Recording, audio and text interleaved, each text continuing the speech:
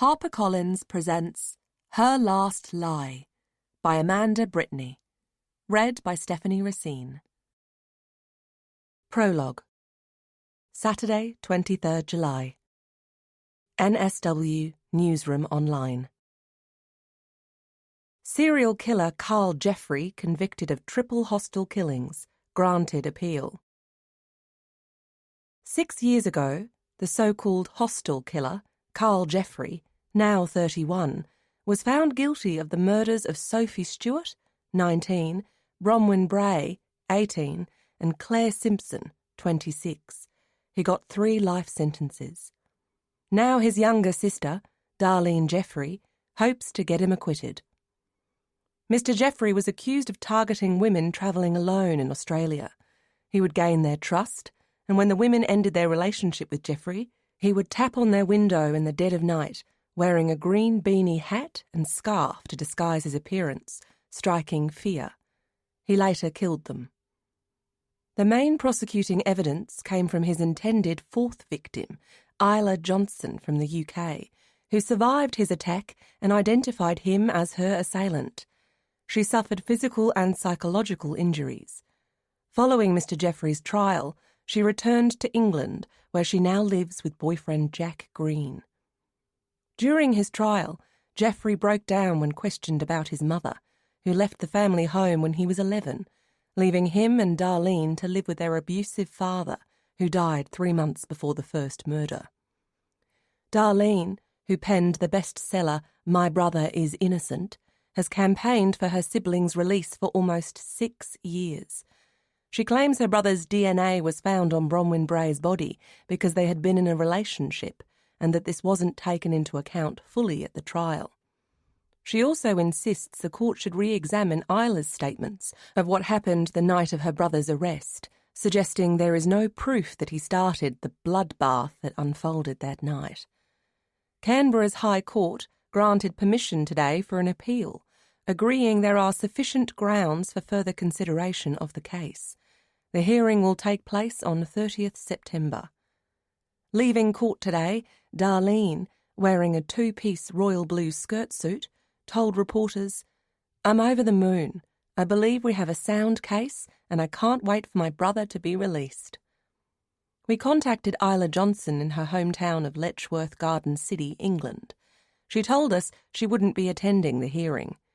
"They have my original statements and I've no more to offer," she said. Part 1. Chapter 1. Tuesday, 26th July. It was hot. Not the kind of heat you bask in on a Mallorcan beach, no tickle of a warm breeze caressing your cheek. This was clammy and had crept out of nowhere mid-afternoon, long after Isla had travelled into London in long sleeves and leggings, her camera over her shoulder, her notepad in hand. Now Isla was crushed against a bosomy woman reading a freebie newspaper on a packed, motionless train waiting to leave King's Cross. The air was heavy with stale body odour, and, what was that? Fish? She looked towards the door. Should she wait for the next train? She took 2 long, deep breaths in an attempt to relieve the fuzzy feeling in her chest. She rarely let her angst out of its box anymore, proud of how far she'd come. But there were times when the buried-alive anxiety banged on the lid of that box, desperate to be freed. It had been worse since she'd received the letter about the appeal. Carl Jeffrey had crawled back under her skin. She'd hid the letter, knowing if she told Jack and her family they would worry about her. She didn't want that. She'd spent too much time as a victim, the one everyone worried about. She was stronger now. The woman she'd once been was in touching distance. She couldn't let the appeal ruin that. She ran a finger over the rubber band on her wrist and pinged it 3 times. Snap, snap, snap. It helped her focus, a weapon against unease. "Hey, sit," said a lad in his teens, leaping to his feet and smiling. Had he picked up on her breathing technique, those restless, twitching feelings? "I'm 29, not 90, she almost said. But the truth was she was relieved. She had been on her feet all day taking pictures around Tower Bridge for an article she was working on, and that horrid heat was basting the backs of her knees, the curves of her elbows, making them sweat. "Thanks," she said, and thumped down in the vacated seat, realizing instantly why the bloke had moved. A fish sandwich muncher was sitting right next to her. Her phone rang in her canvas bag, and she pulled it out to see Jack's face beaming from the screen. "Hey, you," she said, pinning the phone to her ear. "You okay?" "Yeah, just delayed.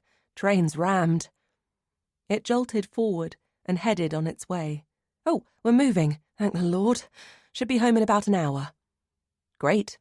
I'm cooking teriyaki chicken, Mary Berry style." She laughed, scooping her hair behind her ears. "Lovely. I'll pick up wine." The line went dead as the train rumbled through a tunnel, and Isla slipped her phone in her bag and took out her camera. She flicked through her photos. She would add 1 or 2 to Facebook later and mention her long day in London. "Your life is so perfect," Millie had written on Isla's status a few months back, when she'd updated that she and Jack were back from France and she was closer to finishing her book. It had been an odd thing for Millie to say. Her sister knew Isla's history better than anyone. How could she think Isla's life was perfect when she'd seen her at her most desperate? Felt the cruel slap of Isla's anger. Eyes closed, Isla drifted into thoughts of Canada. She was going for a month. Alone. Canada. The place she would have gone to after Australia if life hadn't forced a sharp change of direction.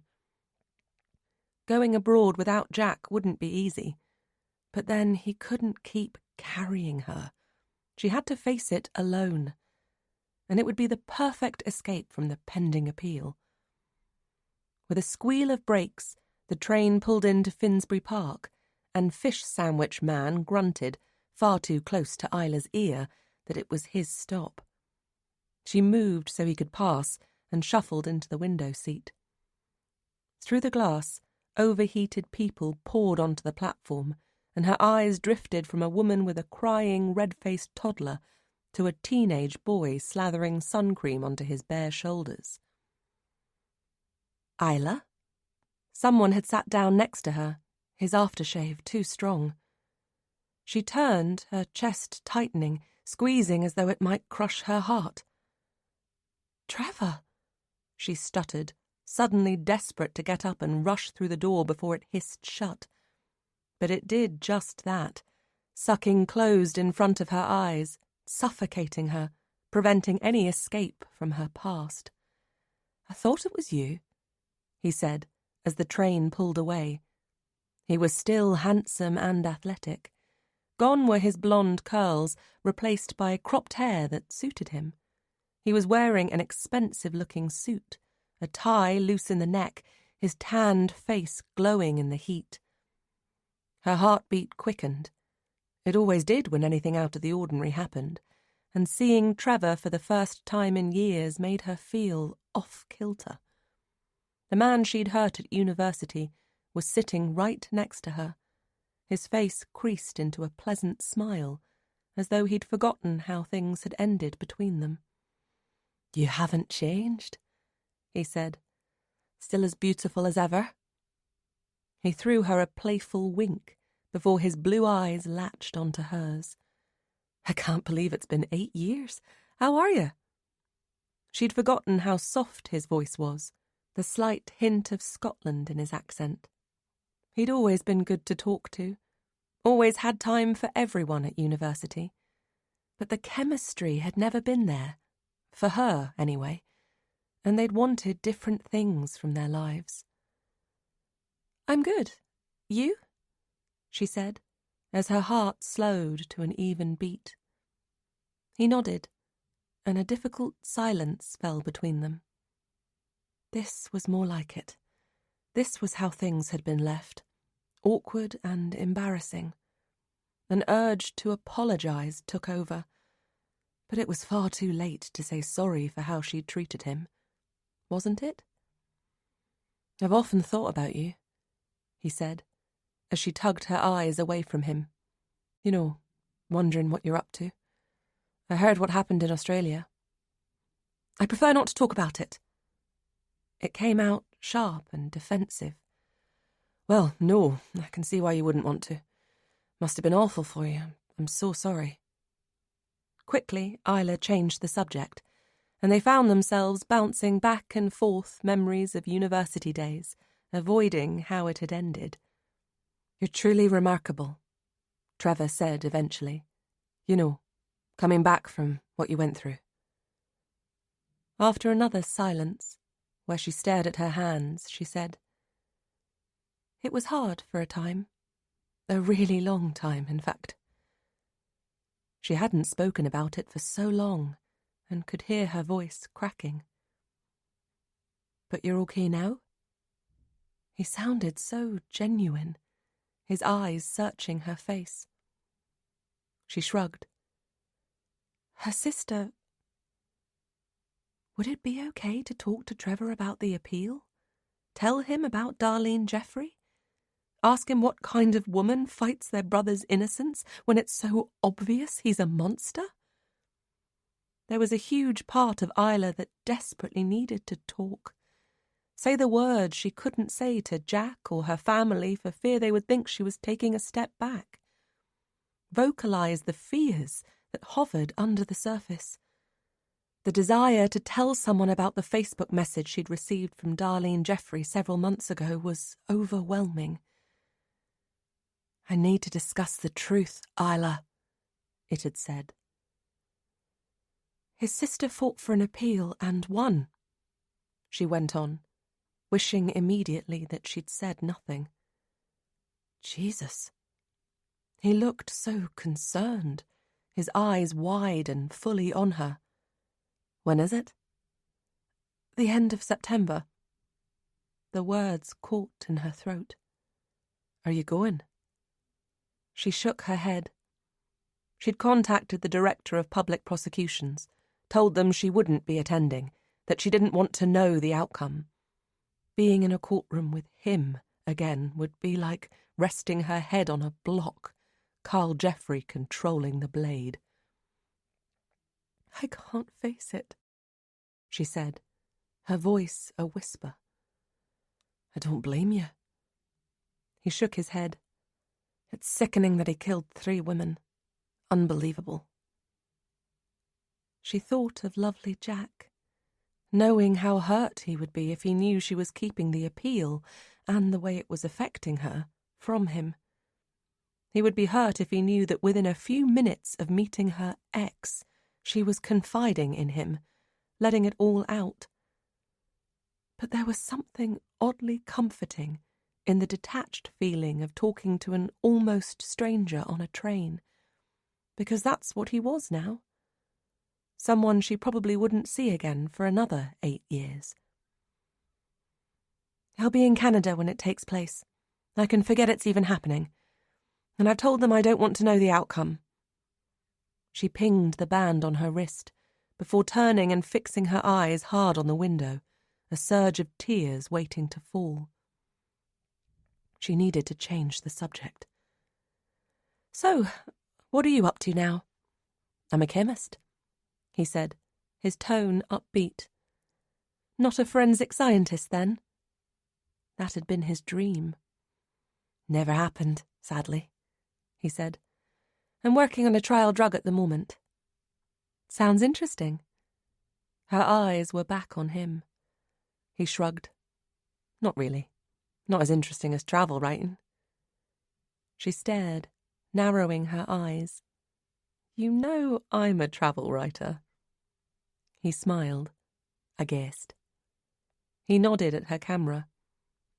"You wanted to be the next Martha Gellhorn." You remember that? He nodded, entwining his fingers on his lap, eyes darting over her face. You haven't changed, he said again. She knew she had.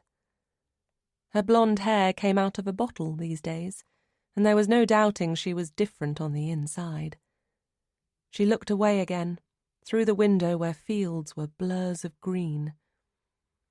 As seconds became minutes, he said. Maybe we could catch up sometime, now we've found each other again. Words bounced around her head as a prickle of sweat settled on her forehead. She didn't want to be unkind, but she was with Jack, and even if she wasn't, there was nothing there, not even a spark. She turned to see his cheeks glowing red, and an urge to say sorry for hurting him all those years ago rose once more. I'm with someone, she said instead. That's cool. Me too, he said, with what seemed like a genuine smile. I meant as friends, that's all. He pulled out his phone, the yellow Nokia he'd had at university. We could exchange numbers. His shoulders rose in a shrug, making him look helpless. It would be good to meet up sometime. Triple-glazed windows sealed against the noise of heavy traffic rattling along the road outside, and a whirring fan that was having little effect meant the apartment felt even hotter than outside. Isla hated that she couldn't fling open the windows to let the fresh air in. Sometimes she would grab her camera, jump into her car, and head to the nearby fields to snap photographs of the countryside. Birds and butterflies, wild flowers, sheep, horses, whatever she could find. Pictures she would often put on Facebook or Instagram. Can you open that, please? She plonked the chilled bottle of wine she'd picked up from the off-licence in front of Jack on the worktop. I desperately need a shower. He looked up from chopping vegetables. Well, hello there, Jack. How was your day? Sorry, she said, tickling their cat, Luna, under the chin before stroking her sleek grey body. I'm so hot. Sorry. She disappeared into the bedroom, stripping off her clothes and dropping them as she went. 15 minutes later, she was back, in shorts and a t-shirt, damp hair scooped into a messy bun. She picked up the glass of wine that Jack had poured. God, that's better, she said, taking a swig. She smiled and touched Jack's clean-shaven cheek. Well, hello there, Jack. How was your day? He laughed and plonked a kiss on her nose. Well, Tuesday's done. I'll be glad when I'm over Hump Wednesday. Wednesday's the new Thursday and Thursday's the new Friday. Must be the weekend then. He raised his glass. Cheers. She pulled herself onto a stool. I saw an old boyfriend on the train home, Trevor Cooper. The guilt of talking about the appeal made her want to tell Jack. The bloke you went out with at uni? Uh-huh. Should I be jealous? He teased. God, no. She took another gulp of wine before adding, he was suggesting I meet with him sometime. Jack's eyebrows rose, and a playful smile dimpled his cheeks. Do you fancy him? She shook her head. Of course not. He laughed as he put chicken onto plates. Well, go ahead then. You have my blessing. I'd go without it if I wanted to, she said with a laugh. They'd been together 2 years. He should be able to trust her. To be honest, she continued, I'm not sure I want to meet up with him. I'll think of an excuse if he texts. Maybe come down with something contagious. Jack smiled and shoved a plate of delicious-looking food in front of her. She picked up a fork and began tucking in, making appreciative noises. I probably shouldn't have given him my number. And you did because... She shrugged, remembering. I suppose I didn't want to hurt his feelings again. There was a clatter, and Luna, green eyes flashing, jumped off the worktop with a huge piece of French bread in her mouth. "Luna, you little sod!" Jack yelled, diving from his stool. "Has that How to Train a Cat book arrived yet?" Isla didn't respond, deep in thought. "If you don't want to meet him, Isla," he said, long legs leaping after Luna, "just ignore him if he texts." He grabbed the cat, wrestled free the bread, and chucked it in the bin. Simple. "Maybe," she said. Later, Isla sat on her mobile phone watching cute cats on YouTube, as Jack watched a documentary about Jack the Ripper. Her phone buzzed. Trevor had sent her a friend request on Facebook, and a message saying how great it had been to see her again. She stared at the screen for some moments, and then looked at Jack sprawled full length on the sofa. Trevor was just being friendly, and anyway, her conscience wouldn't allow her to ignore him. She had loads of friends she barely knew anymore on Facebook. What harm could another person do? She added him as a friend. Chapter 2. 3 months later. Tuesday, 25th October. Isla dashed towards Heathrow Airport's luggage claim conveyors and eased her tired body between a heavy man in his 50s with a mobile pinned to his ear and a family with 2 teenage daughters staring at phone screens. She sighed. Just a solitary red case was going round and round and round. The cases hadn't been released yet. Heavy Man turned and flashed her a smile. He'd sat next to her on the plane, taking up part of her seat as well as his own, his sickly aftershave making her head throb. "Hold this," one of the girls said, handing her sister an energy drink and stomping away, eyes still on her phone. "I need the loo." Isla closed her eyes. Her head ached worse than it had on the plane. Drinking several small bottles of wine hadn't been a good idea. Her mouth was dry, as though someone had installed a dehumidifier on her tongue. 36 hours ago, she'd been snapping incredible photographs from a train window. The ice-capped peaks and remarkable alpine lakes of the Canadian Rockies had been just 2 of the many things that had made the leap of faith to jump on a plane alone worth it. "I landed about an hour ago, Sean, mate." Heavy Man's tone jarred. "Should be at yours by 10 if the traffic isn't shit." A trolley bumped her ankle. "Fuck," she muttered under her breath, turning to give the culprit her best cross look. But the man was elderly, with white hair and wire glasses, reminding her of her granddad. She would let him off, but still needed to free herself from the people coffin she'd found herself in. The 8-hour flight from Canada had been bad enough, but this, when she was tired and hungry, was too much. She rubbed her cheeks and neck. She wanted to be at home in her shower, letting water flow over her, and then to fall into bed next to Jack and enjoy a long, uninterrupted sleep.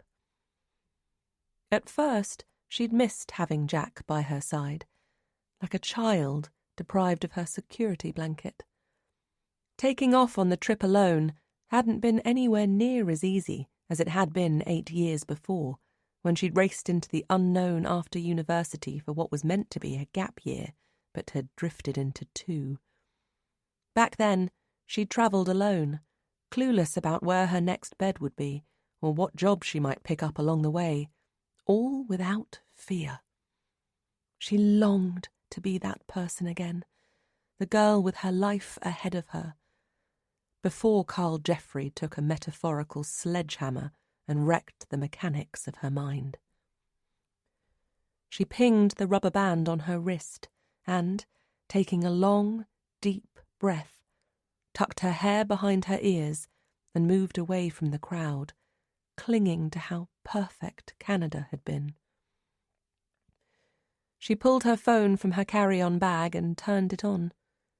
She'd avoided the internet and social media while away, worried she might find out something about the appeal.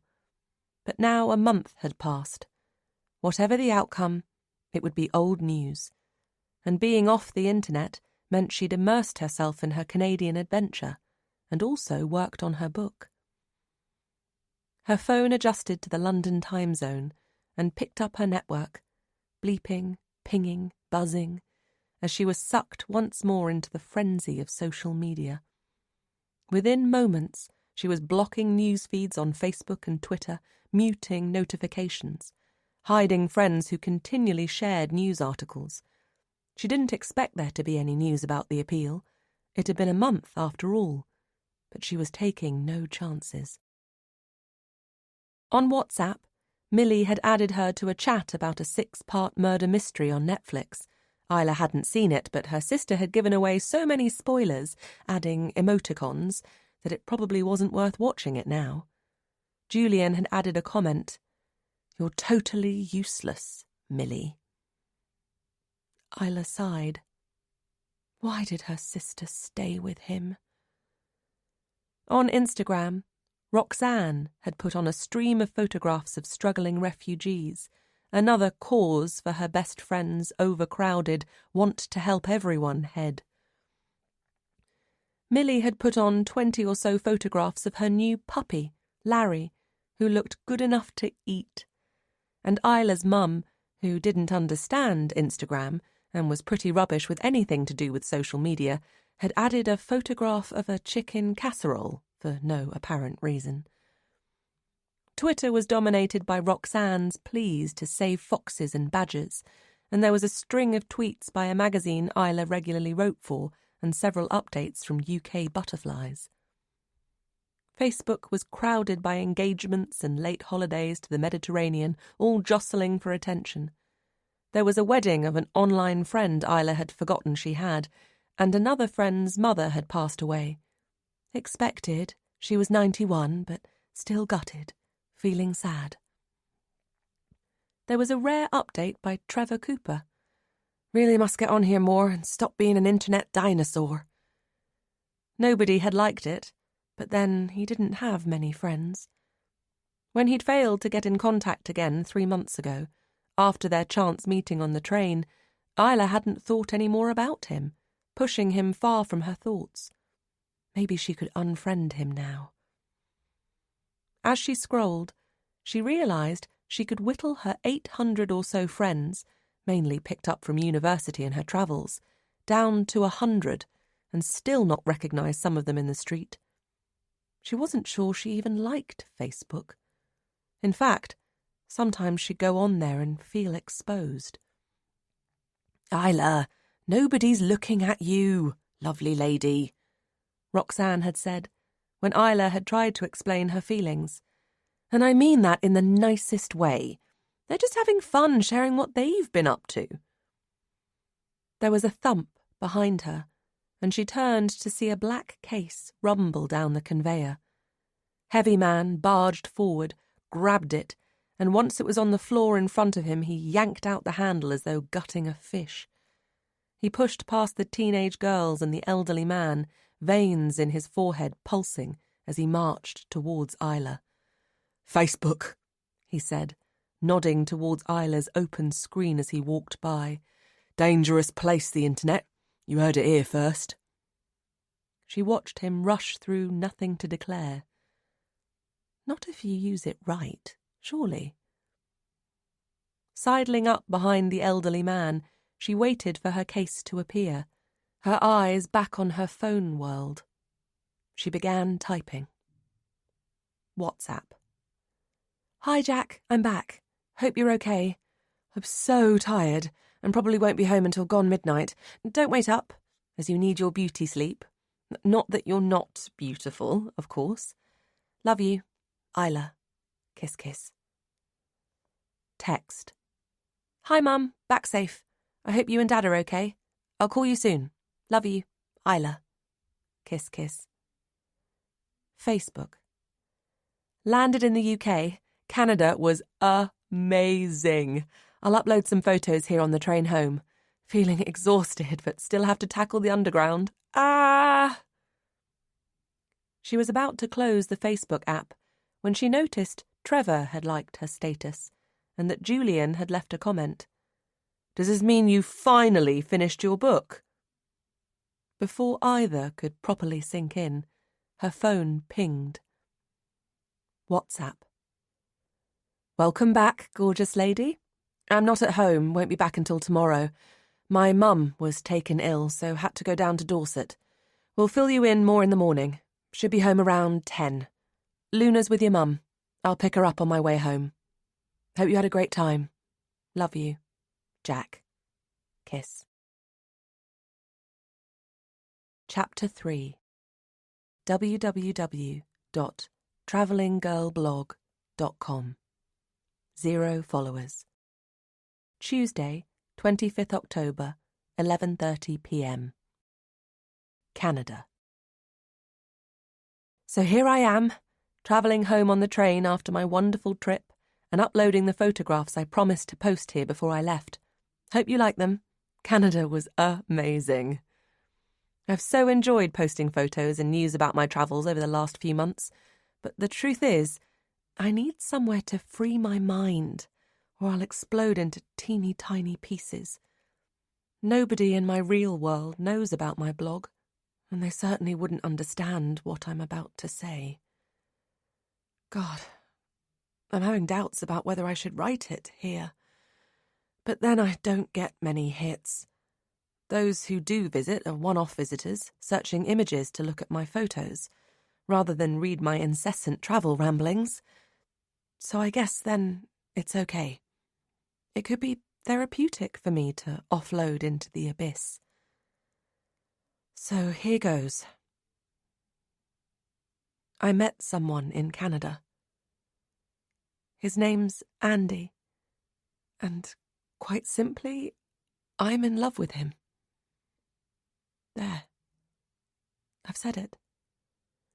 It's out there now. I know I'm with Jack, and I feel bad about that. But Andy's different. He's from Toronto and has the most amazing accent, but of course that's not all I love about him.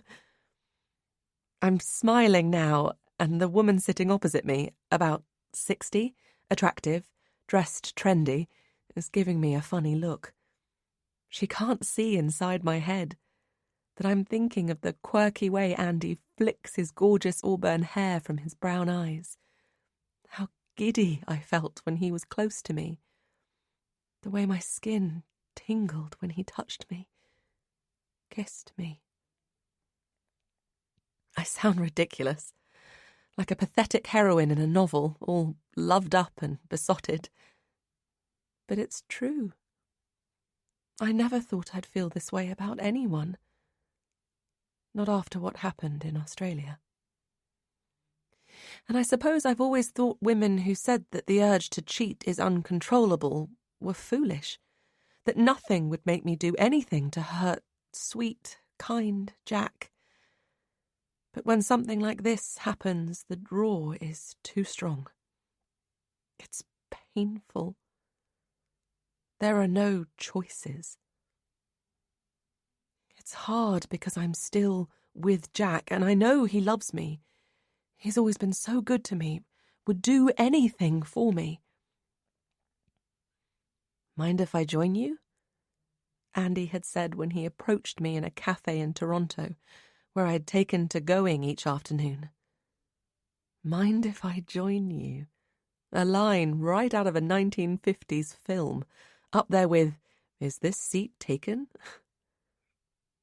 He was standing so close I could smell his aftershave, and he was holding a cappuccino in his hand, a swirl of steam rising from it. His smile was seductive, and his eyes locked me into a stare. He pulled his scarf free from his neck, as though I'd already said yes to him sitting with me, as though he had everything planned. Without a second's delay, not even the nagging memory of 6 years ago made me pause for thought, I took my jacket and bag from the chair next to me and said, No, it's free. It'll be great to have the company." We started talking. And as though we'd known each other forever, I spilled my life. Told him what happened in Sydney, how it had made me feel, how it still makes me feel. I talked about it all before, but somehow Andy made me feel safer than I ever felt possible.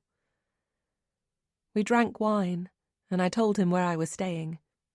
He was travelling on business and renting a place nearby. That night we made love. And the next.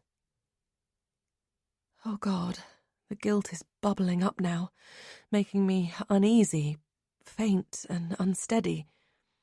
My fingers are trembling on the keyboard. Should I have slept with Andy without talking things through with Jack first? Did I have a choice? Does anyone have a choice when the passion is so strong?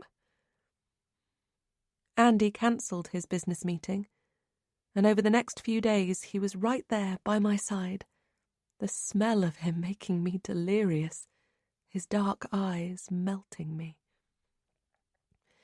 He told me how he'd grown up in Toronto, an only child of 2 university professors. He loved the summer there, he said, but the winters were so cold, day and night, sometimes dropping to -25. He took me to places I might never have found alone. Graffiti Alley, just south of Chinatown, was the most remarkable. The vibrant colours and stunning pictures of the murals painted by street artists on the walls of connecting alleyways were incredible. I got carried away and took far more pictures than I will ever need. As we walked, Andy nodded down a narrow alley, closed off by a fence. "That was once the site of the secret swing," he told me. "I remember it." He'd paused, clearly thinking back. The swing had a kind of cold, haunted feel about it, hanging there between the walls. I can see it clearly, even though it's not there anymore. He'd slipped his arm around my waist, and I was glad I wasn't alone, that I was with him. The following day we travelled to Niagara Falls and shared a hotel room. Our passion grew stronger, which I never dreamt possible. We screamed with laughter when we took a boat trip and the cascading waterfalls sprayed our bodies. For a month he travelled with me. The train journey through the Rockies was the best experience of my life. At the airport, just before I headed for home, I felt as though I was about to leave part of myself behind. I felt bilious and delirious at the same time. He's texted me already to check I landed safely, and my heart ached as I read his words. He said he can't go another moment without seeing me, that he's desperate to come over and will jump on the next plane. I must tell Jack about Andy. I know that. God, I'm crying. The woman opposite is rummaging in her bag, bringing out a pack of tissues, handing me one. She's probably wondering about the weird woman tapping away on her laptop. I dab my cheek with the tissue. The self-hatred bouncing against the ecstasy is impossible. But I have no choice. It's such a mess. But surely you should be with the person you love. Life is too short. We're a long time dead, as my mother once said. Andy is my drug, my cocaine, and I need to hold on to this feeling. I refuse to let it go at any cost. Surely I deserve happiness after everything I've been through. I know I'm supposed to be on my blog to tell you about Canada, because that's what it's set up for, to talk about my travels. But I'm tired and my head feels fuzzy. So, for now, I'll point out the stunning shots of Graffiti Alley and my favourite photograph of Niagara Falls. Those cascading waters took my breath away. They're to die for. Like Andy. Comments disabled. Chapter 4. Tuesday, 25th October. Isla emerged from Letchworth Garden City Station just before midnight, dragging her case behind her. Her carry-on bag, laptop and camera inside, draped over her shoulder. If only her apartment was closer. She was exhausted. Her taxi was parked next to the entrance, and as she headed towards it, the driver got out, took her case from her and put it into the boot. "Where to, love?" he said with a smile, slamming the boot closed and walking round to the driver's side. "Oakley Court. It's an apartment block in—" "I know it," he cut in, as she climbed into the back seat. "My daughter lives near there." Once in the taxi, the driver accelerated away. The journey would only take 5 minutes, but the thought of being sealed in with a man, even a pleasant-faced man in his 50s wearing a turban, prodded at Isla's anxiety. It was probably because she was tired. When she craved sleep, thoughts she could normally control encroached. Was it really safe to get into a car parked outside a railway station with a man she didn't know? "You been on holiday?" the driver asked. Oh, God, he was going to be a talker. She could do without a talker right now. "Yes," she said, cursing the fact she'd been brought up to be polite. Never wanted to offend. He indicated and pulled onto the main road. "Somewhere nice." "Please stop talking." "Canada," she said. "Very nice indeed." He nodded approvingly. "I've always wanted to go. Did you see Niagara Falls?" "I did, yes." "I read on the internet that 5,000 people have committed suicide there." Why would anyone say that? "Yes, I know, it's awful." He shrugged. "Sorry, not a very cheerful subject." No, it's not. His brown eyes met hers in the rearview mirror, and even though his tone was light and friendly, her neck tingled, and anxiety bubbles rose in her chest. She ran her finger over the band on her wrist and averted her eyes. "And there was that woman who went over the waterfall in a barrel and survived. I saw a documentary on the telly box." He paused. "Not that I watch documentaries very often. I like gardening programmes. Alan Titchmarsh is my favourite. Do you like Alan Titchmarsh?" "I don't mind him." "It's my wife who's a documentary addict. If there's been a documentary about it, she has watched the documentary. Oh, I seem to have said documentary rather too much." He laughed as he indicated and turned a corner. "We saw that documentary on Netflix about the chap who got charged with murder and went down for years. He didn't do it, so they got him out again. Then he got banged up again for another murder, would you believe? And now they're trying to get him off again. He must feel like he's doing the murder hokey-cokey. In, out, shake it all about. You seen it?" Thoughts of Carl Jeffrey pushed into her head. Would it be better if she knew the outcome of his appeal? She shook away the thought. If he was out, free to kill again, the knowledge would break her. "Santa's beard," the driver said. "Who's this pillocky person behind me?" "Sorry?" "Some ruddy moron's gating my tail." Isla glanced over her shoulder and squinted. The back window was filled with the full beam of a car's headlights, far too close. The taxi driver slowed, and whoever was behind heeded, putting some distance between them. "Sports car," the taxi driver said with a grumble. "Some idiot going through a midlife crisis, I shouldn't wonder. Probably bought a guitar too and wants to be the next Bryan Adams." He pulled into the car park at Oakley Court, which had once been the sweeping drive of a now converted Victorian house. "Thanks," Isla said, opening the door, relieved the journey was over. He jumped out, opened the boot, and pulled out her case. "Thanks," she said again, paying him. He drove away, and she began stabbing the passcode into the keypad on the front door before glancing over her shoulder. The sports car that had tailgated the taxi was parked across the road, lights on. Someone was sitting at the steering wheel, but it was impossible to see who it was, no more than a silhouette. Unnerved, she fumbled the rest of the code into the keypad and pushed open the door. She heaved her case up the flight of stairs and put her key into her front door and turned it. As she pushed against the door, something prevented her from opening it fully. Her heartbeat cranked up a notch, but she realized quickly that a newspaper and a pile of letters were blocking the door.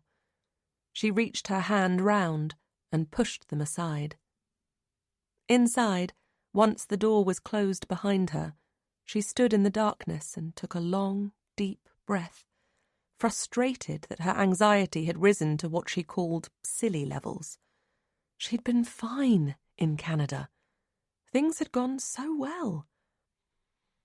The apartment was quiet without Jack and Luna to greet her, and she missed the comfort of their presence. Jack rarely went to Dorset. His mum must be very ill. She flicked the hall light switch, but the inky darkness remained. The bulb had blown.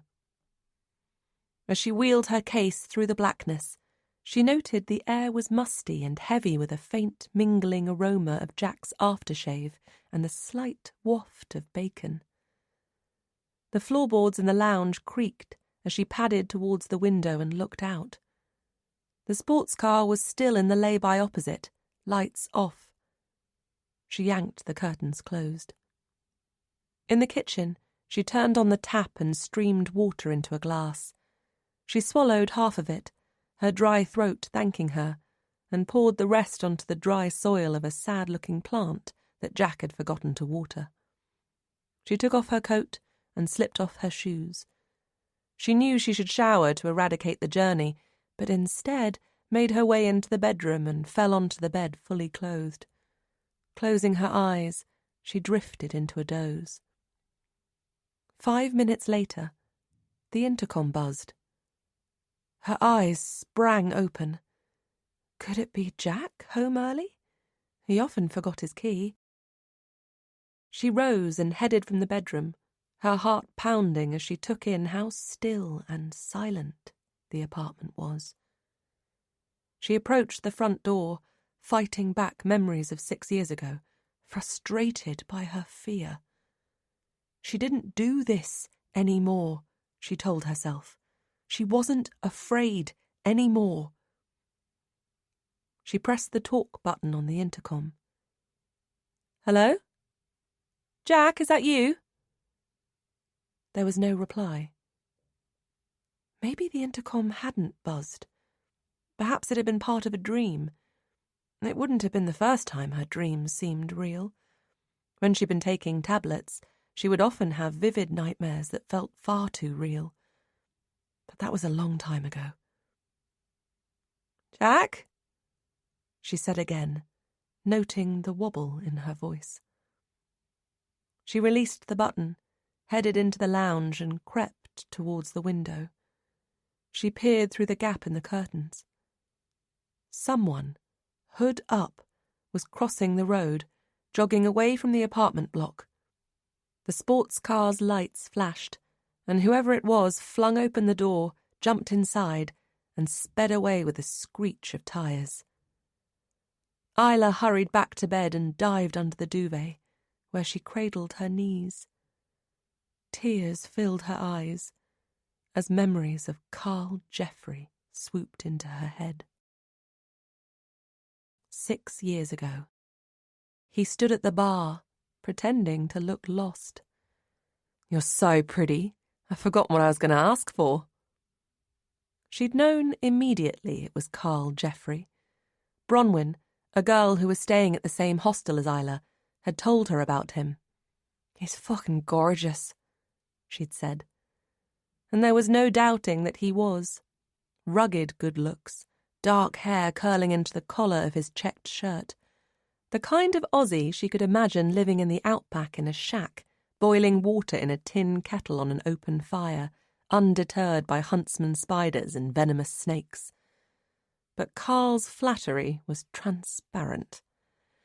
"It can't be that hard to remember what you want," Isla said, folding her arms and rolling her eyes. "It's a bar, for Christ's sake. Now, what can I get you?" Charmers had never taken Isla in. In fact, she hadn't been interested in men at all at the time. Her break-up with Trevor still rattled around her head even then. How he'd wanted her to settle down. How he didn't want her to travel. It had all got so messy. The last thing she wanted was another relationship. "So, what's your name, pretty lady?"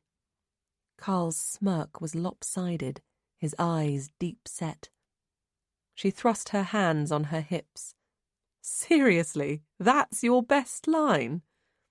He laughed. "Oh, come on, give a guy a break."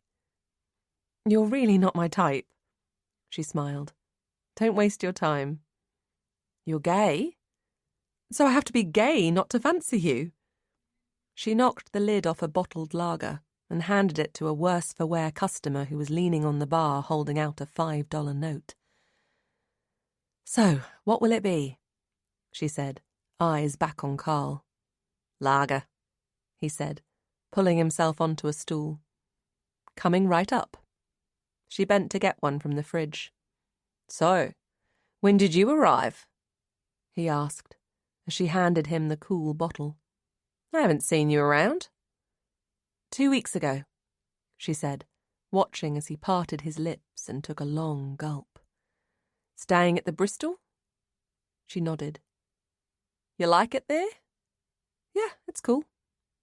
She moved away. She really wasn't interested. And anyway, Bronwyn fancied him. During the evening, women gravitated towards him, and he ended up at a table with an attractive blonde who seemed to fuel his ego and kept him topped up with drinks. His laugh was loud and confident, and Isla found herself watching him, despite an inner instinct not to. She watched the way he leaned forward to listen, attentive as the woman spoke, the way he rested his tanned hand over hers so it became invisible. "There's a fucking dancing possum in here," yelled the drunken bloke at the bar, snapping Isla out of her dream world as he fell off his stool. "Do you see it? Did you see it? It's wearing clogs and a pink hat." "Oh, Ernie, you're imagining things again. You need to give up the amber nectar," she said, coming out from behind the bar and, despite her small size, she pulled him to his feet. "You've had enough, mate," she continued, escorting him across the bar and out through the door. "Now go home to Mrs. Ernie." "Shocking out the drunks again," said Bronwyn, appearing through the night and following Isla back into the bar. "So how's it going?" she continued, her friendly Irish lilt just one of the things that made her so likeable. "Yeah, I'm good. Be glad when I've finished," Isla said, hurrying back behind the bar. "I'll have a wine, please," Bronwyn said, tipping coins from a tatty zip-up purse onto the bar. She sat down and dragged her fingers through her red, layered hair. She was 18 and travelling alone, but seemed to have an aura that said, "Don't mess with me."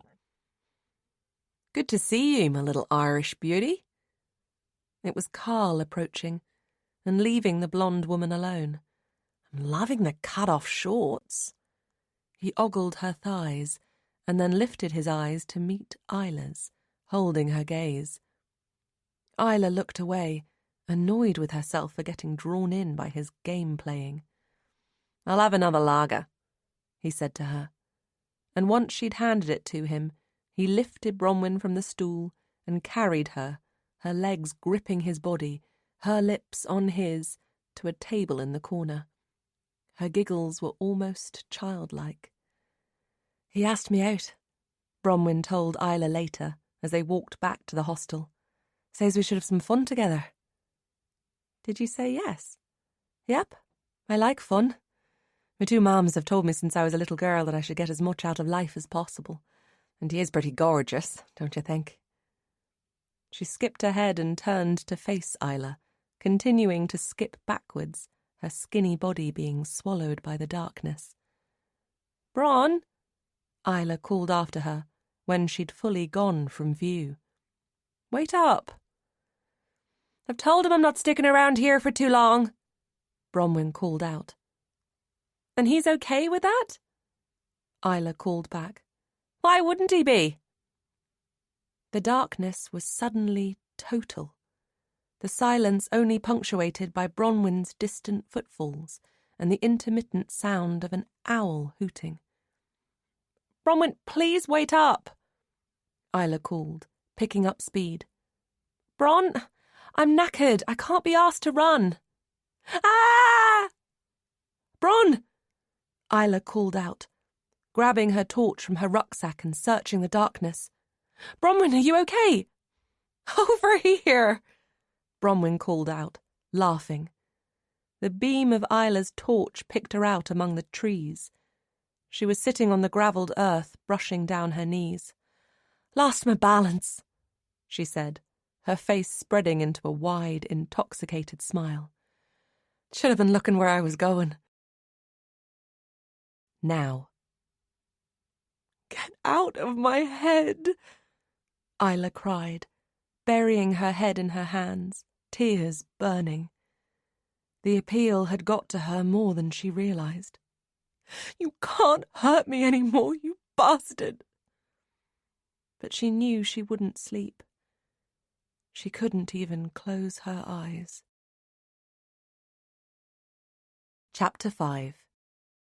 Wednesday, 26th October. Water streamed from the shower over Isla's hair, and soapy bubbles slid down her back.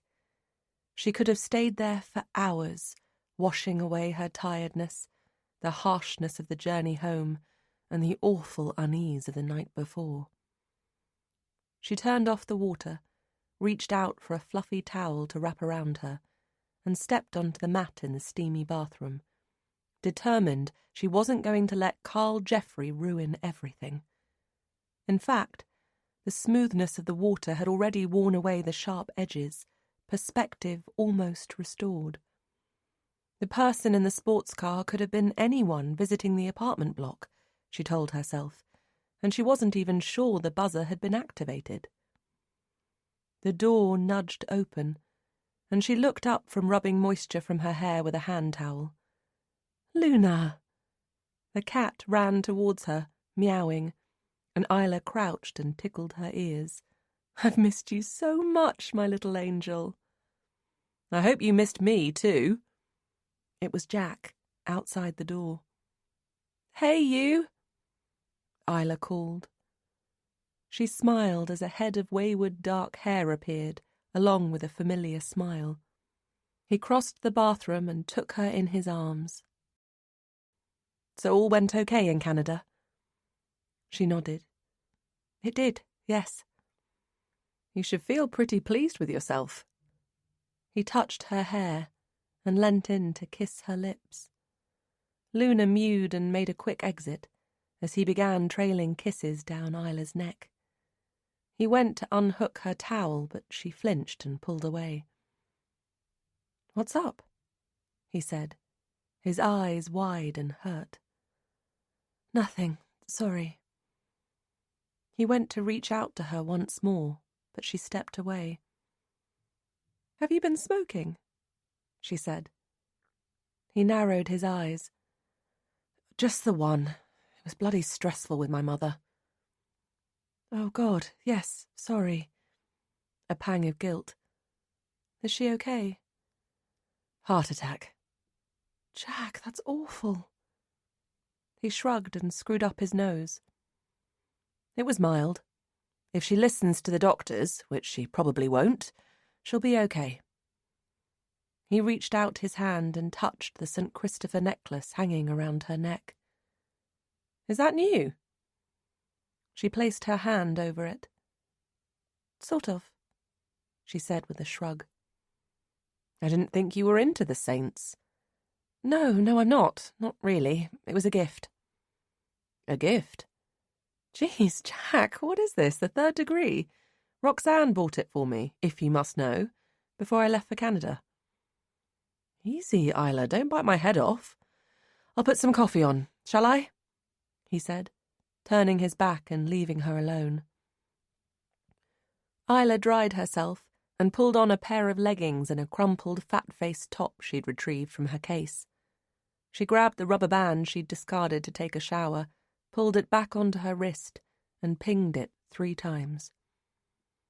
In the kitchen, she plonked 3 magnets on the fridge: Toronto, the Canadian Rockies, and Niagara Falls, as Jack took 2 ready-made rolls from a paper bag and placed them on plates. "Cheese and pickle, okay?" he asked, as she headed towards him. "I picked them up on the way home. Thought you might be hungry. There's nothing in the fridge." "Sounds great," Isla said, reaching him and pulling him into a hug. "Listen, sorry about earlier." She nodded towards the bathroom. "It's just—" "You hate me smoking, I know." "No, well, I had thought you'd given up, but it's more that I didn't sleep too well, that's all." She bit her lip. If she told him about the car, the buzzer, he would think she was taking a step back. She released him and pulled herself onto a stool at the breakfast bar. "I have given up, by the way," he said, as his phone screamed out the Spider-Man theme tune. He picked it up, looked at the screen, and cancelled the call. "Who was that?" "My mother. She can wait." His eyes were on Isla. "I've had 1 cigarette in 3 months. "You sure about that?" she said with a smile. "Okay, 2, maybe 3, tops, but that's pretty good." Isla tucked her damp hair behind her ears. "Yes, you're right. Sorry." She bit into the roll, crumbs sprinkling the breakfast bar, and chewed slowly.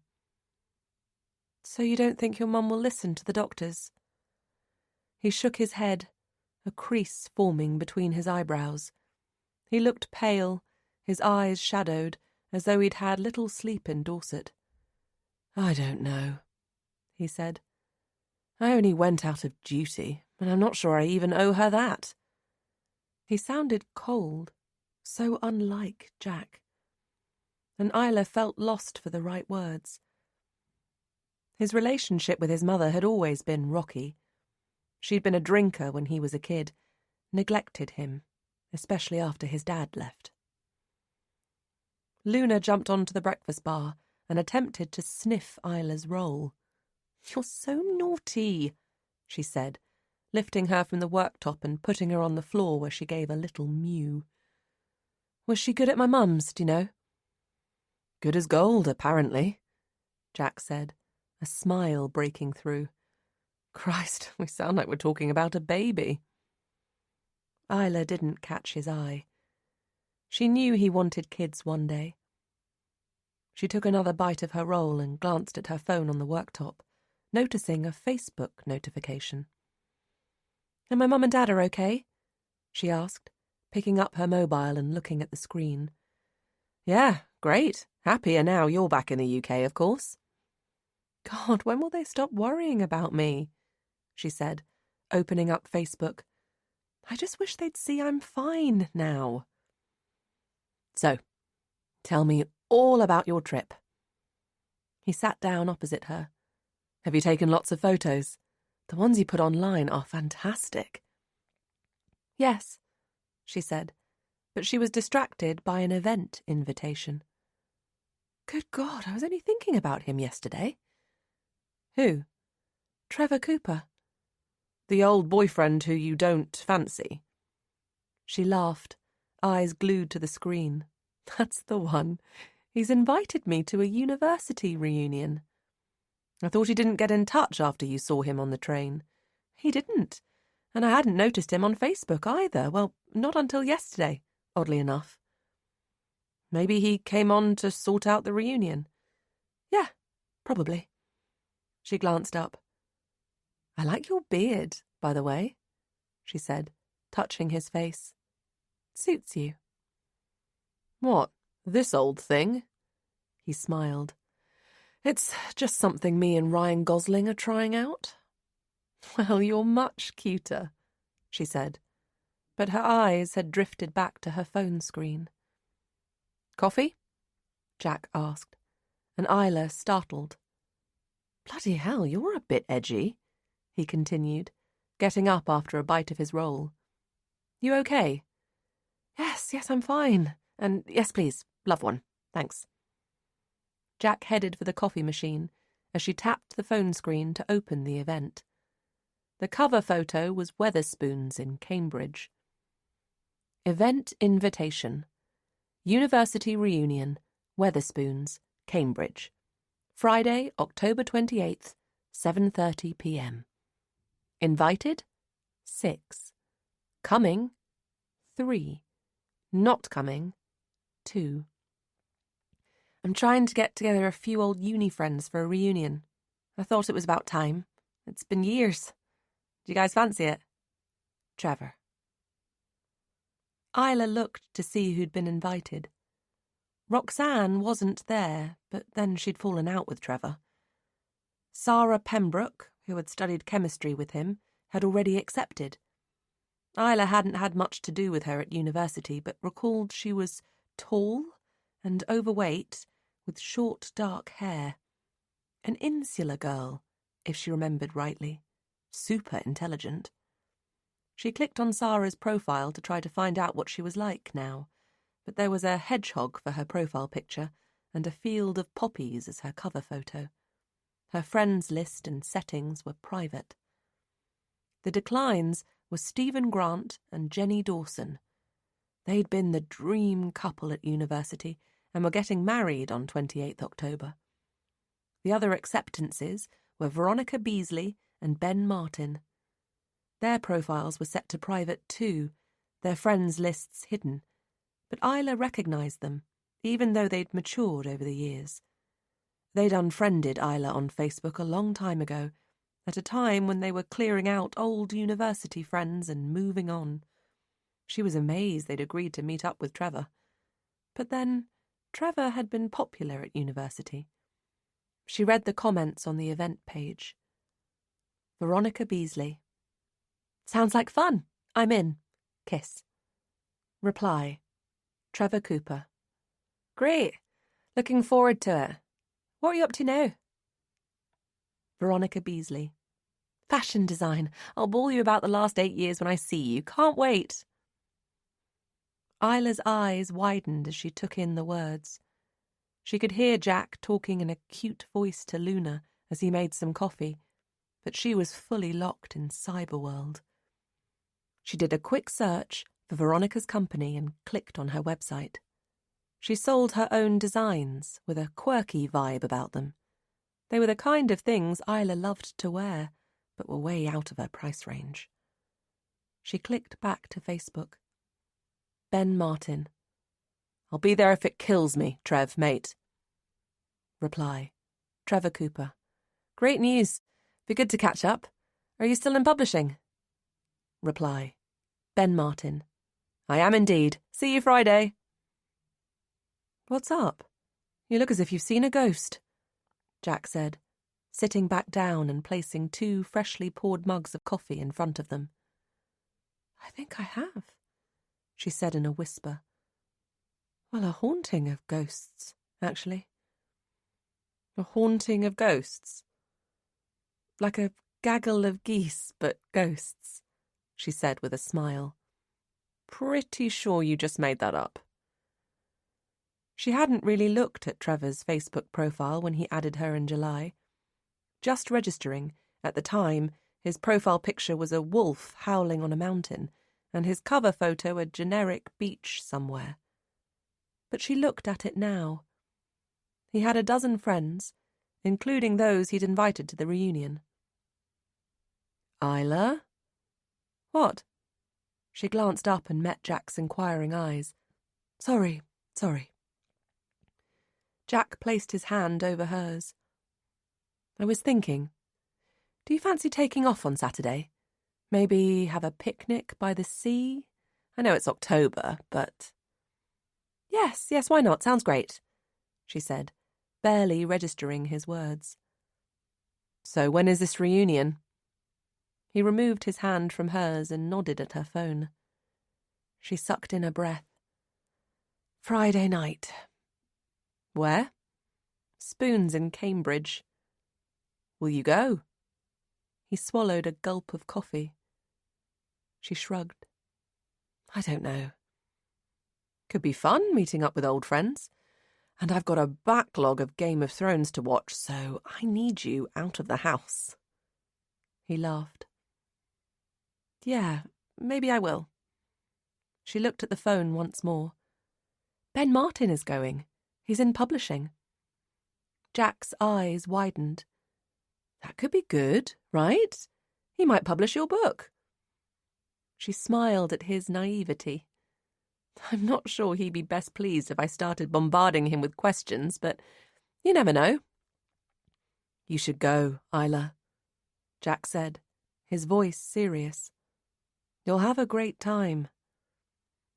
She returned her eyes to the screen, clicked yes before she could think too much, and put down her phone. Done, she said, leaning over the breakfast bar and pressing her lips on Jack's, kissing him long and hard. That's more like it, he said, slipping down from the stool. Taking her hand, he led her to the bedroom. Later, Isla spotted a butterfly on the work surface next to the kettle. Her stomach leapt as she reached out to touch it, expecting it to spring into life and flutter around the kitchen, but it didn't. She stared at the bright turquoise triangles on its wings, the deep black around the edges, recalling the photos she'd taken of the species when she was in Sydney. Carl had called her Butterfly Girl because she took so many pictures. He teased her, saying the blue triangle was common out there, nothing special. You need to search out a Richmond birdwing, he'd said, his smile seeming so genuine. She'd thought he loved her. Perhaps he had in his warped way. That's what Roxanne had said in a bumbled attempt to heal her. The Richmond's wings stretch almost 16 centimetres, Carl had gone on. Saw one once when I was a kid. Now the thought of his smile and the way he'd later morphed into a monster sent a shudder down her spine. How did it get in?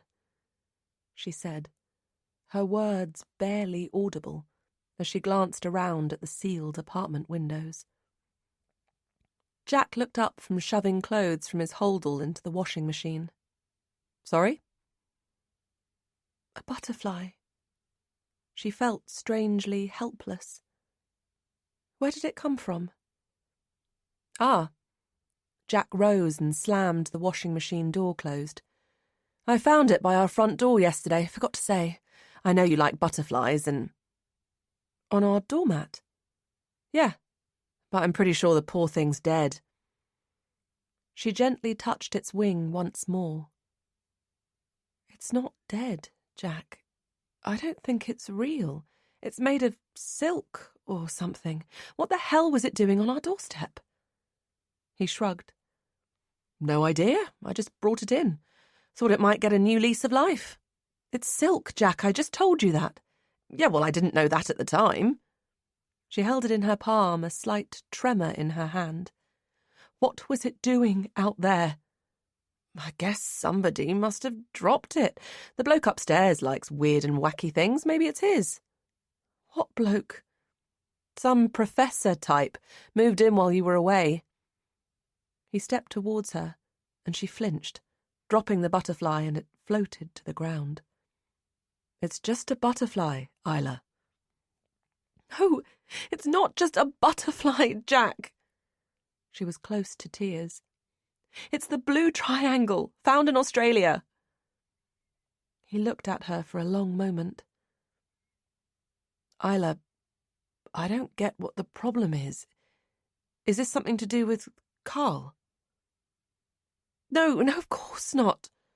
Isla cut in. "Ignore me. I'm just a bit jet-lagged, that's all." She pushed the heels of her hands into her eyes to stop the tears. "You sure you're okay?" he said, and she looked up to see him studying her face. She couldn't tell him that Carl had burrowed his way into her head, that she was worried he could be out but was too afraid to find out.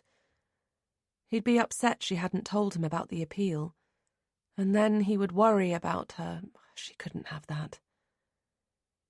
Jack stepped closer and pulled her gently into his arms, where she leant against his chest. A tear burnt the corner of her eye before rolling down her face. Chapter 6. 2 years ago. "It closed in 1994, Jack said, coming up behind Isla as she photographed Aldwych Station in London. She turned into the bright sunshine, squinting as her eyes met his, taking in that he was tall and slim and wearing a faded Captain America t-shirt and a cap over dark hair. His hands were rammed into the pockets of knee-length shorts. "Sorry?" she said. "The underground station." He nodded towards the building she was photographing. "It opened in 1907, closed in 1994. "Yes, I know." She turned away from him. She'd already researched the building, ready for an article on London Underground she'd been commissioned to write. "And before Aldwych, it was Strand Station." "Yeah, but the sign gives that away." She glanced at the Strand Station sign on the red brick wall above the closed metal gate. "So that's kind of cheating," he said. A smile flickered on her lips as she aimed her camera. "Did you know it's been used in films?" he said. "Uh-huh." She kept her eyes focused. "Atonement." "Superman." 28 Weeks Later. V for Vendetta. The Craze. He smiled through a brief silence where they locked eyes before saying, "So are you a professional photographer, or—" He stopped talking and took off his cap, glancing down as he brushed hair from his forehead with the back of his hand. A feeling she hadn't felt for a long time absorbed her body. A good feeling. A feeling she thought had died 4 years before. "Sorry," he said, turning and stepping away. "Being nosy. Ignore me." Her instinct was to shove her camera into her rucksack and disappear into the London crowds. She was having good days now. More good than bad, since she'd accepted she would never be quite the same person she'd once been, and found ways of dealing with that. But she still avoided strangers, especially men. There was something about Jack, though. Something about his innocent boyishness that she liked. "I'm a freelance writer and photographer," she said, pushing her camera into her bag, and he turned back. "Photography is my passion. It's amazing how many fascinating and beautiful places there are in Britain." And the world, she'd wanted to add, but she had felt her days of travelling abroad were over. He smiled. "Yeah, I grew up in Dorset," he said. "Some stunning places down that way. Have you ever walked along Chesil Beach?" "Yes, I went last year." She'd done a series of pieces on the area for a travel magazine. An amazing part of the country. He moved closer, not so close that he invaded her space. "So, can I see your photographs anywhere?" She shrugged. "I've had articles published in magazines and Sunday supplements," she said. "But they've come and gone. Oh, and I wrote a small guidebook on York that you can probably still get in, well, York." "Cool." He stuck out his hand. I'm Jack Green, data analyst by day, London film locator tour guide by weekend. He paused, a smile dancing around his lips. I'm guessing by your face you didn't realise that was your cue to be impressed. She laughed again, taking his outstretched hand. Isla, she said, and for the first time in 4 years, her guard lowered. Within a month, they were seeing each other every moment. He even gave up his tour guide job so they could spend weekends together. The passion was great, but it was more than that. These are amazing, Isla, he said, the night she showed him the photographs she'd taken before everything went so wrong. Pictures of the Taj Mahal, Humayun's tomb and the Warren of Backstreets in India, and those she'd taken in Australia and New Zealand too. He read her words about her early travels as she looked on, cross-legged on the floor, cradling a glass of wine, and finding herself wondering what their children might look like, whether they would have his amazing eyes. You're so talented, he went on. You should put this together. It would make a great book. She laughed, embarrassed but pleased. There was nowhere near enough for a book, and she wasn't convinced her words and pictures were good enough. But still his excitement and enthusiasm washed over her, and the idea of her book took hold. That's when their adventure began. Later they travelled to America and Africa and many parts of Europe, Isla making notes and snapping pictures. Something she thought would never happen. Chapter 7. Thursday, 27th October. Who's Andy? Jack said, barely looking up, as Isla headed across the kitchen.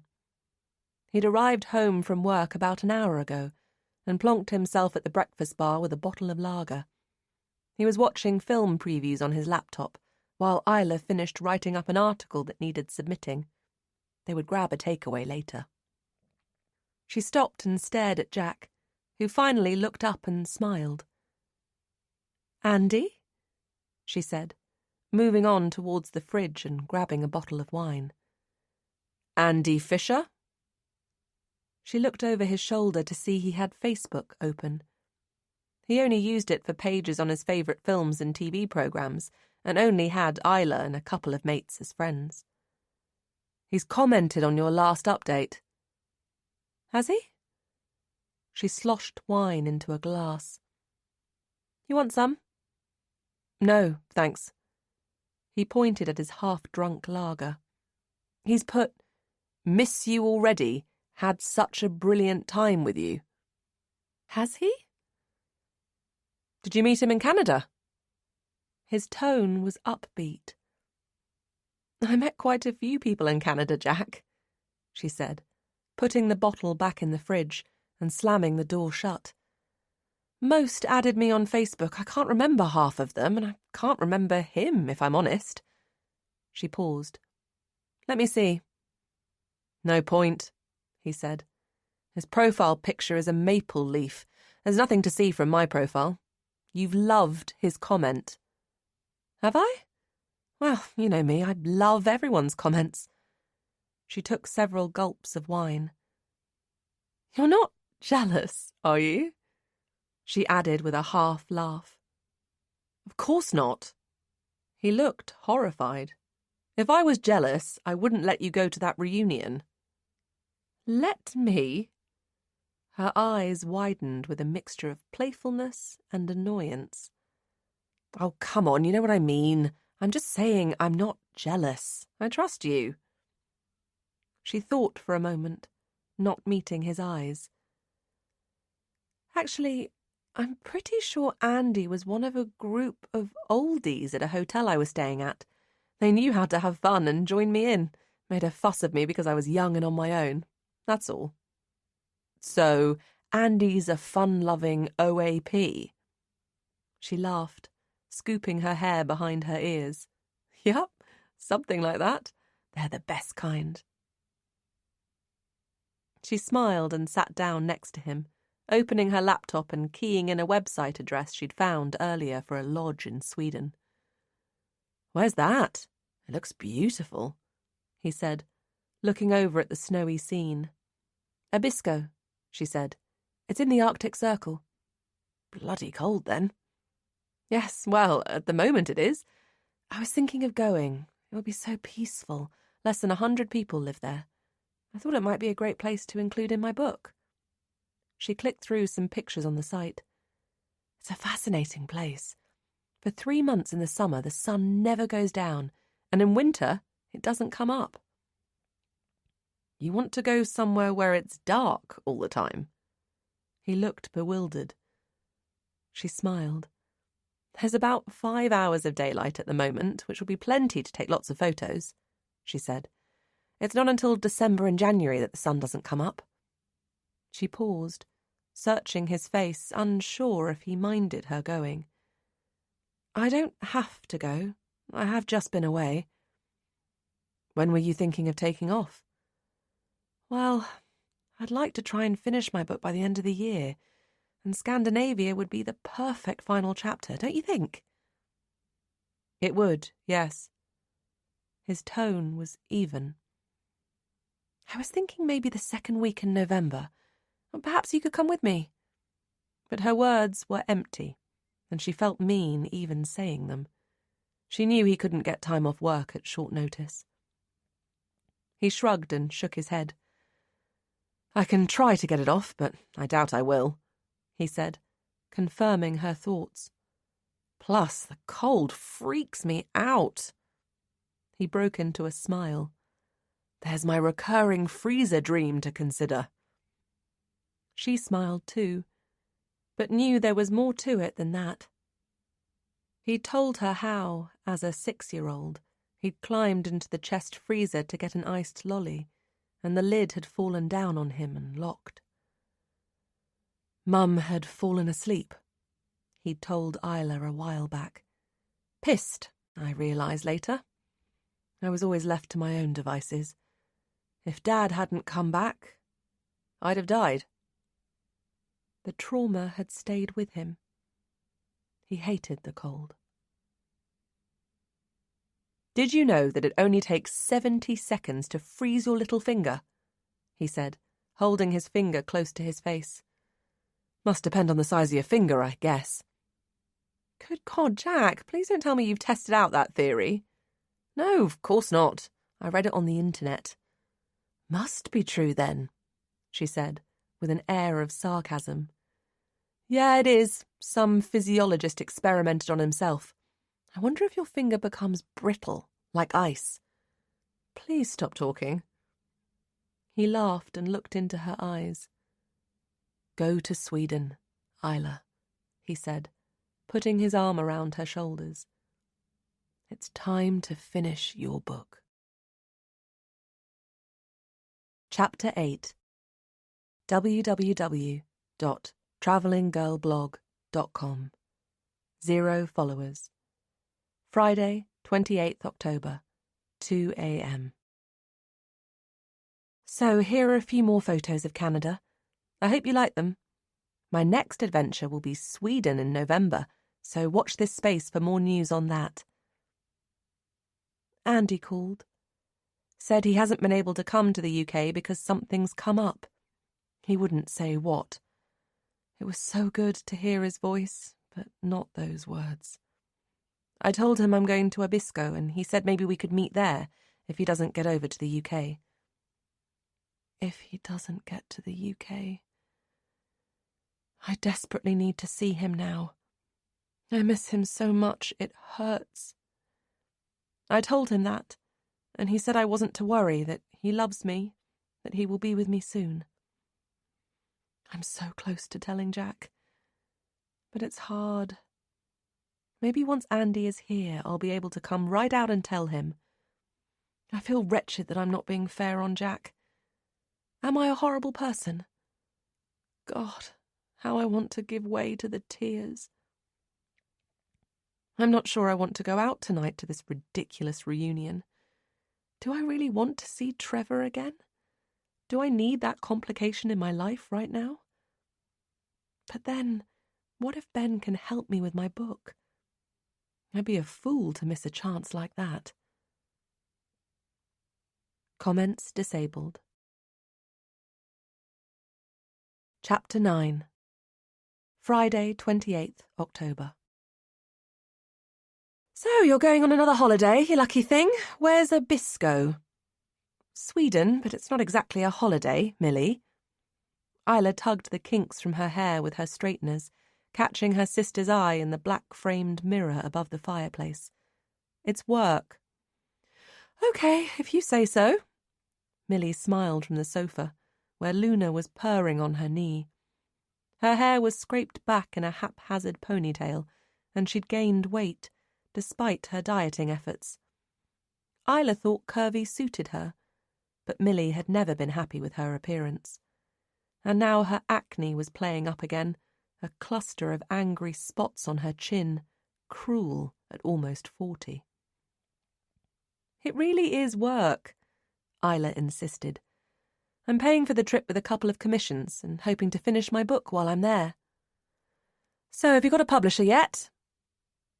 Isla shook her head, eyes still on her sister. No, although I admit I haven't really tried, she said, sighing as she bent to turn off the fake flicker fire. It was burning her legs, making them red. She glanced over her shoulder. I feel bad that you've come over when I'm going out. It's okay, I just felt like popping in and surprising you. Millie smiled again. You look lovely, by the way. She bit into a biscuit, crumbs sprinkling her tracksuit bottoms. You always look lovely. What? No, I don't. Isla turned back to the mirror and screwed up her face, never seeing herself as attractive. Actually, I should get back soon to cook dinner, Millie said. Did I tell you Abigail's gone vegan? I'm trying a cashew and mushroom korma tonight. Bless her. How is my lovely niece? Fine, although sometimes things seemed easier when she was younger. But I guess that's true for all parents of teens. Especially those with a child with Asperger's. She seems so grown up at times. She likes a boy she met at the chess club she goes to, but, on the other hand, she's still obsessed with dinosaurs. She paused for a moment before adding, She still loves the Stegosaurus you and Jack bought her for her birthday. Jack had bought the large plastic figure. Isla had only remembered her niece's birthday at the last minute. You're an absolute genius, she'd said, when he walked through the door with it, making silly dinosaur noises and waving the thing about. She loves the puppy too, of course, Millie continued, glancing at her watch. Another reason I should get back. Larry's taken to chewing everything in his path. He's already ruined the ballet pumps Abigail got from Lindy Bop. Oh, that's a shame. I know, she just stared at them for ages, as though they would miraculously mend in front of her eyes. I've had to order another pair quick. She smiled. Why didn't someone tell me puppies are harder than babies? She dragged Luna to her face and plonked a kiss on her black nose. I should have got a cat. So much easier. Sometimes, Isla said, although Luna is super naughty and has been known to poop in my trainers. Millie laughed, and Isla paused from straightening her hair, her eyes on her older sister once more. Millie worked almost as many hours as Julian, as a teaching assistant at a village school just outside Letchworth, and Abigail, at 15, still needed as much help as she always had done. Isla felt it wasn't right that everything fell on Millie's shoulders all the time, while Julian snuck into the garage each evening and weekend to play with his ever-growing model train set. Julian should help more, Isla said, glancing over her shoulder. He wouldn't know where to start. Millie crunched on another biscuit, and Isla couldn't work out if her sister actually liked the idea that they couldn't survive without her. "But it's not the 1950s," Isla continued, before she could warn her mouth not to open. Millie's face wrinkled into a frown as she prodded a spot on her chin. "And don't touch that, you'll make it sore," Isla said. Millie whipped her hand away from her chin. "And there's me thinking my spots weren't noticeable." She pulled a fake sad face. "They're not really."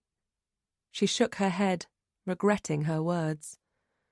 "It's okay, I know I look like a 15-year-old boy at times." "No, you don't. It's just...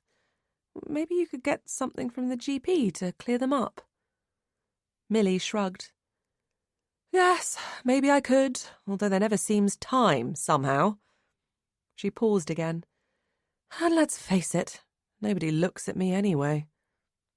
She laughed, but Isla could tell she meant it. "Are you okay?" she said softly. She wanted to be there for Millie.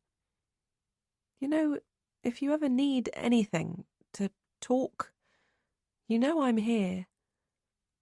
"Blimey, Isla, where's this come from?" Millie sounded way too upbeat. "I'm absolutely fine. Always am." She turned from Isla's gaze. "So, are you going to tell me where you're off to tonight?" "Spoons, in Cambridge." She turned, eyes back on her reflection, and once more dragged her hair straight. "A university reunion." "Bit of a trek, isn't it?" "Not really. I'll get the train and a taxi." "You hate taxis." "Used to hate taxis," Isla said. She refused to let on that the enclosed feeling of a taxi had triggered her anxiety only a few days ago. "I'm okay now. If I can go to Canada alone, I'm sure I can get in a taxi." She wondered if she sounded smug, although she felt far from it. Millie had never travelled. Married at 23, with Abigail on the way, had meant they'd struggled at first. And later, Millie hadn't seemed to want to go far. Although lately, Julian had taken off to European countries alone, claiming to need space. "Abigail wouldn't cope," was all Millie said, when Isla suggested she should go too. "I could take care of her," she'd offered, but Millie had declined. Not that her sister had ever given Isla reason to think she wasn't happy with her life. Bringing up a child with Asperger's syndrome had been difficult at times, of course it had, but Millie had never complained. "I think you were amazing doing the journey to Canada on your own," Millie said. "Really, really brave, after what you went through in Sydney." Isla felt a prickle behind her eyes. Millie had always had a knack of barging in with mentions of Carl Jeffrey over the years, oblivious, it seemed, to how wretched it made Isla feel. "Can we not talk about that?" Isla said. "You know I try to put it out of my head." She turned and slammed her straighteners down on the coffee table and padded across the room. "Sorry," Millie said. "I didn't think. Sorry." "It's fine, don't worry." Isla tugged her makeup bag from her handbag and glanced out of the window at the star-free night sky. She lowered her gaze to the road crammed with traffic, vehicles slowing as they approached the roundabout. About to close the curtains, she noticed someone standing on the other side of the road, silhouetted against the trees that edged the park. The bright light behind her made it hard to see, so she moved closer to the glass, narrowing her eyes. Someone was watching her. "What are you looking at?" Millie asked, and Isla glanced over her shoulder to see her sister pick up the mug of coffee she'd made her 15 minutes ago and take a sip. "Jesus, this is cold," she said, banging it back on the table, startling Isla. "It's your fault, Luna, darling," Millie went on, tickling the cat's head. "Demanding so much attention." Isla returned her eyes to the figure, tingles biting at her neck. "Are you okay, Isla?" "Yes, fine," she said, running her hand over her rubber band. Whoever it was wore dark clothes and a scarf and hat, their face barely visible. She snatched the curtains closed and stepped back from the window. Millie rose and headed over. "Did you see something?" she asked, cracking open the curtains and looking out. Isla stood behind her. "It's just, well, I thought I saw someone, that's all. Someone staring up at the apartment." Her voice was soft and uncertain. She pinged the band 3 times. Snap, snap, snap. "Well, there's nobody there now," Millie said, turning and touching her sister's arm gently. Isla peered over her sister's shoulder. Whoever had been there was gone. "Perhaps you were mistaken," Millie said. Yes, I must have been." She yanked the curtains closed once more, scooped her hair behind her ears, and moved back to the mirror. Millie followed her and looked into Isla's eyes through their reflection, in a way she had after Carl Jeffrey. It was her "I'm worried about you" look. "I'm fine," Isla insisted. Millie touched Isla's arm again, the protective older sister. "Are you sure?" Yes, of course I am. Honestly." But she wasn't sure she was. Eventually, Millie returned to the sofa, picked up the last biscuit from the packet Isla had put on the table earlier, and bit into it. Isla stared at her own reflection, breathing deeply, before unzipping her makeup bag and pulling out her mascara. "So, you're meeting up with old uni mates?" Millie said, clearly trying for a change of subject and putting on a bright voice. "Yes, sort of." She was distracted. Certain someone had been looking up at her. Someone in the shadows, watching, like Carl Jeffrey had. Was he free?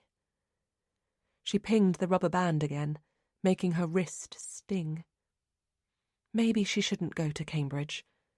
But then, if she didn't, she would be letting him win. She was being ridiculous. Whoever it was probably waiting for someone and just happened to glance up at the moment Isla looked out. Or maybe they were searching for someone in another apartment, like the person in the sports car. After all, there were 6 flats in the converted house. "Isla?" Millie snapped her from her thoughts. "What?" She pulled the mascara brush from the tube, leant towards the mirror and flicked the brush over her fair lashes. "Tell me about these uni friends you're meeting," Millie said, as the cat leapt back onto her lap and curled up. "Oh, okay. Yes, well, Ben and Veronica studied English Lit with me, and Sarah studied chemistry. Just people I once knew. I wasn't that close with any of them, well, apart from Trevor Cooper." "Trevor Cooper, the bloke you went out with?" "God, do you remember that?" "Of course, you were with him for ages. Didn't he get a bit clingy?" Isla shrugged. "I suppose so, but it was mainly that I wasn't ready for a serious relationship. I wanted to travel." "Didn't he turn a bit weird when you dumped him?" Her eyes were wide. Isla pushed her mascara brush back in its tube. "He was upset, that's all." "But he followed you home, didn't he?" "God, what is this, the Trevor Cooper Inquisition?" She sighed. "He was a mess, Millie. The way I broke up with him was unkind.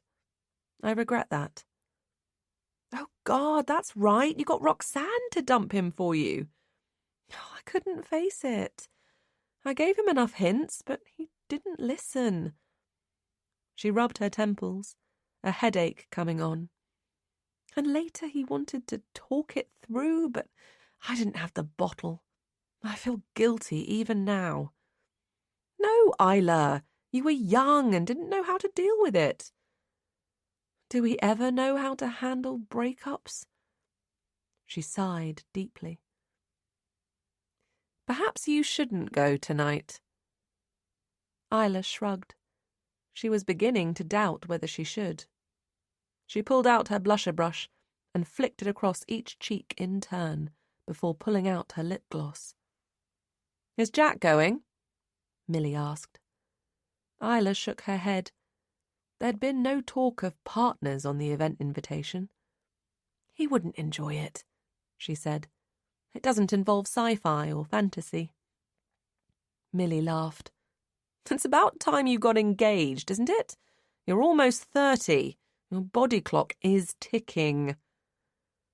The front door swung open as Millie added, Jack's such a great bloke. He could do a hell of a lot worse. Did I hear my name? Jack said, as the cat jumped from Millie's lap and raced towards him, twirling her body round his jean-clad legs. He put a brown paper bag on the breakfast bar, and the waft of Chinese food filled the air. He bent to pick the cat up and lifted her to his face. She looked tiny in his arms. I was only saying good things about you, Jack, Millie said, getting up and brushing biscuit crumbs from her lap. She looked at Isla. You should tell Jack what you saw. Saw? Jack said. There was nothing. Her mind whirred as they stared her way. Just a cute cat earlier that looked a bit like Luna. Well, there's only one Luna, he said, with a smile, plonking a kiss on the cat's head. Millie looked at Isla, but Isla couldn't read her expression. I'd better get back, she said mildly, or they'll send out a search party. Chapter 10. Millie left, and Isla finished getting ready. Are you sure you don't want some Chinese? Jack said, sitting at the breakfast bar and spooning chow mein from a foil container onto a plate. He'd texted her earlier to ask if she fancied her favourite chicken in black bean sauce, but she'd declined, far too nervous to eat. I'm not really hungry, she said, but thanks. Do you want to lift to the station? It looks like rain. Isla glanced through the window. I'll be fine. It's only a 10-minute walk, and I need the air. She pulled on her boots, then leaned across the worktop to kiss him. I feel a bit weird, actually, meeting up with people I haven't seen for years. I'm sure you'll have a great time, he smiled. Go wow them, and call me if you need picking up. Yes, thanks, I will. She'd barely got the words out when his phone rang. Can't you change that daft ringtone? Spider-Man is not daft, he said, fake indignant, grabbing the phone and looking at the screen. He rejected the call. Your mum? He nodded. You look great, by the way, he said, biting into a prawn cracker. Thanks, she said, but felt he was just being kind. She knew she looked as if she was about to go for a job interview. She dug out a brown skirt suit from the back of her wardrobe that she'd only ever worn once, hoping, for some bizarre reason, that a professional look might make a good impression on Ben Martin. Right, I'm off, she said, kissing Jack and grabbing her coat and bag. See you later, she called, before closing the door behind her. Isla had forgotten her high-heeled boots rubbed. She rarely wore them, preferring flats. By the time she got to the station, although the rain had held off, her ankles throbbed, and she wished she'd taken Jack up on his offer of a lift.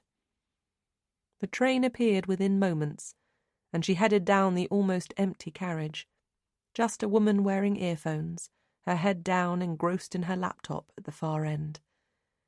Mizzling rain splattered the window as the train rattled along the track, and as though the movement had loosened her memories, thoughts of Carl Jeffrey invaded.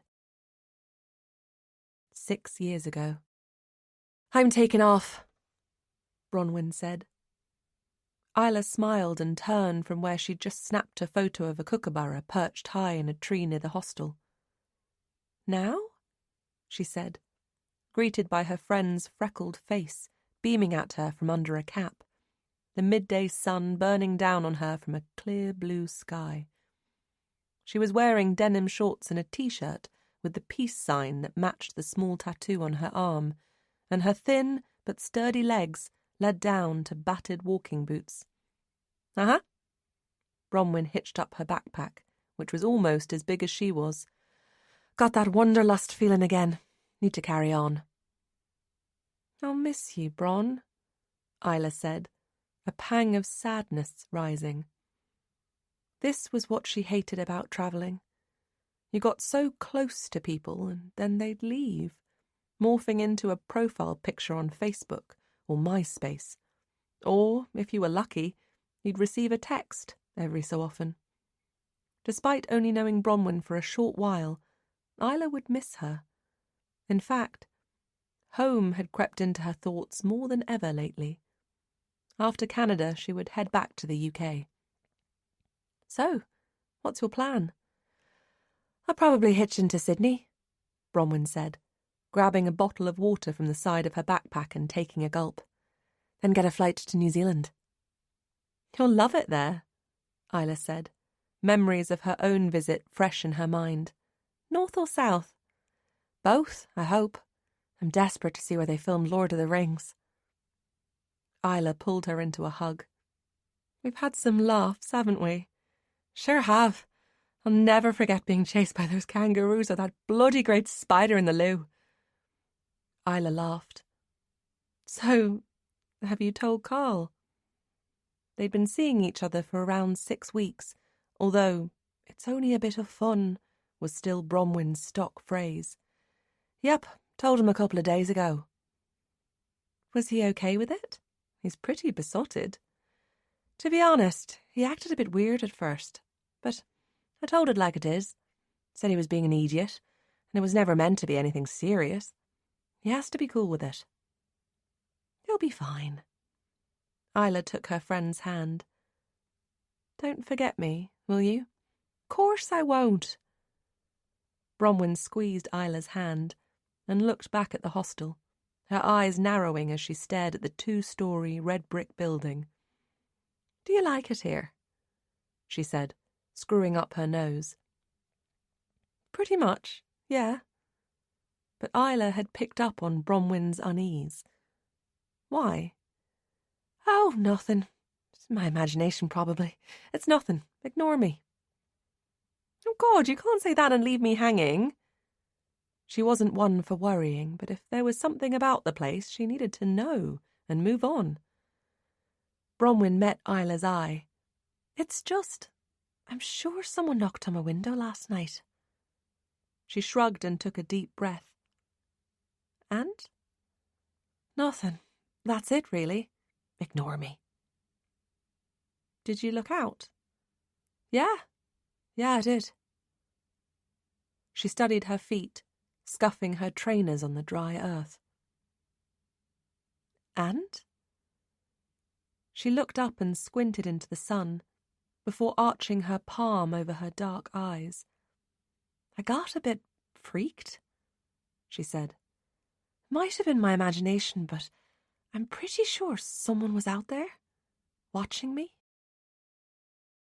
Now. Isla's phone rang, jolting her back to the moment. She rummaged in her bag for it and saw Roxanne's picture on the screen. "Hi, you?" she said brightly into the phone. "Hey, Isla, I can't believe you've been back since Tuesday and we haven't had a catch-up." "I know," Isla said, pleased to hear her friend's voice. She'd missed her. "It's been far too long." "So, how was Canada? I saw your fab pics on Facebook." "Truly amazing," she said, as a surge of emotion at how wonderful it had been came and went. Cool. I so want to hear all about it. Are you free tonight? We could try the new tapas bar. I can't, sorry. I'm on my way to a uni reunion, would you believe? There was silence on the other end, a kind of "why wasn't I invited?" silence. I didn't organise it, Roxanne, Isla said, guilt rising. If I had, I would have invited you. Yeah, of course. No worries. I wouldn't have gone anyway. A pause. So, where you heading? Spoons in Cambridge, Isla said, sensing the chill on the other end of the line. Who's going? Veronica Beasley. Good God, Veroni Beeswax. Roxanne laughed, and the tension between them lifted. That girl was so up herself, I'm surprised she could walk properly. I bet she's a millionaire or something. Isla laughed. Well, she owns her own company. There you go. It doesn't surprise me. Remember when she slept with Mr. Jenkins? Broke up his marriage. Yeah, and he wasn't the only lecturer she shagged. Another pause. Who else is going? Sarah Pembroke? Know the name, can't bring her to mind. I don't remember her that well either. She was really quiet, head in a book all the time. Nice enough, I think. Oh, and Ben Martin's going. Ooh, nice. Now you're talking. Isla sucked in a breath. Roxanne would think she was crazy. And Trevor Cooper, she said, as though she'd lit a touch paper and was about to witness an explosion. What the... Turn back now! Save yourself! Why would you go near him after Trevorgate? Isla laughed. Her friend was a strong character, tough at times, which Roxanne had always claimed was down to her no-nonsense father. At university, Roxanne had a reputation for being a bit badass, modelling herself on Scary Spice for a while, calling Isla Baby Spice, although Isla was far from a baby. Roxanne had toned it down over the years, honed her personality, and focused her abundance of energy on trying to save the world. Are you in your right mind, Isla? She said, the comedy gone from her voice. Roxanne, I saw Trevor back in July and he was perfectly pleasant. Perfectly pleasant, eh? Well, it's your funeral, she said, and Isla shivered. So, what have you been up to while I've been away? Isla asked. Work's busy, busy, busy, and I'm volunteering at an animal shelter on Sundays. Oh, that's lovely. I know, the dogs are so cute. I want to take them all home. Hey, what about the cats? Oh, them too. Roxanne paused. So, are you free Tuesday? Definitely. What time shall we meet? Say 7:30 at the tapas bar? Sounds great. Okay, gotta run. See you then, Isla. Have fun tonight. Don't do anything I wouldn't do. The train continued to roar through the blackness of the evening, picking up and spewing out passengers as it went. Isla gazed at her reflection in the window, and a train thundering by in the other direction made her jump. She was more on edge than she'd realised. A youth with a lip and nose ring and a sweatshirt with the word evil splashed across it had joined the train and now sat opposite her. He paused from jabbing his phone screen and leered. She tugged at the hemline of her skirt, cringing with embarrassment, her neck tingling. Thankfully, before she crumbled completely, the train arrived at Cambridge Station. Incessant rain hammered down from the night sky as the taxi she jumped into pulled up outside the Regal, a building that still resembled an old cinema. Isla paid the driver, and with a sigh of relief got out of the back seat. Avoiding puddles, she dashed across the pavement and through the doors of Wetherspoons. A large Sauvignon Blanc, please, she said, as she reached the bar, her hand trembling slightly as she rummaged in her bag for her purse. What had possessed her to come? She scanned the bar as she paid, looking for the almost strangers she was about to spend the evening with. But as she drifted away from the bar, sipping wine in the hope it would relax her, she grew more anxious. Half of the tables were filled with people eating, enjoying Friday night out, and her head began to throb with the noise of chatter and laughter. Men's voices grew louder as they tried to make themselves heard. "Shall we order a bottle of red? I don't fancy yours much. Did you see the match?" And snippets of women's conversations jabbed Isla's ears. "Oh my God, really? Fuck, what a bitch. When are we going to eat? I'm starving." Isla pulled out her mobile phone. It was gone 7:30. Surely one of the uni crowd should have been there by now. In fact, why wasn't Trevor there to greet her? It didn't make sense. Chapter 11. Isla brought up Trevor's Facebook profile on her phone. He'd added a picture of himself standing by a TR6, his fair hair longer than it had been on the train and beginning to curl. But otherwise he looked the same.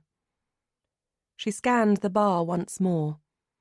A few men resembled Trevor, one with a goatee beard who winked at her, another with his arm around a bloke. But he wasn't there.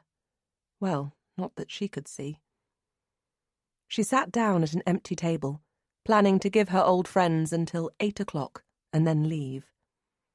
As she took another gulp of wine, her phone trilled, and her mother's face appeared on the screen. Isla had taken the photo last Christmas, when her mum had a ring of red tinsel round her dark hair, and her cheeks were rosy from cooking. She pressed answer and pinned the phone to her ear. "Hi, Mum," she said, keeping her voice low. "I can hardly hear you, Isla, darling." A bash of crockery in the background meant she was either filling the dishwasher or cooking. "Where are you?" "In a pub in Cambridge, about to meet up with old uni mates." "That's nice. Is Jack with you?" No, I'm on my own." A pause. "Well, don't leave your drink unattended." Isla opened her mouth and closed it again. "I'm just ringing to see how your trip went," her mum continued. "Good. Yes, Canada was beautiful." It already seemed like a lifetime ago. "Niagara Falls is stunning." "I did worry about you while you were away. You know that. It was a big step going to Canada alone." Before Sydney, her mum had been super chilled about Isla travelling the world. She'd helped her sort out flights and accommodation, getting discounts because of her job as a travel agent. She'd understood it was Isla's life, to do with what she wanted. But things had changed after Carl Jeffrey. She'd become far too overprotective, which was part of the reason Isla never confided in her about the appeal. "You always worry, Mum," Isla said. "It's your job." She laughed, relief in her voice. "I was also calling to see if you and Jack are free on Sunday to come for dinner." "Yes, I think so." Isla glanced up towards the entrance, noticing a woman with red hair who looked like Veronica. But as the woman got closer, she knew it wasn't her. "You think so?" "Sorry, yes, I know so." She looped her hair behind her ear. "Sounds lovely. I look forward to it." "You can tell us about your trip. Bring along lots of photos, won't you?" "They're all on Facebook." "Oh, you know I rarely go on there, not since my cock-up." She'd had her privacy settings wrong back in the summer and discovered that everyone could see her phone number and email address. She'd felt vulnerable, and despite Isla putting it right, she'd stayed away. "Okay, fine," Isla said. "I'll bring my laptop." "Lovely. I thought we might have turkey with all the trimmings." "Great." Isla shifted on her seat, turning away from a couple who appeared to be listening to her conversation. although her chat with her mother was more 50 Shades of boring than 50 Shades of grey, so hardly eavesdrop-worthy. "I realise we have turkey at Christmas," her mum continued, as though confirming her thoughts, "but I thought I might blow tradition this year, go crazy and have beef on Christmas Day." "That's very daring of you." I might change my mind before then." She gave a small laugh. "I really must pick up a nutloaf for Sunday for Abigail. This whole turning vegan thing is making my head spin. It's all very admirable, but between you and me, I'm not sure she even understands what vegan means."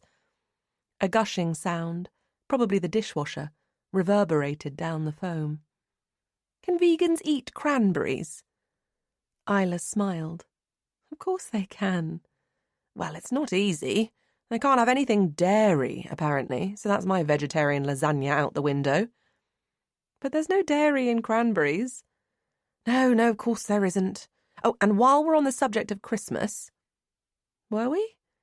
Will you come on Christmas Day this year? Gran and Grandad are coming up from Devon. I know how much you like to see them." "Listen, can I let you know nearer the time? I'm not sure." "It's almost November, Isla." "I know. Well, I like to get things sorted in my head, particularly as I wasn't sure we'd see you this year." "Why wouldn't you see me?" "Well, you might take off to Dorset to see Jack's mum. Jack said she's been quite poorly." Isla's neck tingled. She felt sure Jack wouldn't want to go to Dorset. "Listen, I'd better go. My uni friends have arrived." It was a lie. There was still no sign of them. "Oh, okay, darling. Enjoy your evening. Love you." "Love you too, Mum." Isla ended the call, pressed the Facebook icon on her phone screen, and updated her status. In Wetherspoons, Cambridge, waiting to meet up with old uni friends. She added a fingernail-biting emoticon to reflect her nervousness, regretting it instantly, imagining Trevor seeing it. Should she delete it? But it had already attracted 2 likes. A silent scream echoed in her head. She longed to leave, craved fresh air.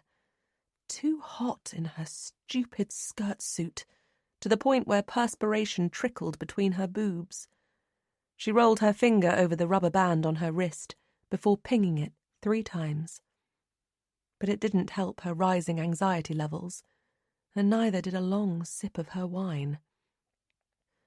Clutches of youngsters, a man with a walking stick, 3 blokes tapping on their phones, a couple who needed to get a room, and a stream of giggling women dressed in pink boas and high heels all gushed in as though blown off the street.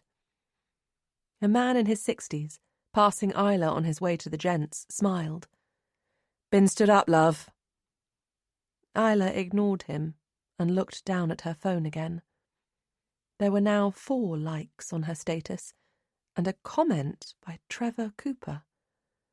"Can't wait to see you again, Isla. I've missed you. Kiss."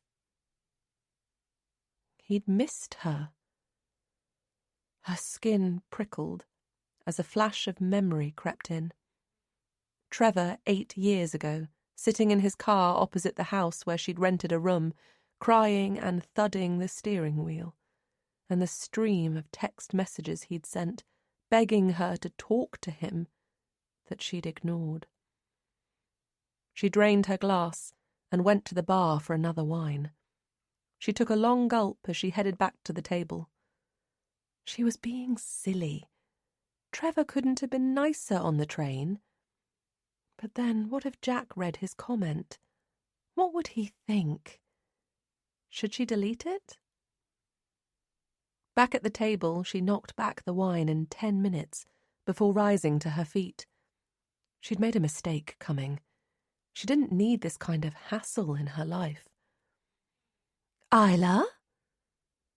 She turned to see a slim, stunning woman with blonde, wavy hair to her shoulders.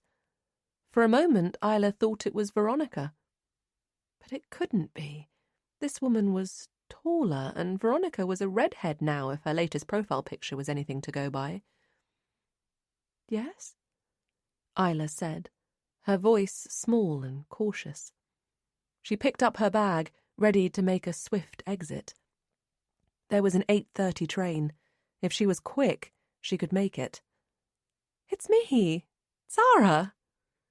The woman giggled, showing a row of perfect white teeth, her blue eyes bright. "Sarah Pembroke from university, remember?" She flung her palms in the air like jazz hands and wiggled. "Ta-da!"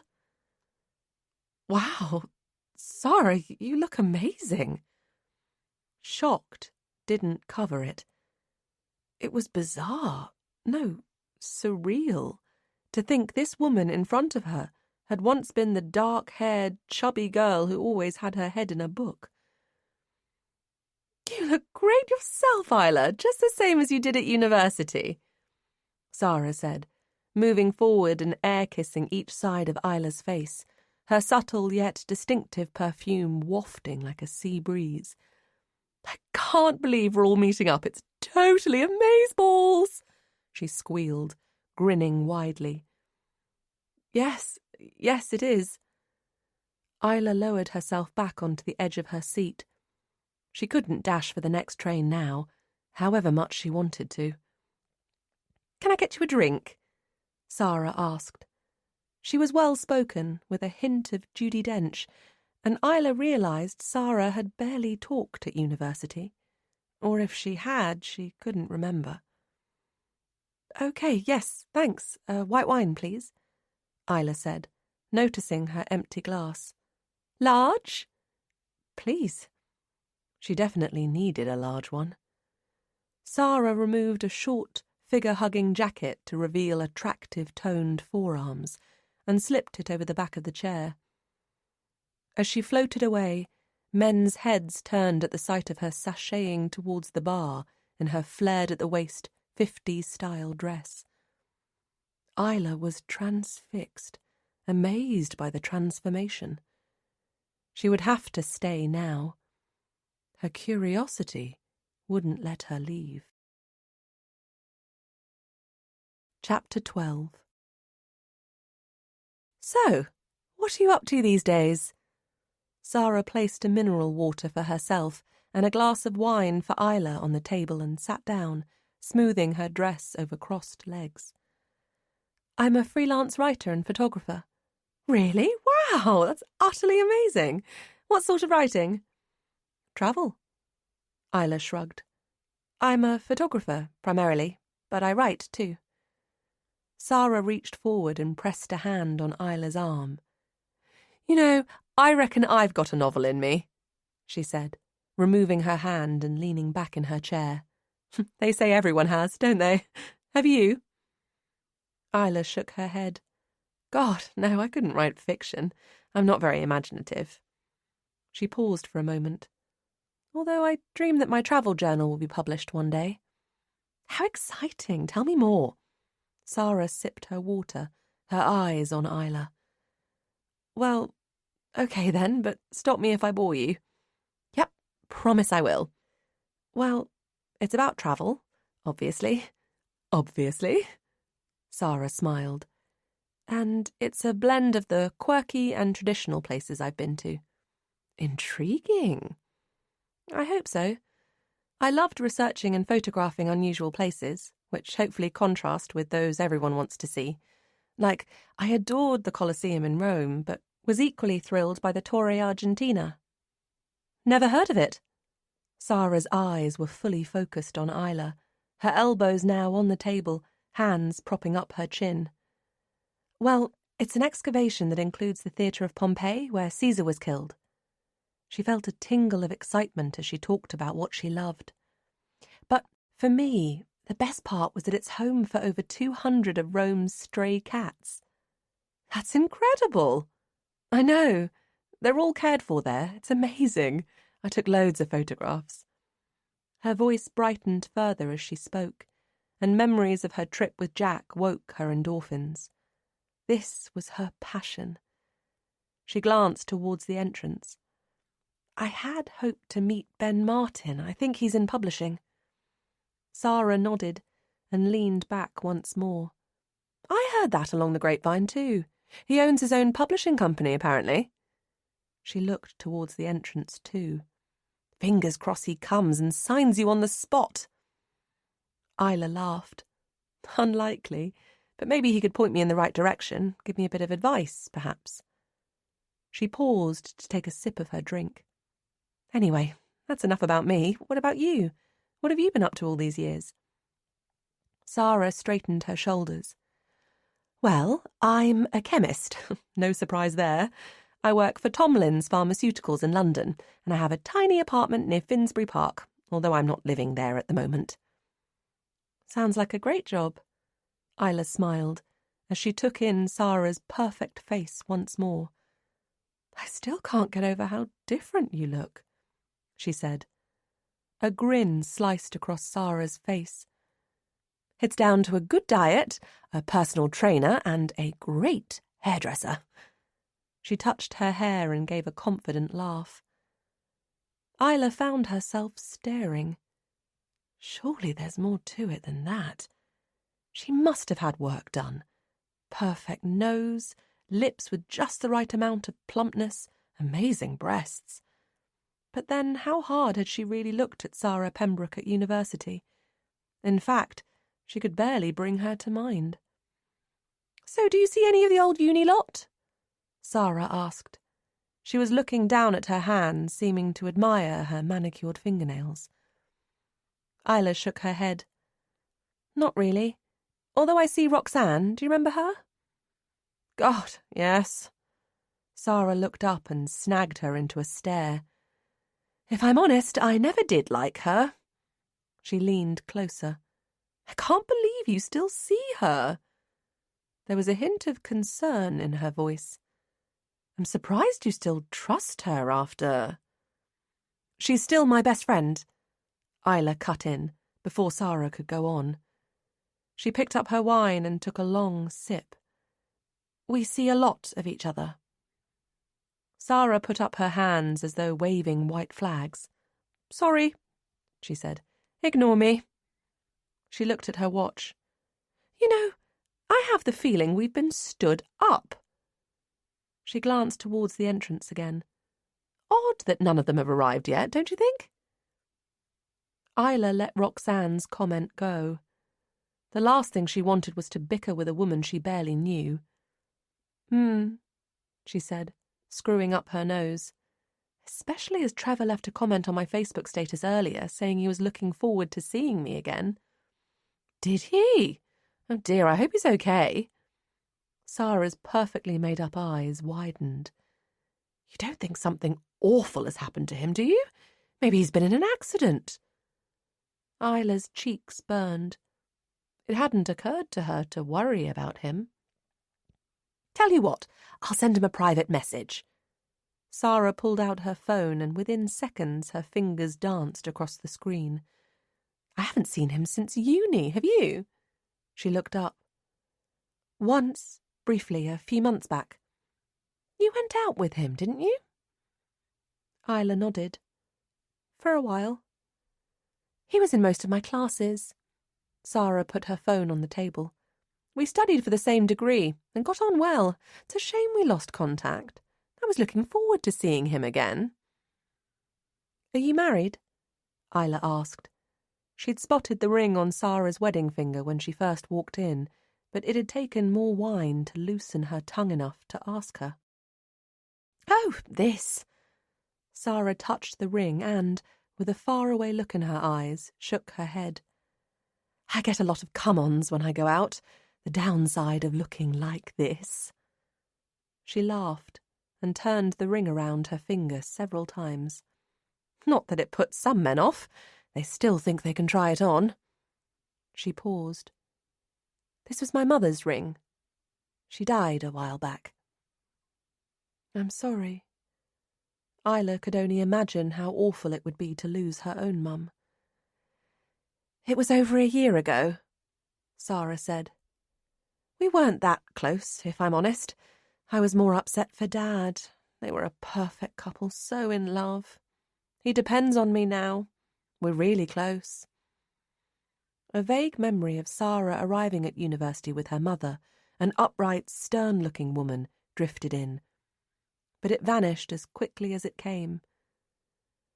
Still, it couldn't have been easy for you. Unsure what else to say, Isla took another gulp of her drink and swallowed. Life can be hard at times. Isla looked into Sarah's eyes, wondering if she had read about what happened to her in Australia. It was in all the papers at the time, on the news. But then she wasn't about to bring it up. Sarah looked about her. I wonder where Veronica and Ben are.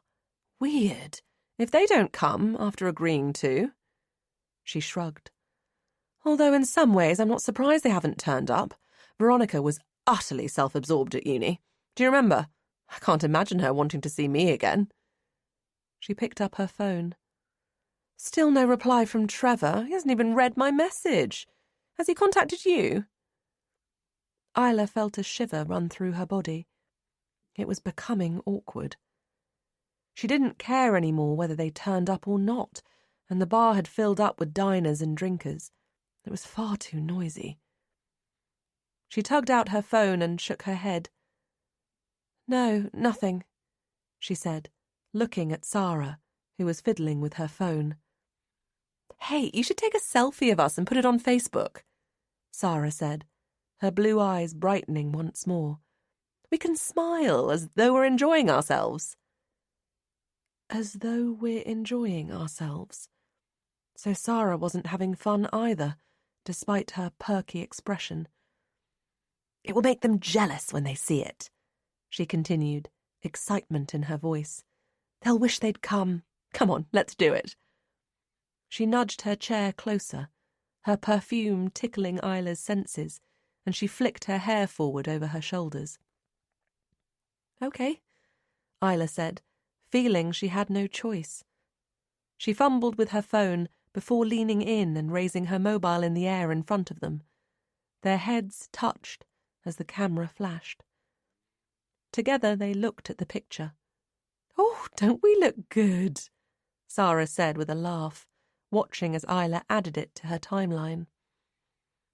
Great fun in Cambridge with old uni friend Sarah Pembroke. Good to catch up. It sounded ridiculous, but maybe Sarah was right. If the others saw it, they might regret not coming. Except Ben and Veronica weren't even her friends on social media, and frankly she didn't care if they were jealous or not. It all felt rather silly. Add me on Facebook, Sarah said, as her phone bleeped.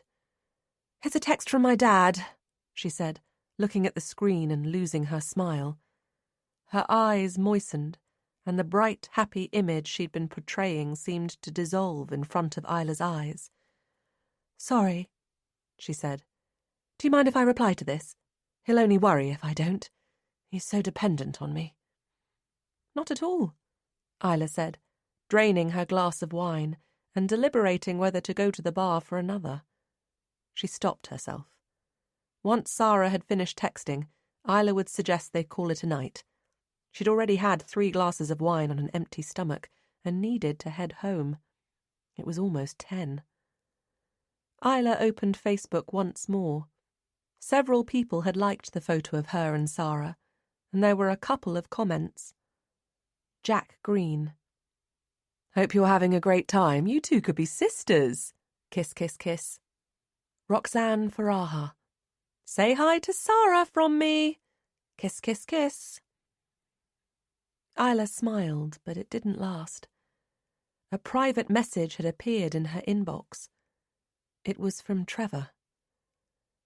Hi, Isla. I got as far as the door and saw you sitting there in your brown skirt suit, but couldn't find the courage to come over. But I want to see you again. Maybe another time. Trevor. Kiss. Are you okay, Isla? Sarah was saying. Her lips moved, but her words sounded far away, quiet under the thud of Isla's heartbeat and the noise of the bar. I'm not sure. Isla's eyes flitted around the bar, zooming in on faces, focusing for a moment, and then moving on, over and over. Had Trevor been in the bar? Had he been watching from a distance? Her skin prickled, and she snapped the band on her wrist. Why had he mentioned what she was wearing? She put her phone away, hand shaking, and looked at Sarah. Should she tell her what Trevor had said in his message? That he'd been there? I should probably head for home, she said, deciding against it. She barely knew her after all. She rubbed the tips of her fingers over the rubber band on her wrist once more, resisting the urge to ping it. I need to get to the station. Oh, okay, no worries. Sarah pulled her jacket from the back of her chair and slipped it on. It was clear she'd had enough too. She was putting up no resistance. Maybe we could share a taxi to the station. I've got to go that way too. Yes. Isla paused, still feeling stunned, her body trembling. My stop is Newmarket. I've been staying there with my father for the past 6 months. He's been so low since Mum died, but he says me being there for him helps. She sighed. I do what I can. It must be so hard. Isla wished her words didn't feel so hollow. She was trying to be a good person and fought to keep focus on Sarah. But Trevor's message was set on repeat inside her head, making her dizzy. Was she overreacting? He'd been perfectly nice on the train. Yes, it's hard at times, Sarah was saying. I'm so sorry. Thanks. I suppose I thought if I went to stay with him for a bit I could help, but I can't stay much longer. The commute into London is so tiring. She sucked in a sigh. I'm so sorry, Isla repeated. It sounded generic, but she couldn't think what else to say. She could hardly pull her into a hug. Anyway, as Chandler says in Friends. Sarah threw Isla what felt like a fake smile. Where are you heading? Letchworth. It's just a few stops, not far. At the station, Sarah air-kissed Isla's cheeks. We must keep in touch, she said, pulling out her phone. Shall we swap numbers? Okay, Isla said, trying to disguise the reluctance in her voice. She was relieved as her train approached and time had run out. She'd dodged the exchange. But Sarah was so insistent, looked so keen, that she found herself rummaging in her bag for one of her cards. She'd had them made in the hope it would give her a more professional image, but rarely used them. Text or email me, she said, handing it to her as she stepped onto the train. There were lots of, we must do this agains, and it's been fantastics, as the doors closed. But when the train pulled away, and Sarah waving became a memory, Isla felt relieved to be going home. She would never do it again. It had all been a terrible mistake. The past was better left in the past. Chapter 13. www.travellinggirlblog.com 0 followers. Saturday, 29th October, 6 a.m. This is no longer a travel blog. It is a place for thoughts that whir around my head, keeping me awake at night. I've changed my settings to private. I need this tiny piece of cyberspace, my place, to spill my inner thoughts. Nobody has a right to see inside my head. The reunion was a disaster. Only 2 of us turned up, Sarah Pembroke and me. It was uncomfortable, yes, that's what I'd call it. But the thing that unsettled me most, although I keep trying to rationalise it, is the strange message I received from Trevor. He'd organised the reunion, but didn't turn up. Said he'd been watching me in the bar, even described what I was wearing. I go over and over his words. It's unnerved me, reminded me of what an awful person I was back then, when I asked Roxanne to dump him for me, refused to talk to him. I was a terrible person. Still am. And it's not only that. I keep worrying Carl Jeffrey is free and in England. I'm sure he was there, opposite my apartment. What if he's coming for me? What if he's been released?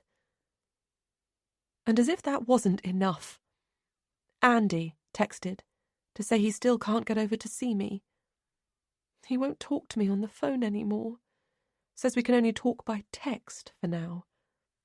I don't understand.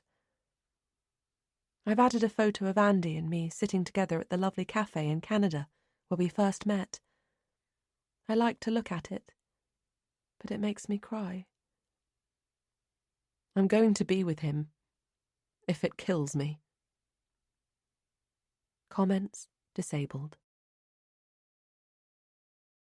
Chapter 14. Saturday, 29th October. Isla lifted her throbbing head from the pillow and squinted at the digital clock on her bedside table, trying to bring the numbers into focus. Finally, they de-blurred. 10:15 a.m. Shit, she whimpered, thudding back onto the pillow. She'd hoped to get up at 9 to work on her book. The half-open curtains let in a beam of sunlight that reached across the bedroom and highlighted dust particles raining down. She squinted again, eyes now on the window.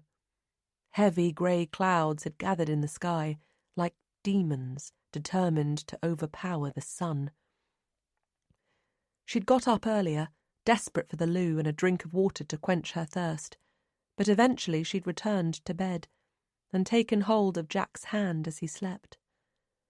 She hadn't called him the night before when she reached Letchworth Station, deciding a walk in the mizzling rain might unclutter her mind. It hadn't. At home, the blisters on her heels throbbing, she'd found Jack in bed asleep, his phone on the cabinet beside him, telling her he would have been there had she needed him. He hadn't woken then or when she got up earlier, but now he was gone. Just a crumpled sheet and the familiar smell of him remained. She pulled herself to a sitting position, dragged her legs round and slipped her feet into her slippers. She hadn't slept well, her mind too full of everything that had happened over the last few days.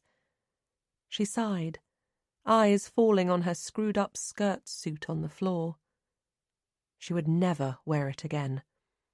Why the heck did she think it would impress Ben Martin? What had she been thinking? Publishers are interested in words and pictures, not bloody brown skirt suits, and certainly not her. She shook her head, cross at how unbelievably naive she'd been, and a wave of confusion, sadness, and embarrassment filled her senses. How could she have been so stupid? And why hadn't Trevor Cooper come over? He'd been friendly on the train. The door creaked open and Luna jumped onto the bed next to her, meeting her eye to eye, her stance and a lack of purr saying, "Thank God I didn't rely on you for my breakfast." Isla stroked her, comforted by soft fur under her hand. "Oh, Luna," she whispered, "I'm a first-class idiot." The cat turned, giving Isla a view of her bum, twitching the tip of her tail. "I deserve that, I suppose," she said, grabbing her robe and pulling it on over her pyjamas. She stumbled across the bedroom and into the bathroom, where she scrubbed off last night's makeup and cleaned her teeth. "Jesus," she said, and quickly turned her back on her reflection, hating the pale, dark-eyed monster staring back at her. She padded towards the kitchen, passing the photographic prints she'd taken over the last 2 years that hung on the walls of the hallway. black and white studies of her and Jack in each other's arms, looking so happy. She opened the kitchen door, the aroma of toast and coffee hitting her. "Hey, gorgeous!" Jack called from the lounge, where he was sprawled on the sofa, watching a catch-up of a sci-fi program she'd never been interested in. "How was it?" "How was what?" she said, moving towards the coffee machine, craving caffeine. "Last night, the big reunion." He aimed the remote control at the TV and froze the screen on a weird-looking alien. "I saw the photo on Facebook." "It was okay," she said, filling a mug with coffee and splashing in skimmed milk. She grabbed some paracetamols from the cupboard and popped 2 from the foil casing. Jack got up and walked over. "You don't sound convinced," he said. "Did they all turn up?" "Barely anyone came." She sighed, wishing she hadn't gone. "Just 2 of us in the end. Sarah Pembroke, who seemed okay, and me." She pulled herself onto a stool, rolling her head from side to side in an attempt to ease the tension in her neck, before swallowing the tablets with her coffee. No idea what happened to the others. She paused, unsure whether to tell Jack about the message from Trevor. "You okay?" He sat down opposite her, concern in his eyes. "I'm fine," she said, deciding to put Trevor out of her mind. "Jaded, that's all. I haven't even attempted to type up my travel notes, and on top of that I've given myself a bit of a hangover. Remind me next time that 3 large wines on an empty stomach isn't a good idea. I can't take the pace anymore." He smiled. "I said you should have had some Chinese." "Yeah, I know. What can I say? I'm a numpty." She took another sip of coffee. "Hopefully a boost of caffeine will inject life back into me," she said. "Then I'll crack on with typing up my notes." Her tone was reluctant. "I need to get it done." "Okay. I'll leave you to get on." He sounded disappointed. "Is that all right? You don't mind, do you?" "No worries. I have loads of things to watch on Netflix." He smiled again, but there was something in his eyes. "Oh, no. We were supposed to be going out, weren't we?" she said, spotting a picnic basket. "I forgot. I'm so sorry." "No worries. It's nothing that won't keep for another day." He glanced out of the window. The sun had gone. The grey clouds had won. "Anyway, it's too cold for the seaside." "And it looks like rain." "Yeah, we can go some other time." He shrugged, got down from the stool and threw himself back on the sofa. A pang of guilt radiated through her. "Although we have umbrellas," she said. He turned back, face brightening. "I could even break out my cagoule." She laughed. The thought of the sea air was tempting. She could do with getting as far away from home as possible. "Okay, why not?" she said, taking another gulp of coffee. She stood up, yawning, and stretching her arms above her head. "Although don't get any ideas about staying over. My mum's invited us round tomorrow for one of her famous Sunday dinners, and I haven't seen her since Canada. If we don't turn up, she'll go into meltdown." "No problem. I'd never say no to one of your mum's roasts," he said with a smile. "Her Yorkshire puds are to die for." "Well, I better get dressed then. It's already 10:30, she said, her brain untangling by the moment. "I'll grab a shower and then we can head off." Facebook. And Stanton for the day with Jack Green. Umbrellas and cagoules at the ready. Haven't been there since I was a kid. Feeling excited. Jack appeared from the joke shop and, pretend sulky, headed towards the bench where Isla had been sitting for the last 10 minutes, huddled in her coat, looking out to sea. She'd been ravenous since she got there, first tucking into the picnic, and now she was finishing off a bag of chips. "It must be the sea air," she'd said earlier, dashing into the fish and chip shop. But it was more that she'd barely eaten anything the day before. The rain had kept off, and a strip of pale blue sky, sandwiched between grey clouds and the sea, seemed determined to break through. Jack dropped down next to her on the bench as she wiped her hands clean on a serviette. "I bought a Spider-Man costume for Millie's party," he said. "Brilliant," she said with a smile, screwing up the chip wrappings. "Spider-Man's cool." She laughed. Truth was, Isla could take or leave Marvel and DC, but Jack bordered on obsessed. Their spare room shelves were brimming with collectible action figures and pop vinyls, although she'd drawn the line at an Avengers duvet cover he'd hinted he wanted. He pulled a cloth Spider-Man mask from the bag and dragged it over his head. "What do you think?" he said, voice muffled by the cloth, and a little boy with wide blue eyes and curly blonde hair stopped and stared, hands on his hips. "Jacob!" his mother called. "But Mummy, look, it's Spider-Man!" the boy said, as she grabbed his hand and whisked him away with a smile. Isla laughed, took out her phone, snapped a photograph of Jack and put it on Facebook. Jack's mask for Millie's 40th, #Spider-Man. Thought I'd put it on the web. Ho ho, sorry. "Well, what do you think?" Jack repeated as she put her phone away. "Be honest, I can take it." "Whatever turns you on, I suppose," she said, giggling and tossing the screwed-up chip paper into a nearby bin. "But does it turn you on?" he said, pulling the mask free so his hair stood on end with static electricity. He leaned forward and kissed her gently on the lips. "That's all I care about." Isla laughed again and flattened down his hair with her hand. "So, what do you want to do now?" "Arcade? I have coins." "How old are you? 5? "I was deprived as a child," he said, rising and shoving the mask in the plastic bag with the rest of the costume. He took hold of her hand as they walked down the hill towards the amusement arcade near the beach, passing gift shops and a cafe where people sat outside, despite the cold. "Wait," she said, dashing into one of the gift shops. "I need a Hunstanton fridge magnet for my collection." Moments later she reappeared, shoving a paper bag into her coat pocket. Jack smiled and took her hand once more. "You're so easily pleased," he said.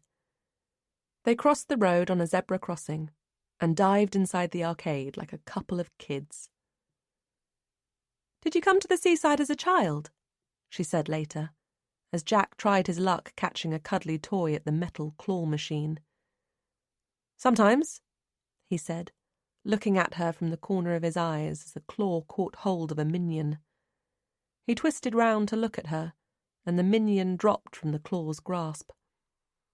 "My dad, before he left, would take me to Chesil Beach, and we'd search for dinosaur fossils, that kind of thing." He looked into her face, a hint of sadness in his eyes. "But then he left, and Mum and I moved, and we lost touch." "I'm sorry," she said, not for the first time. "Yeah, well, it's in the past now." He shrugged. Ancient history. The incessant bleeping, the robotic voices of arcade games, and money crashing into metal trays jarred with his sad tone. He moved away from the grabber machine. "Talking of walks along the coastline," he said. "We were, weren't we?" She smiled. "Do you fancy going down on the beach?" They left the noise of the arcade and climbed down concrete steps onto the sand. A seagull squawked overhead, its wings spread wide. Isla pulled out her camera and snapped a picture as it flew down and settled on a wooden post. It looked sure of itself as it continued to squawk. I'm convinced seagulls get bigger every year, she said. Yep, pretty sure they're going to take over the world, Jack said with a grin. The invasion of the seagulls. Sounds like a Hitchcock film. They walked for a while before Isla said, I came here as a child sometimes. Mum and Dad would race Millie and me along this very beach, and somehow I always won, even though I had the littlest legs. Millie would scoop me up and swing me round as she ran through the finish line. She smiled at the thought of her sister. She used to tickle my cheek with butterfly kisses, she said. Jack smiled too. It's funny how when we are young we always win. Dad used to let me win at chess. Chess? She said, eyebrows rising. You've never told me you played chess as a kid. Isla, you keep forgetting I was a geek back then. Back then? She said, with a cheeky tone. He tickled her waist, and she laughed and ran off in front of him, her coat flapping in the breeze.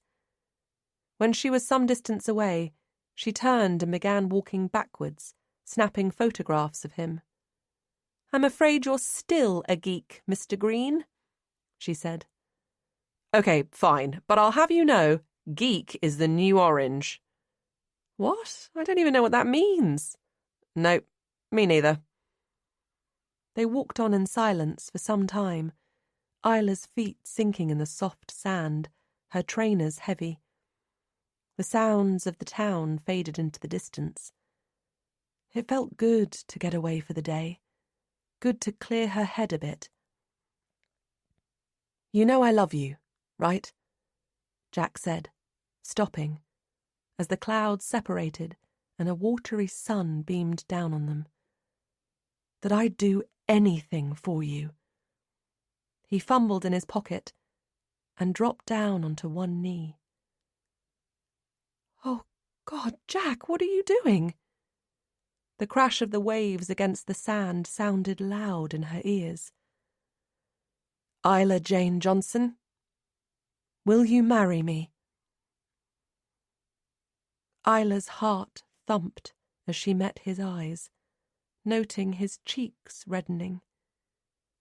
She knew her silence was worrying him, but time seemed to slow, the seagulls circling above making her dizzy. Getting married was the last thing on her mind. She wanted to turn away, run along the beach until she reached a silent cove where she could sit and think and think and think. Isla? I'm sorry. Sorry? He stood up, his wide green eyes searching her face. I don't understand. His voice was so quiet. I thought you loved me. I do, Jack. We talked about getting married one day, didn't we?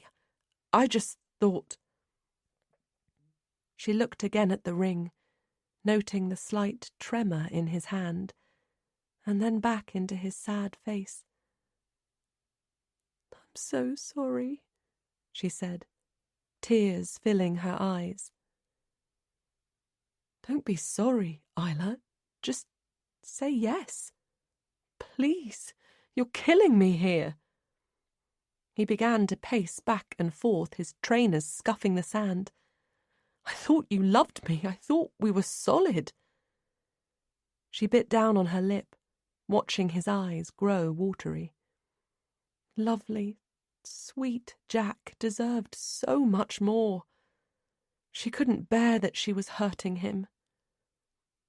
Okay, let's get married, she said, on impulse, wanting to bite back the words as they entered the sea air and became fact. This was the wrong time.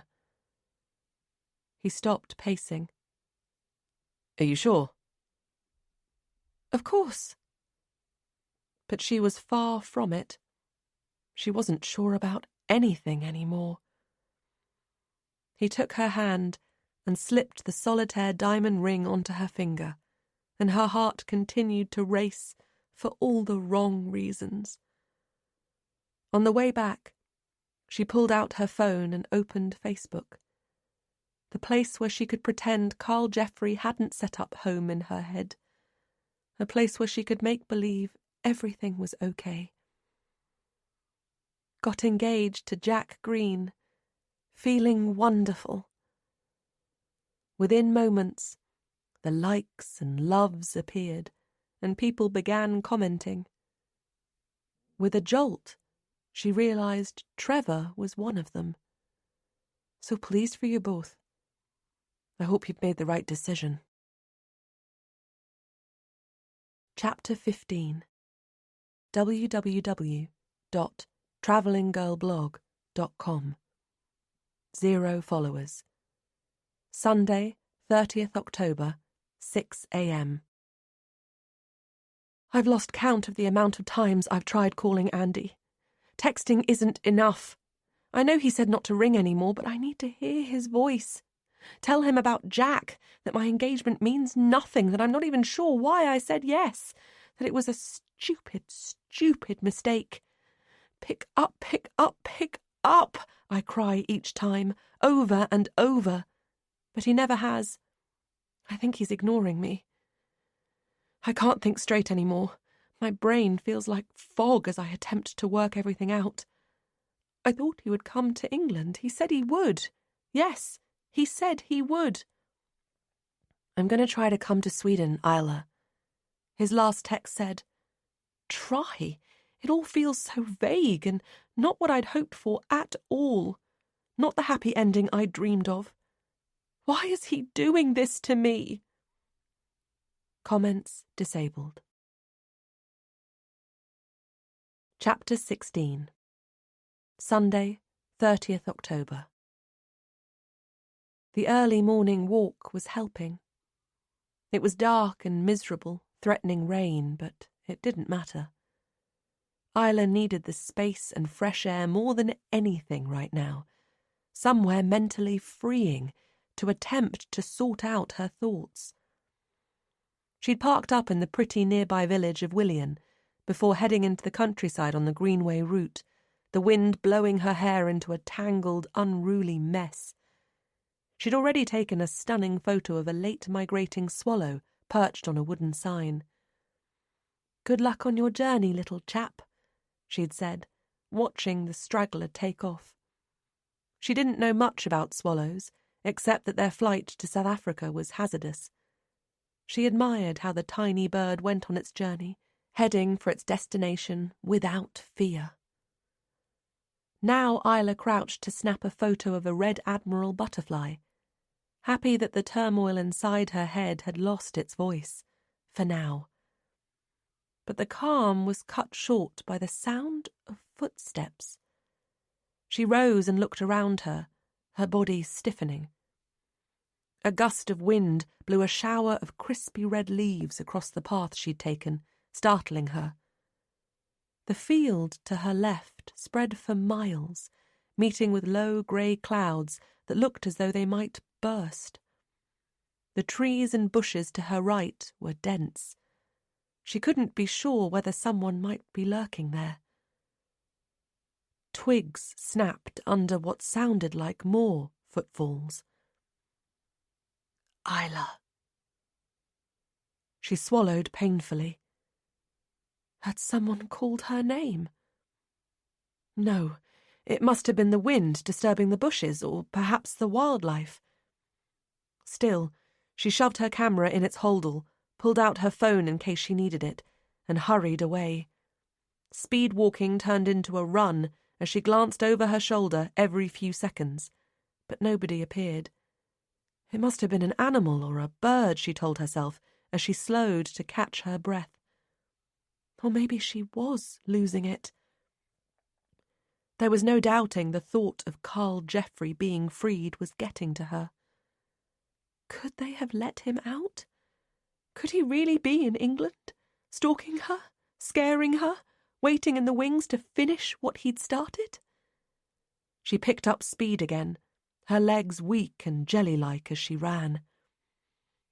5 minutes away from her car, a heavy raindrop hit her cheek, and within moments, rain hammered down. She shoved her camera holder inside her hoodie and kept on running. By the time she reached her car, her hair was plastered to her head, and her clothes were soaked through. She opened the door, dived inside, and grabbed some tissues from a box on the dashboard. As she dabbed her face, gasping for breath, a painful stitch in her side, she noticed a piece of paper under the windscreen wiper blades, saturated under the pressure of the thrashing rain. She leaped from the car and grabbed it, her eyes scanning the pictures of Australian butterflies. "Oh, God," she whispered, dropping it as though it had burnt her skin. She looked about the silent street, pulled out her phone and thumbed the screen. "Jack!" she yelled when he picked up. "Hey, Isla, you okay?" "I'm in Willian and, oh God, Jack!" She was shaking, her voice far too high-pitched and breathless. "What's happened?" She took a deep breath and looked down at the piece of paper floating in a puddle at her feet. "Isla?" "I'm okay," she said, realizing it was a flyer for a nearby butterfly sanctuary. Her heartbeat slowed as she stared at it, aware of the rain bouncing inches off the ground and the sound of it hitting the car roof like marbles. "I'm being a numpty," she went on, trying for a calm, even tone. "Just some wally on the road cut me up in the car, unnerved me a bit, that's all." She lied. "Dick?" "I am not," she said, trying for a laugh. And he laughed, too. "I'm okay, just overreacting. Ignore me." She dashed her sleeve across her cheek in an attempt to dry the rain. "You sure you're all right?" "Yes, I'll be home soon. I'm looking forward to seeing Mum later. Probably wobbly from missing her, that's all." "Okay, well, I'll see you soon, yeah?" "Yep, won't be long," she said, ending the call. She bent down to pick up the flyer, which disintegrated in her hands and was now barely legible. She looked about her once more. There were no other flyers on the cars parked along the roadside, and a thought hit her. The butterfly sanctuary had closed its doors 2 years ago. Facebook. Yummy Sunday lunch at my parents', Sally Johnson and Gary Johnson's house, with Jack Green, Millie Bailey, Abigail Bailey, Julian Bailey. "So, when's the big day?" Mum asked, as they sat around the dining room table, a roast potato suspended on her fork. "Please put your dinosaurs away, Abigail. They'll get covered in gravy." "I need them here, Gran," Abigail said, straightening them into a line in height order. One fell to the floor, and the puppy raced over to sniff it. "Not yours, Larry!" she cried, diving down to pick it up, her dark hair falling about her face. Bobbing up quickly, she put it back in her neat row. "We haven't set a date," Isla said, swallowing down a carrot and glancing at Jack from the corner of her eye. He didn't appear to be listening, his eyes fixed on his phone screen. She felt a surge of guilt. She changed the subject on the way home the night before, talking about Millie's pending party and Abisco instead. They'd even chatted about the latest Marvel film. Anything but what they should be addressing. He finally glanced up. "Isla's got one more trip soon, Sally," he said, looking at Isla's mum, his voice giving away nothing. "I'm sure once the book's complete, we'll set a date." He moved his gaze to Isla before resting his eyes back on his phone and picking up his fork. "Put your phone down, Jack," Abigail said. "It's rude to have it at the table." Jack smiled and put it in his pocket. "Sorry, Abigail. You're right. Where are my manners?" "You must have lost them, Jack," Abigail said, with a serious face. "Have you named your book yet, Isla?" Sally said, crunching down on the crispy potato. I know you couldn't make up your mind. Isla nodded. I'm calling it Isla's Journey. Lovely. It's an amazing achievement, darling. I'm so proud of you. You've done so well after what happened. She bit down on her lip. Imagine I may have a famous daughter one day. Well, it won't be the first time she's been famous, will it? Julian said, cutting into his turkey. He was 45, small and thin, with mousy brown hair scooped back from his forehead with too much gel, and oval wire-rimmed glasses. Even though he'd been in her life for years, Isla still didn't feel she knew him. The truth was she didn't like him very much, and had made that obvious in her teens. But now she pretended everything was okay, for Millie. A brief silence fell on the room, before Julian added, although I suppose being splattered across the front pages of newspapers as an almost victim of a serial killer is hardly the same thing. Isla picked up the bottle of red wine, which she'd almost drunk alone, and drained it into her glass. She picked up the glass and peered around the table, looking at her family's faces in turn, her skull prickling. I told Julian you thought you saw someone, Isla, Millie said, chewing her lip and glancing at her husband. I hope that's okay. Jack turned, meeting Isla's eye. Saw someone? Isla? Her mum said. What's this about? She thought she saw someone staring up at your apartment window, Jack, Millie went on. Didn't you, Isla? Why didn't you tell me? Jack's eyes fixed on Isla, who took a gulp of wine and glared at her sister. Why were they bringing it up? Isla's fingers tensed around the stem of the glass. It wasn't Carl Jeffrey, she blurted. Whoever said it was, Isla? Julian chirped in, searching her face as though looking for cracks. It was nobody, she said, her voice small. I made a mistake, that's all. There was a snap as the stem broke, cutting her hand.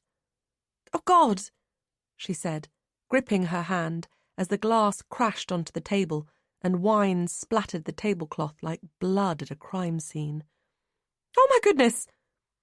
Sally grabbed her daughter's hand and pressed a napkin against the cut, absorbing the blood. I'm fine. Isla pulled away and tucked the napkin round her hand. It's only a flesh wound. Larry's thrown up in your slippers, Gran, Abigail said. She eyed the fluffy pink mules, bending to inspect them. I can see peas, and I don't think he liked the nut loaf I gave him. She sat up straight again, eyes on her plate, and with an outstretched finger she prodded the 3 slices of nut loaf laid out parallel. I'm not sure I do either, actually. Can I have some turkey, please? But you're a vegan now, Abigail, Millie said. Remember? I don't want to be a vegan. Sally jumped up, grabbed the slippers and the broken glass, and took them into the kitchen. The puppy trotted after her, wagging his tail. There was a clatter, as it sounded like it all ended up in the bin. Abigail pushed her plate away and began rearranging her dinosaurs across the table, avoiding the splashes of wine. I like dinosaurs, she said. Back in her chair, Sally took a deep breath and, seeming to metaphorically brush the last few minutes under the carpet and out of sight, said, I'm guessing there'll be lots to think about with the wedding. Isla nodded, still clutching the napkin. Yes, these things take a lot of planning, she said, her voice quiet as she tried to get her befuddled head in order. Could be quite a while, so don't go buying your hat yet. She looked at Jack, who didn't catch her eye. I've heard decent venues get booked up ages in advance, and then there'll be a band or a disco or something, the flowers, the cake. She was rambling, overcompensating, the thought of a big wedding sending shockwaves through her body. Or we could have a quiet ceremony, just a handful of guests, perhaps. Don't you dare deprive me of a decent wedding, Sally said, and Isla glanced at Millie, who smiled and shrugged. Isla had only been 13 at the time, but she knew her sister's wedding had been rushed, done on the cheap. I want all the family to be there, Sally went on, and I want to put lots of fancy photographs on Facebook. Isla bit down the urge to say, but you don't like Facebook. We'll need to give it some thought, she said instead, trying to catch Jack's attention. But when he didn't notice, her gaze drifted to her dad, who smiled and winked at her. I hope you won't make me wear anything too fancy pants, he said. He'd been brought up in the East End of London and had never lost his Cockney accent. You'll wear what you're told to wear, Gary, Sally said, spooning far too much cranberry jelly over her turkey. Isla will be in charge, and you, Jack, of course. Well, as long as we can have superhero table centres, I'll be happy, he said, with the briefest hint of a smile. What? Sally's eyes widened. He's joking, Mum, Isla said. Am I? Jack picked up one of Abigail's dinosaurs and whizzed it through the air. Is it a bird? Is it a plane? Abigail giggled. No, Jack, it's a triceratops. She reached across the table and took back the plastic model. So, Isla, I hear you're off to Sweden, Julian said, pushing his glasses up the bridge of his nose. He was the last person she wanted to talk to about it. She glanced at her sister, knowing she had to keep the peace. Yes, I've booked a trip to Abisko. Yes, I saw your Facebook update. Although you put so many on there, it's hard to keep up. It will be jolly freezing over there, he said, his shoulders hunching. The cold will get into your bones. You'd better stock up on thermal underwear. Millie glared at him. Are you going with her this time, Jack? Sally asked, hope in her voice. Protect her from those wild Scandinavian bears? Jack's not coming, Mum, Isla said. And before you say anything, I was fine on my own in Canada. You must stop worrying about me. Isla's urge to jump up and throw open the French doors to let some fresh air in was overwhelming. You will be here for my party, won't you, Isla? Millie asked, chewing as she spoke. Julian rolled his eyes at her. Swallow before you talk, Millie. You look like a camel.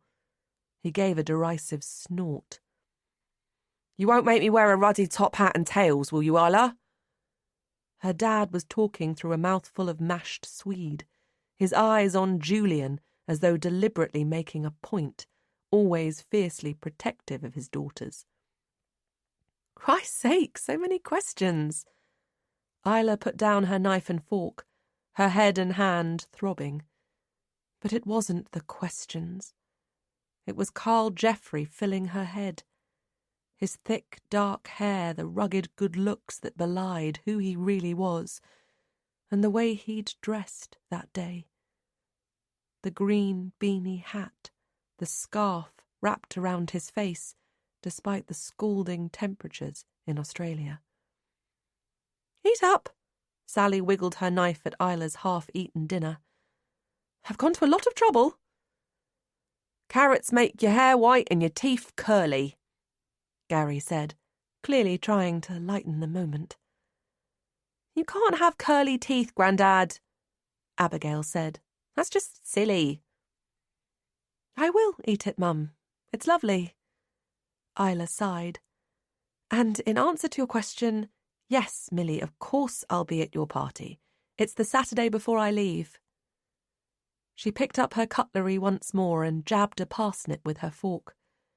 And you can wear what you like at the wedding, Dad, she added, pushing the parsnip into her mouth and wondering how soon she could leave. Jack was quiet. In fact, he hadn't spoken since her parents waved them goodbye from their drive. Sally on tiptoe, hands stretched towards the sky until they'd turned the corner at the end of their road. "You okay?" Isla said, finally. "Did you have a good time?" "I always enjoy your mum's roasts," he said, his tone flat. "That's not what I asked." "Julian's a dick." She smiled. "Yeah, well, we all know that. God knows how Millie puts up with him." "Because she's a saint?" "Or stupid." She stared across at Jack, but his eyes stayed fully focused on the road ahead. "Are you okay?" she said again, when they were almost home. "I don't know, Isla. I feel a bit numb, to be honest." He paused. "You didn't tell me you thought you saw someone." "It was nothing, Jack, honestly. And not only that. I could see how awkward you were over dinner talking about the wedding. I'm beginning to wonder why you said yes." "Don't be silly, Jack." "But you didn't talk about it last night, either." "Don't do this, please." "What?" "You're pushing me, Jack. I said yes, didn't I? Just give me time." He pulled up with a squeal of tyres, parking haphazardly outside their apartment block and tugging on the handbrake. "Pushing you?" He paused. "Geez, Isla, I only asked you to fucking marry me. If you don't want to, put me out of my misery like an injured dog." A tear zigzagged down his cheek, and he dashed it away. "Jack, you know I love you," she said, taking his hand, but somehow it came across patronising. "Do you? Do you really?" He didn't sound convinced. "Yes. It's just, my head's a mess at the moment. I can't seem to think straight anymore." "Why not? What's the problem, Isla? You seem preoccupied since you came back from Canada." "It's just the book." She bit down on her lip. "I just want to finish it, that's all. I just need some time and space before we start making plans." "You've just been to bloody Canada for a month. How much time and space do you need, for fuck's sake?" "I'm so sorry, Jack." She squeezed his hand, and then added softly, "When I come back from Sweden, we'll sort it all out." "The wedding?" "Everything," she said, leaning over and kissing his cheek. But he pulled away. Chapter 17. Monday, 31st October. Email. From Sarah Pembroke. Sarah A. Pembroke at windlemail.com. To Isla Johnson. Isla J. Johnson at windlemail.com. Hi, Isla. How are you? I just wanted to whiz over an email to say what a fantastic evening I had with you on Friday. It's a shame the others didn't turn up, although definitely their loss. We really must get together again sometime, if you could bear it. I've sent you a friend request on Facebook, as I'd love to see the photo you took of us together. Hope you add me soon. Looking forward to hearing from you. Lots of love. Sarah. Kiss, kiss, kiss. Isla threw her phone into her bag without responding, grabbed her parka, and rushed from her apartment into the beginnings of a rain shower. Needing to get her head out of her writing and do some shopping, she dived into her car and turned the key in the ignition. The engine whirred pathetically. "No!" she cried, banging the steering wheel 3 times. "Please start!" She tried the key again, but it gave out the same pitiful response. She sighed. She'd get drenched if she looked under the bonnet, and her AA cover had lapsed months ago. She tried the key a 3rd time. It continued to whir, so she got out, slammed the door, and kicked a tyre for good measure. Would another takeaway be so bad? And maybe she could grab some milk from the local shop. She fought down the desire to go back inside, pulled up her hood against the now hammering rain, and headed down the road towards the bus stop. As she walked, she typed a text to Jack, saying how sorry she was for the night before. They'd gone to bed in silence, and when she got up, he was gone. She'd hoped their argument would be forgotten. Jack rarely hung on to their disagreements. Not that they'd had that many, but then they'd never rowed about anything quite so serious before. "Oh, and you'll never guess, my bloody car battery is flat," she added, with a row of kisses, as a car pulled up beside her and the window slid down. "Isla." She glanced up from her mobile and turned to see Julian leaning across the passenger seat of his Mondeo. "Hop in," he said, with a smile. "You're getting drenched. I'll give you a lift. Where are you heading?" Isla shook her head. "It's fine. I'll catch the bus," she said, heading onwards. She didn't want to be indebted to him, even for something as small as a lift. Julian drove his car in time with her footfalls. "It's no trouble," he called. "Get in. It's pouring down out there." Isla eased to a stop, and Julian braked. She was getting soaked on the puddling pavement, and the rain spilling down her collar made her shudder. The thought of cramming on the number 12 with a huddle of wet bodies was far from appealing. He flung the door open, and Isla bent and peered into the car. She swallowed hard before climbing in and fastening the seatbelt. She glanced at Julian. His complexion was waxy, and there was a few broken blood vessels around his nose she'd never noticed before.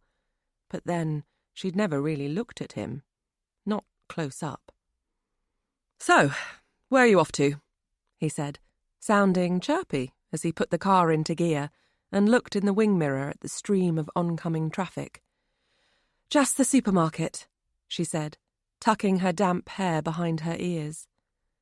He indicated and pulled into the slow flow of traffic when another car flashed him, and Isla realised this was the first time she'd been alone with him.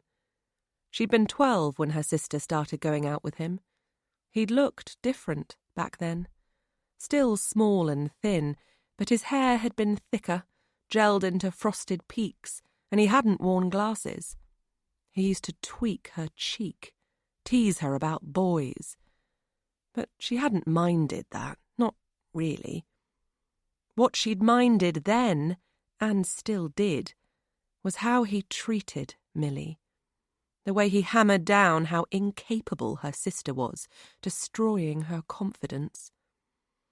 "They say it will clear up later," he said, speeding up the windscreen wipers so they clonked rhythmically, killing raindrops. "Let's hope so." She didn't want to talk, but felt she had to. "So, have you got a day off work?" she asked. He nodded. "I'm on my way into town to pick up a new train." He smiled. "Flying Scotsman, A1 class." He pulled up at a red light and she turned away. Through the window, a mother dragged a crying boy wearing a duffel coat, a Batman rucksack on his back, through the relentless rain.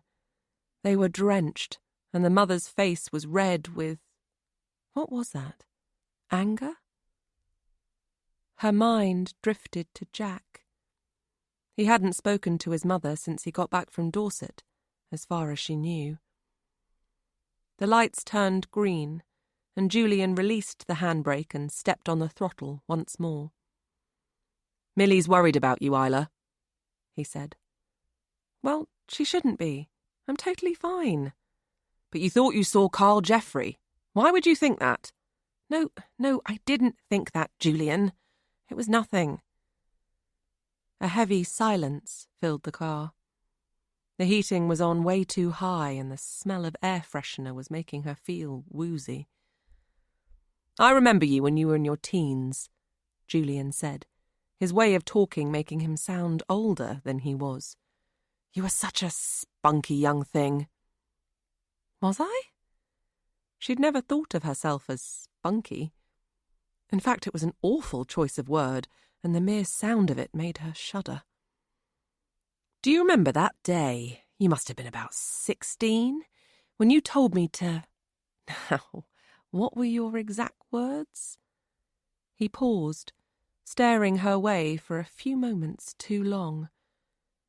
Stop fucking with my sister's head. I don't remember that, she said, but she did. And she remembered, too, how cross Millie had been. Don't interfere, Isla. This is my life. But that killer took it all away, didn't he? I don't know what you mean. Carl Jeffrey stole your spunk.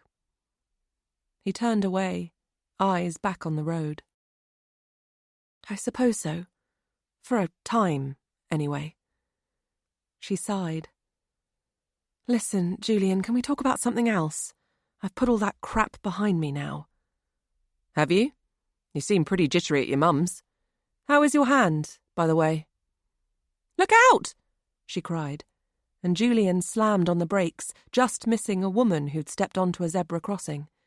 The woman raised her middle finger and carried on walking. I think I'll walk from here. It's not far. She opened the door before he could start moving again. Thanks for the lift. She got out and hurried away through the rain. His window whirred down. Isla, I was only trying to help.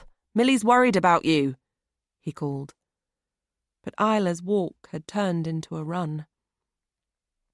She was soaked by the time she reached the supermarket, and the sight of staff dressed up in Halloween costumes only added to her unease. She headed for the cafe and ordered a large coffee. Once at the table, she tried to push thoughts of Julian from her mind and pulled out her phone. She'd seen Sarah's friend request the day before, but had been reluctant to add her. But now that Sarah had emailed, she felt she had no choice but to accept. After all, Sarah had seemed friendly in Cambridge, even spilled her heart out about her parents. There had been a sadness about her. Maybe she needed a friend. She bit down hard on her lip before accepting it, noticing a message from Trevor. She hovered her finger over the delete button. He'd acted so odd, not coming to the reunion. But the temptation to read it was too much. She opened the message. Hi, Isla. I loved you at university, and I keep going over and over how you let me down back then. I've never forgotten that. Never really got over it. Never really got over you. On the train that day, everything came flooding back, and I know you're engaged. I understand that you're with Jack, but if you could just meet me, talk to me. I know from your Facebook update you're headed for Sweden soon, but we could perhaps meet before that. Just let me know when you're free. I hope you're okay and managing to deal with the appeal. I know how much it was worrying you. Love you always, Trevor. Kiss, kiss, kiss. Jesus, she whispered, and with a shaky hand and barely a moment's thought, she clicked her way into her settings and blocked his Facebook profile. What the hell was he thinking? Why was he behaving so weirdly? Oh God, had blocking him been an overreaction? She sat for some time, sipping her drink and pinging the band on her wrist, her mind eventually drifting to Ben Martin. Although she knew she should forget the reunion, he still nudged at her. She searched for him on Facebook. There were several Ben Martins, and she found the profile picture of him that she'd seen on the event invitation. His friends list wasn't visible, like before, and there was no way of sending him a private message. If she wanted to get in touch, she would have to send him a friend request. She hovered her finger over the symbol before pressing it. She finished her coffee and left the cafe, trying to keep at bay her conversation with Julian and the message from Trevor. As she headed through the toy section, a woman barged into her, almost knocking her to the floor. There was a scuffle as a member of security grabbed the woman's bag. "I'm being victimised!" the woman yelled. "I haven't even left the shop, you idiots!" Isla moved away, her anxiety levels way too high. She needed to go home. Come back tomorrow. She was hurrying past an array of half-priced pumpkins and a group of children taking part in a frightening pumpkin carving workshop near the door, when something caught her eye. On the pavement outside the window, standing statue still, someone wearing a green beanie hat with a matching scarf wrapped around their face was staring right at her. Panic shot through her. She thrust her face into her hands. "Oh, my God," she cried. "Oh, God, no." "What is it?" a member of staff said, racing towards her and placing her arm around her shoulders. "Whatever's wrong, love?" "Carl Jeffrey," Isla whispered, her chest rising and falling in silent sobs. She moved her hands from her face, made her way slowly towards the window, and pressed her palms against the glass. Her body shook as she forced herself to look out. There was nobody there but shoppers. "Thanks," Isla said, as the same member of the supermarket staff, a pleasant woman wearing devil horns in a red jumpsuit, pulled up outside her apartment block and yanked on the handbrake. "Are you sure you're okay, love?" the woman said. "Yes, honestly, I'm fine, thank you," Isla said, getting out and waving the woman off. It had felt odd being driven home by a woman in Halloween costume. They'd got some strange looks on the way. But nothing was as disturbing as Isla's conviction that she'd seen Carl Jeffrey. Could it really have been him? Had his sister won her appeal for his release? Had he come to England to torment her? Jack was in the apartment block car park. He'd attached jump leads to her car battery. She approached with a hesitant smile, unsure what response she'd get. To her relief, he looked up from under the bonnet and smiled. "We'll have takeaway tonight. Is that okay?" He smiled. "Oh, okay. Just for a change, then." "And we need milk." She couldn't mention Carl Jeffrey, could she? If she did, she'd have to tell him about the appeal, and he would be upset that she'd kept it from him. And worse, he might think she was crazy. She was beginning to think she was. "What are you doing home?" she said, stepping closer and kissing his cheek. "Half day. I booked it ages ago," he said with a sniff. "Matt's got a PlayStation VR and we were going to have a virtual afternoon, play a bit of Rush of Blood, but he bailed on me." "You lost me at Matt Scott," she said, forcing a smile. "I thought I told you I was off this afternoon," he said, screwing up his nose. She shook her head. He could have, and her mind hadn't absorbed it. She was becoming less focused lately. "Anyway, I thought I'd try to fix your car, because I'm wonderful." "You are." She laughed weakly. "But you don't know the first thing about cars, do you?" "Now, that's where you're wrong." He rubbed the back of his hand across his forehead, covering it with oil. "My dad taught me how to jump-start a car when I was 10. A fleeting smile crossed his face. "Okay, but don't you need 2 people?" "Do you?" He looked puzzled, eyes back on the engine. "Yes, one to turn over the engine and work the clutch and throttle, the other to push the car, especially if you're not on a hill, which you're not." She smiled. "My dad taught me when I was 8. She touched his cheek. "You have oil all over your face, by the way." "Does it make me look manly?" Almost, she said, trying hard again to smile. She moved away, drifting towards the front entrance. I'll get changed and help. He grabbed her arm and she looked back. Are you okay? He said, seeming to pick up on her tone. He knew her so well.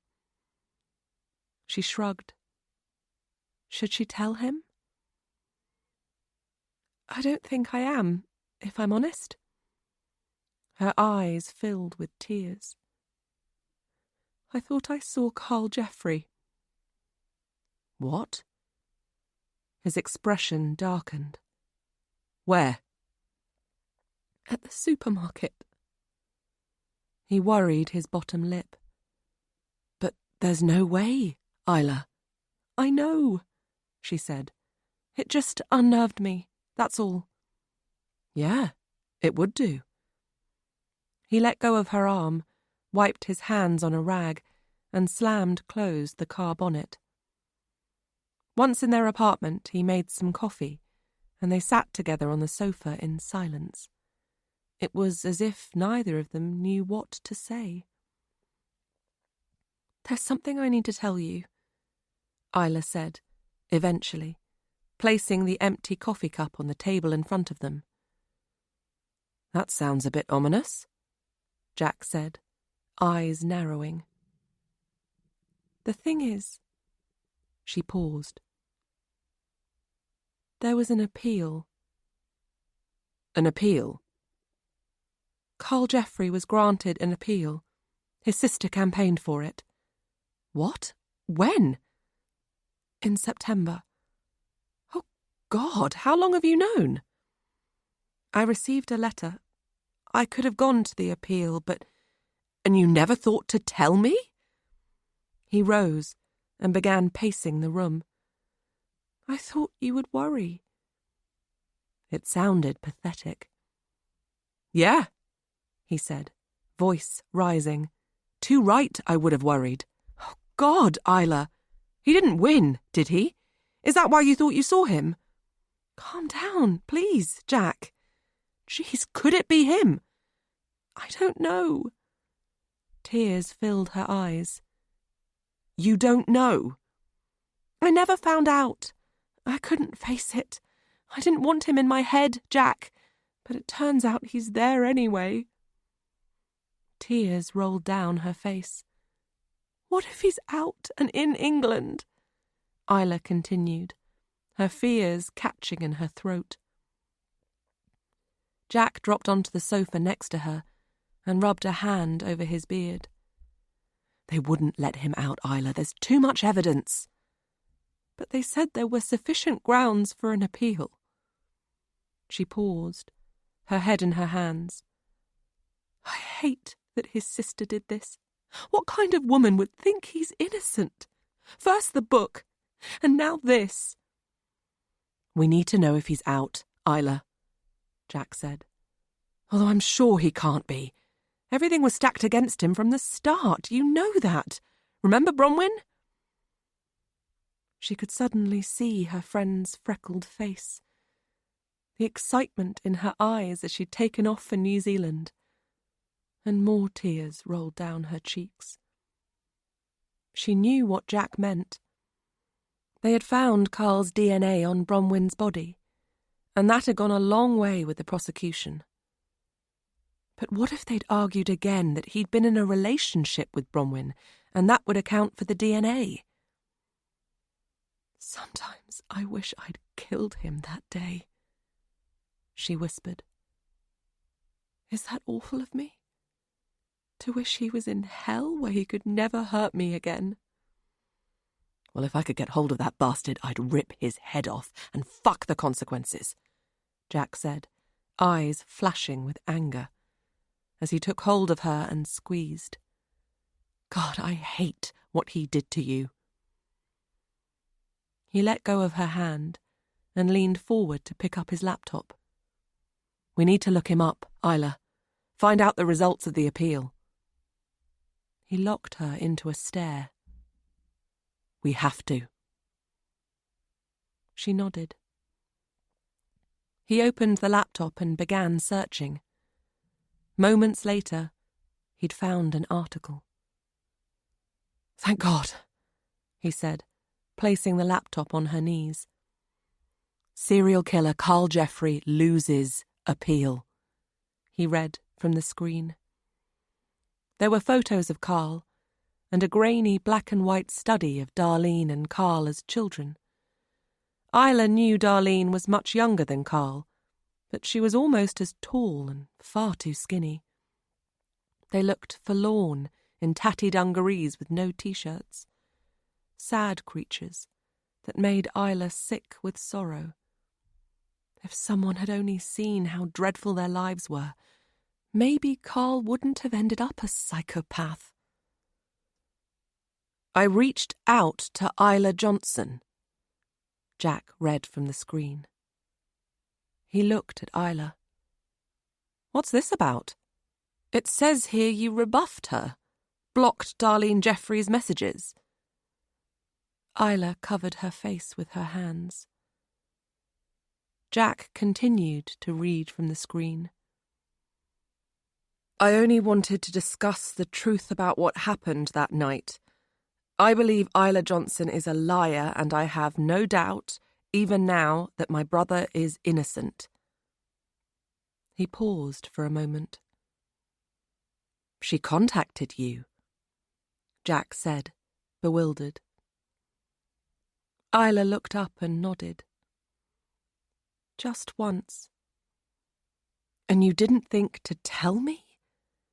You kept that from me too?" His eyes darted her face, as though he was searching for the Isla he knew. "I didn't want to worry you, that's all," she said. "I didn't tell anyone." "And that's meant to make me feel better."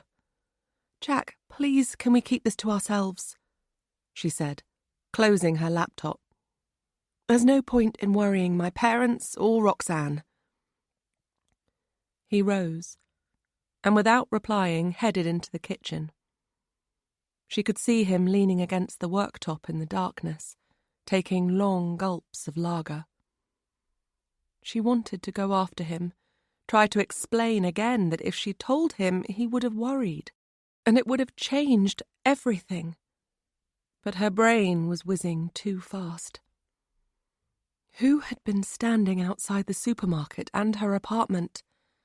Who had pressed her buzzer, followed the taxi, who put the butterfly on her doorstep and the flyer on her car?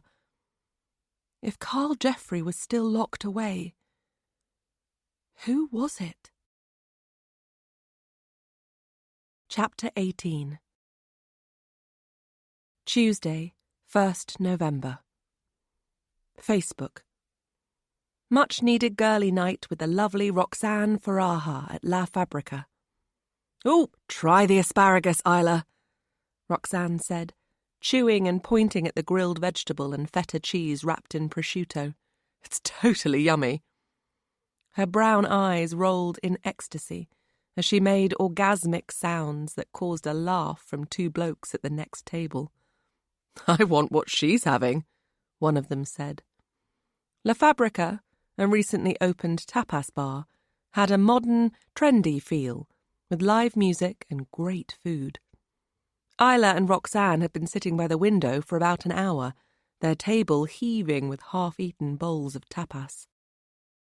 "I love these little pork and apple thingies," Isla said, tucking in. "They're to die for." "God, I'm stuffed," Roxanne said, finally leaning back in her chair and rubbing her slender stomach. She stared at Isla. "So you're really okay?" Isla had told her about what happened at the supermarket, in case someone had seen her and mentioned it. But now she wanted to wipe the subject away like an annoying smudge on a worktop. "I'm fine," she said. "Honestly, I'm totally okay." She took a gulp of her lemonade, wondering what her friend would think if she knew Isla had kept the appeal from her. And a surge of guilt ran through her. Roxanne slipped off her copper-coloured silk jacket and hung it on the back of the chair. She looked amazing. Her black hair spiralling to her shoulders, her narrow-legged jeans and tight white t-shirt hugging her lanky figure. Her heels were like stilts. It was a look Isla wouldn't even attempt to pull off. It couldn't have been him, you know that, right? Yup. I just feel a bit of a numpty, wailing like a fool in front of all those customers at the supermarket. They must have thought I was crazy. Nobody would ever think that. But Isla wondered if her friend thought exactly that. After all, she'd been there, seen her at her worst. The way she'd refused to go out, her bursts of anger. She needed to put Roxanne's mind at rest before she thought she was taking a step backwards. She took a deep breath. I do know it must have been some random person at the supermarket dressed like Carl Jeffrey, she began, trying not to let it show how much she was struggling. I mean, the bastard isn't the only person to wear a beanie and scarf. Exactly. And he's in prison, Isla went on, wishing there was alcohol in her glass and she hadn't opted to drive. Where he belongs, Roxanne said, reaching over and touching her friend's hand.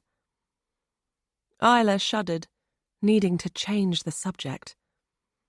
Trying to smile through the tension building in her neck and shoulders was impossible. Thank you, she said. You know, for caring, and for being the best friend anyone could wish for never letting me down. Tears gathered close to the surface. I'll always be here for you, Isla, Roxanne said. No matter what, you know that. Right, subject change, methinks, Isla said, taking another deep breath to ward off tears. So how's work? Yeah, pretty good. Roxanne picked up a green olive and popped it into her mouth. After leaving university, Roxanne had flitted from job to job and later spent time in Africa doing voluntary work. Recently, she'd taken a job in marketing, although it didn't stop her devoting every spare moment to working with charities and a stream of good causes. A new intern started this week who's rather cute. Only 18, though, and even I draw the line at cradle snatching. She laughed. Although, Roxanne, you're a bad, bad lady. I know, I can't help it. She giggled.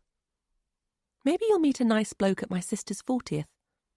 I don't want a nice bloke, Isla, she said, licking her fingers and winking at the man at the next table. You know that. I like things the way they are. But you could be missing out. Enough! Roxanne put up her palm. Talk to the hand. Isla laughed, picked up a spicy corn kernel and nibbled on it. Ooh, Roxanne blurted. You haven't told me how the reunion went. Did you meet up with Trevor Cooper? Isla shook her head, thoughts of his last message and the way she'd blocked him on Facebook, filling her head. He didn't turn up, she said, deciding not to tell Roxanne about the message. She would only say she was a fool for going near him. In fact, only Sarah Pembroke came. I saw her picture on your Facebook. She looked amazing. I know, stunning. So, nobody turned up but her? Isla shook her head. That's well weird. Uh-huh, a little bit. Still, it's probably for the best. I shouldn't have gone in the first place. Did say. Roxanne pulled a smug face. Yeah, I know. Isla paused, not wanting to talk about it anymore. The subjects she actually wanted to chat about were dwindling. And talking of Millie's 40th, she said. Were we? Have you any idea where I can get a minion cake by Saturday? Apparently I agreed to get one a while back. I can't remember saying I would, but I guess I must have. Millie says she has the text to prove it, and she's not afraid to use it. A grin stretched across her face. Plus, Jack's already got his Spider-Man costume, she said, hoping he would have forgiven her by then. He'd seemed so distant that morning. And I haven't even thought about what I'm going to wear. Well, there's a fancy dress place in Hitchin, maybe try there. And I'm pretty sure I've seen minion cakes in almost every supermarket I've been in. Cool, she said. Sorted. Dessert? Roxanne picked up the menu. Silly question, Isla said with a laugh. Later, outside in the car park, they hugged goodbye. See you Saturday, Roxanne said, as they got into their cars. Isla waved from the driving seat as her friend pulled away, before turning the key in the ignition. The engine didn't even attempt to whir. Christ, she muttered. They'd managed to jump-start her car the day before, and it was working fine earlier. She pulled her phone from her bag. There was no signal, so she climbed out of her car. A light breeze tickled her cheek, and there was a mizzling rain in the air. She glanced about her, suddenly aware how lonely the car park was, and took a few steps before getting a signal. She knew Jack well enough to know that even though things were a bit rocky between them, he would be there for her. "Hey, Jack," she said when he answered, raising her voice to make herself heard as the line was poor. "You'll never guess. My bloody battery has died again." The thought of walking the short route home across the park made her uneasy, and the long way would take over an hour. She hadn't even brought an umbrella with her. "Where are you?" He sounded a bit off, and she hated the way that made her feel. "La Fabrica, standing in the car park." She moved from foot to foot, feeling chilly and damp, as she looked around her once more. "Listen, forget it, don't worry, I'm fine. I'll call a taxi," she continued, her anxiety rising. "I shouldn't have called you. I'm a big girl now." "No, it's fine, I'm on my way. I was in the shower, just need to get dressed. Go back inside until I get there." "Okay, if you're sure. Thanks. I really appreciate it. See you soon." She ended the call and went back inside. It was even more crowded than earlier, as a new wave of customers had arrived, and a bloke with a guitar was doing his best Ed Sheeran impression. She'd been standing by the door for several minutes when a waitress approached. "Are you Isla?" she said, blowing her fringe from her forehead, flustered. Isla nodded. "There's been a message to say—" She looked down at a post-it in her hand. "You're not to wait for Jack. He'll walk to meet you the parkway. Does that make sense?" "I think so." Maybe jump-starting her car had flattened Jack's battery too. The woman disappeared into the busy restaurant, and Isla looked down at her phone. There was no signal. She left the bar and walked in the direction of home, trying not to look over her shoulder at the quiet darkness swallowing her. The rain had eased off, and she'd been walking for 5 minutes when she reached the park entrance. It was quiet, and she stepped from foot to foot, feeling uneasy as she waited for Jack. She pulled out her phone and tried to call him, but it went to voicemail. The houses close by were in darkness, and she suddenly felt sure someone was standing in the shadows. Without a second thought, she set out at speed across the park, certain she would bump into Jack coming in the other direction. In truth, she hadn't realized how thick with darkness the park would be. Towering trees blocked what little light there was, throwing shadows across the path. A few more steps, and she would be able to see the road that ran by her apartment in the distance, and the lights from the steady flow of traffic would be sure to settle her anxiety. She pulled out her phone again and flicked on the torch, casting a beam of light that picked out the deserted playground. She'd played in the park as a child and could almost hear her childhood self squealing, "Higher, higher," as Millie pushed her on the swing.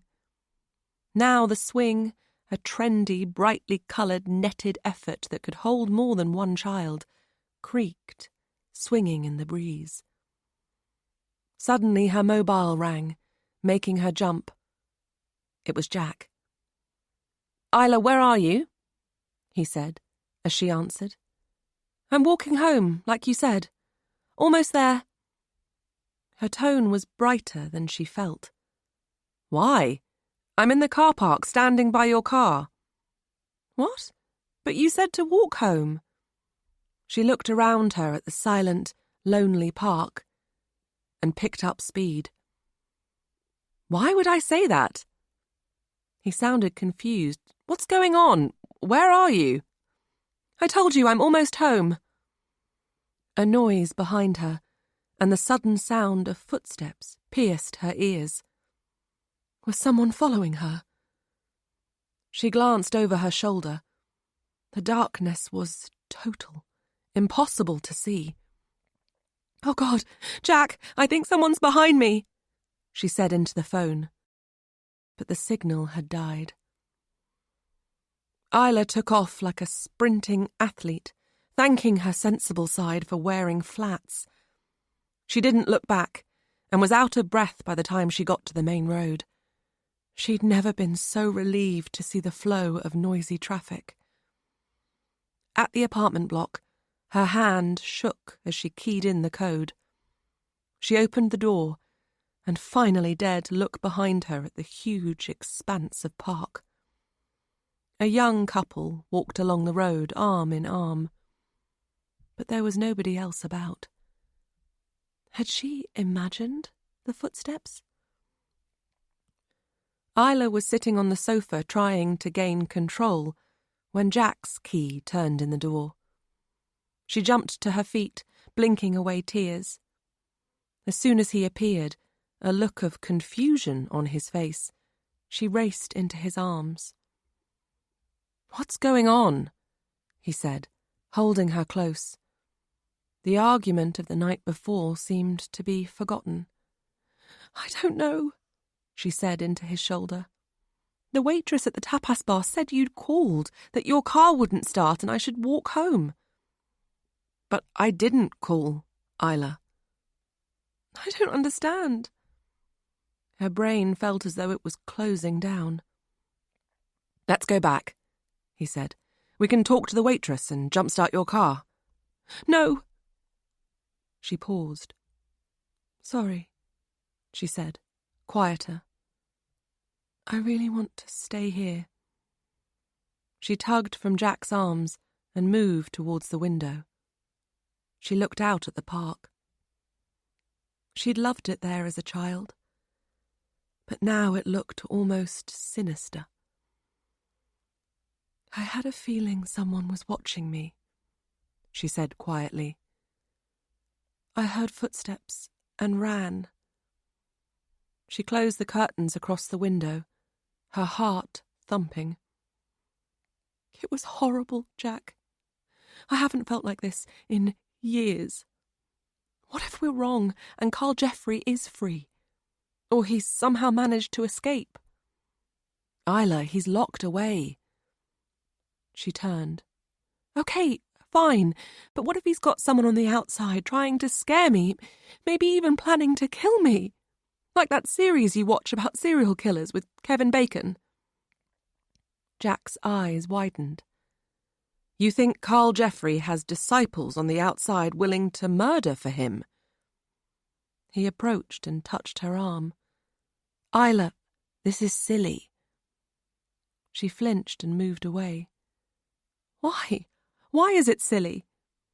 "Because that's fiction, Isla, and this is real life." "It's not fiction, Jack. I read about it on a website." She was talking too fast, her cheeks wet with tears. "People like him have groupies." "Please, stop, Isla. You sound crazy." "No, But you're winding yourself up. It was probably just a misunderstanding at the restaurant, that's all. You need to put Carl Jeffrey out of your head, or—" "I know," she said, softer now. "I know. Yes. Ignore me. I'm fine. Honestly." But she knew she was far from it. Chapter 19. Wednesday, 2nd November. "Shall we ask at the bar first, or jumpstart your car?" Jack said, dropping down gears as they arrived at La Fabrica. It was just after 7, and the car park was already rammed. Isla was relieved that any talk of the wedding, and her keeping things from him, had disappeared after the shock of the night before, and Jack seemed focused on supporting her. "Let's try to find the waitress," she said, unclipping her seatbelt. "Get it over with." "I'm sure it's some kind of misunderstanding," Jack said, getting out of the car. "Yes, I'm sure you're right. I just need to be sure, that's all." Even though Jack had found the article, Isla still couldn't get Carl Jeffrey out of her head. Someone had called the restaurant and asked the staff to give her a message. She needed to know who it was. Felt her sanity depended on what the person had said, what they sounded like. The restaurant was heaving, and a waiter in black trousers and a crisp white shirt stood near the entrance, a book open on a stand in front of him. "Table for 2?" he asked with a smile, as they approached. Jack shook his head. "No thanks, mate. We're looking for one of your waitresses. She was here last night and we'd like to talk to her." "We have a lot of staff," the waiter said, as Isla scanned the area, searching for the woman who'd spoken to her the night before. "Could you be more specific?" "She gave me a message last night," she said. "Told me my boyfriend had called saying I should walk home." Her eyes flicked from Jack to the waiter. She knew she wasn't explaining herself very well. "Okay." The waiter's eyebrows furrowed. "It's important we speak to her," she went on, running her finger over the band on her wrist. "It was a lie, you see." She hadn't really noticed it last night, but now the place felt far too crowded. And although the food tasted good when she was with Roxanne, now the spicy smells made her queasy. "Okay," the waiter repeated, but with more emphasis. He tilted his head and screwed up his face. "Sorry, I confess I'm a tad confused." "One of the waitresses told me to go home last night," Isla said, the noise making her head throb. "But I should have waited for Jack because it couldn't have been him, do you see? But Jack hadn't called. His car was okay." She was talking way too fast, her phrasing clipped. "And when I walked home, someone followed me, or I think they did."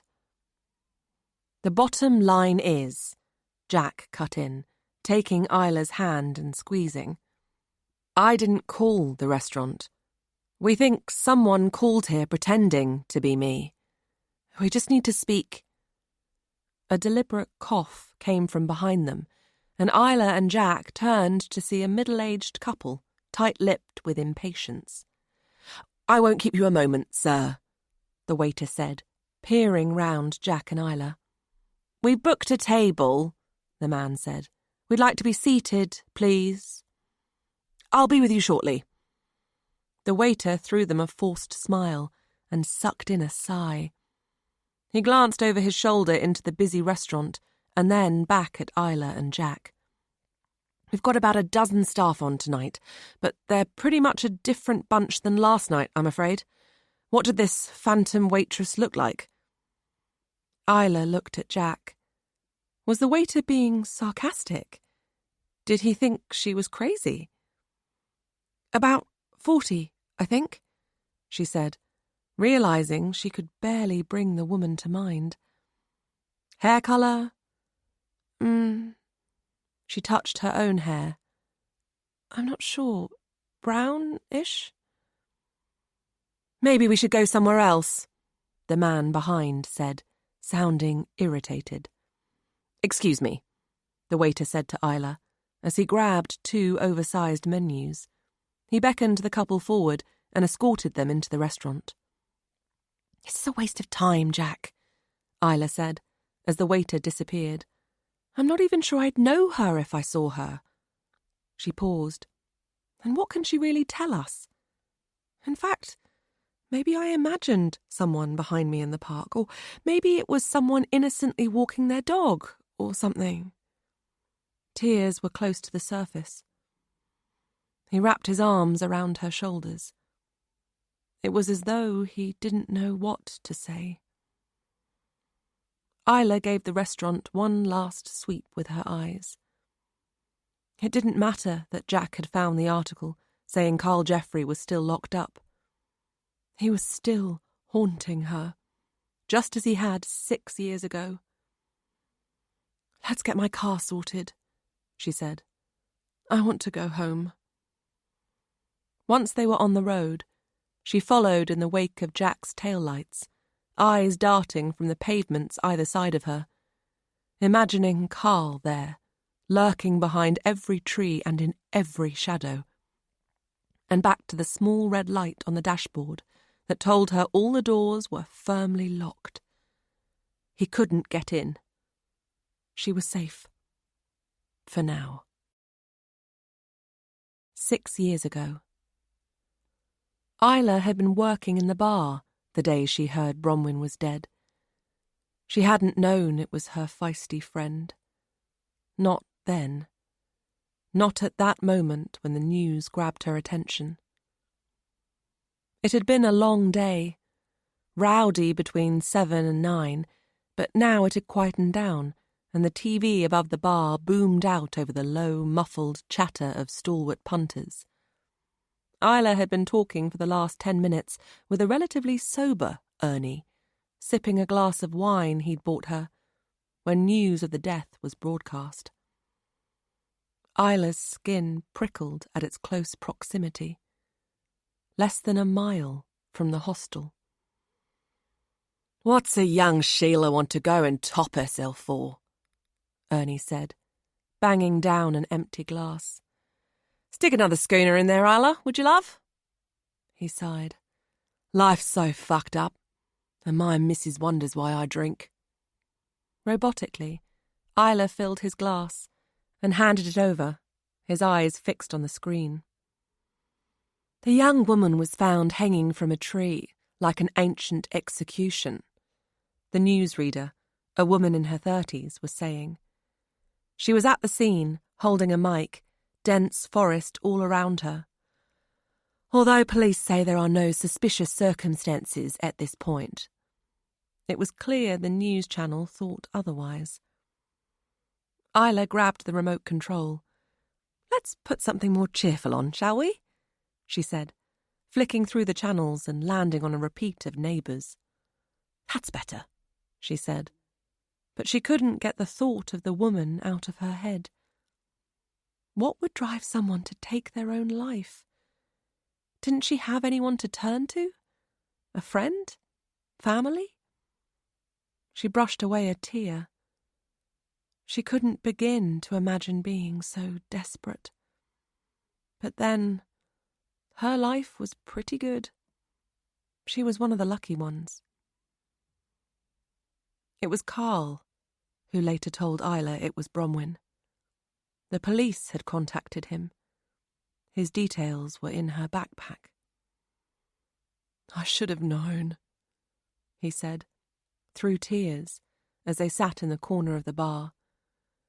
Abused by her father, she told me. Never really came to terms with it. The signs were there, just wish I hadn't missed it. He shook his head, tears filling his eyes, seeming different. Genuine. Gone were the charms, the flirting. It seemed the shock of Bronwyn's death had stripped away the fake layer.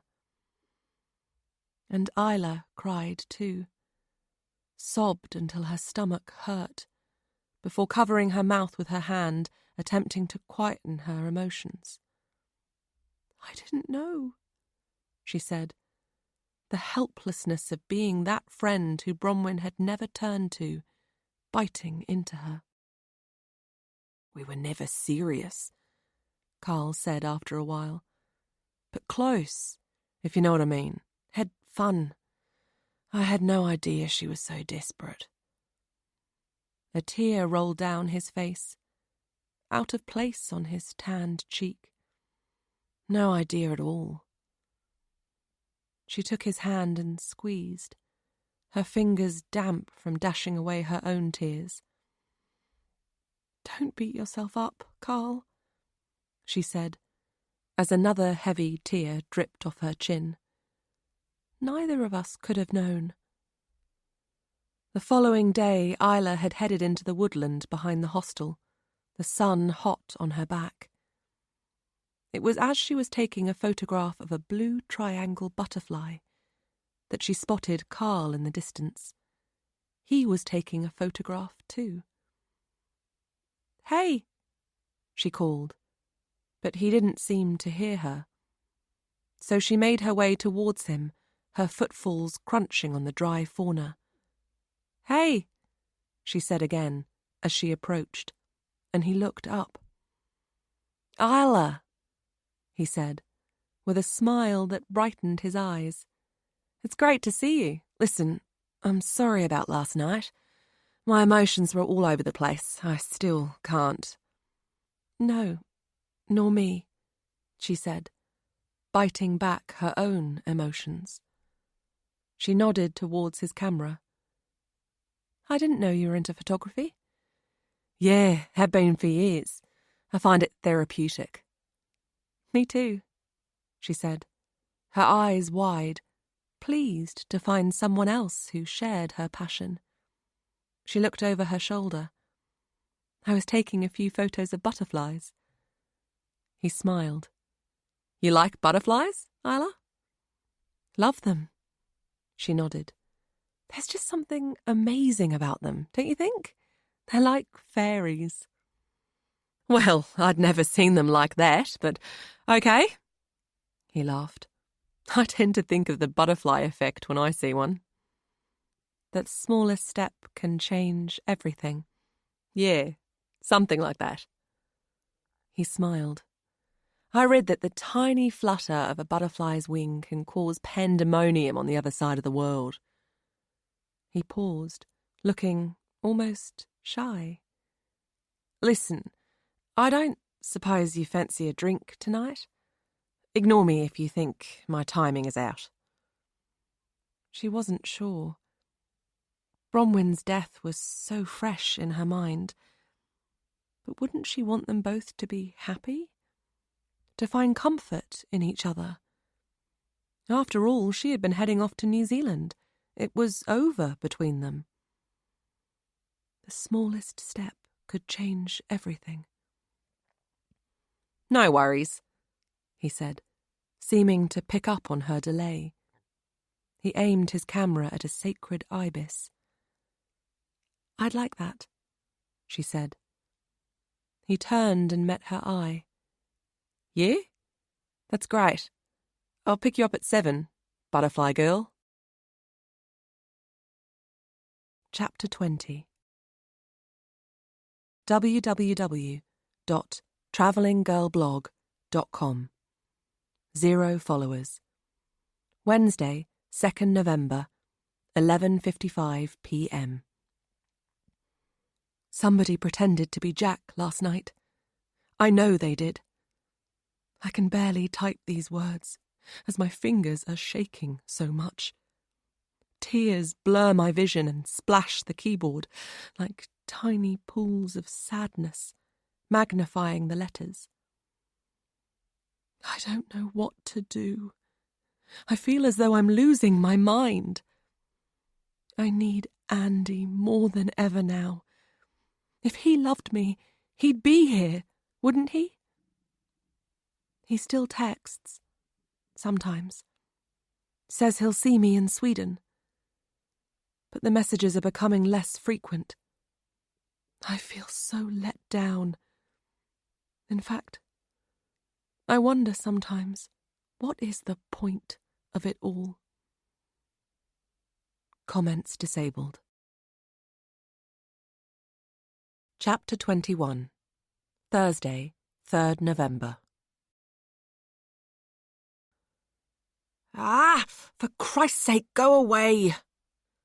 Jack's cry woke Isla from a nightmare where she was being chased by a superhero with a machete, his Spider-Man ringtone piercing the darkness of the early morning. She turned to see him staring into the brightness of his phone screen, hair ruffled. "Geez, Jack, who the hell is it?" she said, rubbing her eyes with her fingertips. He pulled back the duvet and sat up, twisting his legs round so they dangled off the bed. "Hello?" he said, pressing the phone to his ear as he rose and left the bedroom. He returned 5 minutes later. "I've got to go down to Dorset," he said, face flushed, eyes hard to read. He didn't give her time to respond, hurrying into the bathroom without looking back. Once he'd showered, he returned, shoving on his black jeans and a round-neck jumper. "You're going now?"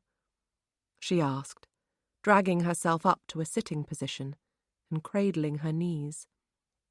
"My mother's had another heart attack," he said. "She's back in hospital." "Oh, God, is she okay?" He shrugged. "I don't know." He turned to look at her. "Are you going to be okay? I won't go if you need me. You know that." "I'll be fine, honestly. I've got a feature due in tomorrow. What I need is to get my head down and fingers on keyboard." She watched as he packed.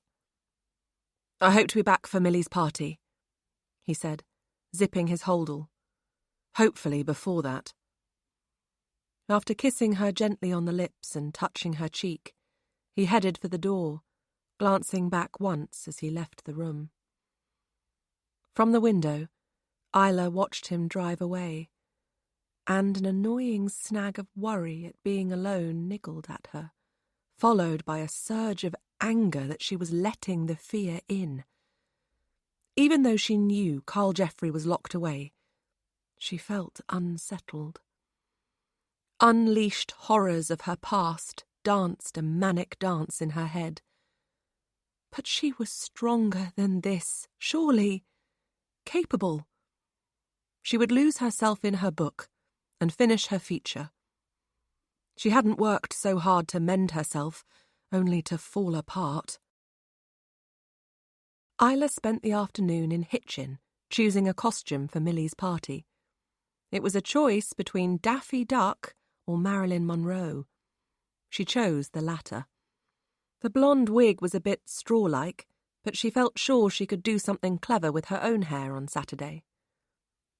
Later, she picked out a gift for Millie. An ornament that depicted sisters holding each other close, that she knew her sister would love, and she grabbed a minion cake from the supermarket.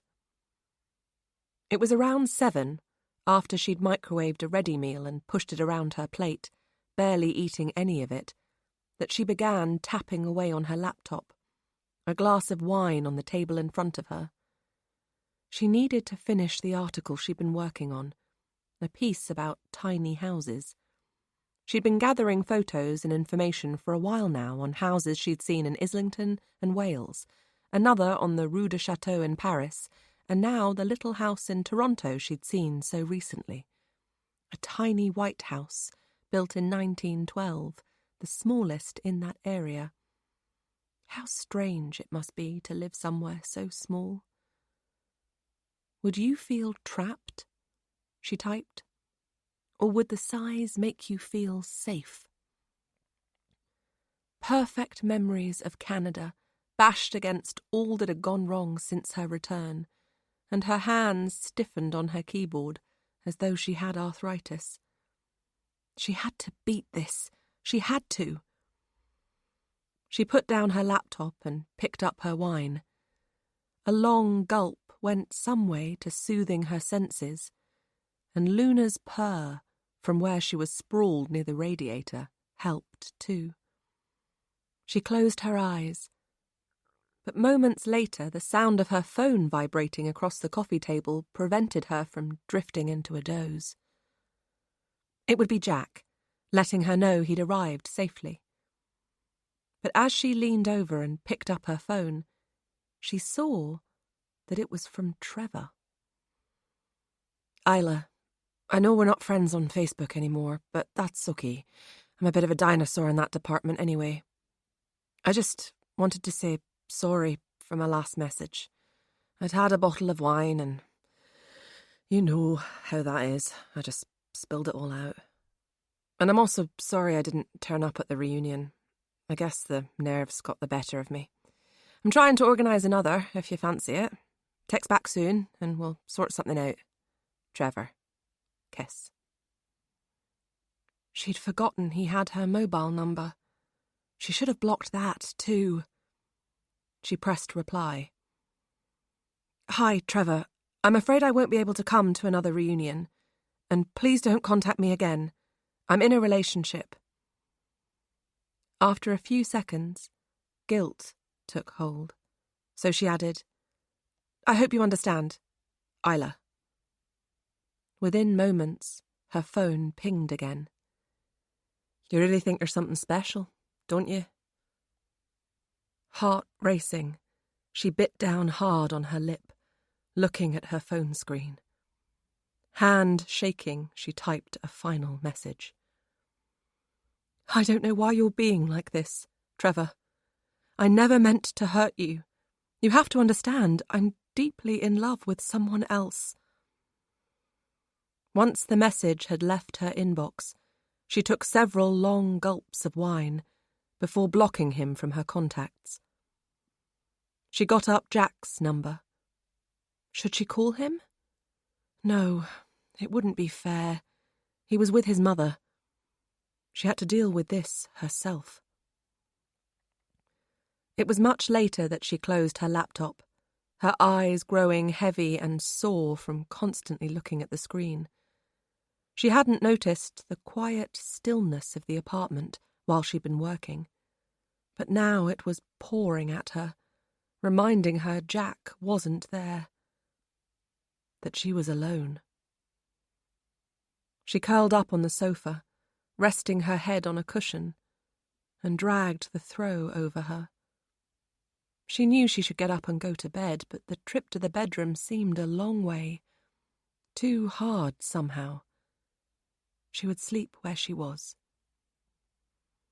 It was gone 2 a.m. when she woke with a start.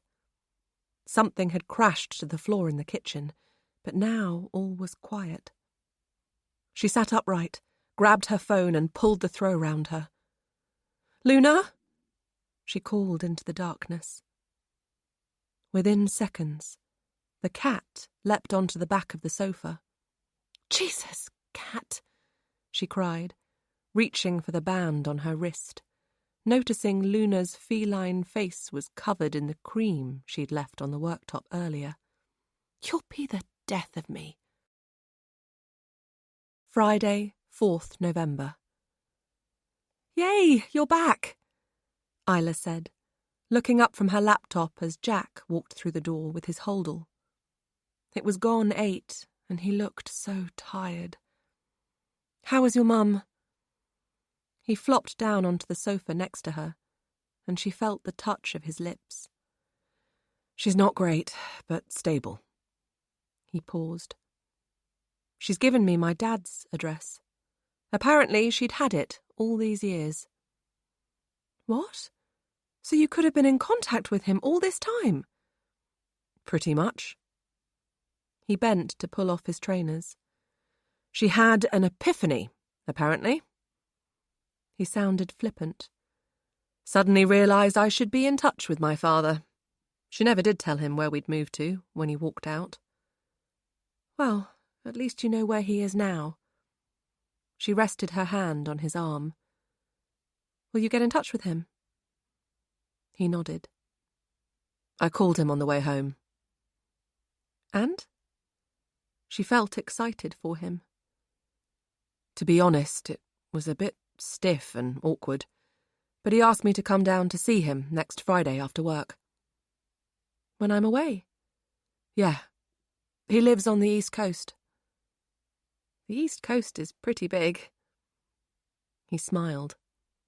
Sheringham. His eyes met hers. I can't wait for him to meet you. I know he'll love you. He touched her cheek.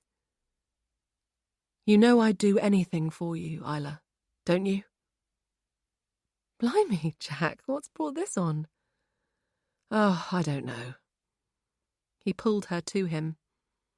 I suppose I look at the mess my parents made of everything and feel so lucky I met you. Chapter 22. Saturday, 5th November. WhatsApp.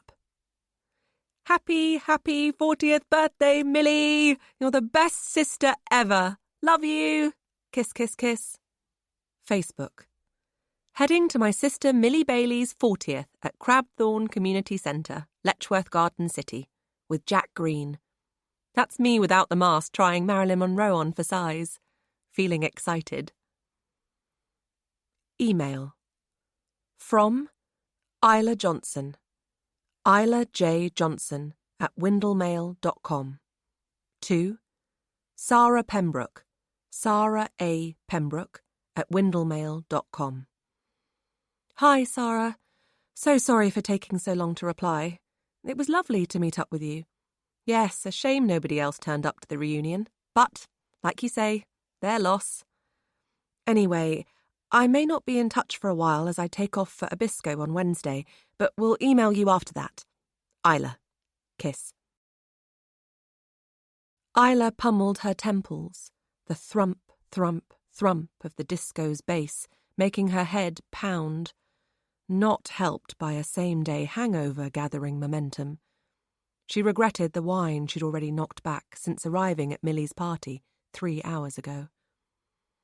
But she'd needed Dutch courage. She didn't like parties at the best of times, but then she couldn't have coped with Millie's sad face if she'd backed out. She hadn't even liked parties at university, when Roxanne used to drag her along. Roxanne had been different to Isla, dabbling in anything that would make her high, whereas Isla wouldn't touch drugs and often ended up getting her friend out of scrapes. Come on, Isla, dance with me! It was Millie dressed as a rag doll with red circles on her cheeks and a blonde wig woven into plaits and tied with pink ribbons.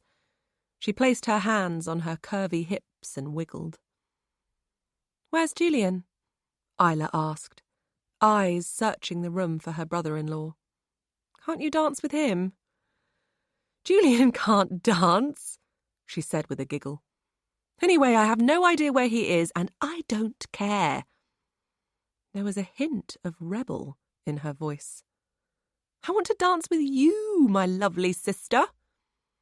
She grabbed Isla's hand and dragged her from the corner of the hall, where she'd been hiding for the last hour, taking photographs she would upload onto Facebook later.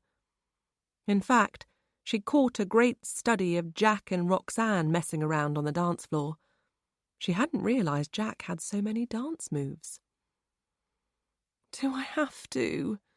Isla protested, sticking out her bottom lip.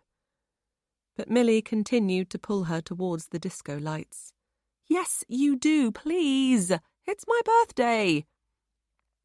Once there, Millie began spinning on the spot and singing along to My Sex is on Fire, arms stretched above her head as she danced in front of pulsating lights. Roxanne was gyrating like a pole dancer without a pole, wearing a clinging leopard skin jumpsuit with a long tail attached, and a headband with orange ears, seeming blissfully unaware of the line of men at the bar ogling her. Millie grabbed Isla's hand and swung her back and forth. But Isla had always danced like a toddler, bouncing on the spot, fists clenched, her body barely moving. Not a dance style that went with the Marilyn Monroe in her famous white dress look she was trying to pull off. A group of Millie's friends pulled her away from Isla and into their huddle, and a muscular black man approached Roxanne and took hold of her waist with a playful jerk, as though they were about to tango. She put up no resistance, a seductive smile crossing her lips, as she looped her arm around his neck. Surely Isla could sneak back into the corner, unnoticed. She was about to head away when a short woman in her 70s, dressed as Cher, tried to make herself heard above the music. "Are you Isla?" she yelled. Isla nodded.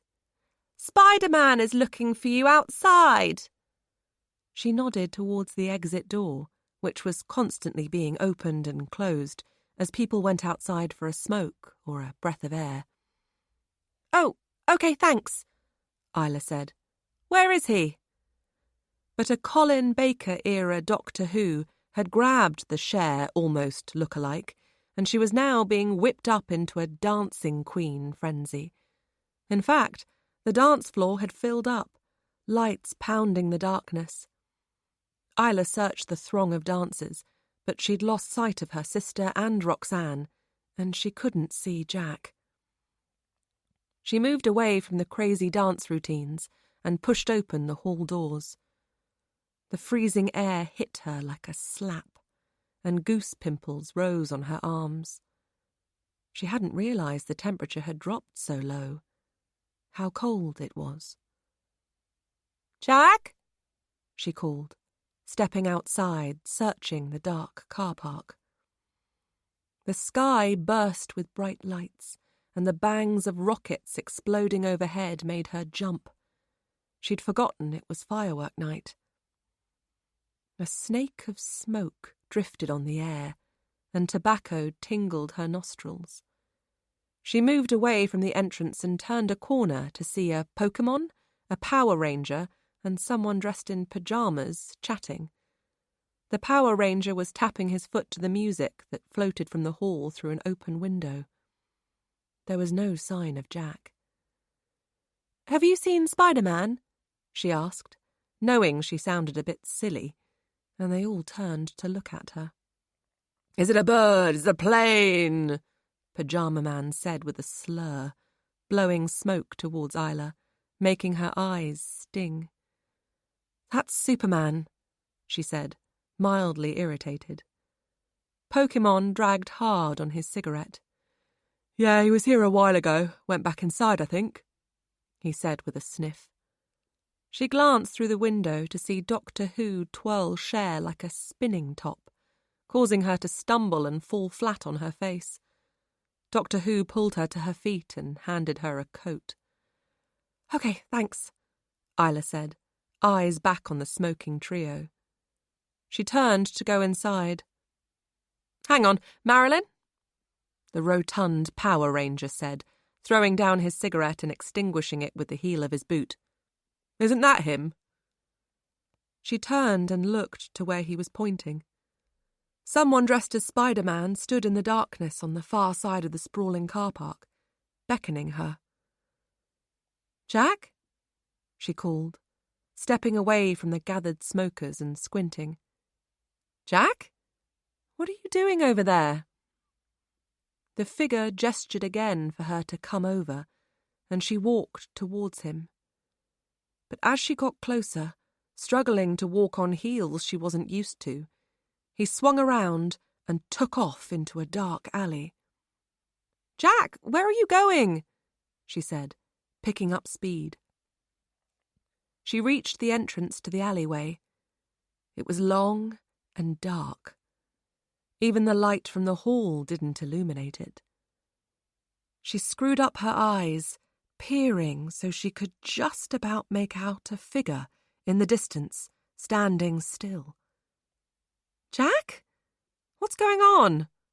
she called, stepping into the darkness, fumbling with her phone, trying to turn on the torch as she walked. Someone came up behind her and grabbed her arm. "Isla?" She turned and shone her torch into Jack's face. "Jesus!"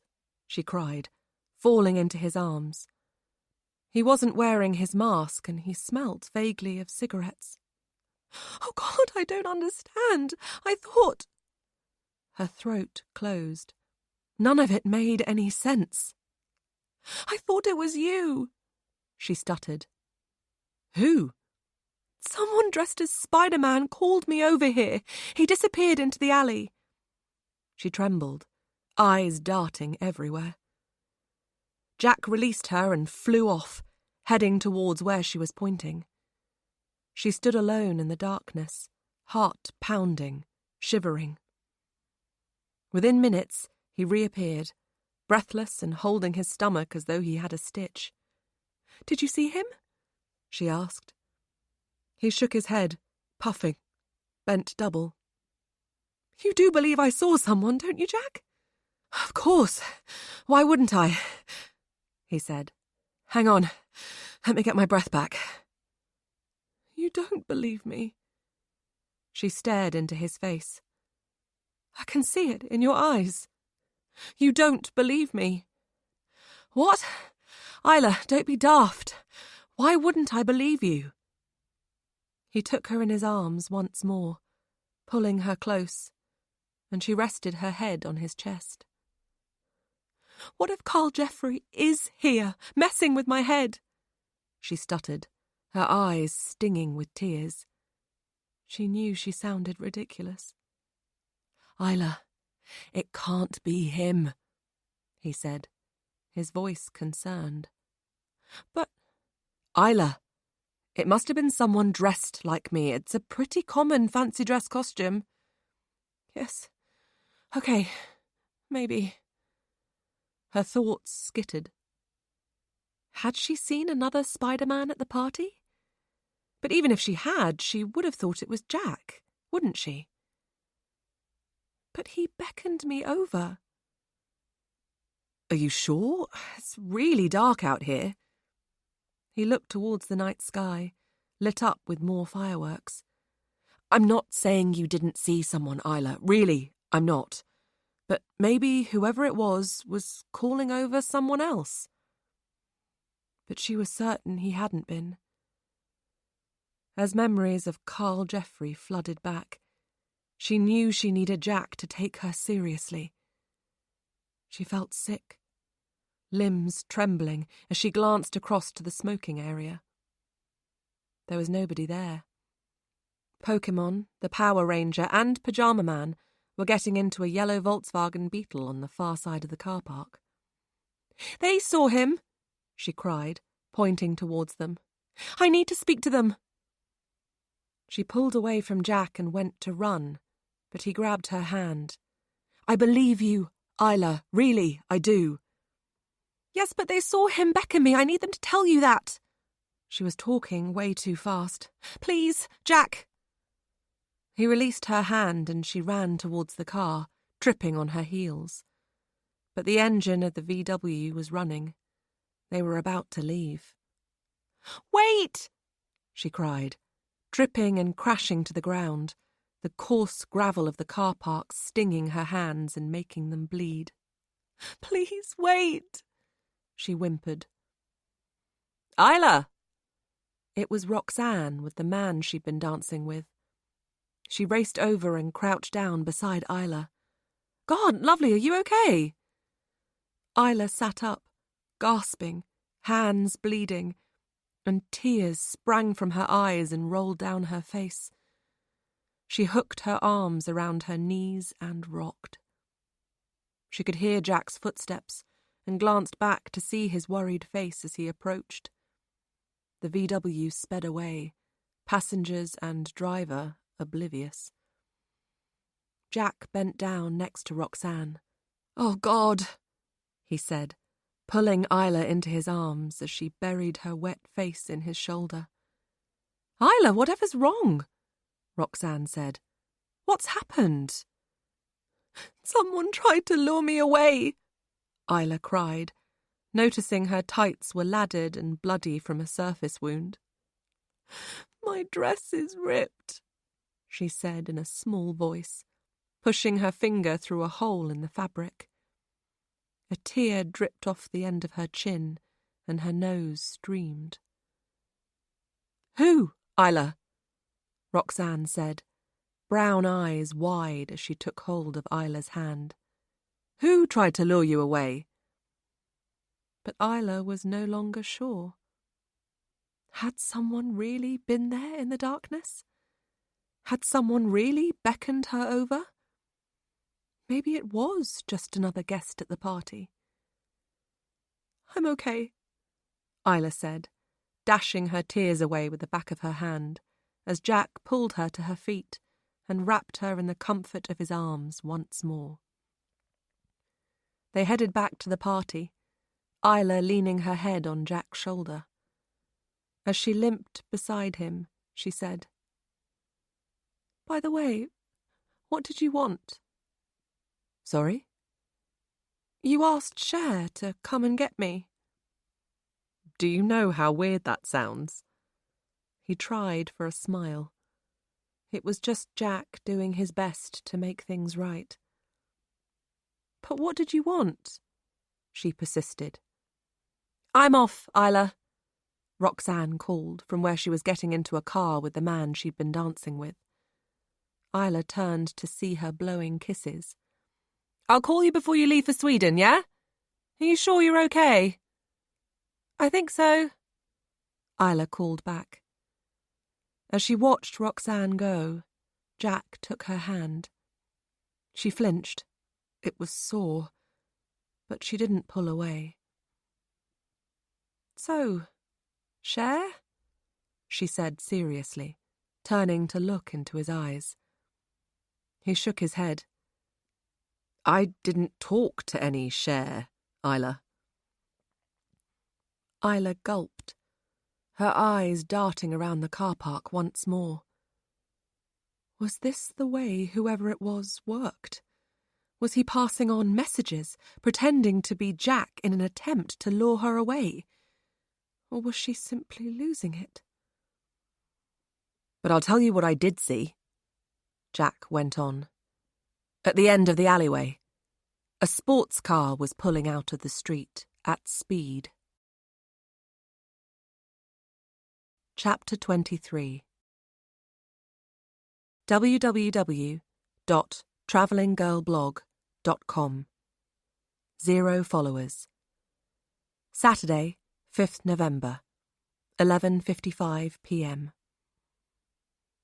Someone was out there in the darkness. I can't bear how helpless that makes me feel. How afraid I am. Thoughts of him trip over themselves inside my head. Thoughts that Carl Jeffrey is back to finish what he started. A scream explodes inside my head. How the hell am I meant to sleep? Am I really losing my mind? Has my sanity packed a case and left? My eyes sting with tears, but I cling to the fact I've heard from Andy. I found the text when I got home from Millie's party. He's going to meet me in Abisko on Friday. He's promised he'll be there. I pray he will be. I need him more than ever now. Comments disabled. Chapter 24. Isla spent the next 2 days in bed, with Luna curled asleep on the pillow next to her. Jack had tried to coax her out of bed on Sunday, his ploys ranging from sympathy to making jokes. "You know I'd do anything for you, Isla," he'd said. "A takeaway, a glass of wine, a strawberry milkshake." He'd even offered to watch the X Factor results show.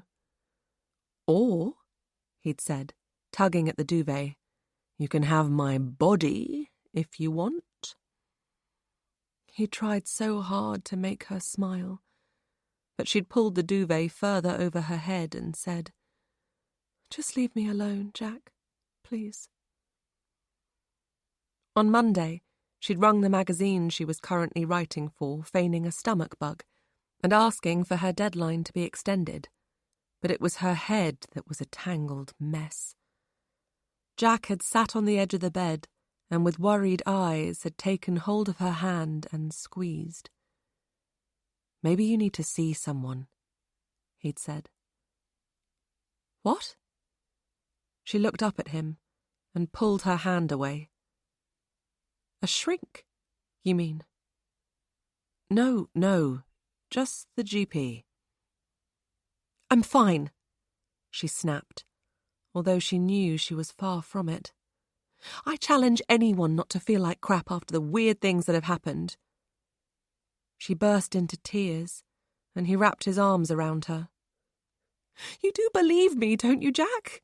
That I saw—" She wanted to say Spider-Man, but it almost sounded funny. Well, it wasn't a funny place inside her head. "I believe you saw someone," he said, releasing her. "Listen, maybe we should contact the police." She shook her head. "And say what?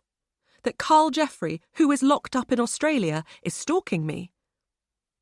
Jack shrugged helplessly. "I don't know, Isla. I just want you to be okay." "I am, Jack," she said. "I probably just need a few days to reset." She leaned into him, sniffing against his shoulder. "That's all." "And you're sure you still want to go to Sweden?" "Yes!" She dashed away her tears. "I need to finish my book, and it's more than that. If I don't go, Jack, he's beaten me, hasn't he? The bastard's won." That evening, as Jack watched Captain America in the lounge, she wished she had the strength to drag herself out of bed and go to him, to snuggle up next to him on the sofa, breathe him in, pretend everything was okay. But instead she lay alone and lonely, eyes tightly closed, tears seeping through sealed lids, wondering if she was going crazy. Tuesday, 8th November. The postman arrived early, and Jack placed a pile of letters and a cup of coffee on Isla's bedside cabinet next to her battered teddy bear. He kissed her head. "Why not go to your mum's today?" he said, before setting off for work, still urging her to get back to normal. Once he'd gone, she pulled herself to a sitting position and took a sip of coffee. The inside of her head felt like a maze with high hedges she couldn't see over. But she had to get out of bed, get past this awful feeling that life was slipping backwards. She grabbed the pile of mail. A circular from Virgin, a reminder that her tax was due on her car, and a greeting card addressed to her and Jack in a spidery hand she recognised. She ripped it open and pulled out a floral engagement card that smelt of lavender, and smiled as a £10 note fluttered onto the duvet. "To our darling Isla and Jack. Congratulations to you both. Gran and Grandad. Kiss, kiss, kiss." Fresh tears filled her eyes. She hadn't seen her grandparents in a long time, and a surge of happy memories filled her head of visiting them in Devon, reminding her of the child she'd once been. She pulled her legs round, tucked her feet into her slippers, and padded into the lounge where she fired up her laptop. She needed to find out if there had been 2 people dressed as Spider-Man at Millie's party. If she could only find a picture with both of them in it, Jack would have to believe her, and it would prove she wasn't losing her mind. But then, Jack had never said she was losing her mind. He'd said he believed her. He was just worried about the effect it was having. Wasn't he? She trawled through the photographs she'd taken, finding a couple of Jack, the one of him and Roxanne dancing, making her smile. But there was only ever one Spider-Man in each picture. She sighed. That didn't necessarily mean there hadn't been 2. Maybe Jack's doppelganger hadn't been caught on camera. It was pointless. She snapped her laptop closed and thrust her pounding head into her hands. Once in Abisko, she would feel better. The cold quietness of such a remote place would help her get her head straight. Everything would be okay once she was there. Showered and dressed, she went back into the bedroom and began throwing things into her case, realizing she was short of jumpers. She took a deep breath, went into the kitchen, and grabbed her car keys from the hook on the wall.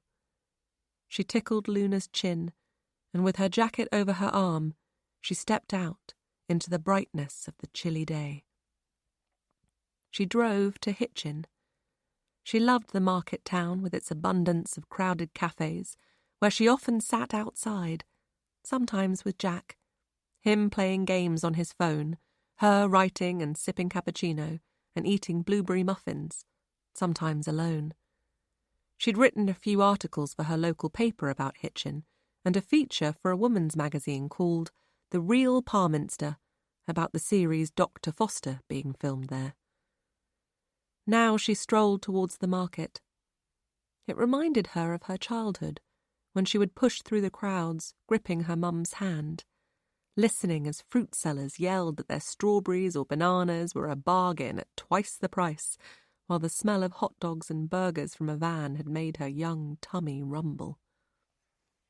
After wandering from stall to stall for some time, she finally bought 2 jumpers from a woman selling hand-knitted woolens and was on her way back to her car when she heard a voice she recognised. "Isla?"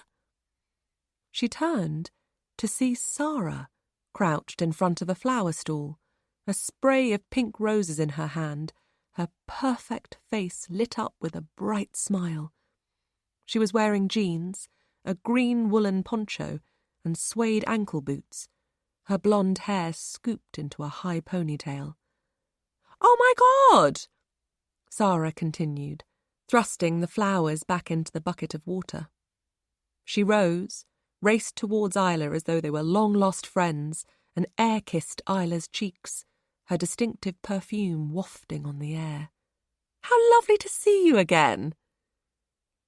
Isla wasn't sure it was.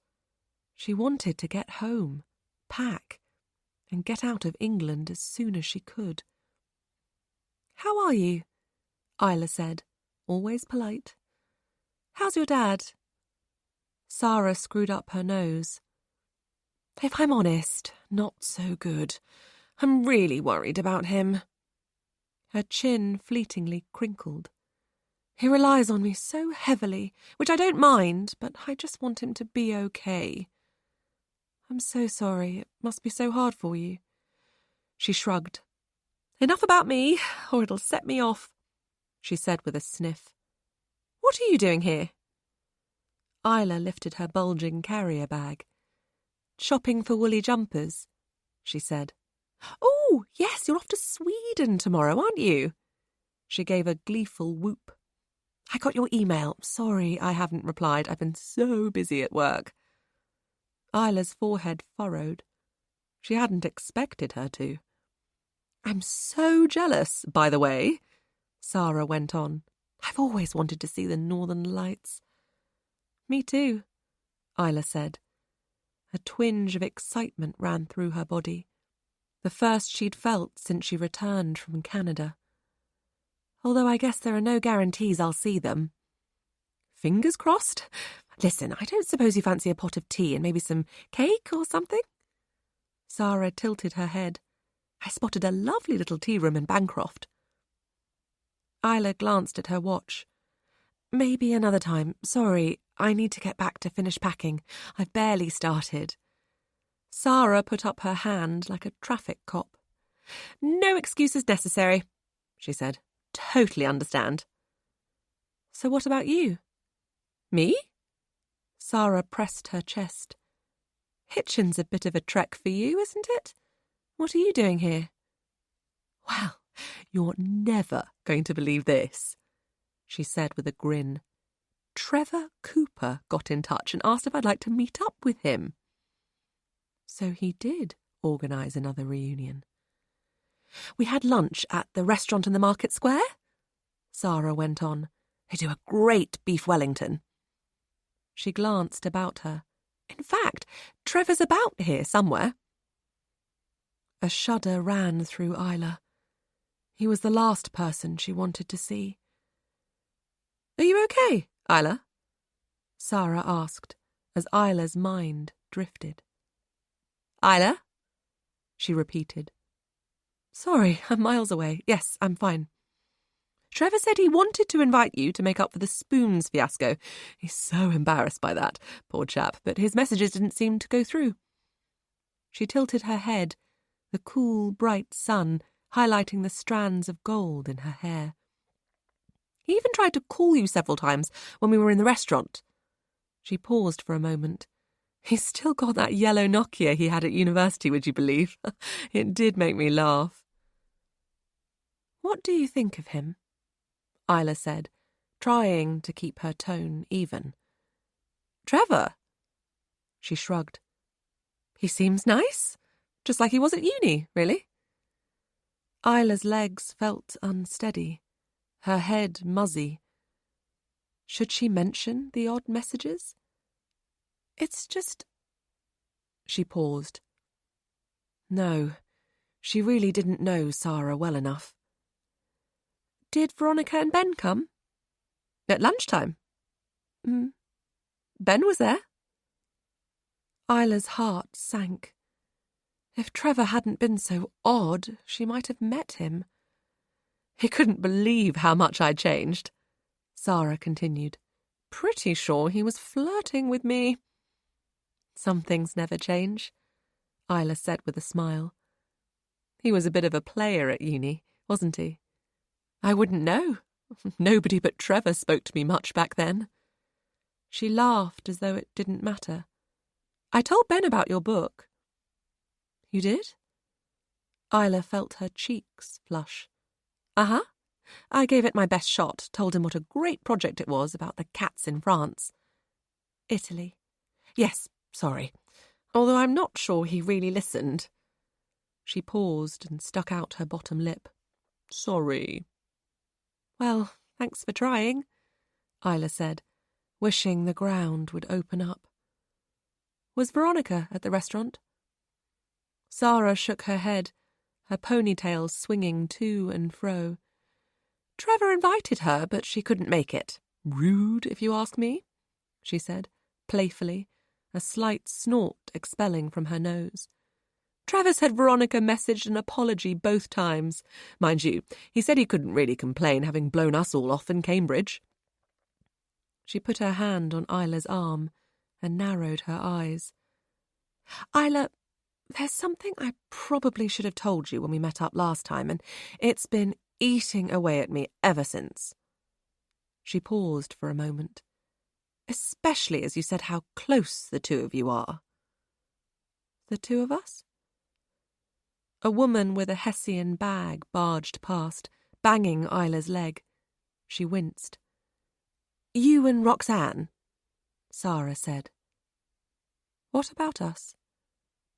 "Listen, can we sit down? It's so crowded here."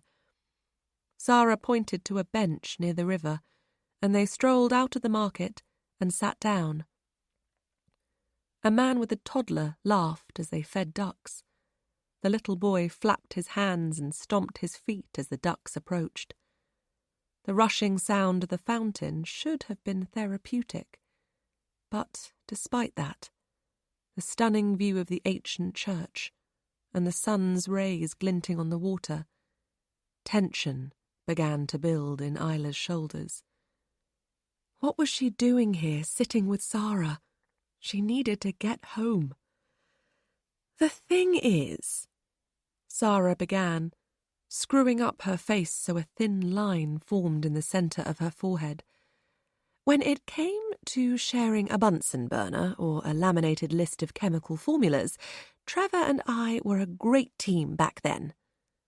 She bit her bottom lip. "Sometimes he would tell me things he didn't tell other people.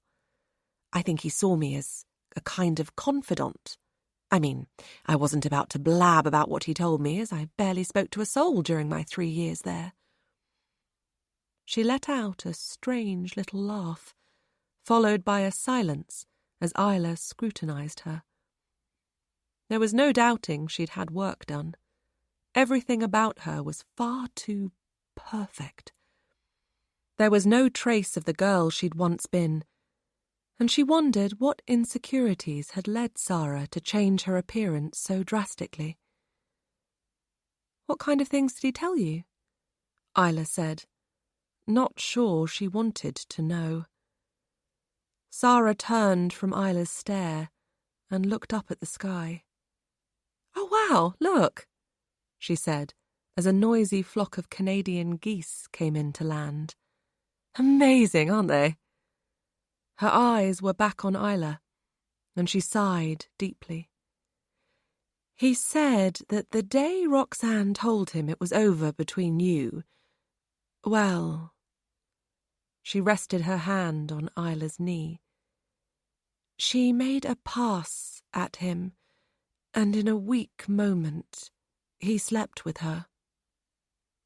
"What?"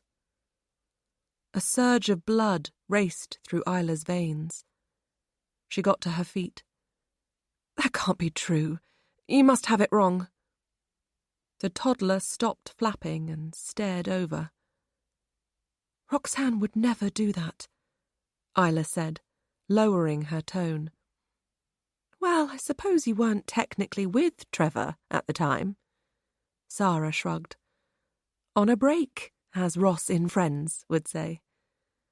"Even so, she wouldn't have." She glared at Sarah, who pulled a tissue from her poncho pocket. "Trevor must have lied." "Please, don't shoot the messenger, Isla. I'm only telling you because I don't like to think of you still being friendly with someone who let you down. I know it's none of my business, exactly." No, you're right. It isn't," Isla said, stepping backwards and touching the band on her wrist. "In fact, I barely know you, Sarah. And why would I take Trevor's word above Roxanne's? And even if Roxanne did sleep with Trevor, which I'm sure she didn't, you're right. It was over between us." "I'm only thinking of you, Isla." Sarah patted her eyes with the tissue. She rose too. "You're such a nice person, but you need to choose your friends carefully." Isla zoned out, her mind flashing to the past, the way it had ended with Trevor. "He's so clingy, Isla," Roxanne had said a few weeks before she broke up with him. "He just won't take a hint that you don't want to be with him anymore. I don't know how you can bear it." "But I love Roxanne, Sarah," Isla said as a flock of pigeons took off, flapping their wings. "She's been my best friend for over 10 years. She couldn't have..." Okay, I'm sorry I even brought it up. I've clearly upset you, and I'm sorry for that." Sarah dabbed her eyes once more. "I feel so stupid." No, it's fine," Isla said, softening and touching Sarah's arm. "Let's just forget about it, shall we?" She shook her head, confused. "Anyway, I've got far too much going on in my head right now. I can't worry about this as well." She turned to leave, and as she did so, Sarah blurted, "Isla, please keep in touch." Isla didn't reply. She just walked away through the busy market stalls, head down, not looking back. Chapter 25. www.travellinggirlblog.com. 0 followers. Wednesday, 9th November, 6 a.m. It was when I left Sarah yesterday, after her awful accusations about Roxanne, that the text from Andy appeared on my phone. "There's someone else. There's always been someone else. I'm so sorry," The shock was too much. He told me on Saturday that he would come to Sweden. And now this. Is he trying to send me mad? Confuse me? Has he forgotten the way we made love so intensely? Has he forgotten the way he touched me? How he trailed hot kisses over my body so I heard fireworks, felt sparks land on my skin? I love you, Isla, he'd said so many times in Canada. I've replied to his text, told him I refuse to believe his words, begged him to be there on Friday in Sweden, like he promised. He has to be, because if he isn't, there's simply nothing left to live for. If he doesn't come, I will die out there in the cold. Comments disabled. Chapter 26. Wednesday, 9th November. You're such a sweetheart taking me to the airport, Isla said, looking across at Jack, who braked to turn a corner. It seemed like a lifetime ago that he proposed, since he last mentioned it. I do appreciate it. No worries. I've got to drop a game off at Matt's anyway. In Baldock, she said. It's another half an hour or more to Stansted. I know you're going right out of your way, Jack. Thanks so much. Well, it'll save you paying parking fees. He glanced her way, his face creasing into a half-smile. Isla, listen. If you want us to take a step back with the engagement, that's okay. Maybe I rushed you. Her heart sank. She didn't want to think about it. Let's not talk about this now. Okay. Well, just give it some thought while you're away. I will. I promise. And you're sure you're going to be okay? You're certain you want to go? She nodded. It'll be good to get away. She paused, wondering if he would think she meant from him, but he didn't react. I wish I could be there with you. Really? In the snow? She smiled, knowing he'd hate it. Well, maybe not. He smiled too. I hope you can get that bastard out of your head, Isla. I hope so too. Jack pulled into a space by the side of the road, opposite a church, and grabbed an Xbox game from the glove compartment. Won't be a minute, he said, getting out of the car. She watched him go, thinking how handsome he was, as he jogged along the pavement, wishing with every part of her that she wasn't putting him through so much crap. He was one of the best. He'd be happier without her. Once he'd turned the corner, heading to where Matt lived on the high street, she pulled out her phone and occupied herself for several minutes trawling through Facebook updates, adding loves and likes and wows to friends' posts. It was as she slipped her phone back into her bag, she spotted someone in the graveyard opposite. She narrowed her eyes, a shot of adrenaline pounding her body. The man was too far away to see clearly, but he was wearing a green hat. She pulled out her phone again and, with shaking hands, snapped a picture. If she could show people the picture, it would prove she wasn't going crazy. But when she looked at the screen, the picture was a blur. Whoever it was had moved. She climbed out of the car and, vaguely aware of a car braking sharply as she crossed the road in front of it, she walked towards the church. She ran her finger over the band on her wrist as she made her way under the ancient porch and into the grounds. Surely it was safe enough. The vicar must be about somewhere. But as she weaved her way between the headstones, getting further away from the road as she went, and into the still silence of the graveyard, She became unsettled. What was she doing? What if it was Carl Jeffrey? What if the article had been wrong? What if it was one of Carl Jeffrey's disciples? Isla, what are you up to?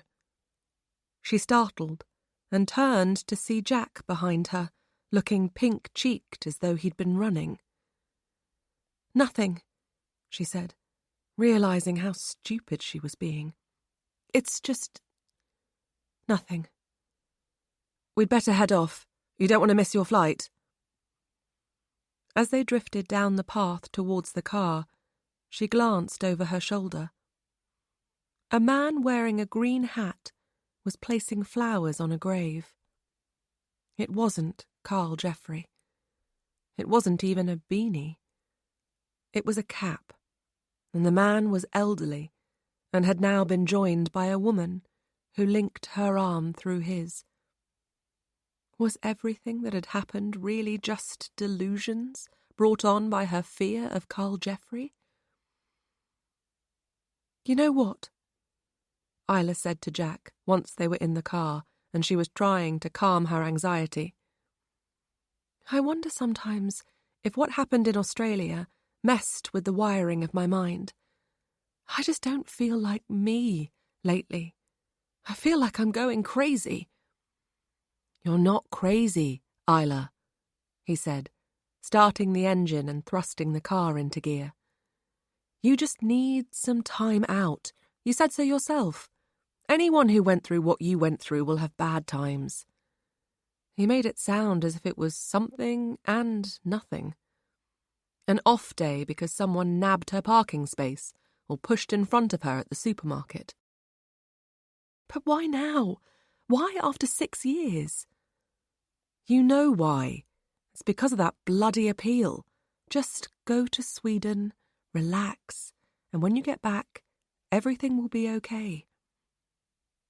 She didn't reply, unsure if that was even possible. Departures at Stansted Airport was crowded, and Isla's plane being delayed made her restless. She got up and left the cafe, where she'd been watching her coffee go cold for almost an hour, and made her way through the throng of people, searching for a quiet space.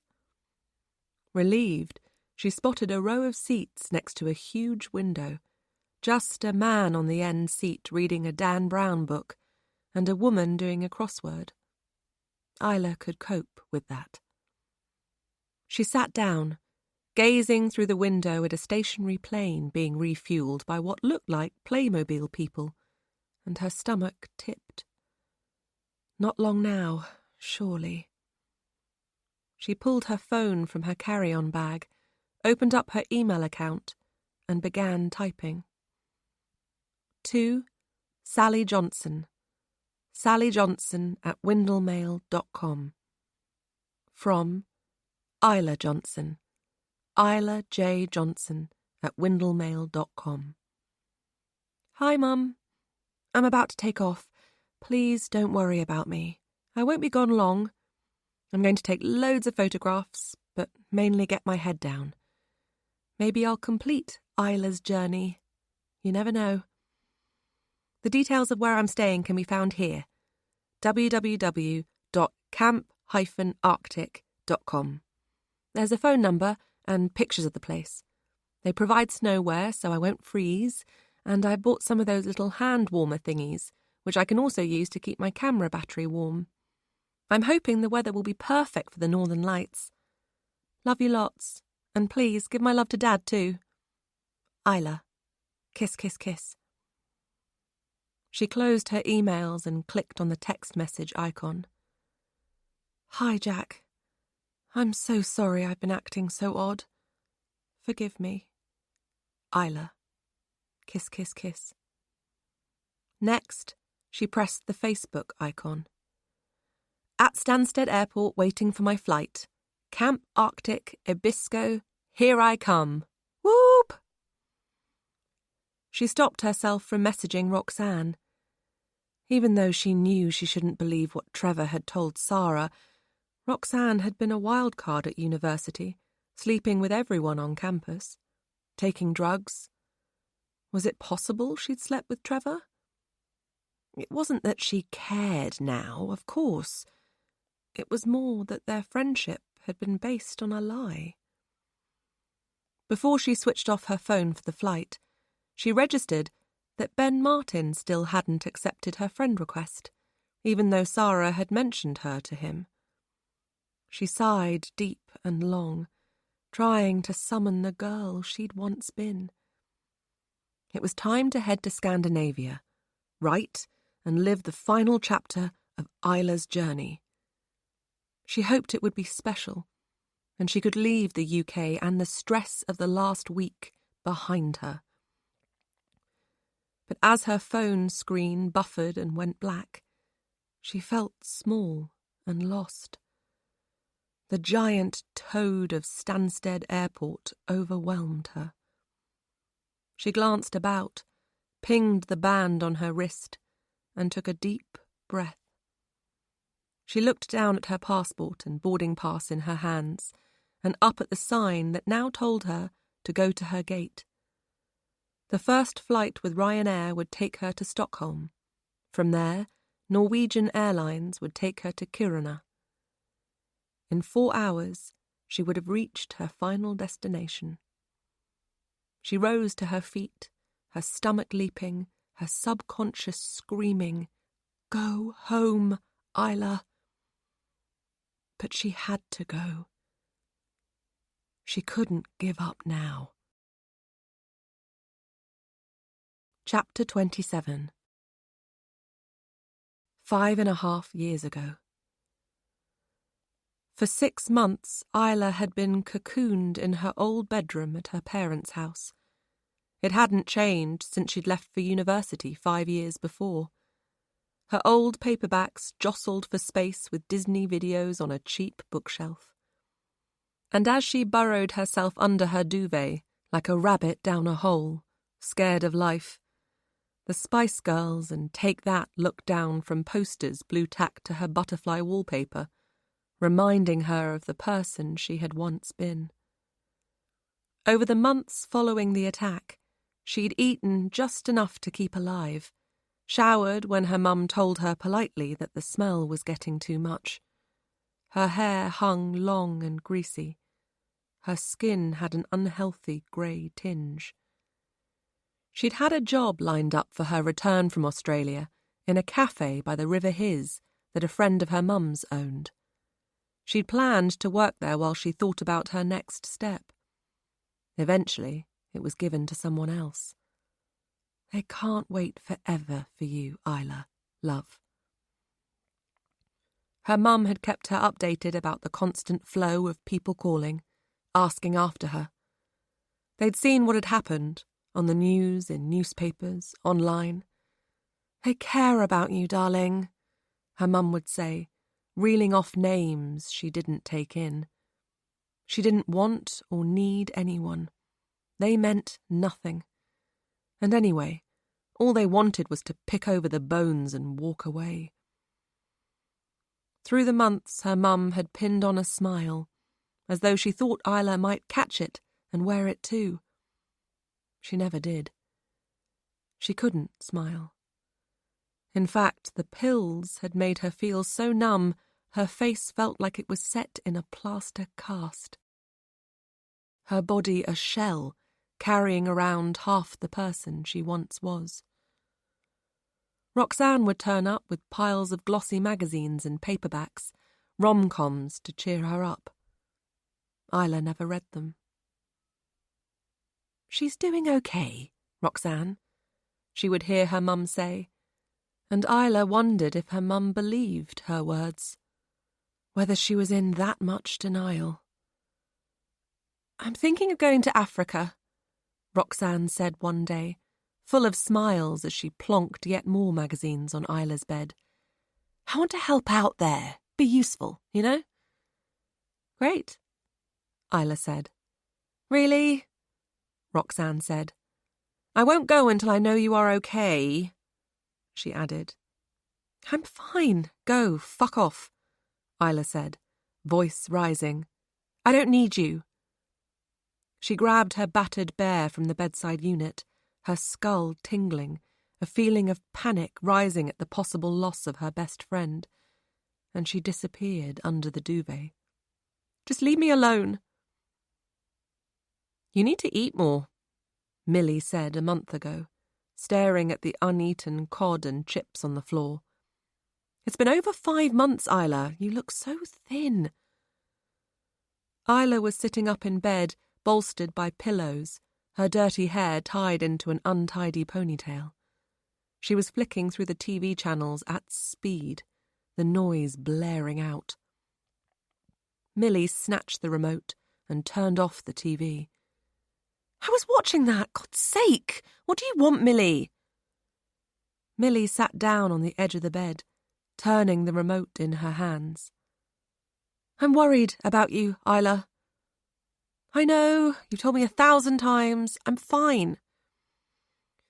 Millie placed the remote on the bed and tucked a straying tendril of Isla's hair behind her ear. "You pop so many pills. You never go out, you never eat, you won't see a counsellor." She tilted her head, furrowing her forehead. The "I'm worried about you" look. "I just want my sister back, that's all. I miss her." "Life's hard, Millie," Isla whispered. "Too hard." "Everyone's life is hard, Isla." "What?" She glared, catching Millie's eyes for a long moment. "It is, Isla," Millie said, looking away. "Everyone has problems." A bubble of anger rose. "So you think being almost killed by a serial killer is the same as having a beautiful, funny, amazing daughter with Asperger's?" She spat. "I didn't say that. But my life isn't exactly easy. It's all relative, Isla." "Jesus, Millie!" She closed her eyes. Her sister could be so stupid at times, barging in with her big feet. "I know there's no comparison. I realise that, but—" She rested her hand on Isla's, her voice soft and caring. "Julian thinks maybe you should take the bull by the horns. Get out of bed and get on with it. Try to get your act together." The slap was hard, and tears shot to Millie's eyes. The print on her cheek was instant. Julian. Why did you have to mention bloody Julian? Isla's body began to shake, and tears prickled at the reality of what she'd done. "Oh, God, Millie, I'm so sorry." The door opened and their dad peered round.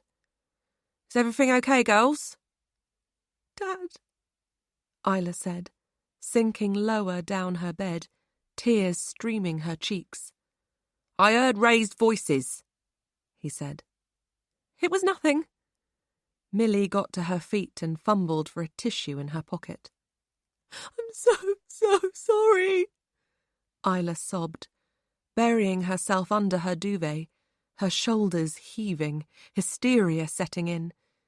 And as she cried, she felt the weight of her sister on the bed once more, cradling her body through the duvet, the summery floral smell of her giving her comfort. "Don't cry, little sis," Millie said through her own tears. "Please don't cry. I can't bear it." And then Isla had no choice. She dragged herself from under her duvet. "He may go free if you don't." The journey to Australia was long and tiring. 2 flights. A stop off in Singapore, where they grabbed a burger and dozed, stretched on the floor in the airport like they were homeless. "You okay?" Sally gripped her daughter's hand. Isla nodded, but she was far from it.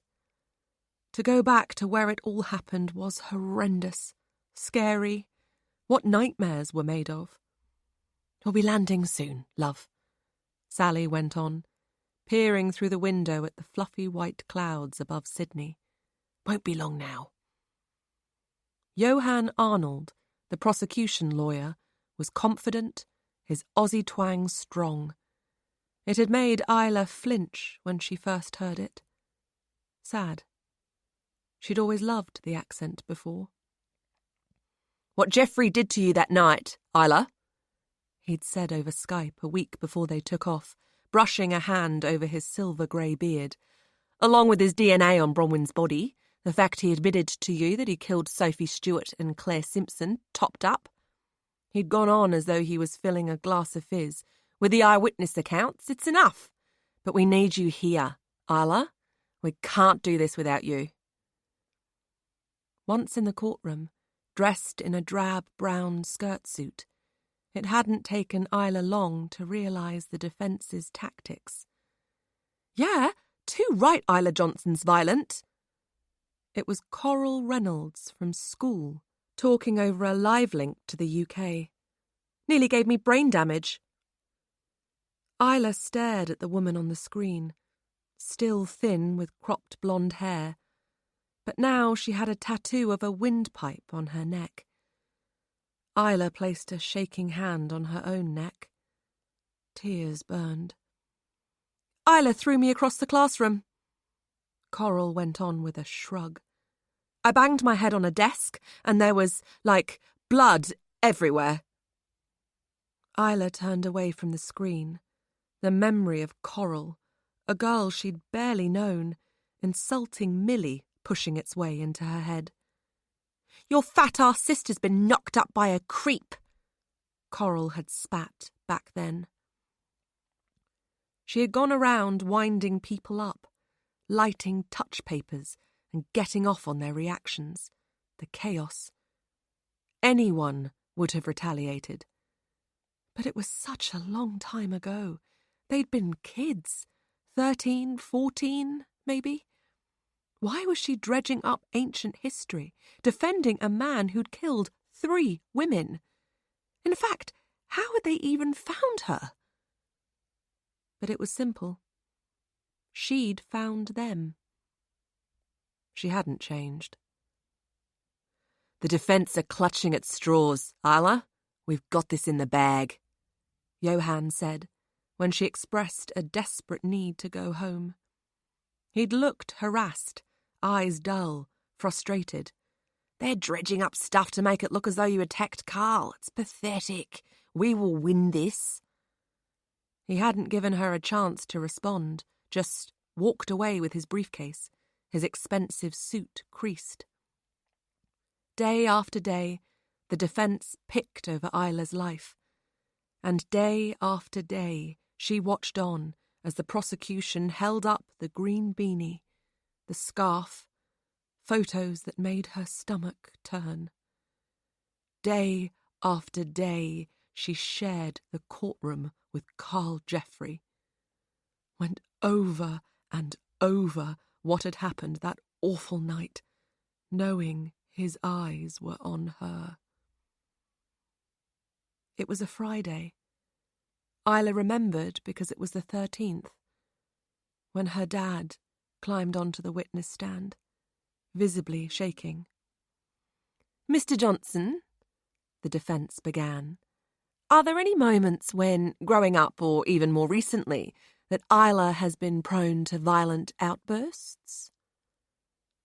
Gary looked over at Isla, no longer shaking. There had been moments, teenage tantrums when Isla rebelled a little, threw things.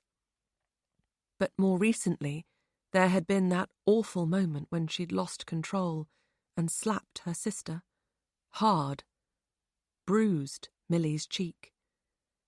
He'd known about that. He may not have seen it, but he'd known. Never, he said, always fiercely protective of his daughters. The turning point came when Carl was questioned about his mother.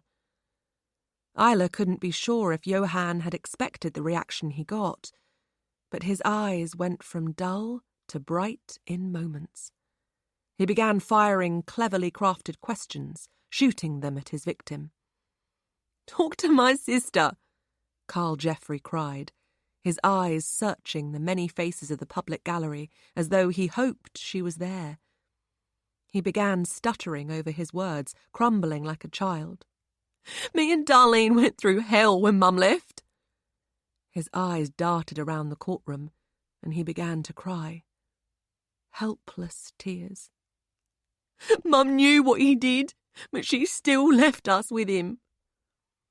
Suddenly, he wasn't the Carl Jeffrey who'd attacked Isla, or even the Carl Jeffrey she'd fallen for. He was the lost child his mother walked out on. And a wave of pity consumed her, bashing against the revulsion and hatred, causing a concoction of confusion. Isla should have felt elated when Carl Jeffrey got 3 life sentences. But it wasn't elation she felt that day. There was some relief, but the truth was, she knew she would continue to share her journey with Carl Jeffrey. He would always be there.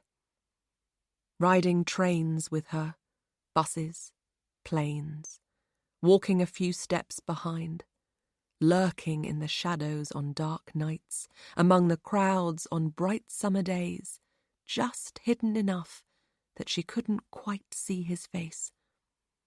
The fear would always be there. She would just have to learn to live with it.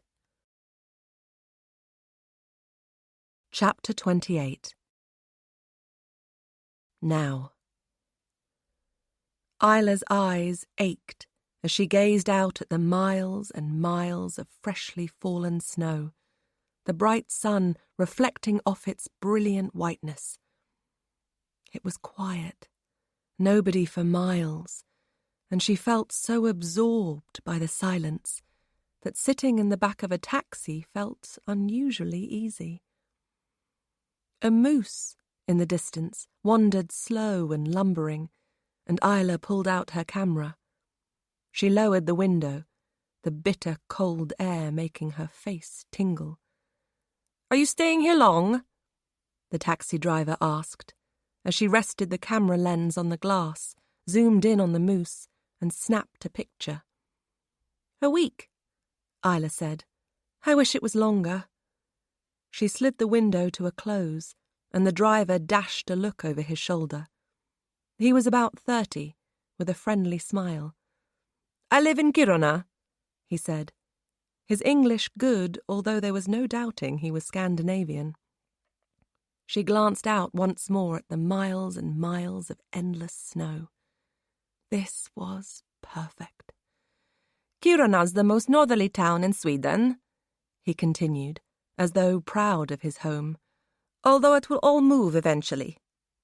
"What will?" "Kiruna." "Really?" "Yes." He nodded. "The area will one day be swallowed up by Kirunavara." Kirunavara? She imagined a monster gulping down the small mining town. "Kirunavara is the mountain," he continued. "It has one of the world's largest iron ore mines, but the ground below is becoming rickety." He took his hand off the steering wheel and mimicked a rocking gesture. "Oh, God." Her startled eyes met his in the rearview mirror. He laughed. "It's fine right now," he said, continuing to chuckle. "It will be many years before we need to worry. Long, long time before that happens." He laughed again, throwing his head back. "You see, I'm a good tour guide, yes?" "You are indeed," she said, smiling and making a mental note of all he'd told her for her book.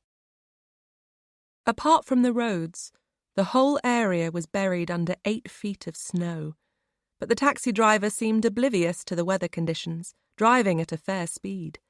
At home in the UK, a sprinkling of snow caused havoc, Isla thought, and yet here he was, taking it in his stride. They pulled up in front of Camp Arctic, a sprawling 1-story wooden lodge in Abisko. The driver unloaded her case, and she paid him. "You want more good tour, you can call and ask for Eric, yes?" he said with a smile, pocketing her generous tip. "Yes, thank you," she said, as he got back into the taxi, leaving her alone. Inside the building, she stomped her booted feet at the entrance to shake off the snow. 2 huge, shaggy dogs bounded over to greet her, their claws clattering on the wooden floorboards. She ruffled their heads with gloved hands. "Brede inte om dem, de bitte inte." A woman with wiry red hair called from behind a small wooden counter, although Isla had no idea what it meant. "Tindra! Max!" The woman slapped her thigh, and the dogs scooted off and disappeared behind the counter. Isla collected the key to her room from the woman, who told her the timings for breakfast and dinner. Her room was tiny, reminding her of the hostel in Sydney. Her parents had sent extra money back then, so she didn't have to share a dorm. "It will be safer," her mum had said. The irony hit her now, but she battered down the memory.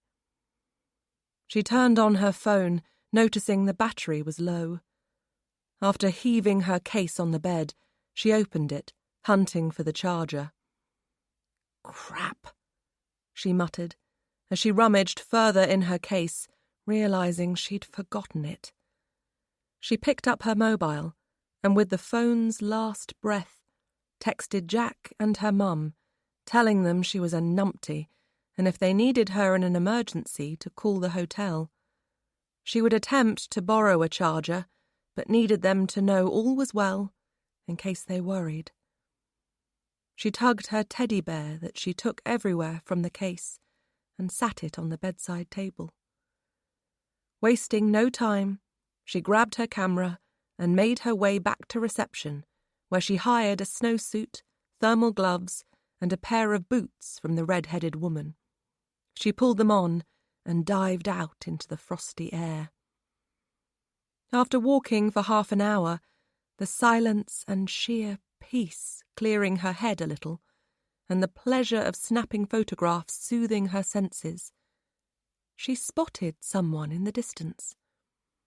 The sun glanced off the snow, making it hard to see. She stopped, pulled down her goggles, and squinted, trying to make out the figure standing against the whiteness, wearing a dark snowsuit and holding walking sticks. She looked about her. There was nobody else around. "It's just a tourist," she told herself, but with everything else that had happened, her desperate need to turn back, to run, was overpowering.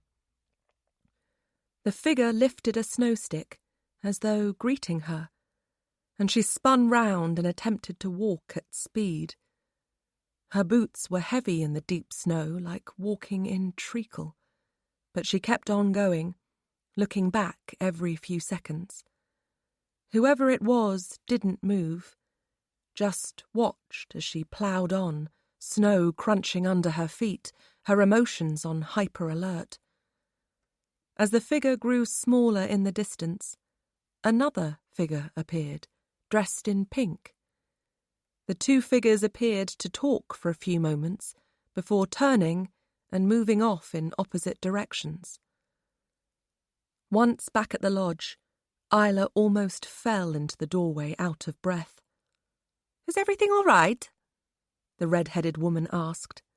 She was large, with a rather bohemian look.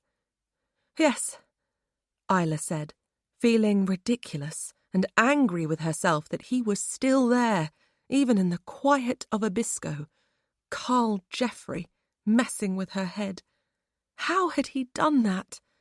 How had he crawled back under her skin and set up home? Chapter 29. www.travellinggirlblog.com 0 followers. Wednesday, 9th November, 9 p.m. My brain races too fast, rushing past what's happened. It's as though everything is sunny and perfect on the other side of a window, but the glass is covered with frost. I can't see through, so I rub my hand over the glass.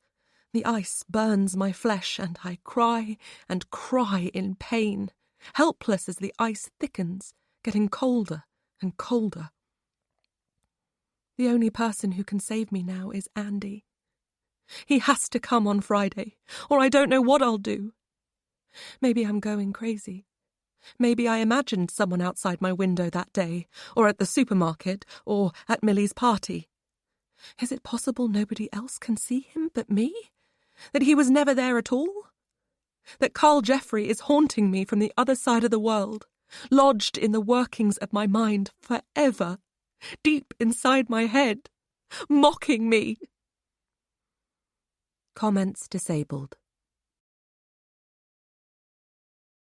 Chapter 30. Thursday, 10th November.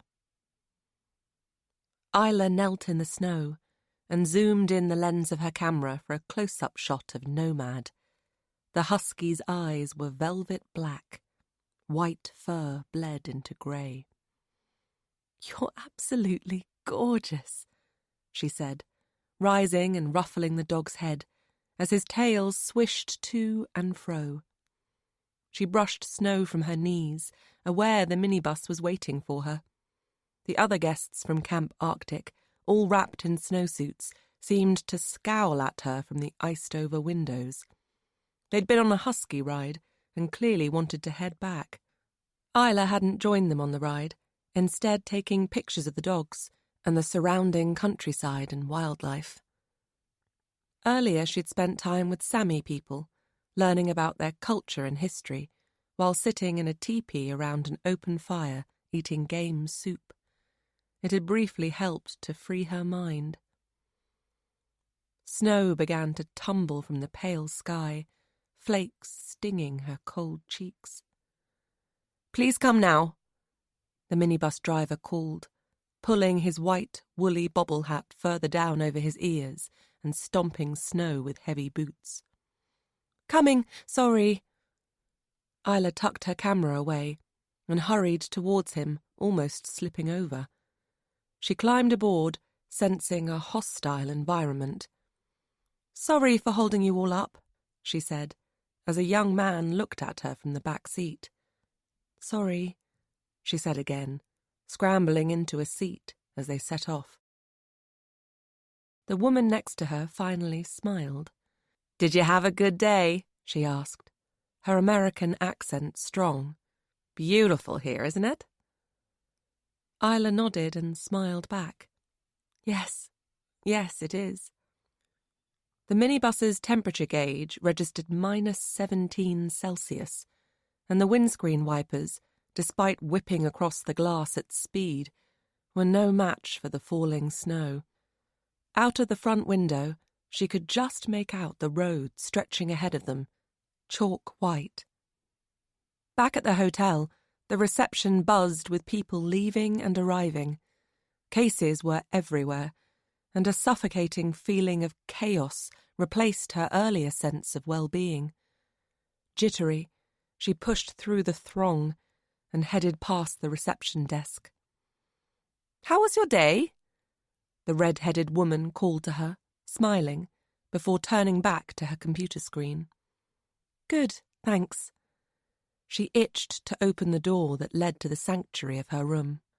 "What are your plans for your stay?" Isla placed her hand on the doorknob. "I'm going to the Aurora Sky Station tomorrow night." "You'll enjoy that." The woman's eyes were still fixed on the screen in front of her. "Make sure you wear thermals." "Please stop talking." "I will." Isla eased open the door and stepped into the corridor, the woman's voice trailing after her. "The weather conditions are looking good for the Northern Lights, so you might be lucky." Isla spent the next few hours jotting down the string of things she'd done and seen that day, before heading for the restaurant, where she sat alone. She ate herring 3 ways and drank 2 glasses of wine, while writing up more notes and somehow managed to block out any unwanted thoughts. It was around 10 o'clock that she returned to her room. But despite the day being full, tiring her to the point of exhaustion, she couldn't sleep. Her brain whirred, and Carl Jeffrey darted into her head like a phantom. She couldn't switch off. At midnight, the wind got up. She squeezed her eyes shut, listening as it howled and whistled, ebbing and flowing outside her window like a roaring waterfall. She imagined snowflakes, twisting and turning in the black night, whipping up like a tornado. It must have lasted an hour before silence resumed. Her brain finally began to close down, and she was in a place between asleep and awake when there was a tapping sound on her window. Her eyes shot open, her body drenched with sweat, as her mind tumbled back to that terrible night. 6 years ago. Isla's eyes sprang open. It was the tapping sound again. Carl had laughed the day before, said she worried too much, that the sound was nothing more than a tree branch moving in the light breeze, brushing against her ground floor window. Or perhaps she was imagining it. That's what he'd said too. But this was the second night it had woken her, and last night she'd felt sure someone was out there in the darkness. Just like Bronwyn had mentioned. It couldn't be her imagination. She threw back her duvet, too hot in the Australian climate anyway, got out of bed and padded to the window. Hands shaking, she eased open the blind. Thank God. Maybe Carl had been right, that the nearby tree, silhouetted against the night sky, was the culprit. But as she peered closer, a full moon brightening the area, she knew the branches couldn't reach her window. And as she peered closer to the window, she saw movement. Someone was out there, standing 20 feet away where the hostel grounds morphed with the neighbouring forest, a place she'd spent so much time taking photographs of the wildlife. She squinted into the darkness, trying to make out the figure. He was standing so still. A hat pulled low over his forehead and a scarf wrapped around his face, despite the heat of the night. She closed the blind and rushed back to bed. It was all very well travelling to India, New Zealand and Australia alone, independent, but what happened now? What happened when fear crept in? She'd already decided that she would go home, that she'd had enough. The last 6 weeks had been great with Carl. She liked him, but it was nothing serious. And Bronwyn's death still played heavy on her mind, especially as there was an ongoing inquiry. The police no longer believed it was suicide. The thought had made her uneasy. Her final trip to Canada could wait. She'd already booked her flight home and would be leaving in a few days. The tapping stopped, but it was several hours before she drifted into a doze, and it was almost 8 o'clock when the chattering laughter of a kookaburra startled her, and the sun's rays burned through the blind. She forced herself to get out of bed and into the shower, and was lost in the bliss of the soapy water when the knock came on the door of her room. "Are you ready, Isla?" It was Carl. He hadn't really been the same since she told him she was going back to England, that she missed her family. Said he thought she might stay, be with him forever. She turned off the water, wrapped her towel around herself and raced to open the door. "Not ready yet?" he said, coming into the room. I thought we'd agreed 8. She smiled as he perched on her bed. You okay? She asked. Yep, just thought you'd be ready. The truth was, apart from knowing he worked and lived in Sydney, she knew little about him. They'd never really got to the place where they told each other their life histories, mainly having fun and great sex. Sorry, I did say 8. She stepped towards him, bent down and kissed his lips. He smelt of sun cream and the musky, distinctive aftershave he always wore. Give me 5 minutes. I'll be right with you.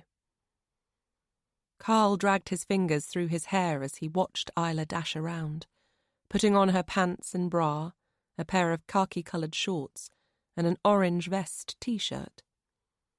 She tied her hair into a ponytail and slapped sun cream onto her face, shoulders, and arms. Ta-da! Ready! She said with a bright smile, putting on sunglasses and grabbing her camera. But he didn't smile. He was acting odd. She hated seeing him this way. He'd promised to take her to the Blue Mountains, as she desperately wanted to go before she returned to England. I know a great place, he'd said. You'll get some great shots of the 3 sisters. Outside the hostel, the sun burnt down from a clear blue sky at around 30 degrees, despite it still being early. They climbed into Carl's truck as he stepped down on the throttle and sped along the highway. Should she tell him she'd seen someone outside the window? But then, he'd been dismissive before. I heard it again, she said, finally, her voice small.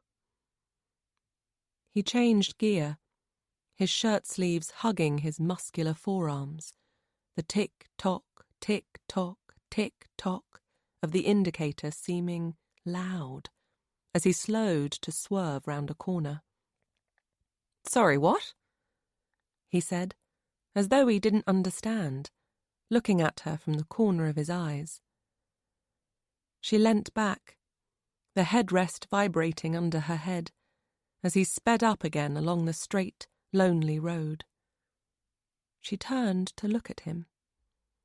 He seemed relaxed, one hand on the steering wheel, the other fiddling with the CD player, finger jabbing through tracks until he reached Aerosmith's I Don't Want to Miss a Thing.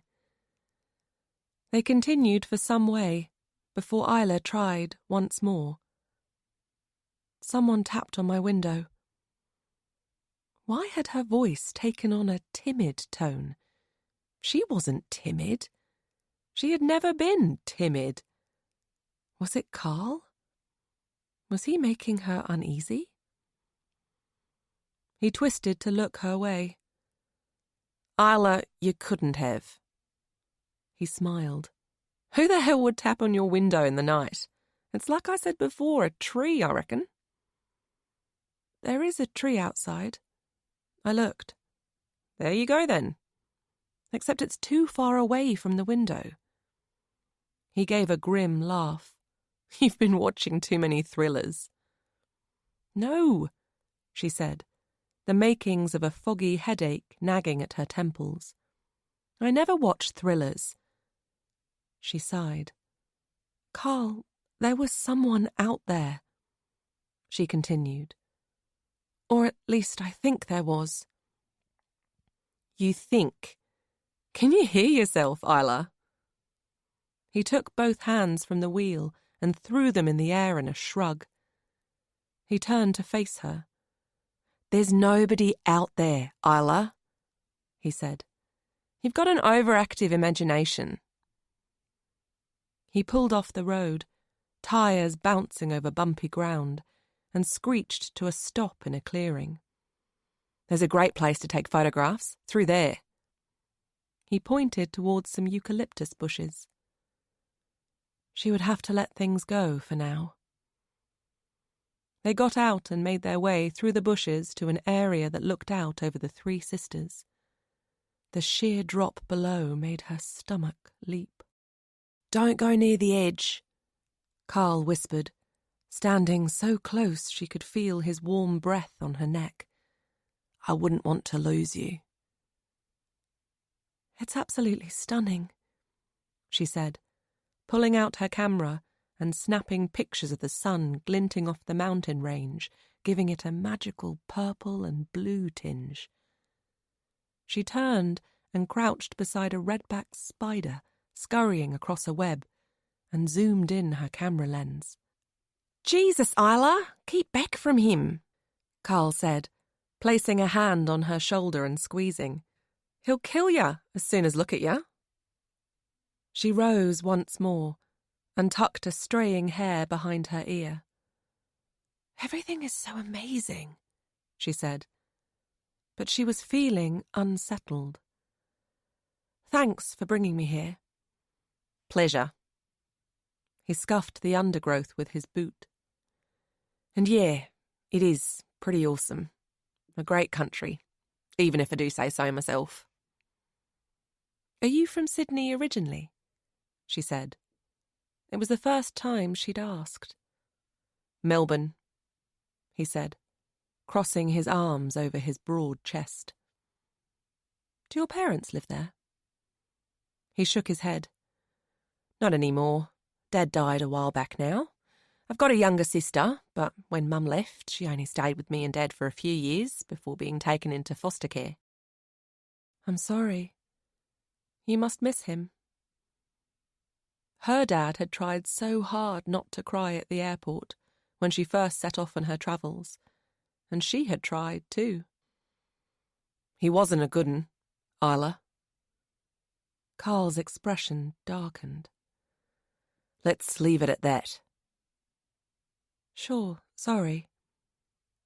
She raised her camera and aimed it at his face. Can I take a photo of you to show my mum? I've told her all about you. He grabbed her wrist. Hey, that hurts, she cried, as he jerked it downwards.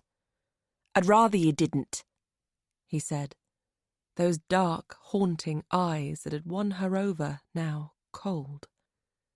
He was barely recognisable. Okay, she said, as he released her. She pushed her camera into her rucksack. Is everything all right? You're acting really weird. His face flashed red. We should get back. But we've only just got here. I thought we'd take a walk, maybe see Wentworth Falls. Wentworth Falls is miles from here, he said, taking off without looking back. She followed to find him sitting behind the wheel of his truck, the engine running. She climbed in beside him, and before she could clip her seatbelt, he reversed out of the clearing at speed. Tyres skidding on dry earth. She wanted to ask again if he was okay. Had she done something wrong? Was it because she was leaving? But it was as though her throat had tightened around her words, and she couldn't speak, afraid of how he might react. That evening they went to a restaurant near the hostel. Carl, in front of the waiters, was back to his charming self, as though nothing had happened earlier. But Isla's stomach felt too knotted to eat. They talked and drank wine, as Carl ate pasta. He told her more about how he'd travelled Australia over the last couple of years, been to Canberra, Brisbane and Perth. Everyone should see the Great Barrier Reef, Isla. Dive down there among the amazing fish, see the corals. You need to see more of this wonderful country, he said, not for the first time. You should stay with me. We could travel together. He leaned forward, taking her hand. I'd really like that. I can't, she said, pulling away. I'm homesick as hell. And now, on top of everything else, she couldn't get out of her head the way he'd looked at her earlier, spoken to her. It was time to head back to the UK, begin a new chapter in her life. That night, she told him again she had to leave, her head resting against his back. His muscles tensed as she spoke, and he exhaled a long breath, making her uneasy. "We can keep in touch. I don't want to lose you from my life," she said, but it was far from the truth. It was over. He left her room around 11, and she curled like a question mark on the bed, hugging her teddy bear, her eyes open, thinking about home. As she drifted into a fitful sleep, a nightmare latched on to her subconscious. She was falling fast, grasping at the still, hot air as she tumbled from the blue mountains. She woke with a gasp, sweating, the sheets twisted beneath her. There was no doubting that she'd made the right decision to leave as soon as possible. At around 4 a.m., the tapping on her window began again. At first, she lay still, trying to ignore it, hoping it would stop. But a sudden sound, as though fingernails were scraping the window pane, made her shoot upright. She pulled back her duvet, heart banging against her ribcage, and moved towards the window. She eased open the blind, hands shaking, and let out a strangled scream. A man stood so close that her reflection morphed with his image. He wore a green beanie hat. A scarf covered his face. She fumbled the blind closed, raced across the room, and turned on the light. She checked the door was locked and pressed her body against it, holding her chest, her breathing erratic. She grabbed her mobile phone from her bedside cabinet and tapped in 000. "Someone's out there!" she cried as the phone was answered. "Try to keep calm, love." A woman on the other end. "What's your name?" "Isla Johnson." "And where's there, Isla?" "Bristol Hostel. There's someone outside. You have to help me." A rap on the door. "Isla!" "Thank God. Carl. Are you okay in there?" he called. "I heard you scream." She raced to open up, fumbling with the lock. Did I scream? "Carl!" As she opened the door, her phone slipped through her fingers and clattered to the floor. He was wearing a green beanie, a scarf draped around his neck. There was a thick rope in his hand. Her body froze. "What the hell are you doing?" "I can't let you go, Isla," he whispered, stepping into the room and closing the door behind him. "You can't leave me." She went to scream, but he covered her mouth, grabbed her, and slammed her so hard onto the bed that the cheap mattress creaked and the metal frame bounced on the floorboards.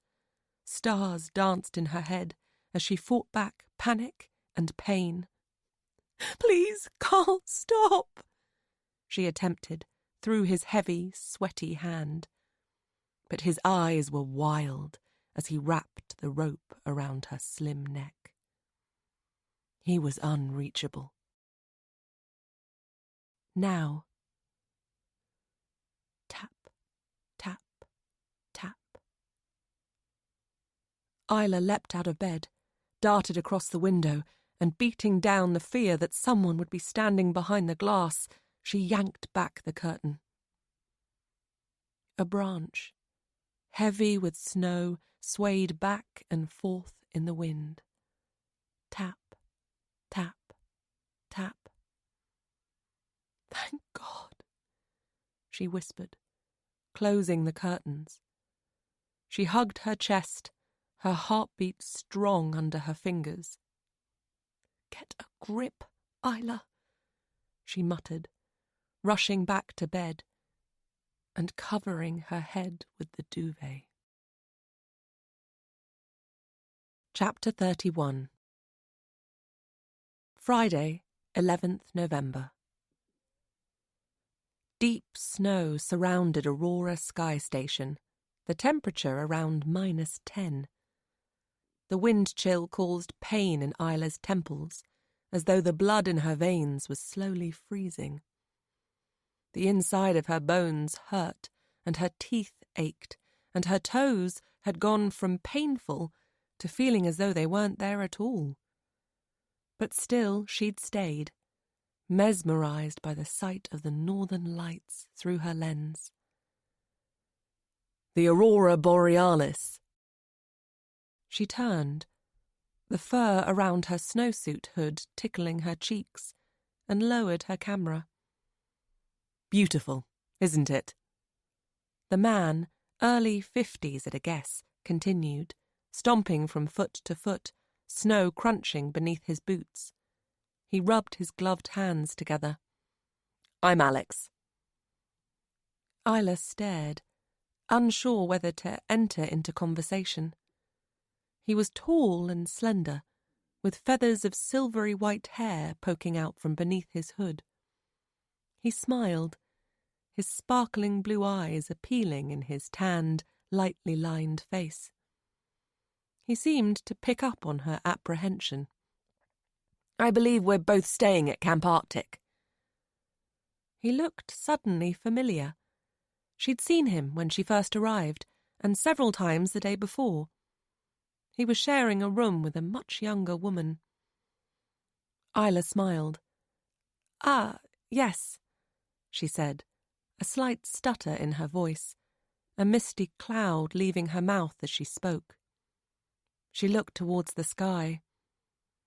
It's stunning, indescribable, although I'll give it a jolly good try. Ah, you're a writer, yes? I did wonder when I saw you on your laptop back at the lodge. What do you write? Articles, mostly travel. She smiled. I'm on the final chapter of my book. Amazing. Will we see it in the shops? She shook her head and shrugged. Perhaps, one day. An embarrassed tingle rose in her neck as the words tripped off her tongue. Jack had always been behind her, encouraging her to finish her book, been so full of praise. But now, as she stood in the darkness, she wondered if she'd been naive. She'd devoted so many hours to it, but perhaps she'd been a fool. Maybe it had simply been her way of dodging reality through the years. We should head back, came a voice through the darkness. It was a younger woman she'd seen with Alex, now standing by the chairlift in a pink snowsuit. Isla knew instantly that this was the couple she'd seen on her walk the day she arrived, that Alex was the man who'd waved at her with his walking stick, the man she'd fled from in such a rush, stupidly afraid. Well, however beautiful this all is, he said with another smile, I'm more than ready for bed. Good night, Isla said. He went to step away. To be honest, I'm not looking forward to the chairlift down. Isla laughed. No, it's quite wobbly, isn't it? He nodded. But I guess we have to suffer these things if we want to see the wonders of the world. It was nice meeting you. Sorry, I don't know your name. Isla, she said. Well, Isla, perhaps we'll see you again, he said. What are your plans? I may go to Narvik tomorrow. I want to get some photos of the Norwegian fjords. We're hoping to see them too, he said. I'm sure you'll enjoy it. He trudged away, and Isla turned and raised her camera towards the sky once more. The liquid greens drifted across the cloudless, star-filled sky, like a fantasy creature let loose from captivity, weaving psychedelically on its way to another planet. She wanted to stay. Up there she could pretend everything was okay. But her fingers ached with the cold, and it was getting late. She searched the darkness. The mountain had been alive with people earlier, all gasping with excitement as they witnessed the phenomenon, but the throng had now whittled down to a few stalwarts. She stayed a few more minutes before putting her camera in its case and collapsing her tripod. She had so many photographs. 2 or 3 would be perfect for her book. 1 might even be right for the cover. She walked across the mountain, paraffin lanterns lighting her way towards the chairlift. Once there, a chair glided in and thumped onto the platform. A young lad steadied the swaying metal chair. He held out his arm and guided Isla into it. The bar locked down over her, and he pushed the chair onwards. At first, it moved swiftly downwards, heading away from the mountain, before coming to an abrupt stop midway down. The sky looked even greener than it had been up above, and the circulating freezing air clung to her like a fog. She was glad to be swaddled in the snugness of her snowsuit. As she swung to and fro in the gentle breeze, the vacant chairs around her creaking in the darkness, the neon lights bending and stretching in the low sky, she caught sight of someone standing in the darkness below, staring up at her. Chapter 32. www.travellinggirlblog.com. 0 followers. Saturday, 12th November, 9 a.m. At first, last night was amazing, like something from a romantic novel. He was there, looking up at me as I came down on the chairlift, searching me out in the darkness. Even from a distance, I knew it was him. He'd come. Even after saying he wouldn't, he'd come. Andy. As the chair drifted down, I could see him clearly, wrapped in a thick, dark coat, hood up covering his auburn hair, brown eyes on me as I drifted down my final descent before thudding to the ground. He helped me out, pulled me close, and started kissing me. I felt as though I'd been injected with a powerful drug. I couldn't speak, I was so excited. The weather was so cold it felt as though my breath had frozen in my lungs. I couldn't believe he was there. He said sorry for not answering my calls, for not coming to England. But he said he was here, now. I was close to tears when he told me it was me he loved, that he'd always wanted to be with me. We went back to my room and made love. I wasn't cold any more after that. The ice on that window I couldn't see through before had melted. Later, as we drank gin, he told me again that there was someone else in his life. But it was more than that. He was married, and he hadn't been able to bring himself to leave her. But he said his love for me had been too overpowering. He'd known he had to come to Sweden. The draw was too much.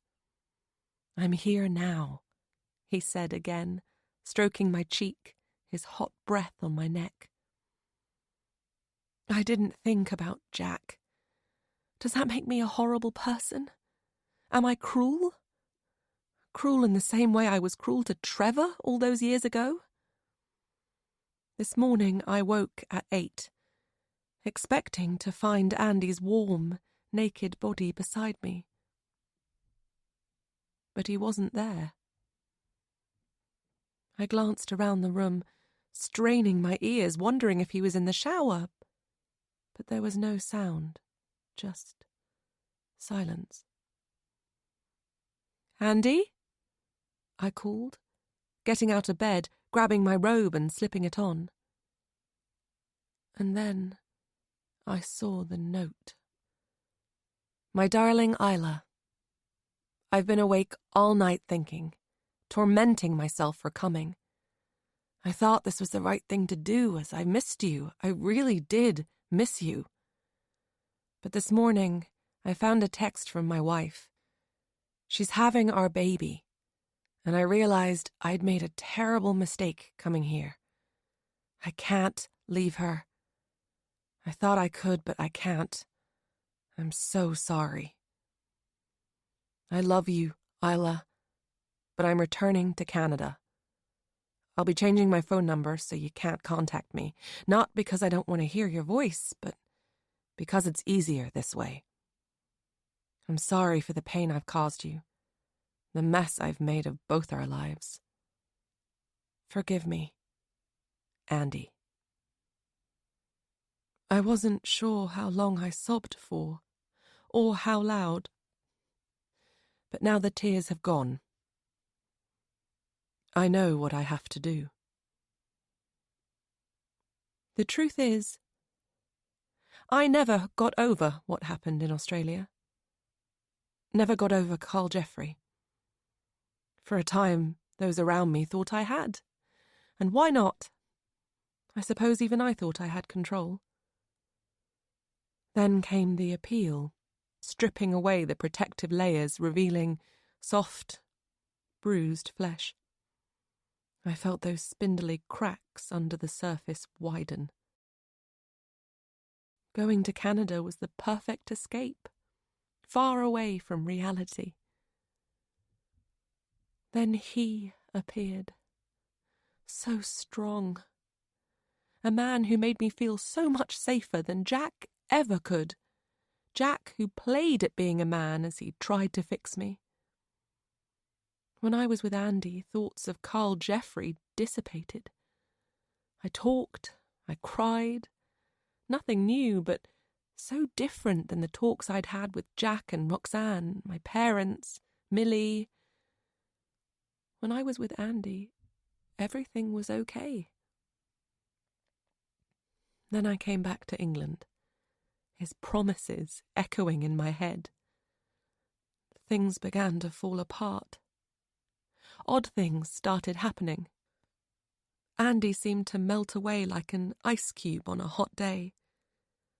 And as he made excuses not to talk to me, not to see me, my fear grew. Nobody could help me but Andy. Without Andy, Carl Jeffrey would haunt me forever. When someone you love lets you down, loves someone else, the world turns on its axis. Nothing looks the same anymore, and a distorted image of life appears before you like a scene from a horror movie. I know nothing will ever be the same again. Now I grab the bottle of gin from last night and pour the dregs into a glass and swallow hard. I need something to give me courage. Life isn't worth living without Andy. There will be no more posts here. I'm sorry. I can't go on. Comments disabled. Part 2. Chapter 33. Roxanne. Saturday, 12th November. Isla's phone went straight to voicemail. Roxanne had tried to call and text her several times over the last few days, with no luck. It was odd that her friend hadn't even messaged her from the airport, like she always did. She glanced over her shoulder to see Leo, the bloke she'd met at Millie's party the week before, heading down the stairs, 2 at a time. "Hey," he said, rubbing sleep from his eyes. He came up behind her, pushed her hair from her neck, and trailed her with warm kisses. He smelt good. You okay? He said, dropping down onto a chair at the table next to her and grabbing the box of cornflakes. She watched him, mesmerized, a surge of panic rising inside her. He ticked far too many boxes. Boxes she didn't even know were there to tick. Fine, thanks. She put down her phone and opened Facebook on her laptop and began sharing links to various petitions. Can I see you again? Leo asked, tipping golden flakes into a bowl. I'd like to. She stared into his eyes. No, no, no. I hadn't meant to see you this time.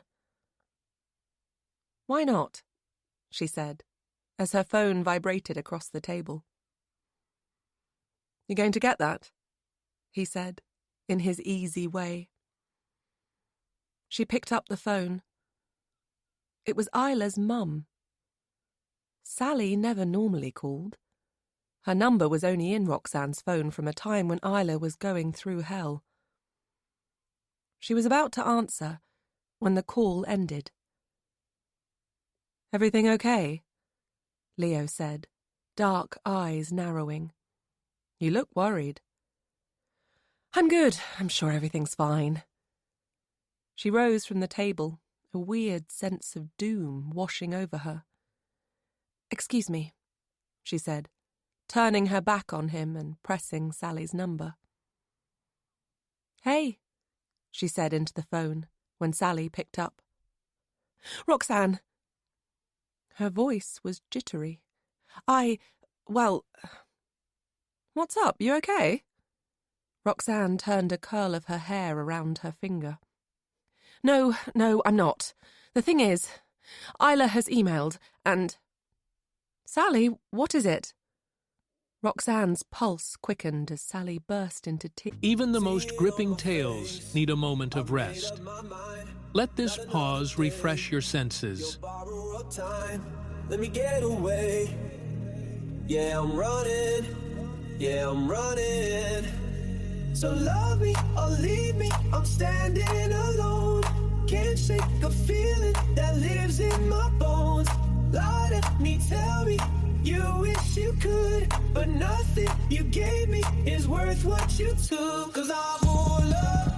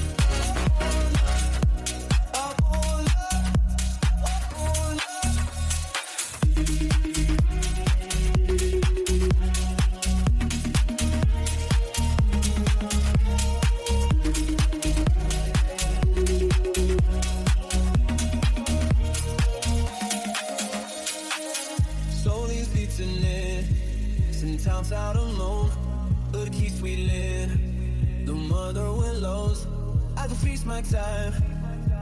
Yeah, I'm running. So love me or leave me, I'm standing alone. Can't shake the feeling that lives in my bones. Lie to me, tell me you wish you could, but nothing you gave me is worth what you took. 'Cause I won't love.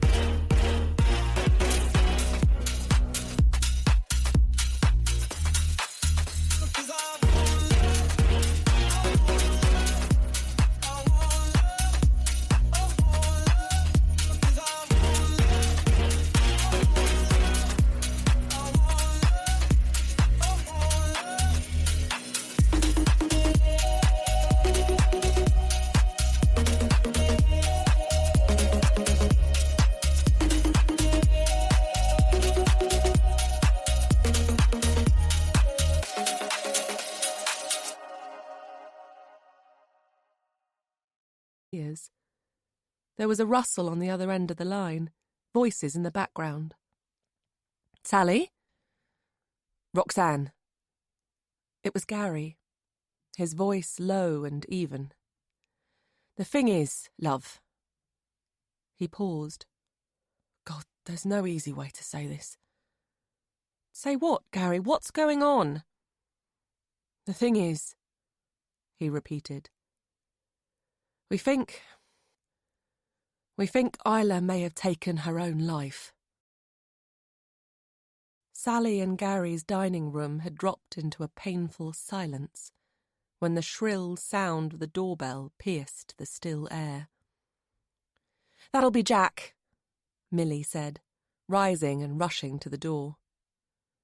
Within moments, Jack dashed into the room, pale and bewildered, Millie behind him. "Thank God you're here," Sally said through tears that hadn't stopped since Roxanne arrived. She rose and pulled him into a hug. He freed himself from her grasp, yanked off his jacket, and threw it onto the sofa in the adjoining lounge. "I came as quickly as I could." "I'm so sorry to drag you away from your father, Jack." "It's hardly important, Sally, in the scheme of things," he said, not meeting her eye. No, of course it isn't. My mind is a complete mess." "Why would she have done this?" Gary's elbows were on the table, the heel of his palms pushed into his eyes. "My girl would never take her own life." Sally sat back down next to him. "We can't make sense of any of it." Jack glanced at Sally's pink laptop, open on Isla's blog in front of her. The words "Travelling Girl" headed the homepage, typed in a swirly lilac font on a background of blue skies and butterflies, and a photo of Isla smiled from the screen. Sally must have read all the blog posts 20 times since Roxanne arrived, taking her glasses off and on, as if hoping, each time, the later posts might say something different. "I keep trying her mobile even though there's no point," Jack said, eyes flicking from Sally to Gary. Gary sighed. He was wearing a polo shirt, and there was a mud stain on his cheeks from gardening. Sally was in the navy skirt suit and white blouse she wore to her part-time job as a travel agent. "We've all tried to call her," Gary said, shaking his head. "If only she'd taken her phone charger." Roxanne hadn't seen Gary cry since she arrived, but he'd left the room several times, and his red-rimmed eyes told of private tears. He stood up, pushed his chair back, and left the room again, leaving the door open. Millie sat down next to Roxanne, and Jack dropped into the seat next to Sally. "So what did her email say?" he asked, fingers entwined on the top of his head, pressing down on his skull as if suppressing unwanted thoughts. Roxanne knew he was already aware of what Isla's email said. Well, some of it. Sally had blurted it out on the phone when she'd called him earlier. Sally grabbed a tissue from a box and blew her nose. "Isla said she was sorry, Jack," Roxanne said, trying to sound calm, but she was far from it. She'd created a tough, strong image, but wasn't sure that's who she was anymore. "She said she couldn't go on." She paused for a moment, deliberating whether to say more. He would know soon enough. "It seems there was someone else, Jack."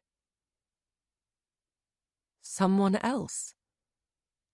His eyes flicked to Roxanne's. He lowered his hands and held her in a stare. She nodded. "Andy." "Andy?" Jack's eyes widened. "Who the hell is Andy?" Roxanne shrugged and looked down. She met him in Canada, and, well, she fell in love with him, Millie cut in. Jack screwed his hands into fists, his face distorting as though someone had rammed a blade in his back. He got to his feet and began pacing. "But we just got engaged," he said, voice rising. "How is that even possible?" "Jack, please, try to keep calm," Millie said, eyes doubling in size, her acne inflamed. She pushed her fringe from her forehead. "We're all trying to make sense of it. We're all in pain here." "Sorry," Jack said. "Sorry," he repeated. "It's just... I'm sure I would have known if there was someone else. I know Isla." But Roxanne picked up on the doubt in his voice. The doubt she felt, too. "We all thought we did," said Millie, dashing a tear from the corner of her eye. "But she hasn't been herself lately." She rose, too. "I'll put the kettle on again." Roxanne glanced at the half-empty mugs and screwed-up tissues that littered the table. The strong smell of lilies in a vase in the centre of the table punctured the air, making her nauseous. "Not for me, Millie, thanks," she said, pushing her fingers through her hair, a sudden tightness in her chest. "You got anything stronger?" "Mum?" Millie looked at Sally. "There's your dad's gin in the cupboard," she said. Silence fell as Millie left the table, tugging up her pink tracksuit bottoms. Her dark hair hung lank and loose to her shoulders, and she wasn't wearing makeup. She crouched down and opened the cupboard door. Roxanne looked over at the framed photographs that jostled for space on the many surfaces. Isla's graduation, Millie and Julian's wedding, Abigail growing from a cute toddler to a teenager, no evidence of her Asperger's syndrome. How could this happen to such a strong and happy family? But then Roxanne had asked the same question 6 years ago, when Carl Jeffrey came into Isla's life and changed her from a carefree young woman to a frightened rabbit refusing to leave the comfort of her parents' house. And now this had happened. An affair gone wrong, and a suicidal impulse. How the hell had she missed that? Millie pulled out a bottle of gin and a clutch of glasses and returned to the table. "Did she mention me? In the email, I mean?" Jack asked, grabbing a glass as Millie filled, knocking back the gin in one gulp. Roxanne dragged a glass across the table towards her and shook her head. "I'm so sorry, Jack." "She didn't mention me either," Millie said, as though they'd joined the same club. "She sent Mum an invitation to read the blog she'd been writing since the beginning of August, said it would explain everything, but..." Jack looked at everyone in turn, grabbed the bottle and filled his glass once more. "But what?" "Please don't read the blog, Jack. No good will come from it," Millie continued. "Millie's right," Roxanne said. She'd seen the photo of Isla and Andy sitting in a cafe together. She'd read Isla's posts, the things she'd said about Jack, and felt sick that her friend had been leading a double life. She said some odd things. Sally let out a wail like a strangled cat and pushed her head into her hands. "What were you thinking, Isla?" she cried, as though her daughter was in the room. "I want to read it." Jack sat down once more. "I need to." Roxanne leaned across the table and placed her hand over his. It's as if none of us really knew her. I wonder if she ever truly got over 6 years ago, and she mentions an appeal that none of us even knew about. It doesn't make sense, Jack. I can't understand why she didn't tell us about it, Sally said, dabbing her cheeks with a screwed-up tissue. I never even noticed how much pain she was in. She grabbed a glass and knocked back the drink, pulling a face as the liquid ran down her throat, wincing as she swallowed. She said she didn't want to worry you, Jack said softly, rubbing his forehead. You knew about it? Roxanne glared at Jack. And you never said anything? How long have you known? Sally said, grabbing another tissue. She only told me recently. Jack didn't meet Sally's eye. Darlene Jeffrey tried to get her brother acquitted back in September. The bitch who wrote that awful book, Roxanne said. Jack nodded. She didn't win, but it unsettled Isla. He sighed deeply. She wasn't herself. He looked about him as though trying to find the right words. We should contact Camp Arctic. Done that, Gary said, drifting back into the room, his cheeks red and blotchy.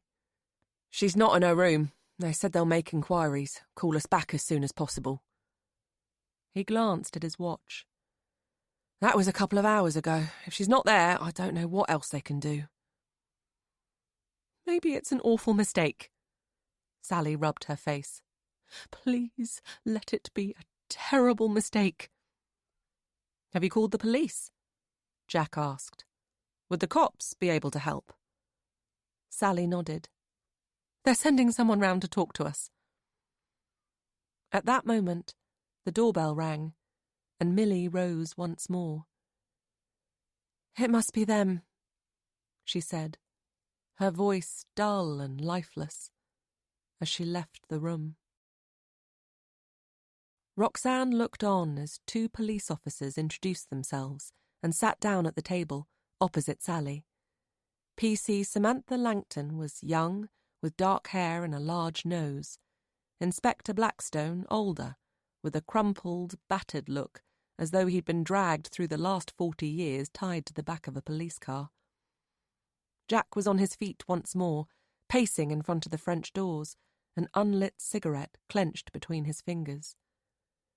Roxanne had got up and drifted to the corner of the room, where she was now leaning against the magnolia wall, beneath a print of a field of poppies.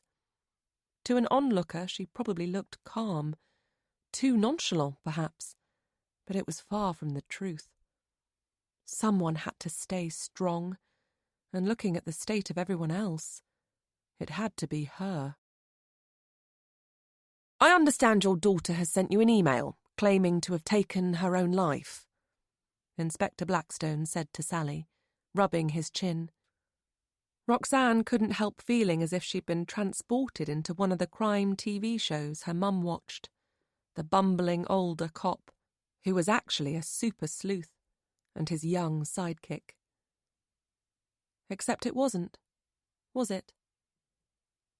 This was her best friend. Her lovely, funny Isla. The girl she thought she knew so well, but it seemed she didn't know at all. Sally stared at the inspector, her bloodshot eyes vacant, as though her brain had shut down, unable to cope any more. She nodded and patted her cheeks with a wad of brightly coloured tissues. She just got engaged. Seemed happy. I can't believe she would take her own life. She paused for a moment. I should have noticed what a state she was in, especially after what happened before. Carl Jeffrey.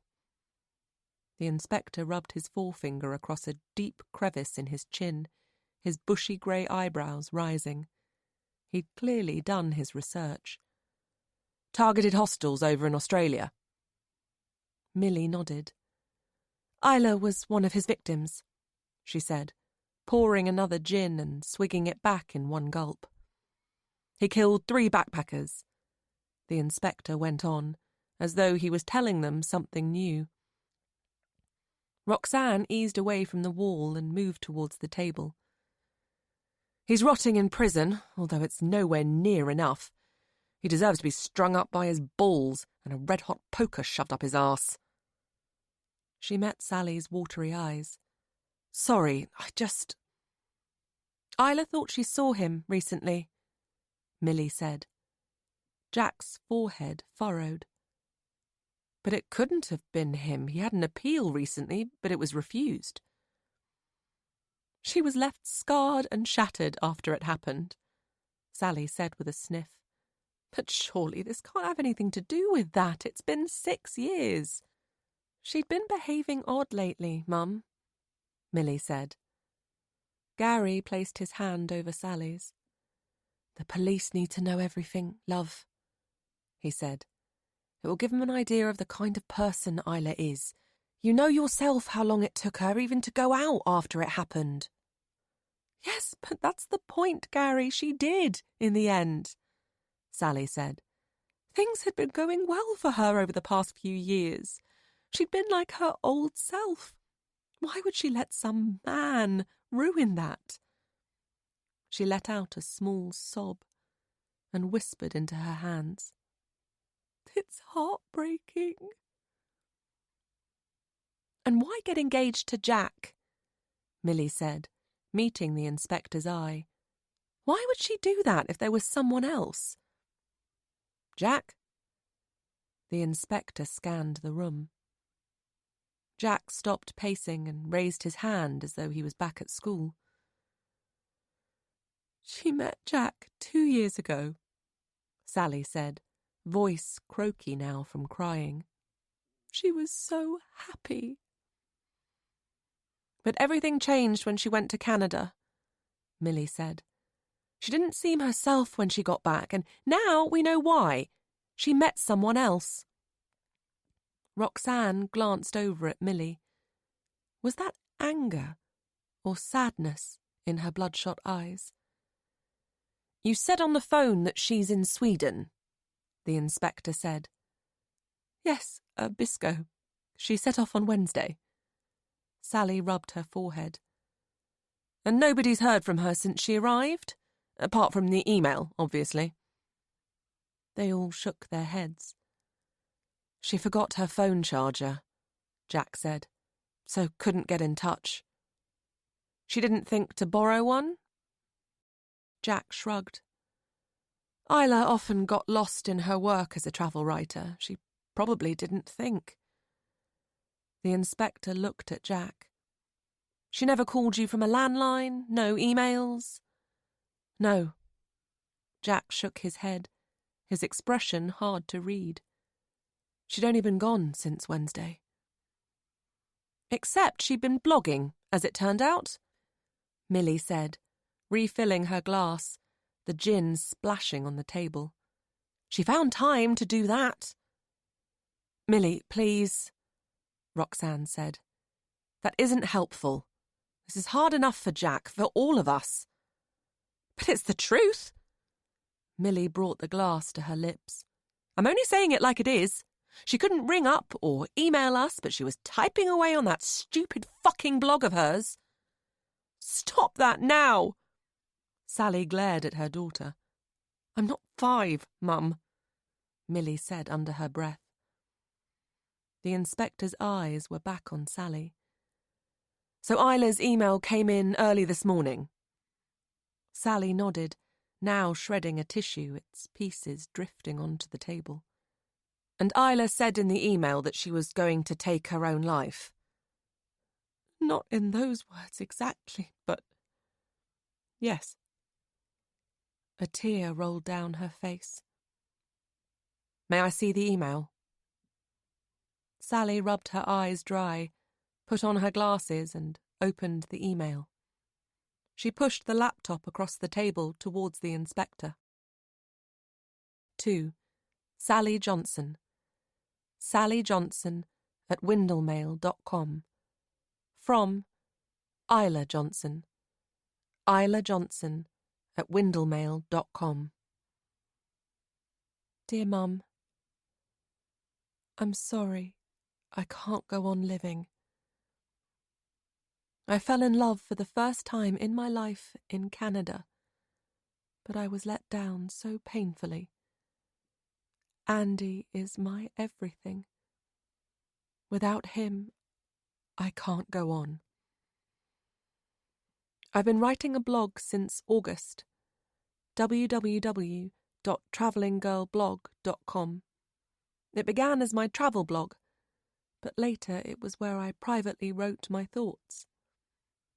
I've sent you an invitation to read it, in the hope that when you do, it will help you to understand what I've been through and why this has to be goodbye. Isla. Kiss, kiss. Chapter 34. I still can't believe she didn't mention me in her email, Millie said, her chin crinkling. Roxanne cleared her throat. Or Jack, she whispered. Jack drifted behind the inspector and leaned over his shoulder. Even the police officers were silent, as Jack's sad eyes skimmed the words. Finally, he ran the back of his hand over his eyes, turned, and, with glass in hand, padded into the lounge and dropped, helpless, onto the sofa. "Who is Andy?" Inspector Blackstone asked. "We have no idea." Sally rubbed her neck. "Isla never mentioned him." "To any of us," Roxanne added. "There's a lot about him on the blog she was writing," Sally said, reaching over and gently touching her laptop, as though Isla was trapped inside. It seems she loved him.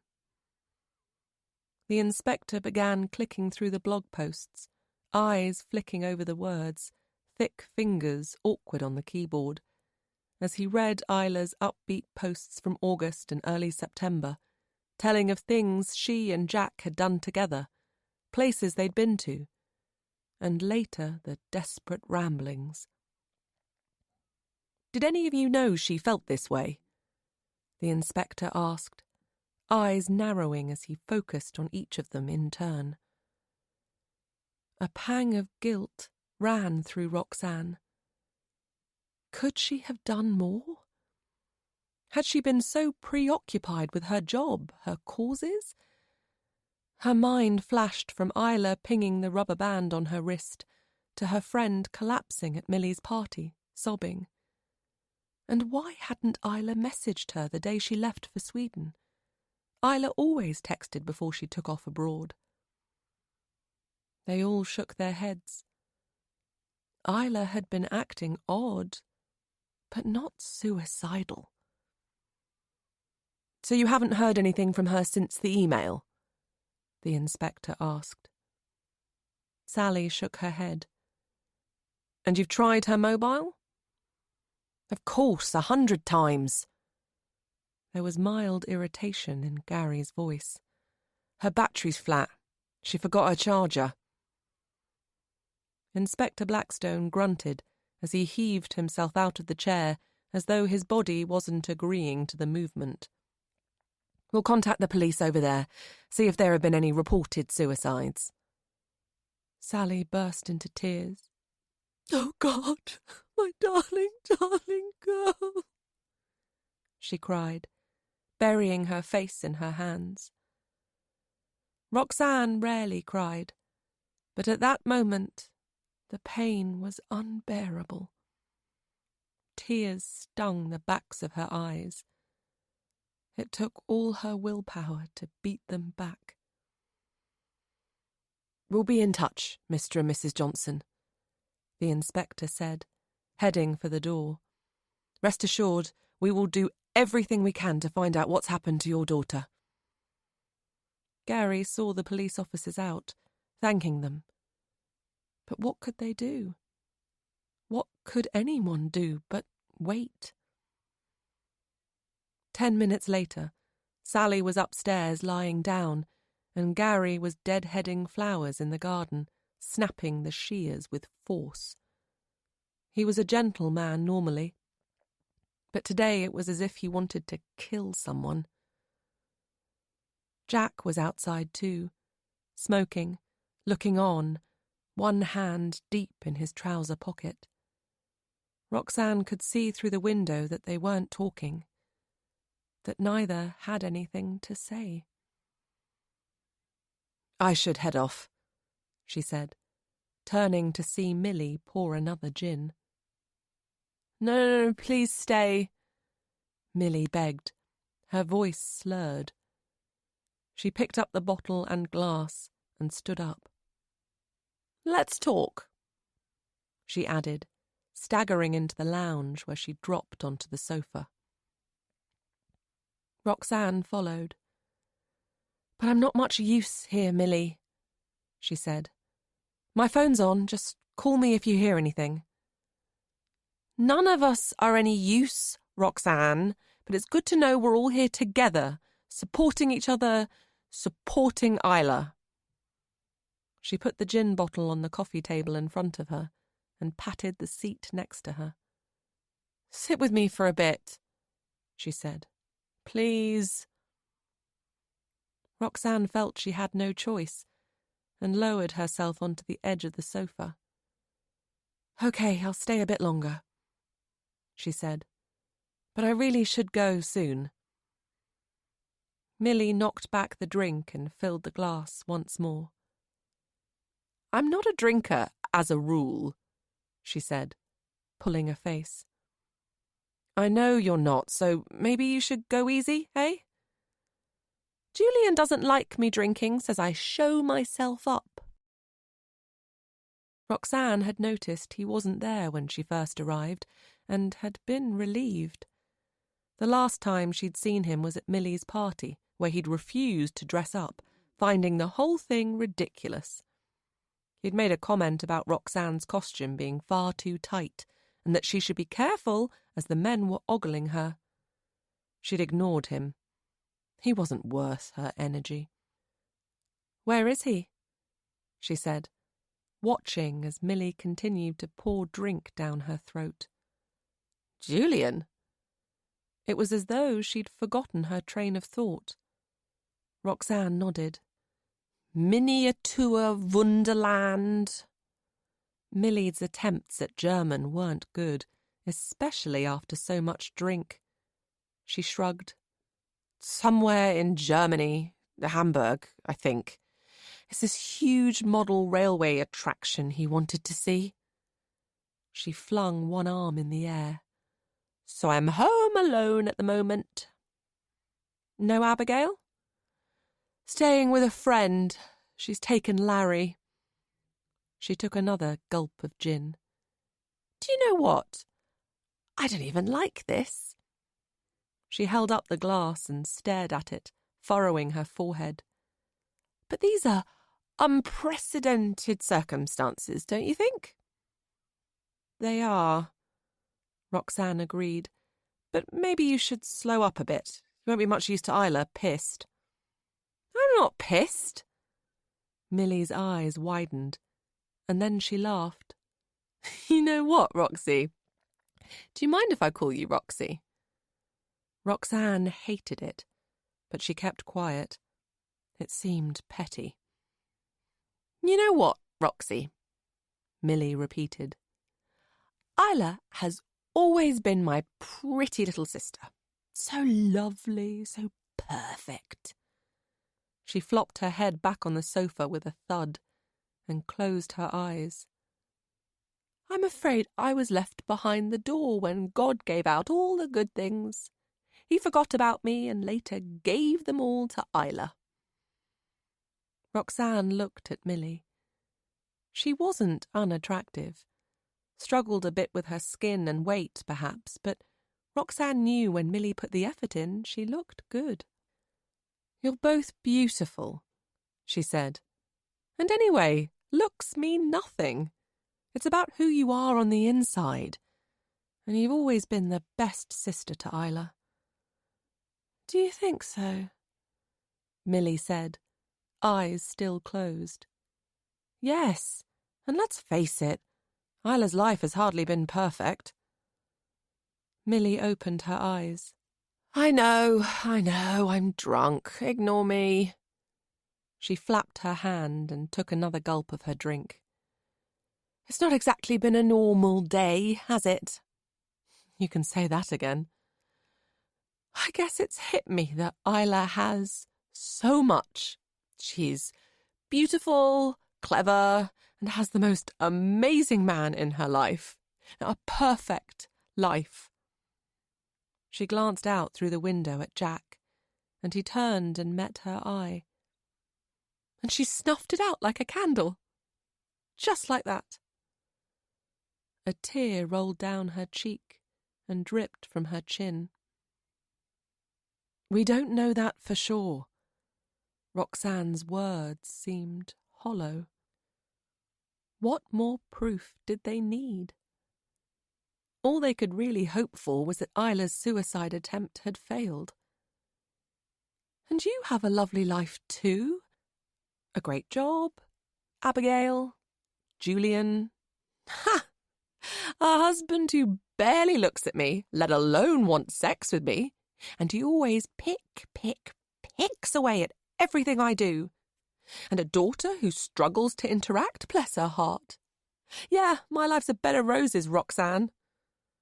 She sighed deeply. "Don't get me wrong, I love my Abigail and I would kill for her, but sometimes it would be nice if someone in my house actually had a proper conversation with me. I get more interaction from Larry." Roxanne took hold of Millie's hand. "I'm sorry. I didn't know that's how you felt. Isla always told me you were happy. Isla thinks I am, I suppose. I keep it all in here, you see." She tapped her head 3 times. "I pretend to the world that all is fabulous in my life, but it's a big pile of steaming crap." "I'm sorry," Roxanne said again, a little stunned by how self-absorbed Millie was being in the circumstances. But then emotions were running high and she was drunk. "Just try to remember Isla's had it far from easy. Don't forget what she went through." "Oh, no, we mustn't forget that, must we?" She rolled her eyes heavenwards. "She could have died that day." "Yes, but she didn't, did she? And then she met lovely Jack." Millie's eyes were back on the window. How could she? Roxanne didn't have an answer. "We all thought they were happy." But she decides Jack's not enough and sleeps with some Canadian Mountie or whoever he is. I don't think he's a Mountie, Millie. And because that doesn't work out, she gives up on life, without thinking of the effect it will have on us all. Nobody saw that coming, did they? She turned from the window and screwed up her nose, wobbling her head as though struggling to focus. Why would she do that to us, Roxy? Roxanne felt helpless. People who take their own lives feel they have no reason to live. Millie had a reason to live, even if she couldn't see it at that moment.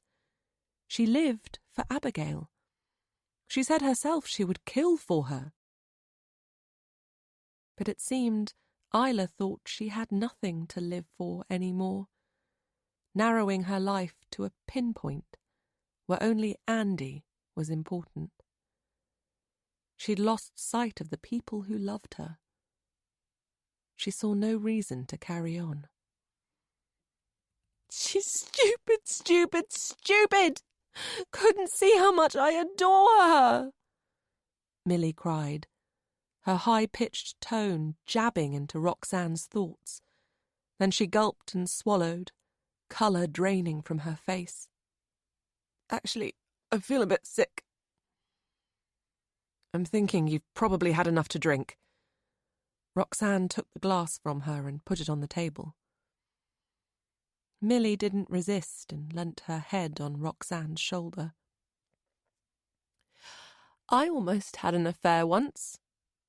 Foxy Roxy, she said. With a teacher at the school where I work. He asked me out for a drink, and I went. I liked him. Still do, in fact. I was so close to saying yes to going away with him, but, unlike my sister, I didn't jump into what looked like greener grass only to find a swamp. I just bit down hard and got on with it with Julian. She paused for a moment, her face wet with tears. Do you think my sister's dead, Roxanne? She said, her voice cracking as a fat tear rolled down her blotchy face. Because I couldn't bear it if she is. There was a silence before Millie fell asleep. Roxanne eased her from her shoulder and slipped off the sofa, lowering Millie's head onto the cushion and covering her with a throw. Roxanne returned to the dining room to find Jack had come in from the garden and was now sitting alone at the table, reading Isla's blog on Sally's laptop. His eyes had landed on a photograph of Isla and Andy outside a cafe together. They were looking towards the camera. Isla, in a black jacket with a grey fur collar, hair twisted into a messy knot, her fingers gripping a cup, her laptop closed in front of her. To Roxanne, Andy looked ordinary. Neat, red hair, average build, around 30. Not cute and quirkily handsome like Jack. No, this Andy, whoever he was nothing special. Ordinary. He was dressed in a dark jacket, a green checked scarf looped around his neck, and there was a cup in front of him too. How did he win her over? Jack whispered, as though he could read Roxanne's thoughts. How the hell did he steal her from me? I'm sorry, she said. I wish I knew. She moved closer and rested her hand on his shoulder. I'm going to Abisko now, she said, on impulse. I need to know what's happened to her. Find out for myself. I can't just wait around here for policeman plod. Jack snapped the laptop closed and turned to look at her. I'll come with you. Luna's already in the cattery as I was supposed to be spending the weekend at my father's. His face crumpled with uncertainty. I can't sit around here and do nothing. Chapter 35. I wasn't sure what to throw in my holdall, Roxanne said, as she and Jack headed down the aisle of the aircraft looking for their seat numbers. She'd managed to book tickets for an afternoon flight to Stockholm from Stansted Airport and a continuing transfer to Kiruna. It can be well into the minuses over there this time of year. It was small talk, and she didn't blame him for not responding. In fact, he'd barely said a word as they'd waited in departures for their gate to open, his head in his hands. She spotted their seats and shuffled in next to the window. Jack shoved his coat in the overhead compartment and plonked down next to her with a thud, before pushing his carry-on bag under the seat in front of him. He looked pale under his beard, his eyes bloodshot. He clipped his seatbelt on, pulled up the hood of his sweatshirt, a Heath Ledger Joker on the front, and shut his eyes, closing himself off. It was clear his sadness had deepened to another level, and Roxanne wished she could take him in her arms and squeeze. How could her friend have done this to such a nice guy? She didn't attempt any further conversation. There would be time enough for that once they arrived in Sweden, when he would have to talk about the blog and face up to the fact that there'd been another man in Isla's life. For now, silence was probably the best option. She pulled a book from her carry-on bag and settled down to read, but her mind wouldn't absorb the words. Instead, it buzzed and fizzed, her body restless as the plane took off, and the UK was reduced to the size of a model village. In Kiruna, they climbed down the metal steps of the plane and onto the icy ground. Roxanne slipped on her ski jacket and bobble hat, and Jack tugged on his long, grey woolen coat. He looked as though he was about to go into the trenches in World War I. He lifted the collar as a strong gust of wind cut across them. "Jesus," he said, voice low and sad, as they dashed through the darkness towards arrivals. "This is a nightmare from hell." They took a taxi to Abisko, and the driver, Eric, tried in upbeat fashion to fill them in about the history of the area. But Roxanne barely took in his words, and she knew Jack was struggling, his gaze focused on the huge expanse of white under the night sky. At Camp Arctic, Roxanne brushed snow from her shoulders as they stepped through the double doors into reception and banged snow from their boots.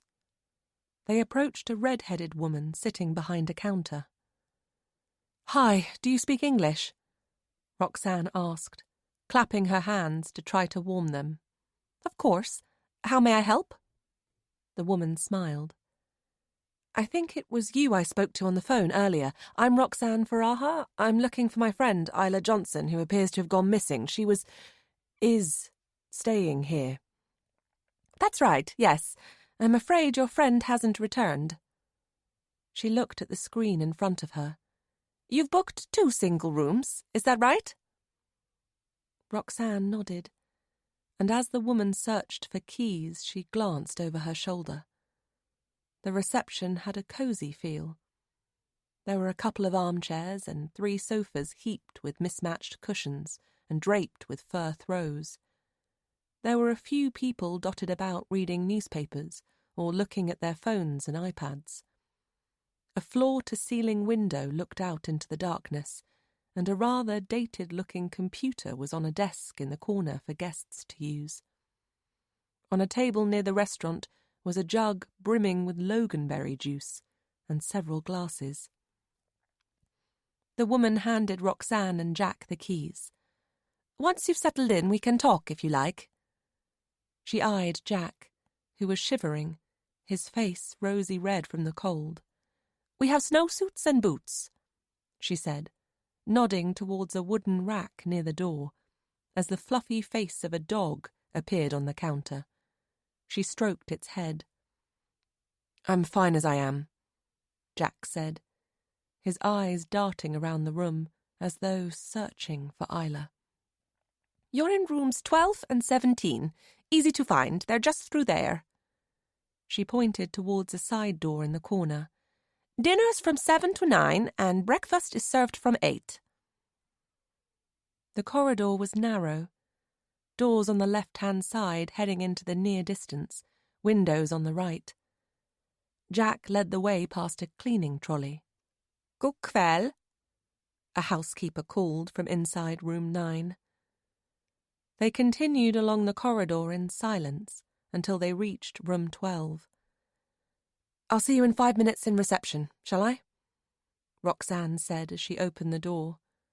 "We can talk to the woman and decide where to go from there."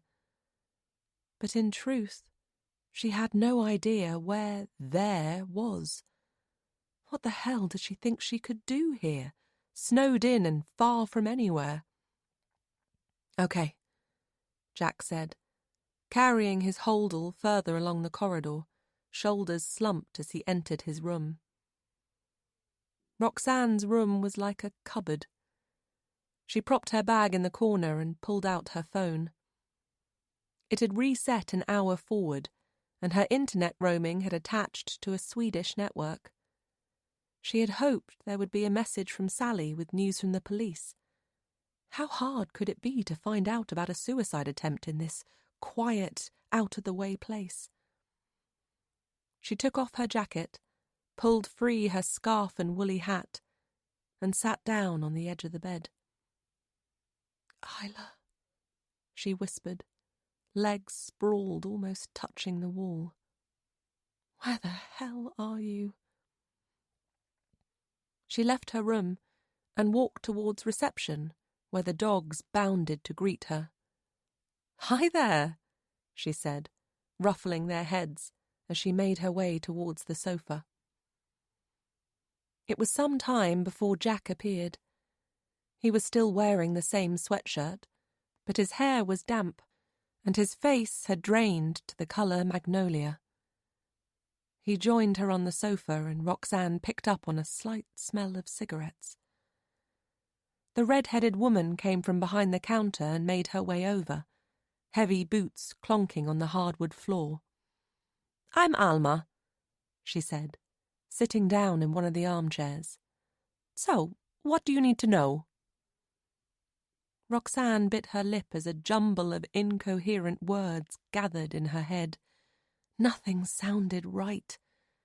She didn't know where to start. "So you've checked Isla's room," Jack said, and Roxanne threw him a wide-eyed look. Of course they'd checked her room. They'd said that on the phone. It was clear he had no idea what to ask either. This was ridiculous. They were like two schoolkids playing detective. Alma nodded. "Your friend's belongings are there, although I must tell you it was clean this morning before we got your call. Do you need to take a look?" "That would be great, if that's okay," Roxanne said, looking at Jack, who nodded. "Did you see Isla talk to anyone while she was here?" Jack asked. "A man with red hair, maybe?" Roxanne wanted to reach out and hold his hand, but stopped herself. Alma's brow furrowed. She shrugged. "Not that I recall. Your friend spent most of her time alone, writing on her laptop or taking photographs." "Typical Isla," Jack said, a crack in his voice. "She went to the Sky Station at Abisko National Park last night, I believe. A couple who are staying here, Alex and Maddie Grimes, mentioned they'd be there too. They may have seen her, spoken to her perhaps. Is that helpful?" "Could be," Roxanne said. "They may have seen her with someone." She didn't catch Jack's eye, but imagined his thought process. Isla had said on her blog she met Andy at the foot of the chairlift. Alma looked around her. "I don't think Mr. and Mrs. Grimes are here at the moment. They said something about going to the Ice Hotel in Jukkasjärvi, but they should be back later. Perhaps speak to them then?" Yes, we will." "So when was the last time you saw Isla?" Jack asked. "Well, as I say, she went to the Sky Station, but I didn't notice her return. All our guests have passes for the rear door, for when they arrive back after 10 o'clock. We close the front entrance around that time, so she may have come back after that." She paused, looking straight at Roxanne. "Maybe you need to give it a bit more time before you panic too much. It's normal for a grown woman to take off." "Yes, but I told you on the phone she sent us an email saying she was going to commit suicide." Roxanne's voice had risen in volume and smacked of anger. She hooked Alma into a stare. Hardly normal. "Can we see her room now?" Jack said, getting up and shoving his hands into his jean pockets as though he wanted to defuse the moment. "Of course." Alma rose and threw Roxanne a concerned glance. "I'll get the key." She led the way and stood in the doorway of Isla's room as Roxanne and Jack stepped in. But they were no sooner through the door when the dogs started barking in reception. "Tindra! Max!" Alma yelled down the corridor. She screwed up her face. I shouldn't really leave you, she said, tapping the door key on her palm 3 times. But I guess you look honest enough. And with that she dashed away, yelling, Stop a buller! They wandered aimlessly around the tiny room for a few moments, before Jack dragged Isla's case from the corner. He threw it onto the bed and unzipped it. I should have known there was someone else, he said, his voice a whisper. She wouldn't talk about the wedding or set a date. I must have pushed her into the engagement. I'm such an idiot. Not an idiot, Jack. He stood for some moments, staring into space. She would flinch sometimes when I went to hold her. She was like that after Carl Jeffrey, Jack. I reckon that was as much to do with her worrying herself silly about him and the appeal as anything else. He shrugged and shook his head, as though he didn't believe her words, and began rummaging in Isla's case. He tugged out a jewellery box, opened it, and pulled out a St. Christopher medal. She's not wearing it, he said. Maybe she hasn't travelled far. Roxanne couldn't help thinking Isla might not have wanted the luck of the saints, where she'd said she was going.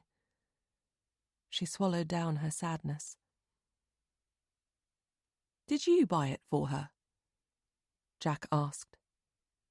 What? The necklace. Did you buy it? Uh-huh. She nodded. Just before she went to Canada.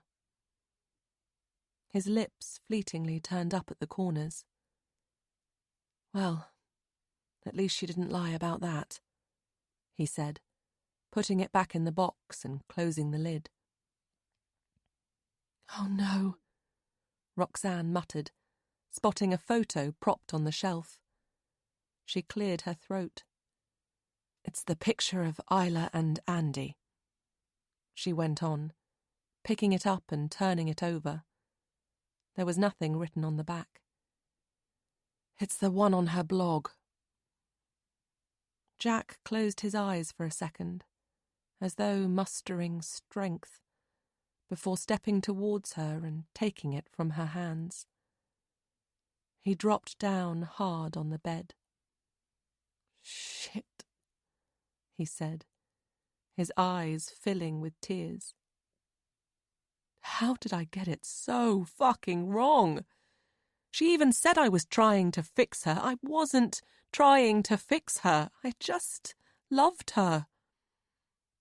Jack, I'm so sorry. You know what? I've just remembered. There was this guy called Andy on her Facebook. You don't suppose... Facebook. Yeah. He paused, scratching his head. Andy... I can't even remember his surname. That's how little notice I took. But he's on her Facebook. His profile picture was a maple leaf. It's got to be him, the bloke from her blog, talking to her on social media right in front of me. We have to contact him, Jack, she said, pulling out her phone, but she had no signal. No, you contact him, Roxanne. There's no way I want to talk to the slimy shit. He got up and straightened his shoulders. I don't even know why I'm here, if I'm honest, he said, waving the photo in the air. This! His voice had grown in volume and smacked of anger. This isn't who I thought Isla was. Roxanne took the picture from him and put it in her pocket. None of us did, Jack, she said. The sudden silence that fell between them was painful. We must find her, she said, eventually, pulling Isla's teddy bear from the bedside cabinet and hugging it to her chest. She had this at uni. Never goes anywhere without it. Until now. Jack covered his face with his hands. She put the battered bear back on the bedside cabinet, kissed her fingertips, and pressed them against it, before looking around the room once more. "There's no gin bottle," she said. "What?"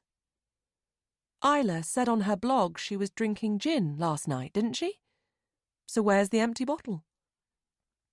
He shrugged. "Alma said the cleaner's bin in. She would have emptied the bin." He was on his feet again, pacing. "I didn't even know she liked bloody gin, or that she was writing a blog. I didn't know her at all." A tear rolled down his face, and Roxanne pulled him into a hug and patted his back as if she was comforting a child. "But we still have to find her," she said, releasing him and gripping his upper arms, snagging him into a stare. "We need to know what's happened, even if it's the worst possible news." "You're right," he said, pulling away and rubbing the back of his hand across his face. He turned and opened Isla's case. "We need to find her." He tugged out a couple of jumpers and her laptop. "Do you think she wrote her final blog post on that?" Roxanne asked. "Her email to her mum?" Jack shook his head. "No, this is just for writing. Isla hated the internet distracting her when she was working. She must have used the guest computer in reception." He threw the jumper and laptop back in the case, a look of defeat on his face. "Roxanne, what are we doing here? We're not Sherlock and Dr. Watson. What the hell do we think we'll find?" He pulled a packet of cigarettes from his pocket and pulled one free. "You can't smoke in here, Jack," she said.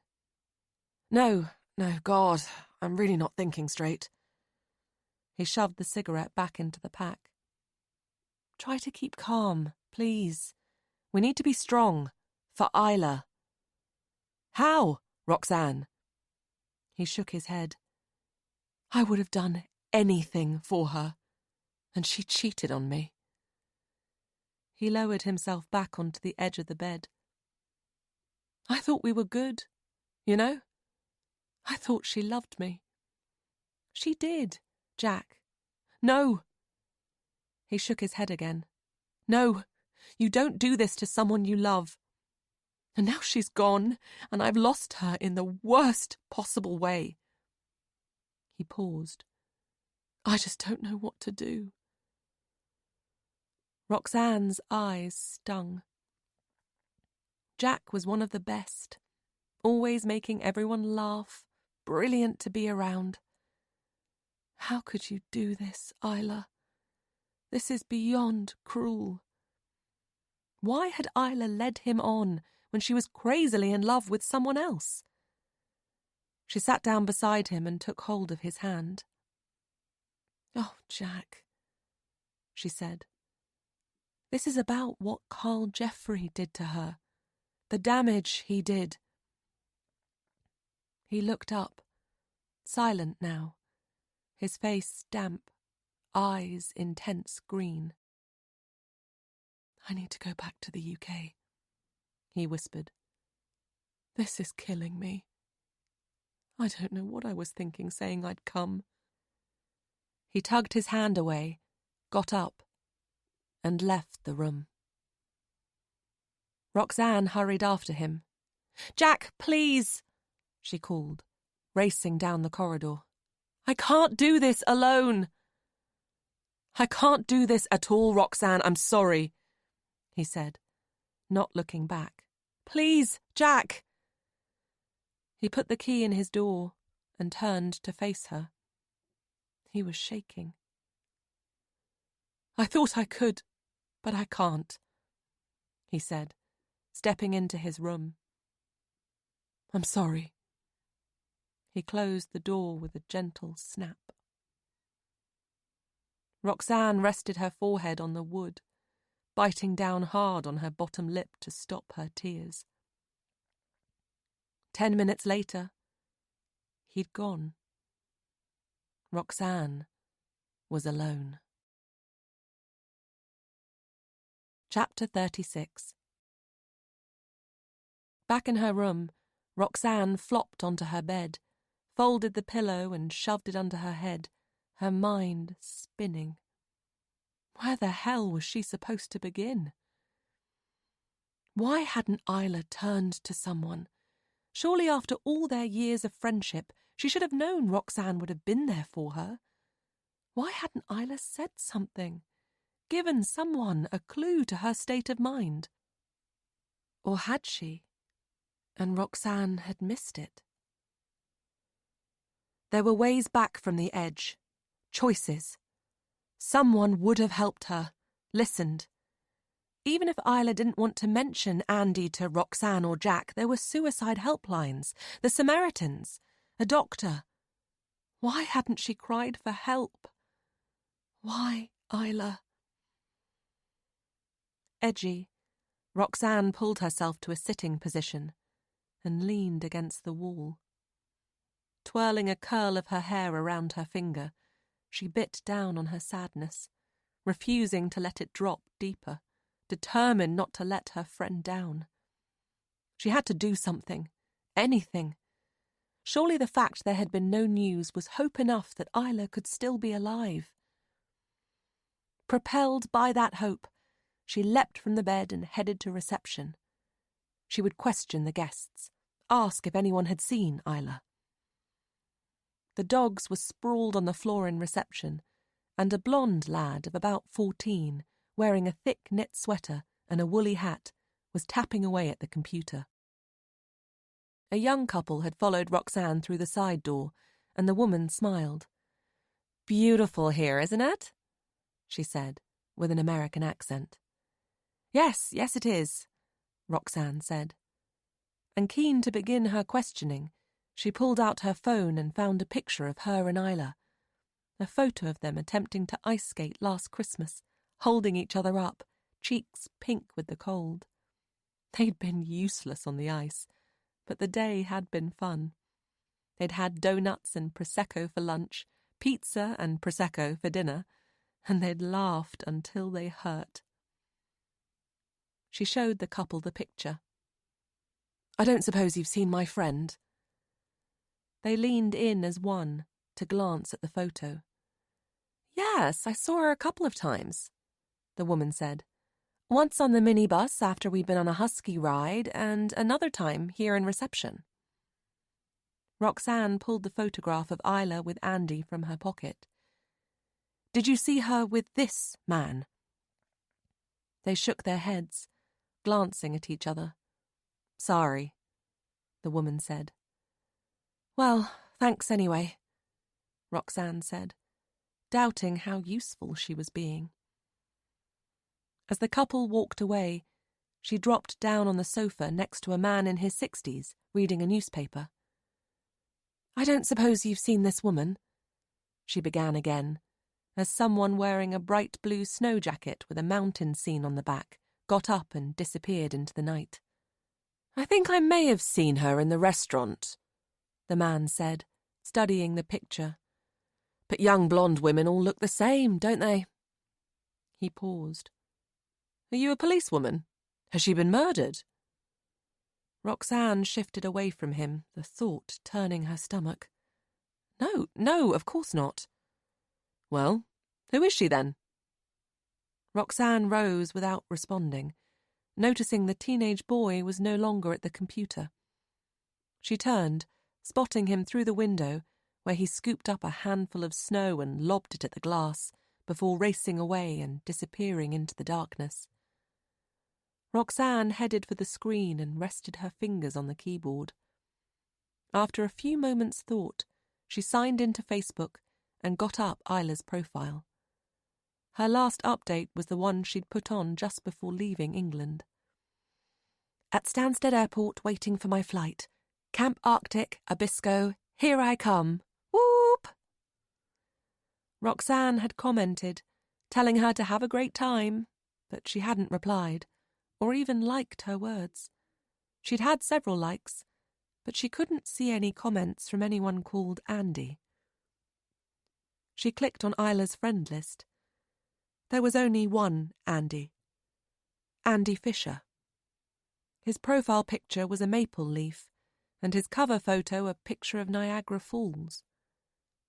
Could this be him? The man who Isla fell in love with? There was nothing else to see, no updates to view, and although he'd changed his profile picture a few times over the last couple of years, they were all generic photos of places and animals. His friends list wasn't visible either, and there was no way of sending him a private message. She couldn't contact him. The most she could do was attempt to add him as a friend, although she didn't hold out much hope that he would accept. He wouldn't know who she was, so why would he?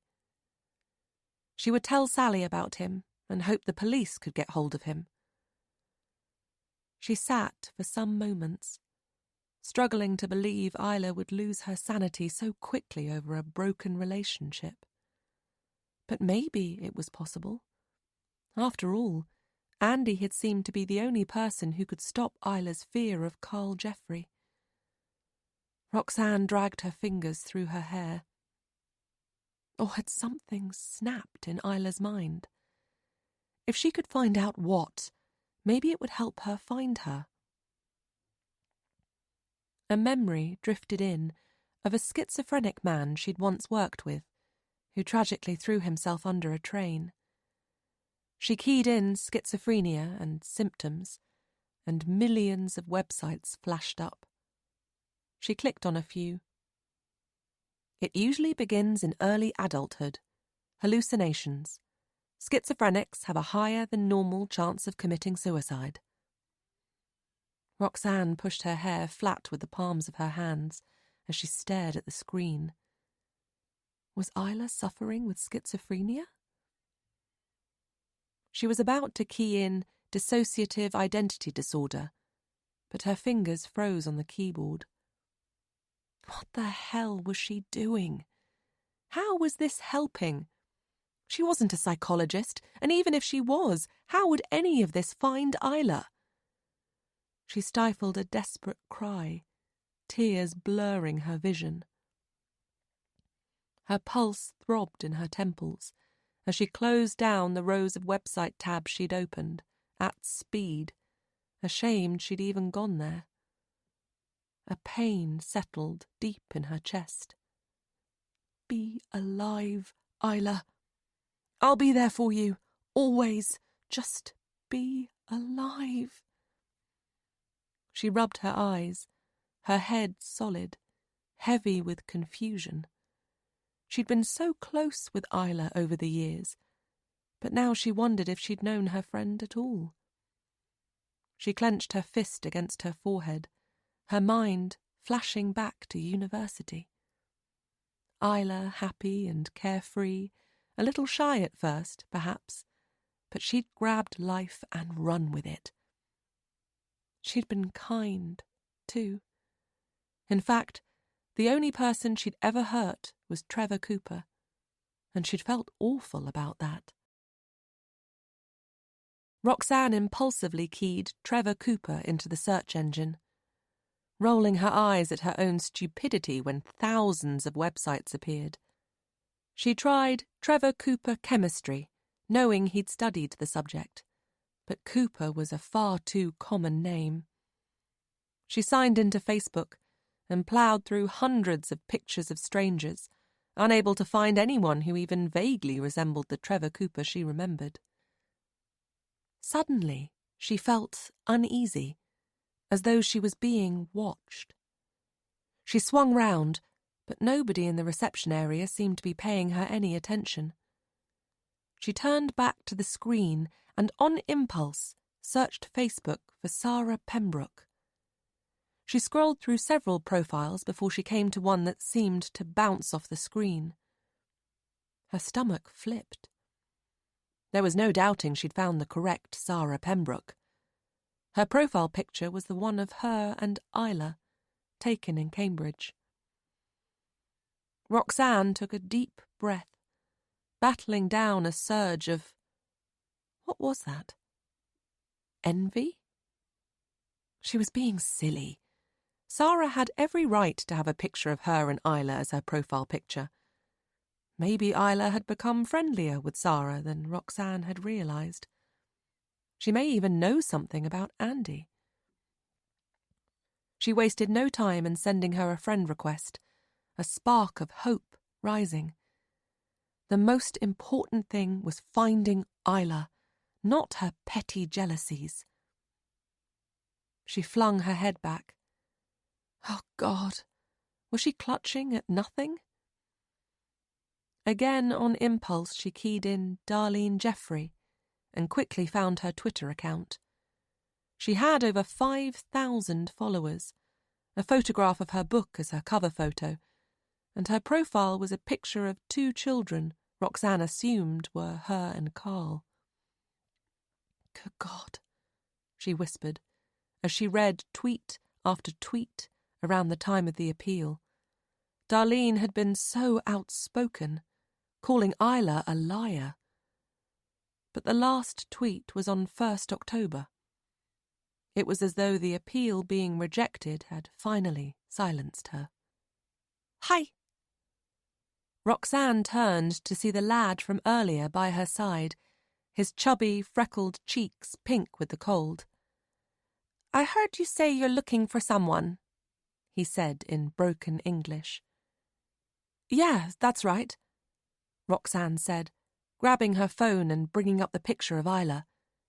Have you seen her? He stared at the screen for some moments before saying, Yes, last night. They were coming through the back door when I was returning to my room. They? She was with a man. Roxanne's pulse throbbed in her neck. Do you remember what he looked like? He had red hair. They were kissing. His cheeks reddened further. Roxanne took the photo from her pocket. Is this him? She said. Yes, that's him. Did you see her after that? Roxanne asked, trying to control her emotions. No, just the one time, he said, and he turned and took off through the side door. Roxanne's hopes quickly petered away. What did that prove, other than what she knew already? She turned back to the computer and stared at the screen, her mind drifting to all the strange things that had happened to Isla before she came to Sweden. It started with the reunion. Why had Trevor Cooper bottled at the last minute? I hope you've made the right decision, he'd written on Isla's engagement update. But then, none of this was helpful or even relevant. Her mind was jumping like a grasshopper without a leaf to stand on. Jack was right. He wasn't Sherlock, and she certainly wasn't Dr. Watson. But then, what else had she got to grab onto? Later, in her room, she drifted into a fitful, nightmare-fueled sleep. Through solid darkness, Isla was running towards her, screaming, slipping and sliding on icy ground. Help! She's going to kill me! I'm here, Isla! Roxanne called back, holding out her arms, but she was wedged knee-deep in snow. It clung to her legs like cement. She stretched forward and Isla grabbed her, exhausted, her face streaming with tears. Thank you, Isla said, falling into Roxanne's arms like a rag doll. Microseconds later, a knife was plunged deep into Isla's back. No! Roxanne cried, as her friend fell to the floor, just as she had that day in the car park at Millie's party, her blood spreading in the whiteness like red wine into a carpet. Roxanne dropped to her knees and cradled her friend in her arms. I had to get rid of her. The voice was some distance away. Roxanne looked up to see another Isla, eyes ice-cold, face bleached white. She wasn't really me. Roxanne's eyes shot open. Gasping for breath, she scrambled to a sitting position and cradled her knees. Her body was hot and sweaty despite the cold, her sheets twisted beneath her. The curtains at her window were half open, revealing the night sky. It was snowing again, and she longed for home or just a familiar face to appear behind the glass, although, at times, home could be a lonely place too. She sat for some moments, taking deep breaths, stilling herself and trying for calm. Finally, she got out of bed and pulled on her snowsuit, gloves, hat and boots. She had never understood Isla's craving for space and air, always loving loud places and crowds. But she thought she understood now. The desire to dive outside into the quietness of the cold night and not look back, and the need to piece together her thoughts where nobody could hear them, was overwhelming. She made her way through reception, moving silently past the sleeping dogs, but the entrance was locked. It was gone 10 o'clock. She turned back and returned to the long corridor. She passed the rooms and left through the back door, where the boy had said he'd seen Isla with Andy. It had stopped snowing, but the freezing air made her cheeks tingle. She wrapped her scarf around her face and walked away from the lodge, heading under a bridge and out into open countryside, her mind turning everything over. Perhaps she should have stayed in the UK. It had been an impulsive, stupid decision to come, when emotions were running high, the kind she always made. But then she wanted to be there. She needed to be there. She walked for a long time, using her phone torch to guide her way. Eventually her nose and fingertips became numb, and her toes, despite a layering of socks and her fur-lined boots, felt as though they might snap off. And now, the many footprints in the snow around Camp Arctic had dwindled to one set of prints, stretching into the distance like chocolate buttons on royal icing. There were animal prints too, a moose or perhaps a bear. She took a deep breath and let it out, mist forming in front of her lips.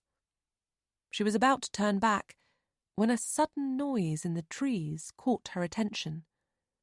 She sprang around and pointed her torch towards the sound. "Hello?" She flicked the light across the leafless, snow-heavy trees. "Is anybody there?" There was another rustle. She spun around to see that the route she'd travelled was a tunnel of darkness. She'd definitely come too far, had walked for almost an hour trying to clear her head. A snake of green whipped across the black sky. The northern lights. Her heart raced, and she felt angry with herself. She didn't do afraid.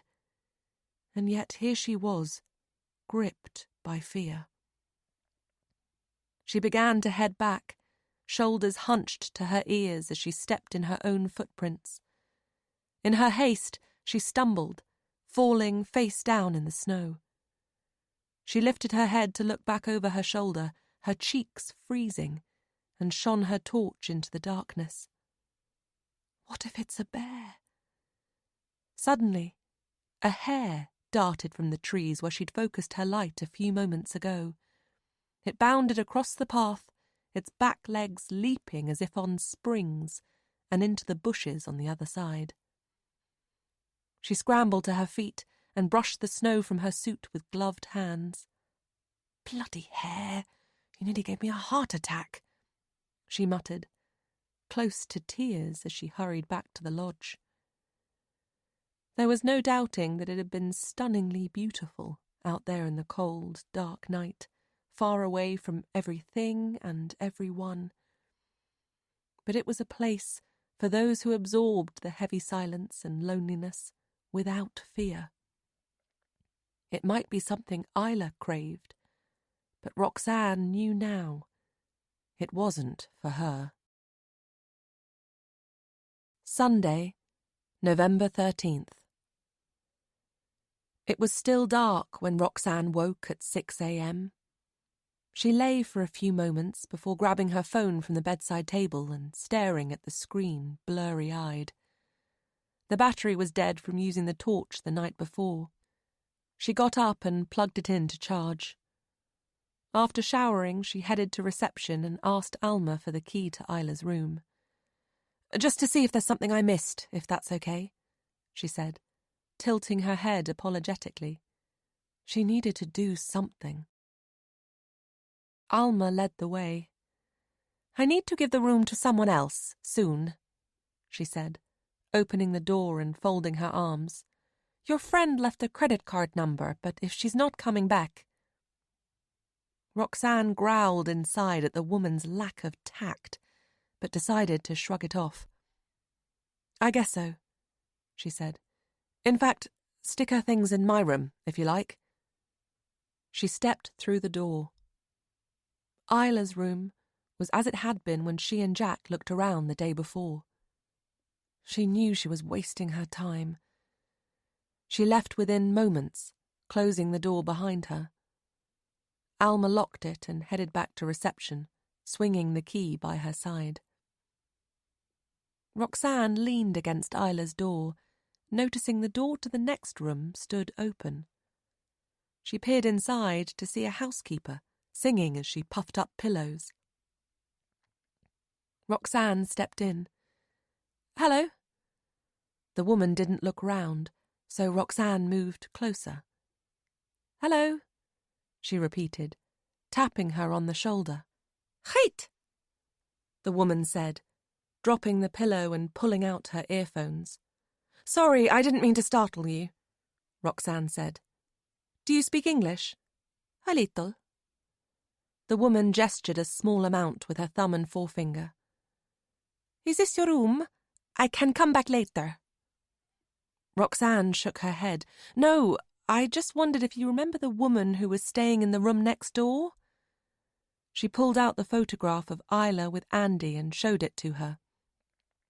She shook her head. "Sorry." "What about the man?" She screwed up her nose as though thinking before shaking her head again. "Did you clean her room on Saturday morning?" The cleaner looked puzzled. "On Saturday." Roxanne grabbed her feather duster and wiggled it in the air. "Did you clean her room?" The cleaner laughed. Yeah. "Did you see anything odd?" Roxanne had no idea where she was going with her questions. She pointed at the photo again. "Did this man spend the night with her?" She shook her head, brow furrowed. "I clean and make bed. That is all." She shrugged. "Is everything okay?" "I don't know. We think—" She stopped, frustrated for not knowing any Swedish. There was no point in carrying on. "Thank you," she said, leaving the room. "That's right, we saw Isla on Friday at the Sky Station," Alex said, as he tucked into his breakfast. He was a bit of a silver fox, the kind that might give Paul Hollywood a run for his money. Alma had pointed the couple out to Roxanne, saying they'd been to the Sky Station on the night Isla was there, and she'd approached and shown them a photo of Isla. Alex had invited her to sit down, much to the clear disapproval of his much younger and very beautiful wife. "The Northern Lights were incredible, weren't they, Maddie?" he went on, turning to smile at her. Maddie flicked her dark hair over her shoulders and sipped her Buck's Fizz, her eyes boring into Roxanne. She didn't respond. Roxanne snatched her eyes away from Maddie's and glanced around the restaurant. It was heaving. Waiters and waitresses buzzed to and fro with pots of tea and coffee, and the tables were crammed with visitors. She returned her attention to Alex. "So did she seem okay?" He nodded. "Well, she was taking lots of photos and seemed to like it up there in the darkness. She was still there when we left. Although I noticed her heading down as we climbed into the minibus. Did you see her talk to anyone? A man with red hair? Maddie leaned forward. What's this about, exactly? She was Scottish, and there was a hint of aggression in her voice. I just expected my friend to be here, Roxanne said, not wanting to talk about the email. I'm worried about her, that's all. I don't suppose she mentioned where she might be heading. Well, I didn't speak to her. Maddie looked at her husband and folded her arms across her slim body. I just wanted to get back to the hotel that night. It was fucking freezing up there. But Alex just had to say hello. I thought she looked lonely, needed a friend. Yeah, well, you're meant to be with me, remember? It's our honeymoon, for Christ's sake. Roxanne sensed Alex was a bit of a ladies' man, and Maddie didn't fully trust him. Whatever it was, their marriage looked destined to fail. She said she might go to Narvik, take in the fjords, Alex said, ignoring his wife. There's a direct train. Maddie unfolded her arms, pulled her phone from her bag, and began thumping the screen. She glanced up and met Roxanne's eye. What? She said. Do you want to be my Facebook update too? Well, thanks for your help, Roxanne said, rising, knowing it was time to leave. I hope you find her soon, Alex said. Me too, she called back over her shoulder as she left the restaurant. Back in her room, she found her phone was fully charged and that she'd missed several calls from Sally. She pressed her number. Sally, hi, it's Roxanne, she said, when she picked up, keen to tell her about Isla's planned trip to Norway and about the Andy she'd found on Facebook. Oh, thank goodness, Roxanne, Sally said, before she could get the words out. Her voice was anxious and jerky, not helped by the poor signal. I've been trying to get hold of you. Is everything okay? Is there news about Isla? Yes, there is. She was close to tears. A woman was struck by a car in Narvik in the early hours of this morning. They think it's Isla. Chapter 37. Sally took a deep breath and went on. They can't be certain it's Isla, she said, but the description fits. They got her details from her bag, and my name and number were on her passport. She snatched another breath, clearly struggling to get the words out. We're at Stansted now, waiting for a flight over. She's not good at all, Roxanne. Sally let out a stifled sob. She's in a coma. Oh, God, that's awful. She gripped the phone tighter to her ear, tears flooding from nowhere. They said she's opened her eyes once and mumbled something they couldn't make sense of. That's good, right? She's at least attempted to speak. Roxanne gulped, trying to compose herself, fighting the tears. I really don't know, Sally said, through her sobs. I feel at a loss being so far away. She paused, clearly trying to calm herself. The driver of the car that hit her said she leapt out of nowhere. He swerved and crashed into a wall. Lucky to be alive, they said. This is too awful. Roxanne dashed away her tears with the back of her hand. What was she doing wandering the streets of Narvik at gone midnight? Sally said. I thought she was in Sweden. She did tell a couple here in Abisko that she hoped to see the fjords. There's a direct train to Narvik. But it doesn't fit, Roxanne. Sally sniffed. Why would she tell people she wanted to see the fjords only to do this? You're right. It doesn't make any sense at all. Roxanne picked up her pyjama top and wiped the tears from her face with it. They say it happened in a side street where youngsters often hang out. Druggies, some of them. Sally paused, as though trying to compose herself. What was she doing hanging out somewhere like that? It's not Isla's style. Roxanne began pacing the room, and a silence hung between them for a few moments. People stay in comas for years, sometimes, don't they? Sally said. What if she never comes out of it? Her voice was growing in volume. But she's alive, Sally. Roxanne sat down on the edge of the bed, searching for her inner strength. We have to see this as positive news. She'll come out of the coma, and we've been given a second chance to help her. She lowered her head, letting her hair fall around her face. Everything will be okay, she added, wishing she believed her own words. And when she comes round, she'll need our help. We must be there for her. We need to be strong for Isla, don't we? Sally's voice was shaky, but resigned. She'll be counting on us. There was a brief silence before she added, Listen, I'll catch the next train to Narvik. I can be at the hospital in about 2 hours. OK, well, we'll be a lot longer, but hopefully we'll be there before nightfall. Sally told her the address. I've tried calling Jack, but he didn't pick up. Is he still with you? No. Roxanne recalled the dreadful state he'd been in the night before. He said he was going back to England. She paused and tugged one of her curls until it hurt her scalp, then released it so it pinged back like a coiled spring. He wasn't coping, and who can blame him? Sally sucked in a sigh. Well, I've left a message on his phone. Told him all we know.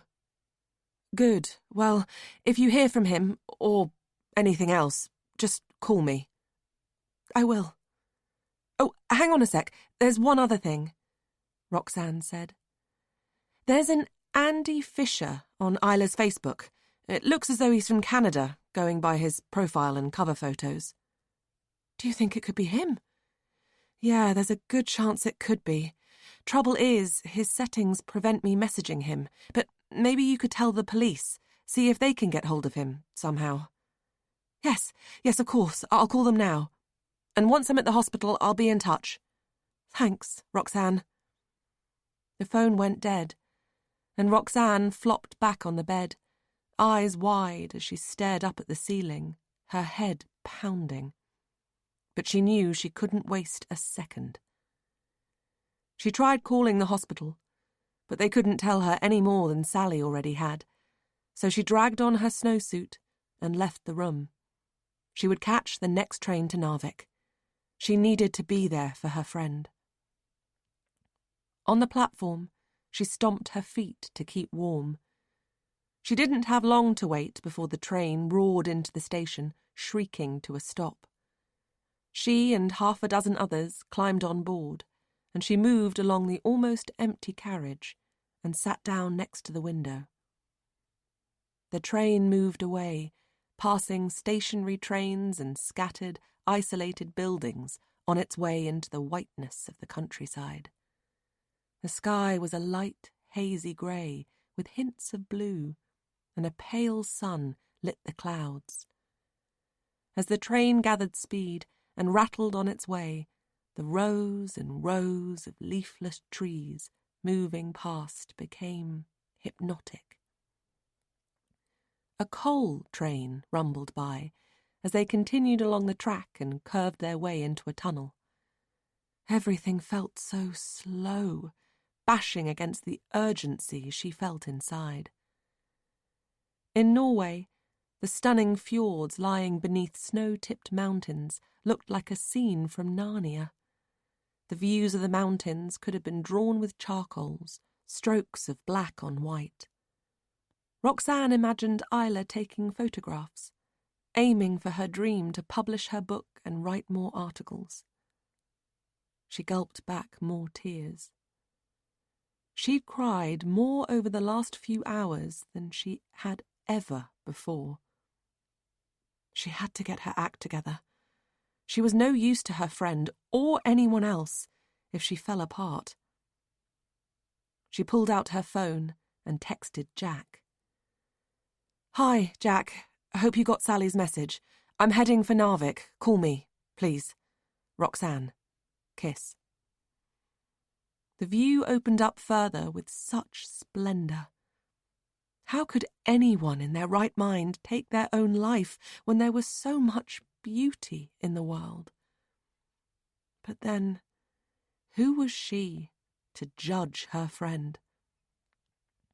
Perhaps Isla had never really been in her right mind after Carl Jeffrey. Eventually, the train pulled into Narvik station, brakes squealing, and Roxanne got up from her seat and hurried down the carriage, her adrenaline racing. The doors sprang open and she disembarked onto the snowy platform, quickly spotting a taxi. She raced towards it and climbed into the back seat. As the driver headed through streets buzzing with shoppers, all wrapped up against the cold and hurrying along snow-covered pavements, Roxanne tried to imagine once more Isla. The Isla she'd known for so many years, falling for a stranger without giving Jack a second's thought. Isla taking her own life. It still seemed so out of character, so far removed from the friend she thought she knew. "Women in the headwind," the driver said, breaking into her thoughts, his pale blue eyes fleetingly meeting hers in the rearview mirror. They'd reached Kongensgata, and he'd braked to almost a stop behind a queue of traffic. "Sorry? Over there." Roxanne turned to where he was nodding, to see a snow-covered statue of two women struggling in a windstorm. It made her heart break. It could be me and Isla. Roxanne imagined that she was the woman at the front leading, grabbing Isla's hand and holding on tight, battling onwards, hoping her friend would survive the storms and always be there by her side. But Isla was behind, the wind dragging her back, her hand above her head as a gust got the better of her. A tear escaped and rolled down Roxanne's cheek, and despite dashing it away and taking a deep breath, a feeling of helplessness consumed her. "You okay?" the driver asked. She sniffed. Yes, thanks." But she was far from it. Chapter 38. Isla. Sunday, November 13th. Floating between asleep and awake, Isla could see Millie and her parents racing along a beach by the sea, young and carefree, the sun beaming down on them, making them appear haloed. She was there too, blonde hair in a high ponytail swinging to and fro. She was wearing shorts and a T-shirt with the Spice Girls on the front, and star-shaped sunglasses, and snatching glances over her shoulder, her little legs giving it everything as she darted across the golden sand.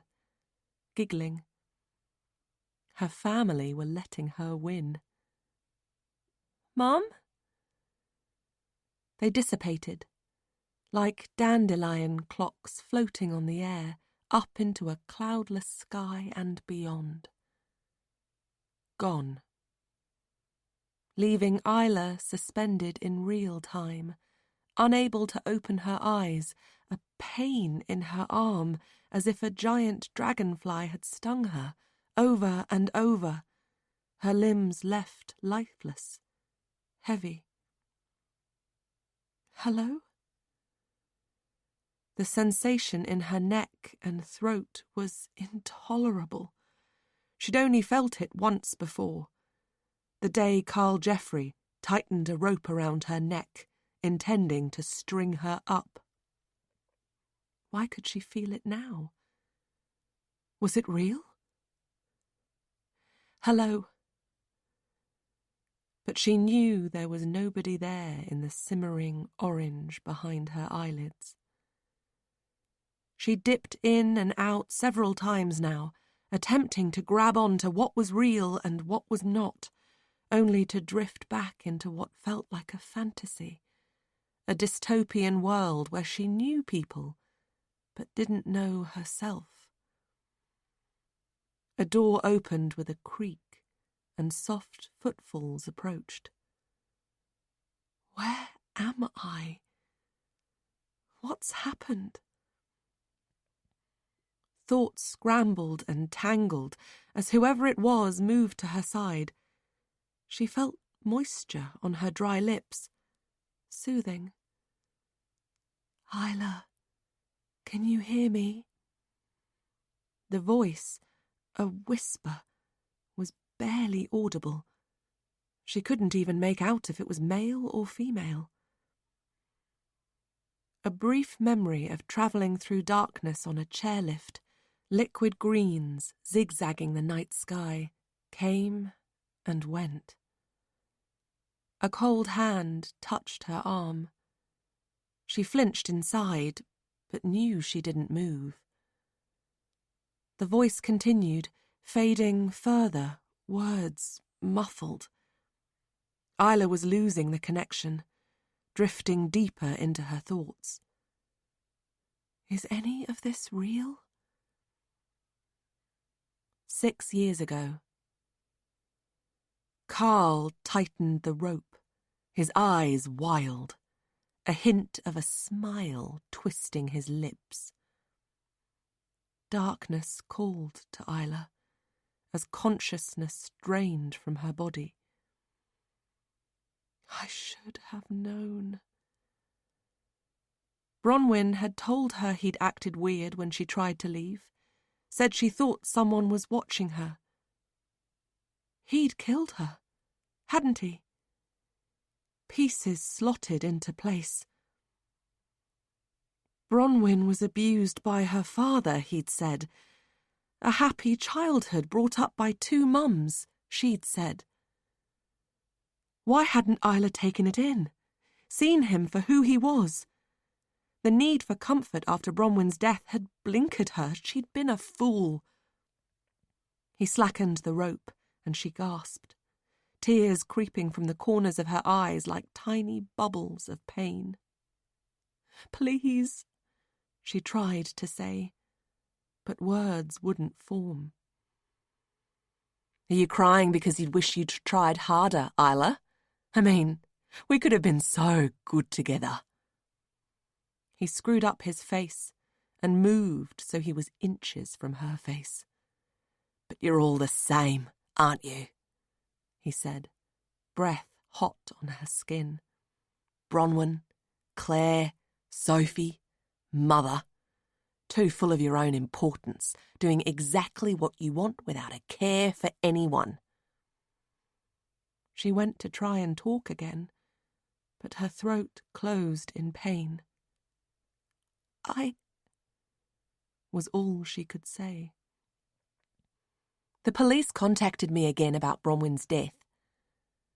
He moved back slightly and smirked, hands clenching the rope. They have doubts about me. I may have to take off. He stroked her cheek with the rough rope. His once handsome face contorted, ugly, evil pumping through his veins. After I've dealt with you, of course. Something inside her, as she lay under the weight of him, gathered momentum. And like a defeated army that somehow finds strength for one last battle, she lifted her hand, grabbed his testicles, and twisted. Shock and pain radiated across his face. Yelling, he fell backwards, letting go of the rope to grab himself between his legs, and cracking his head on the wall. Isla scrambled to her feet, the rope still wound around her neck. She stumbled into the kitchen, her eyes flicking over the worktop, and grabbed a knife. He was behind her in moments, and she turned to see his face purple with rage, spittle forming at the corners of his mouth. "Fucking bitch!" he yelled, dripping with sweat as he grabbed the rope and dragged her painfully towards him like the evil owner of a disobedient dog. "You deserve what's coming to you." He cried out when she plunged in the knife. His scream told of immense agony as she tugged the blade free from his flesh. He gripped his stomach, blood seeping through his fingers, his stare frozen. With his free hand, he grabbed her wrist and twisted. "Bitch!" he spat. Her body shook as she plunged the knife into him again. His drop to the floor was heavy, his cry ear-splitting. "For Bronwyn," she whispered, through the ache in her throat, as the knife tumbled from her hand and bounced 3 times across the wooden floorboards. Chapter 39. Roxanne. Roxanne tugged off her snowsuit and raced towards the hospital lifts. As she waited with nurses, doctors, and a pale man with a drip, determination took hold. If this was Isla, and she prayed it was, they had another chance to put her broken pieces back together. Roxanne could be Isla's glue. With Sally and Gary and Millie and maybe even Jack if she could convince him, they could work with Isla, make everything right again. A lift descended, and the doors whooshed open. Inside, huddled at the back next to the man with the drip, she pressed the button for the high dependency ward. Once there, she hurried towards the doors and pushed the intercom. "Hi, do you speak English?" she said, into the metal grid. "Yes? Can I help?" "I'm Roxanne Faraha, a friend of Isla Johnson. I understand she's here." A few moments later, a nurse appeared, smiling as she opened the door. She gestured for Roxanne to enter. "Your friend is unconscious," she said, as Roxanne followed her onto the ward. "But there are signs that she is making progress." She screwed up her forehead. "Is your friend English?" "She is, yes." "Does she speak Norwegian?" Roxanne shook her head. "I don't think so. Why?" "It's just that her muttering seemed to be in Norwegian.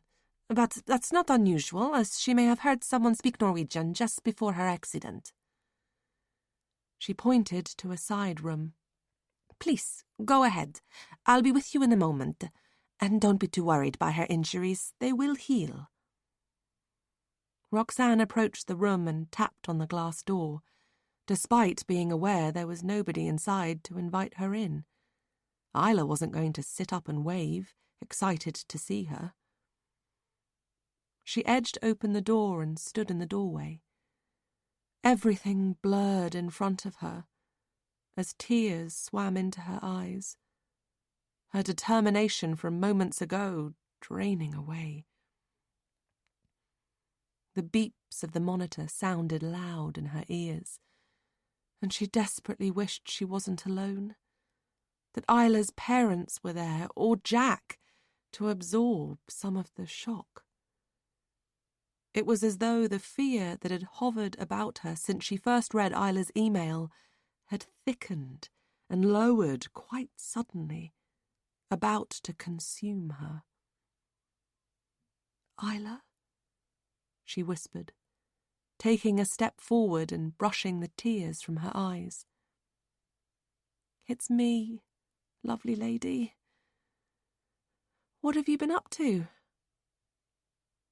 But as she approached, she knew. The woman's face was swollen, bruised and grazed from her injuries, difficult to identify, perhaps. But this wasn't her friend. She touched the woman's arm. "Oh, God, where are you, Isla?" The woman's eyes flickered open and closed again, and Roxanne dropped into the chair next to the bed. She would have to tell Sally. But then what? Where was Isla? Who was this poor woman? Why had she got Isla's bag, her identity? She pressed her palms into her eyes, attempting to halt tears, before burying her head in her hands. "Please don't worry, the signs are good." It was the nurse entering the room, and Roxanne looked up, a shimmer of tears clouding her vision. "No, you don't understand," she said, rising. "This isn't my friend. This isn't Isla." "But she has identification." "But it isn't her," Roxanne said again, a lump rising in her throat. "You think I wouldn't recognize my own friend?" She paused. "Can I see her bag?" Yes, of course, it's in the safe," the nurse said, leaving the room. Roxanne stood over the bed, studying the woman's swollen eyes, the bruises as black as storm clouds on her forehead. "Did you snatch Isla's bag?" she whispered. There was no response. The nurse was back, unzipping Isla's canvas bag. She placed it carefully on a side table, glancing at the door as though she wasn't sure she should be allowing Roxanne to look inside. But Roxanne wasted no time in pulling out Isla's passport and leafing through a notebook with jottings about Kiruna. There were pens and her purse, which she opened to find a handful of pound coins and a wad of Swedish kroners. "Oh, God," Roxanne said. A wallet-sized photo of Isla with Andy outside the cafe stared up at her through the transparent plastic of the purse. She threw everything back into the bag and zipped it closed, handing it to the nurse and glancing over her shoulder at the woman in the bed. "She must have stolen it," she said. "Perhaps, but we need to let the police decide that," the nurse said, leaving the room with the bag. Roxanne looked again at the woman. Had she snatched Isla's bag? Had Isla chased after her? Was that how it had happened? Had Isla chased the woman into the road and was now hiding? But then, how did that fit with her threatening to take her own life? Roxanne pulled out her phone and began texting Sally. She was about to press send when the phone rang. It was Jack. "Thank God," she said. "Are you okay?" "I've just picked up Sally's message. I can't seem to get hold of her. Is there any news from Narvik? Are you there?" His voice was wispy and breathless. "I'm in Narvik now. It isn't Isla." "Thank God." "Really? At least we'd have been sure she was alive. Where are you?" Her voice was rising in volume. "Where have you been?" "I stayed in a hotel near the airport overnight. I just shut down. Thinking, drinking too much." "You're an asshole." Roxanne regretted the words as soon as they left her lips. "Sorry, I didn't mean that." He didn't reply for some moments. "I'm at Camp Arctic. Can you come back?" "Why?" "Something's not right here." "You can say that again." "I just know Isla's here, somewhere. Call me crazy, I can't explain it." There was a crack in his voice, and Roxanne felt a pang of sadness. "It's hell, Roxanne. I should probably fuck off, but something keeps calling me back." Roxanne looked at the woman in the bed once more. Her vitals beeped, and lights zigzagged across the screen by her bed. She was still and lifeless, eyes closed. I'm no use here. On my way, she said, ending the call and leaving the room. Chapter 40. Isla. Isla forced her eyes open. A bolt of nausea rushed through her body, her head thumping as she leaned over the edge of the bed and heaved. She flopped back onto the pillow. Random, incoherent memories dancing about her mind, kicking against her skull, painful as they intruded. Julian in his car. You were such a spunky young thing. Blood dripping, postbox red, from her hand onto her mum's dining table. Sarah crying, holding Isla close. My dad died. Had that really happened? She searched her wrist for her rubber band, desperate to put an end to the extreme anxiety and confusion. It wasn't there. Her sore, dry eyes latched on to a window draped with blue and white checked curtains. Outside, from a white sky, snow tumbled, each flake unique. She'd read that somewhere. No two are exactly the same. Yes, she'd read that somewhere. Where am I?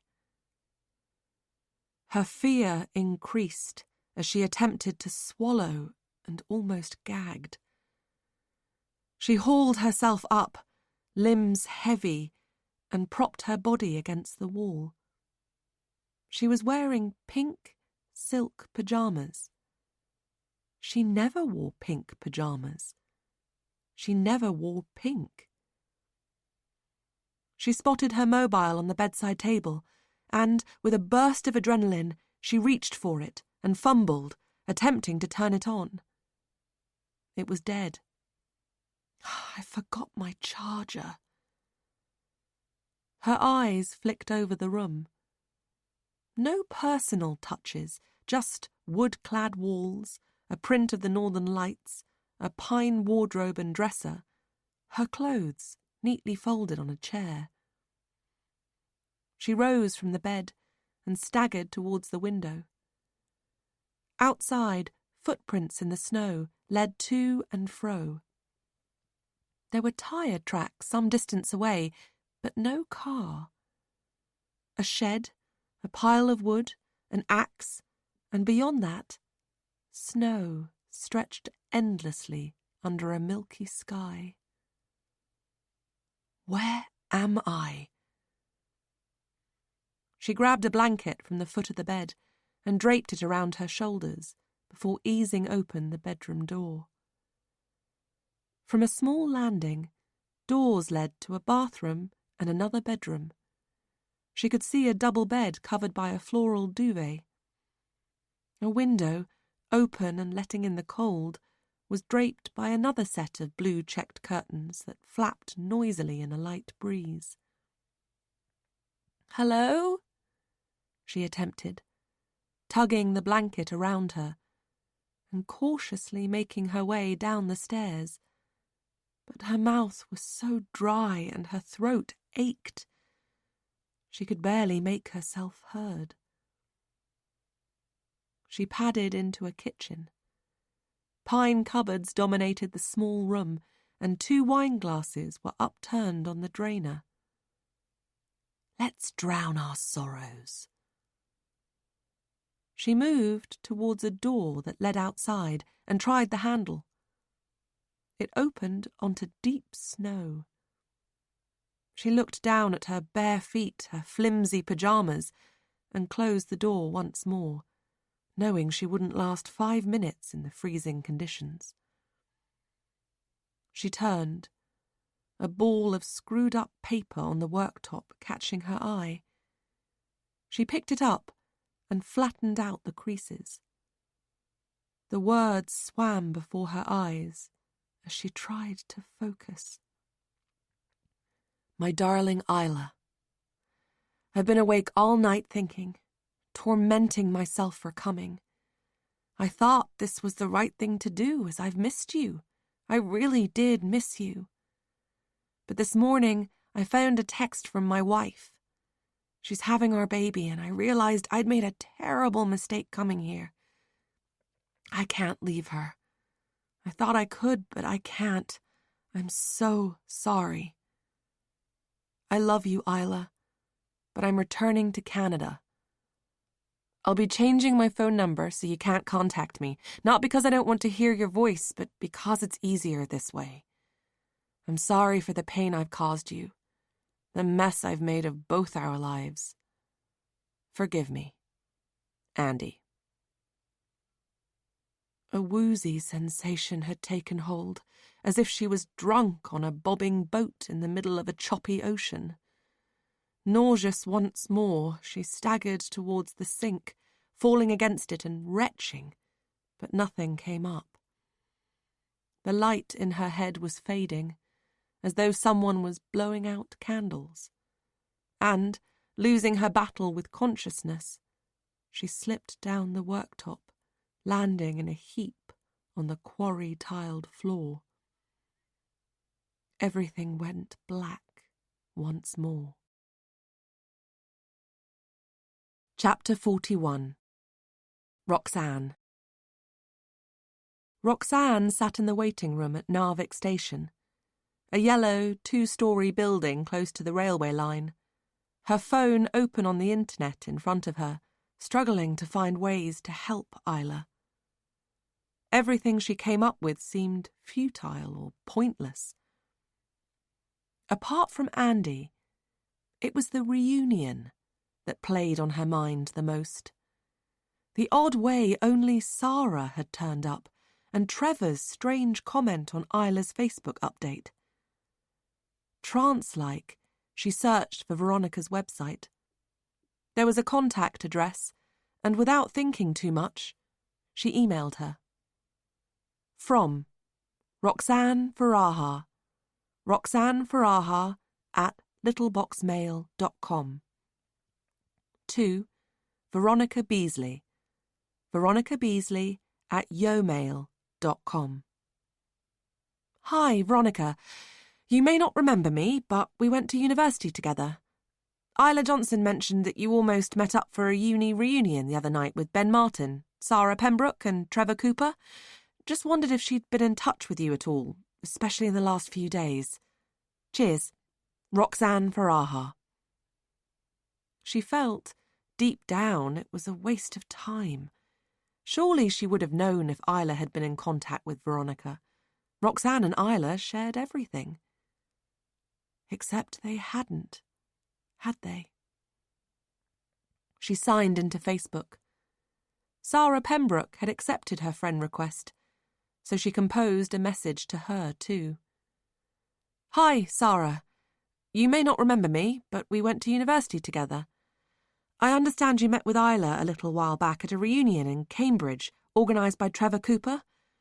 The thing is, and this is really hard to say, it looks as if Isla may have attempted suicide.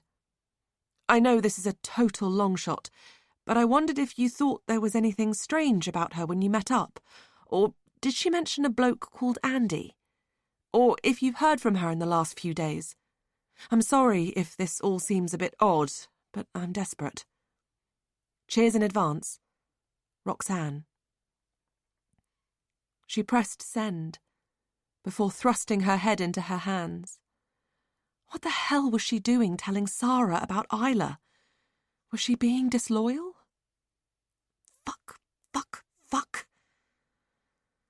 The train roared into the station, bringing her out of her anger. She shoved her phone into her bag and rose. Determined to keep strong, she slapped away a tear rolling down her cheek and strode from the waiting room and stepped on board.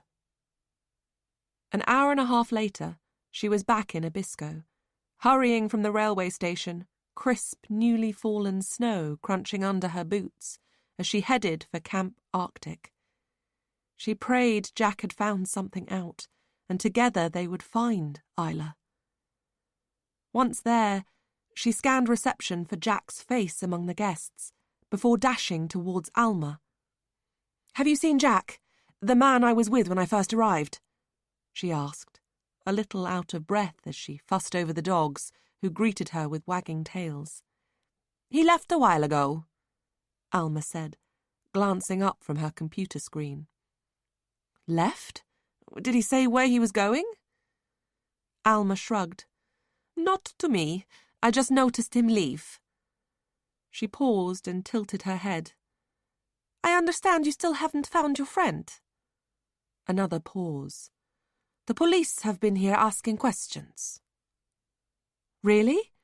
Well, thank God they're taking it seriously." Although the fact they were made it all the more worrying, somehow.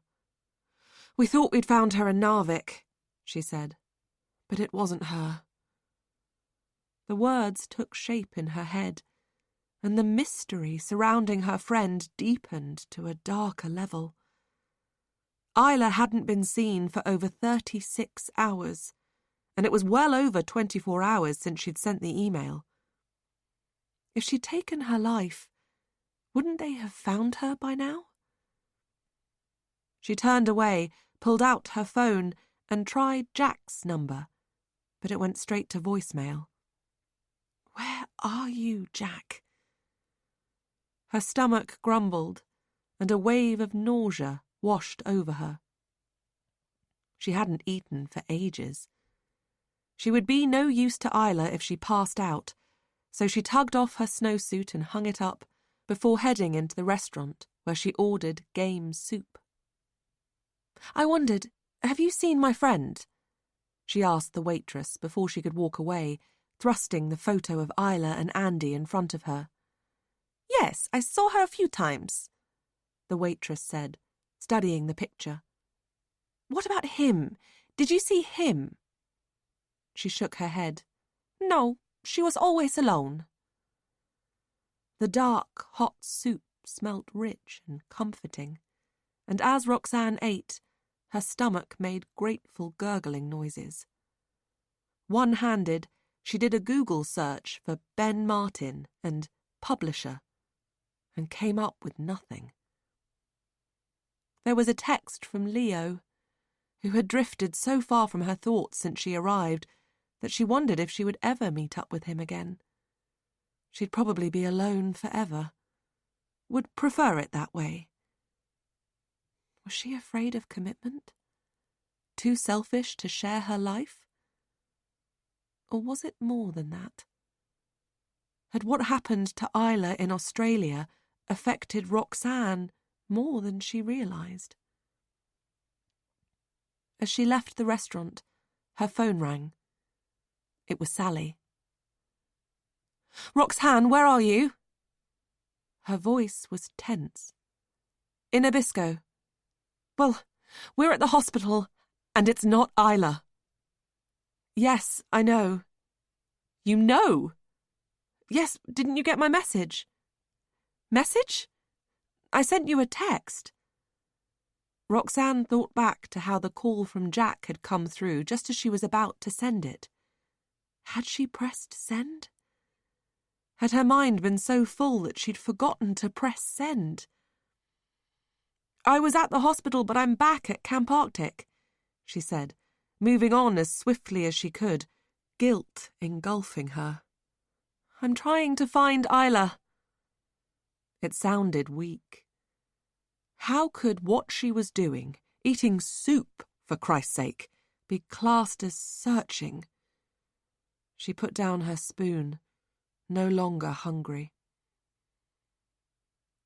After a silence, Sally gave a little cough and said, "She's awake. The woman they thought was Isla, she's awake." She paused, and Roxanne knew she was crying. "The police spoke to her. She's a student, apparently, and admits she was pretty out of it last night. but she remembers someone pushing her in front of the car and insists she has no idea why she has Isla's bag. Jesus, that's pretty weird stuff, Roxanne said.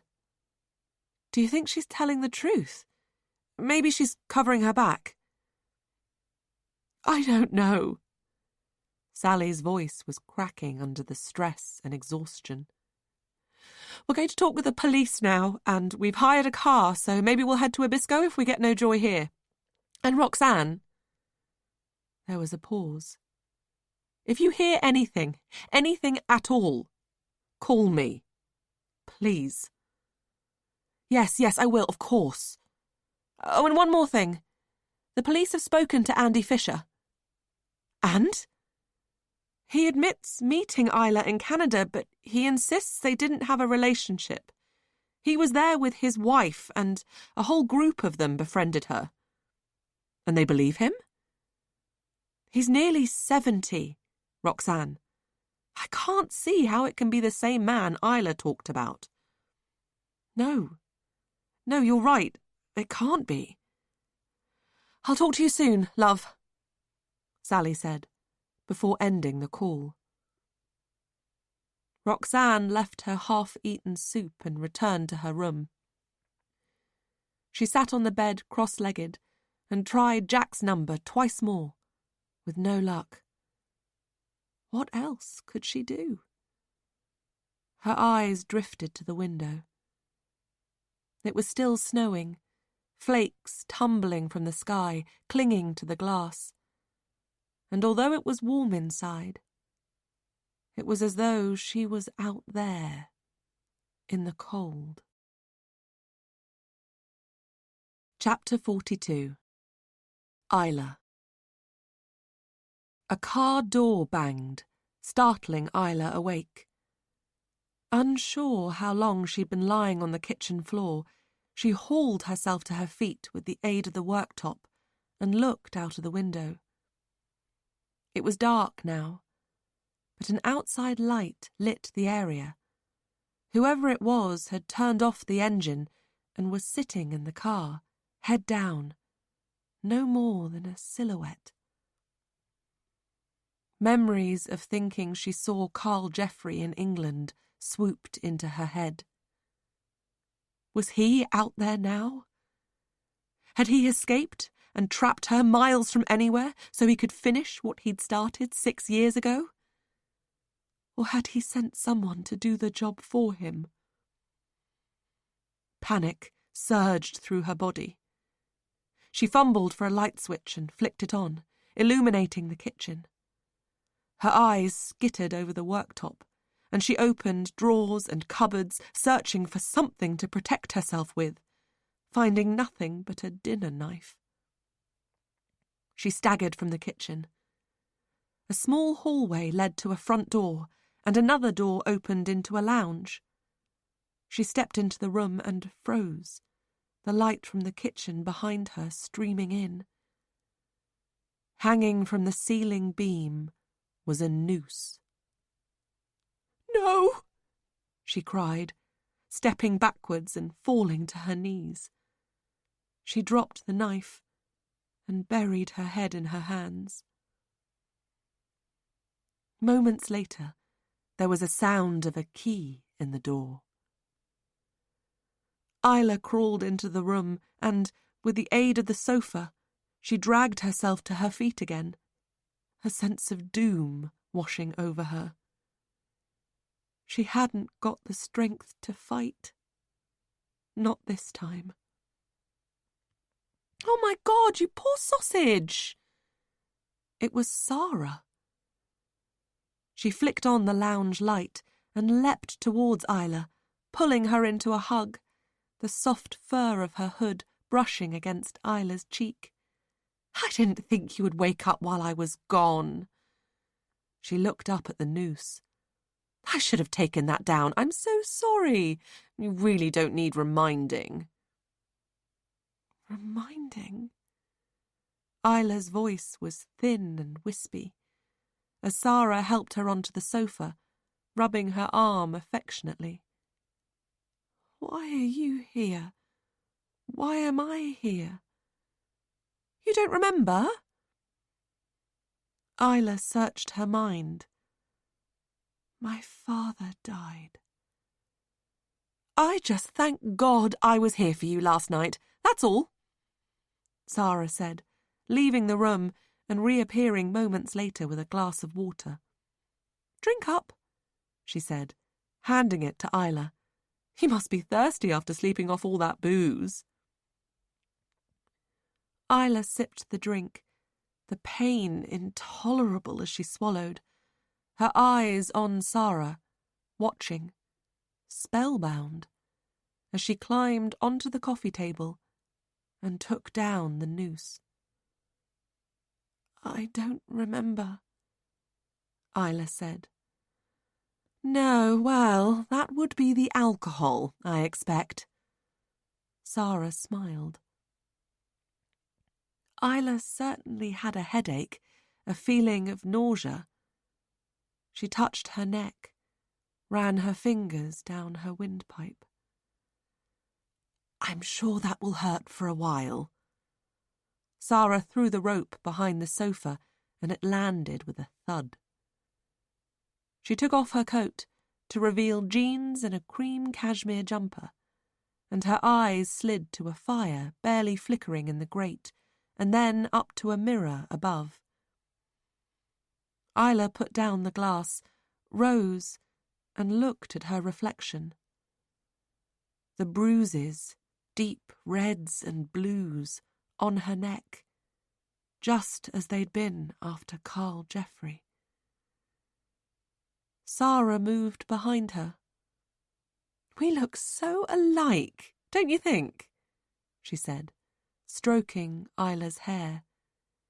Do you remember us meeting up on Saturday morning? Isla shook her head as she sat back down. Everything around her felt surreal. You were coming out of Camp Arctic. Sarah sat down next to her and took Isla's hand. It felt oddly comforting. I came there to find you. I knew where you were staying from your Facebook. She paused, her eyes shimmering. Where are we? Abisko in Sweden. You don't remember? Isla shook her head as a memory of sitting in departures at Stansted came and went. She could remember things before that, but her recent memories were almost non-existent. You said you didn't mind me coming over, especially when I told you my father died. My father died.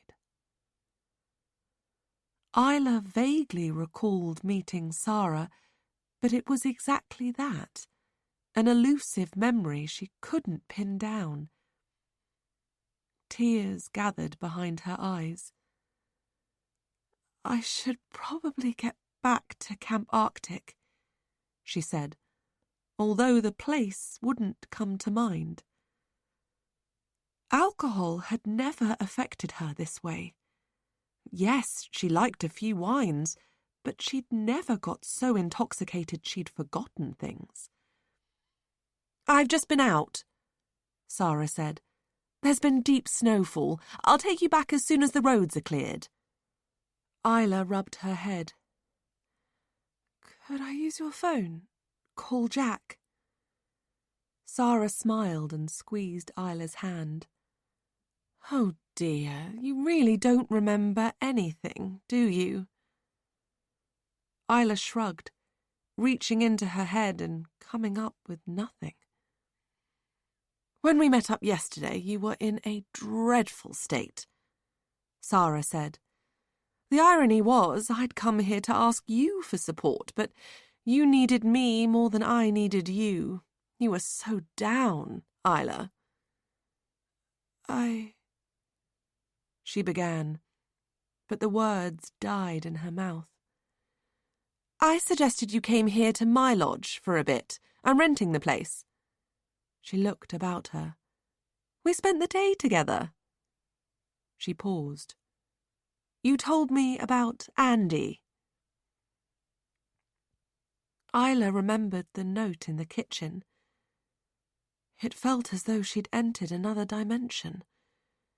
She was there, sitting next to Sarah, but this was all happening to someone else. Was she dreaming? Her head began to swim again.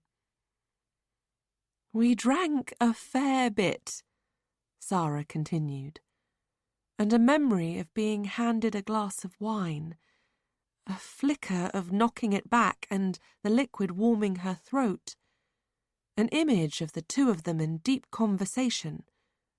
My father died, came and went.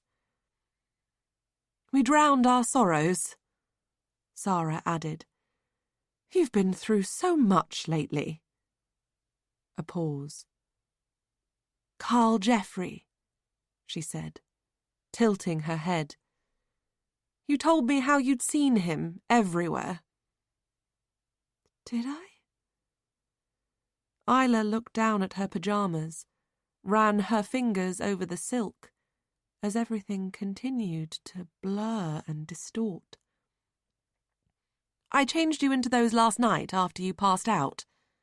Sarah touched Isla's arm, and Isla flinched, it was sore, before tucking a straying tendril of hair behind Isla's ear. "I wanted you to be comfortable." Sarah rose and moved across the room, perching on the edge of the armchair. Isla struggled to stay awake, her fingers searching her wrist for her rubber band.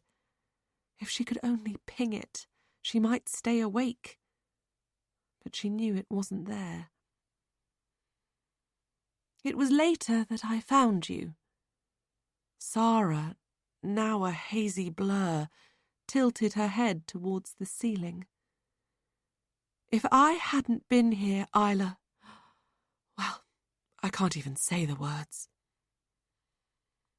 Isla fought to stay awake, biting down hard on her lip, the pain returning her to the moment.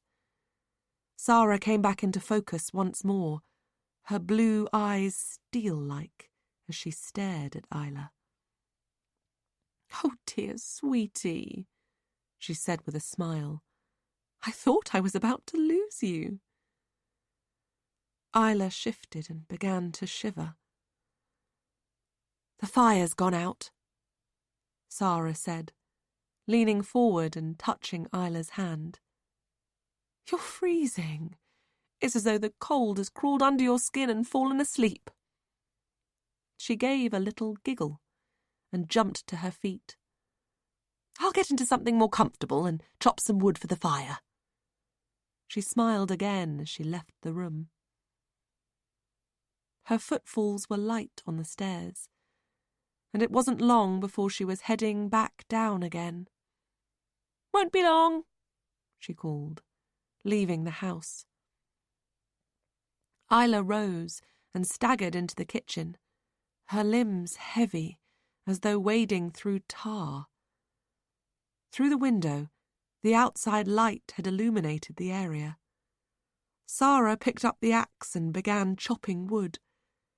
Snow was falling thick and heavy now, a curtain of white. She held on to the worktop to steady herself, desperate to piece things together, when a figure appeared in the distance, heading towards the house. She narrowed her eyes and peered more closely. Whoever it was battling against the snowstorm with the aid of walking sticks. Isla's eyes drifted to Sarah, who seemed oblivious to the person approaching. She ran her fingers over her naked wrist. Was Sarah safe? Was she safe? Oh God, was she being foolish? Overreacting? After all, it could be anyone out there. She'd got herself in such a state back in England over what was probably nothing. Maybe Jack was right. Maybe once she was back home, she should see a GP, get on some medication. She tried the back door several times, but it was locked, before leaning over the sink and banging on the glass. "Sarah! she called, as the figure got closer, but Sarah still seemed oblivious. She remembered the window in the bedroom was open and made her way up the stairs. She would call out to Sarah, warn her that someone was approaching. But it seemed to take forever to reach the top step.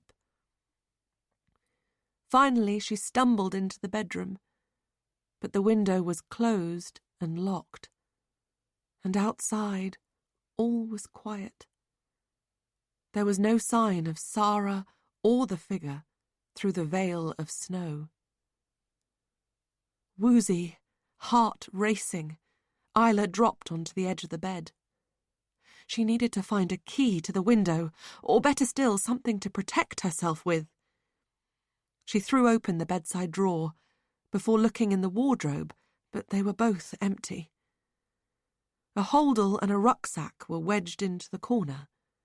She reached for the rucksack and unzipped it.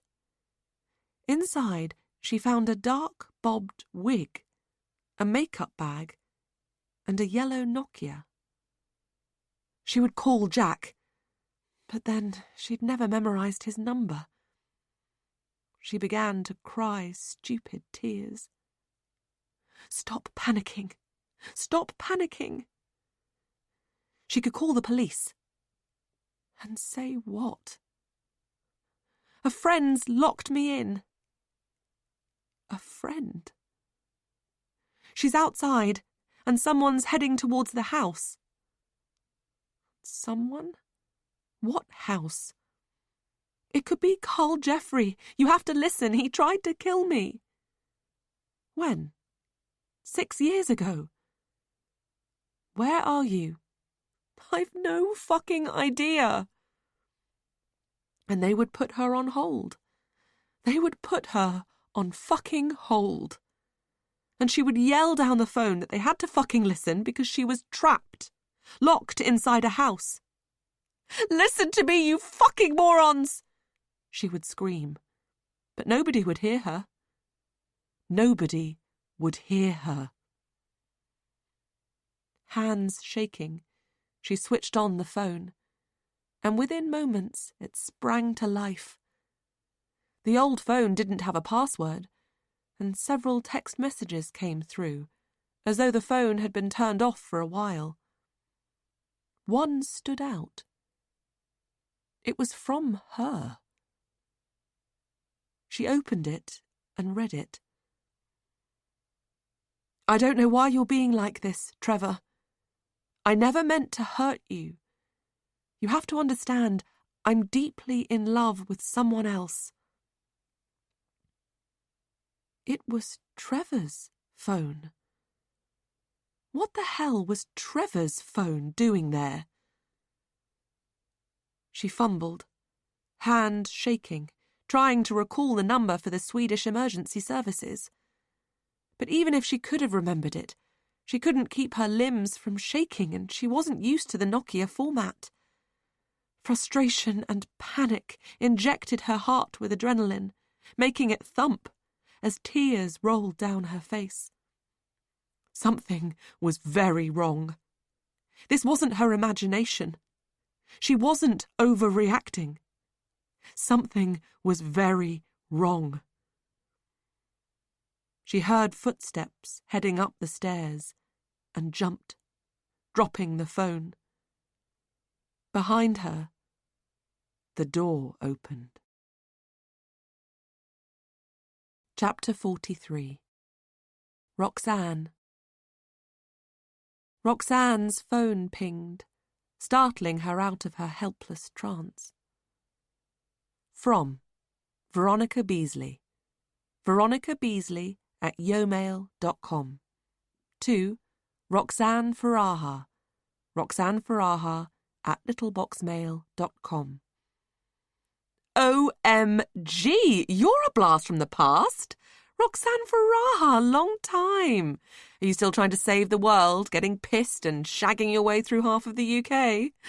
In answer to your question, nope. Isla hasn't been in touch. BTW, I don't know anything about any reunion. Maybe the message didn't get through to me. And I'm amazed Ben agreed to meet up, as he's living in Hollywood now. Last I heard, he's got a small part in the next Bond film. I always knew he'd be an actor one day.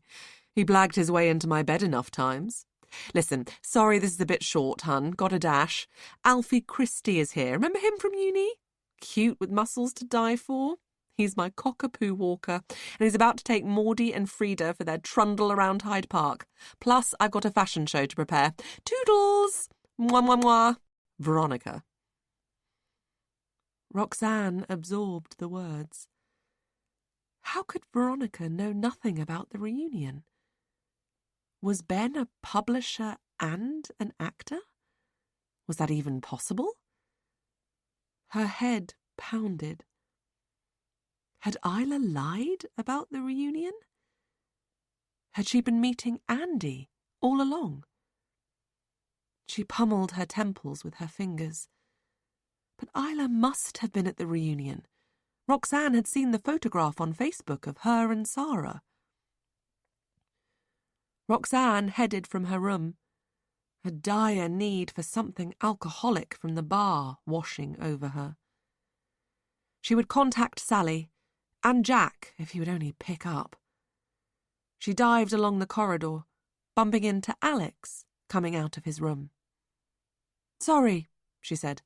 "I wasn't looking where I was going." "No worries." He closed his door. "Doesn't get any warmer, does it?" he added with a laugh. "Makes the UK feel like the Sahara." Trying to hide her angst, Roxanne hurried onwards. "Oh, hang on," he said, trotting after her, the smell of his expensive aftershave wafting over her. "It's about your friend." Roxanne stopped and turned. "Isla." He nodded, by her side now.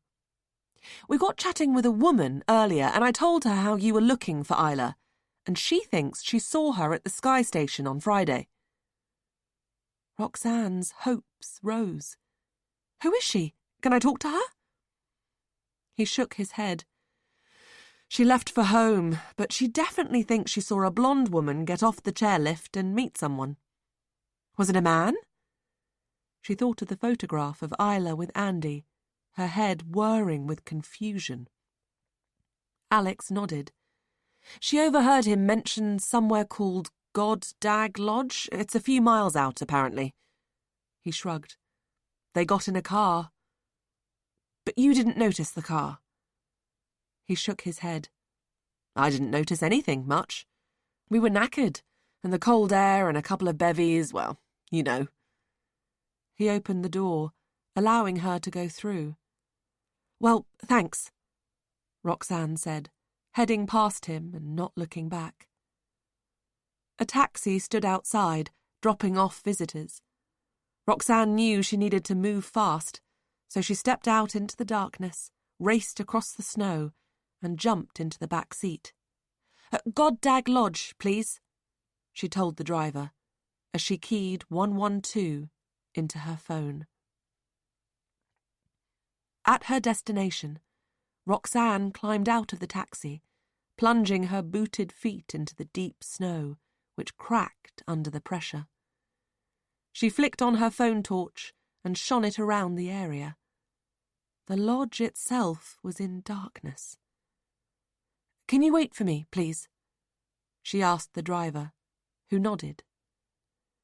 As she stepped out across the snow, sirens rang out in the near distance. The police wouldn't be long now. Isla must be here somewhere. She had to be. But as she took in the silence, she began to wonder if she was wrong. Had she put 2 and 2 together and made 8? Had she been so desperate to find Isla that she'd hoped to find treasure where none had been buried?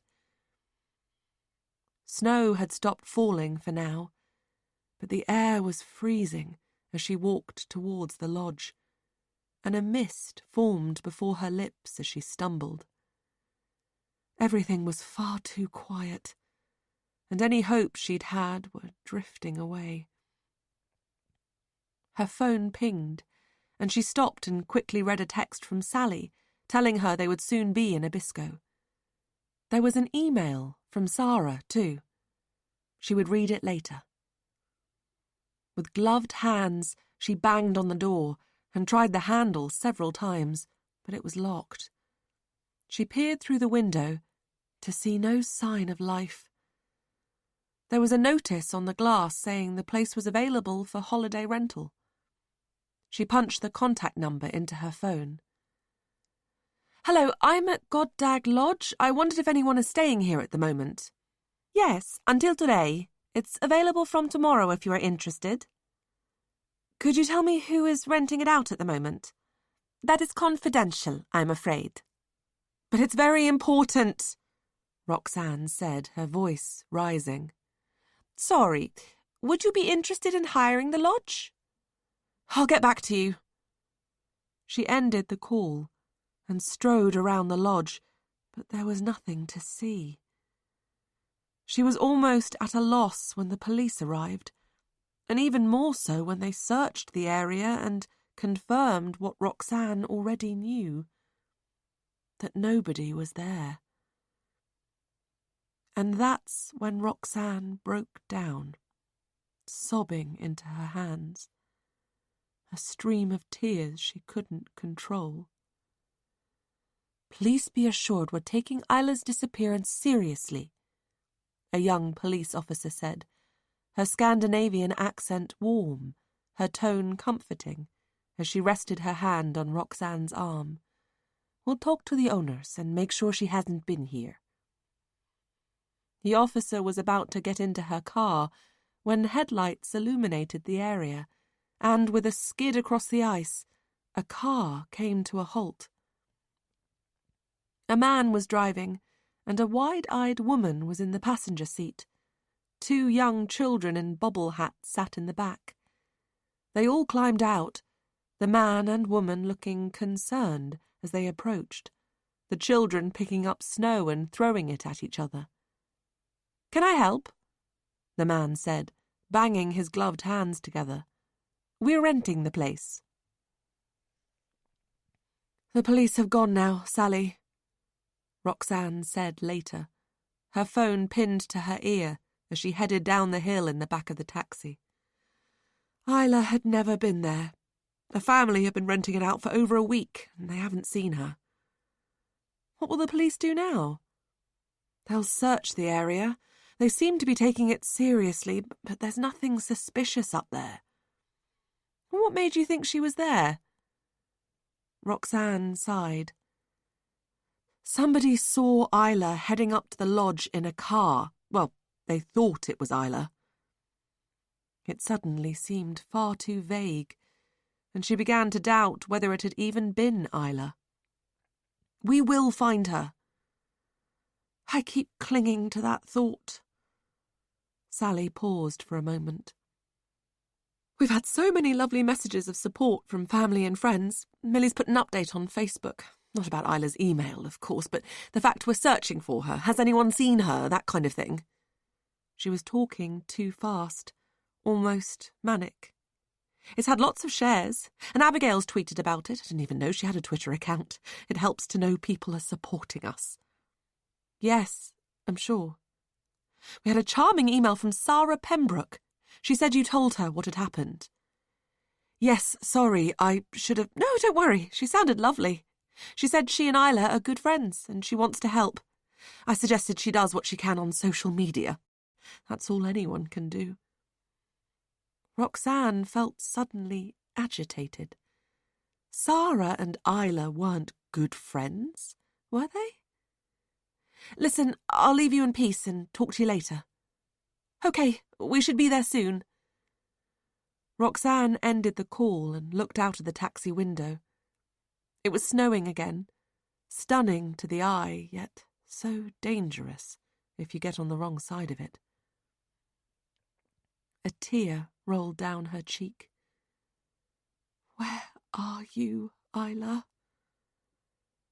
Back at Camp Arctic, Roxanne hammered on Alex's door. "I need to talk to you. Are you in there?"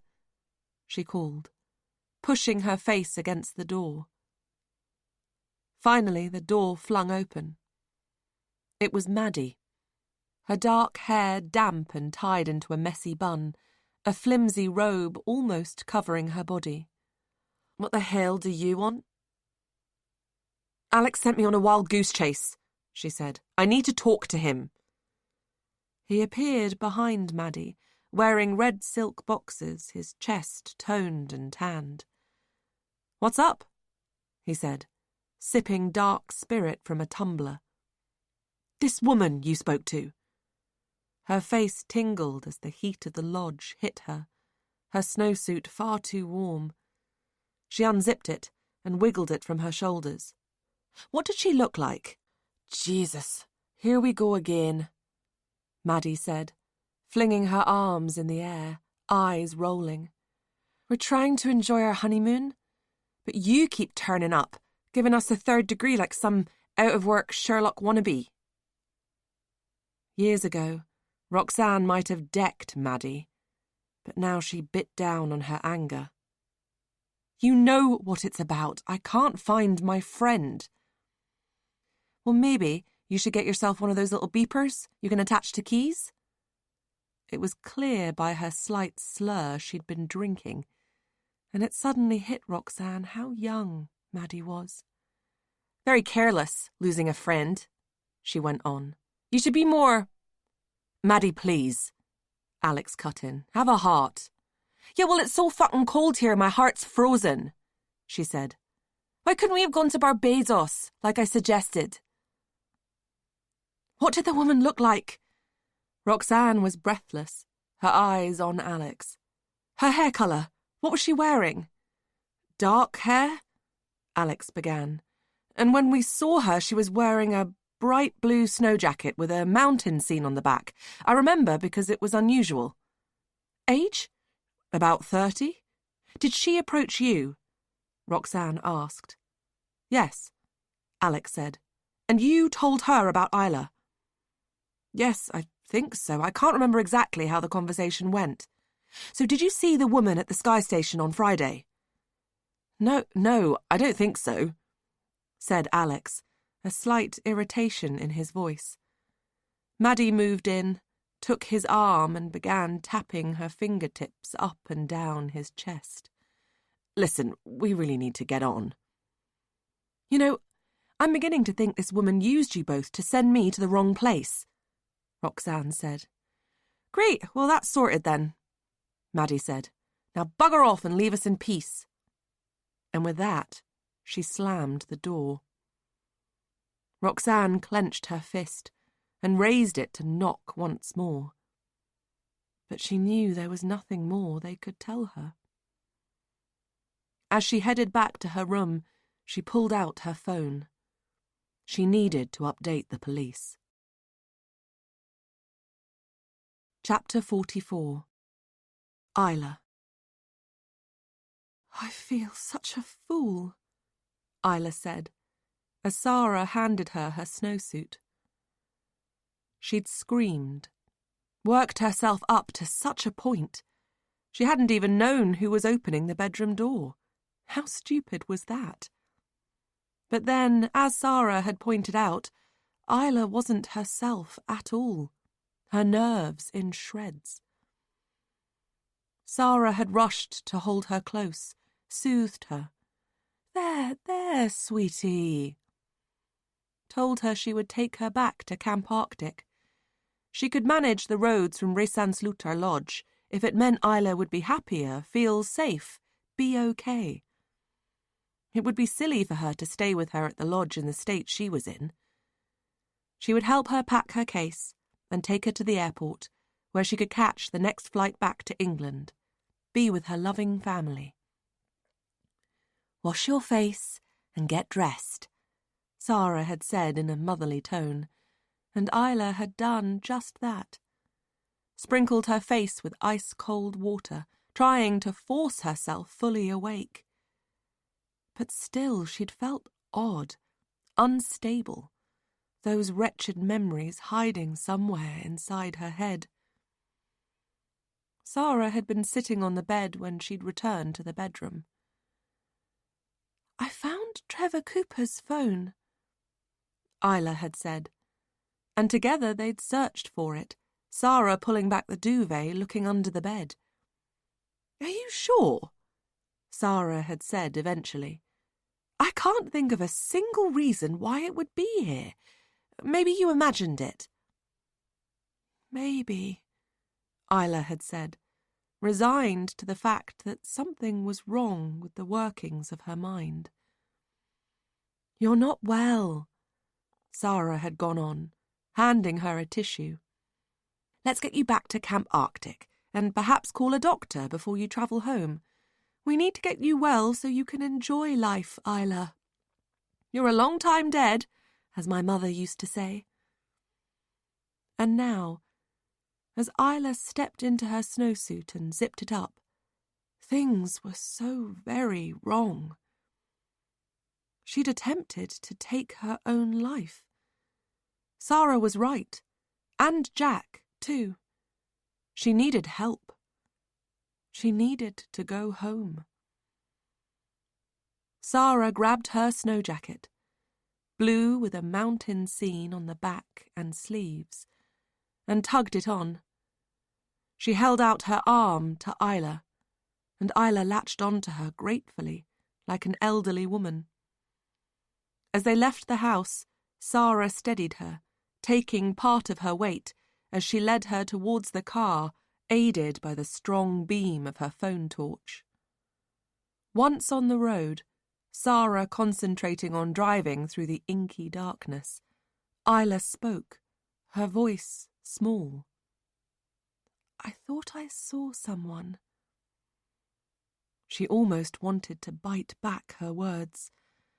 It would only compound what Sarah must be thinking, that she was losing her mind. There had been nobody at the lodge. Sarah would have mentioned it. "When?" Sarah said, braking as she hit a slippery spot and skidding slightly. "Earlier, back there." Isla glanced over her shoulder, unease crawling down her back. "I think it was my imagination." "Yes, I'm sure it was. I didn't see anyone." She effortlessly came out of the skid and carried on along the road. "I wonder if your hallucinations are due to the trauma you went through in Australia." She paused, glancing briefly at Isla, and then back to the road ahead. "But that was a long time ago. Why now? Perhaps something triggered it. The appeal, perhaps." "You know about that?" "Or it could have been something small, but then I'm far from qualified to analyse you." "Where are we?" Isla asked, as Sarah pulled off the road near snow-covered trees and turned off the engine. She left the lights on. "Oh, Isla." She leaned into the side well of the car and pulled out a needle.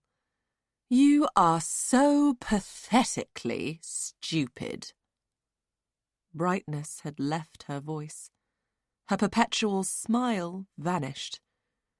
It was as though someone had flicked a switch in her head. "I've played you like a triangle. It was that simple. But then I knew it would be." Before Isla could react, Sarah plunged the needle into Isla's hand and pressed down hard on the syringe. The pain was intolerable, and further weakness of her limbs was almost instant. "It's a trial anaesthetic I've been working on at Tomlin's Pharmaceuticals. It causes short-term amnesia and leaves you unconscious for absolutely hours. In fact, I injected you after we'd had a few wines on Friday. You slept until Sunday. I hadn't expected that." Recollections of meeting Sarah at the bottom of the chairlift pushed their way in. The way Sarah had cried, "My dad died." The way she'd begged her to come back with her. "I need a friend." Isla knew now she had gone with her on Friday, drank wine, comforted her. Sarah smiled at the tears filling Isla's eyes. It will take a little while for the drug to fully get into your bloodstream, she said.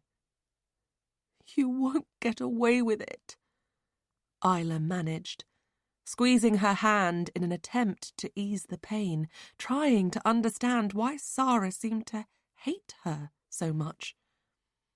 They'll find the drug in my blood. Sarah thought for a moment. Why would they do an autopsy, Isla?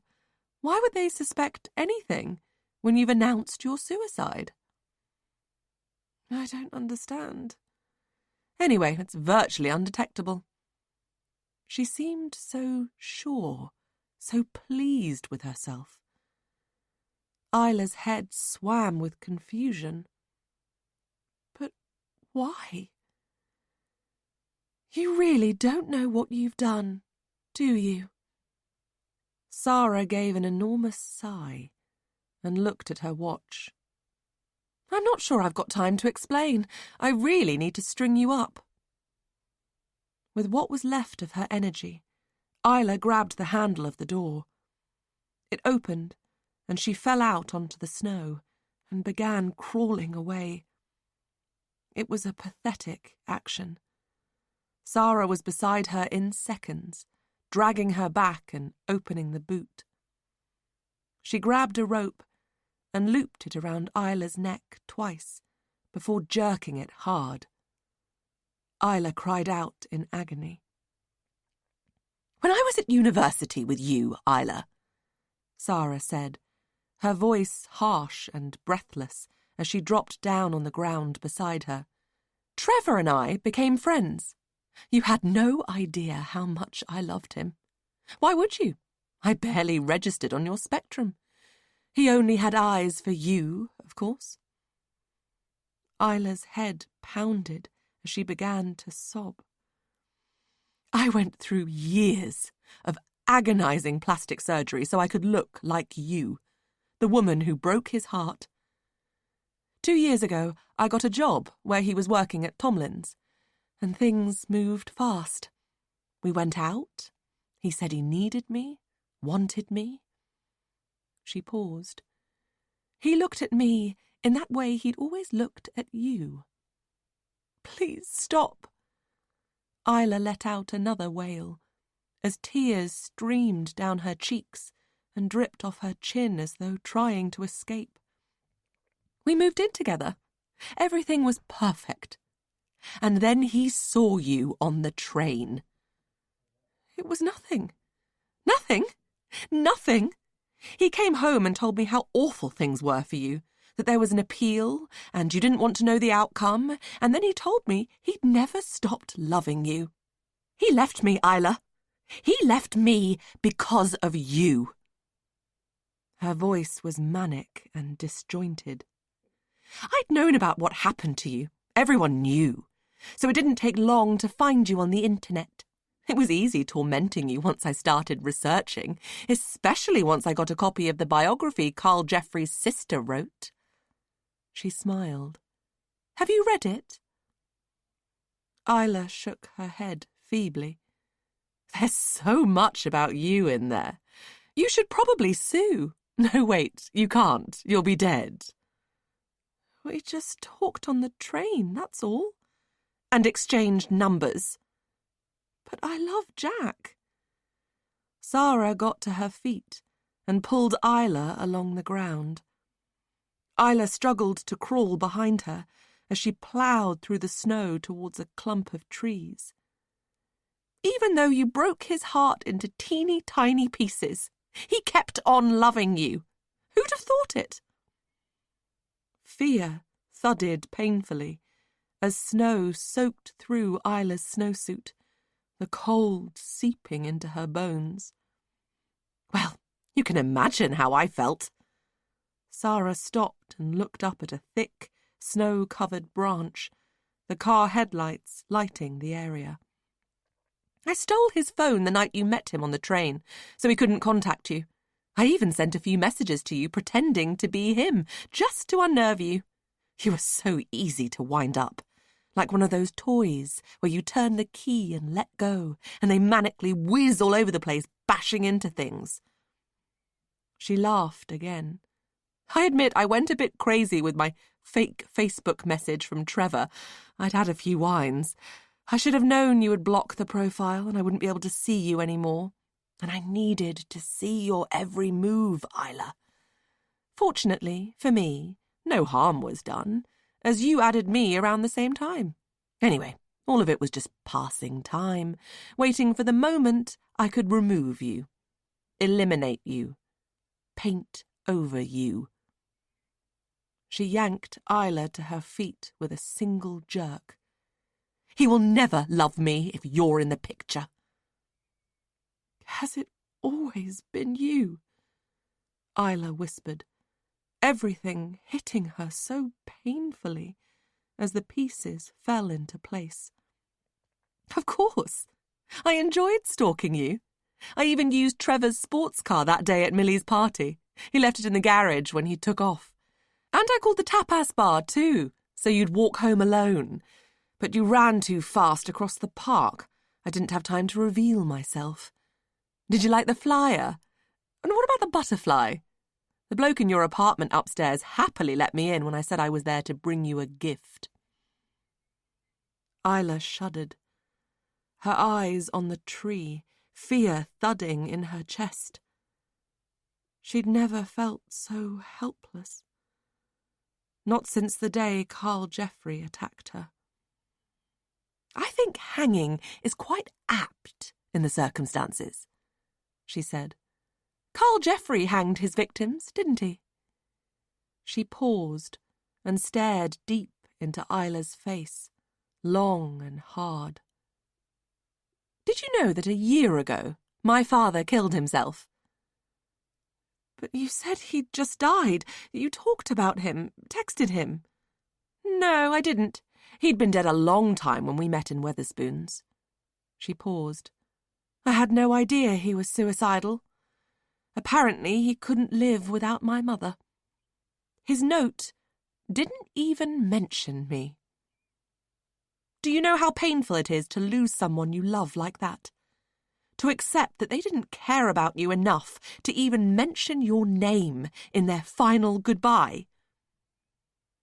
She paused, and her face stretched into a cold smile.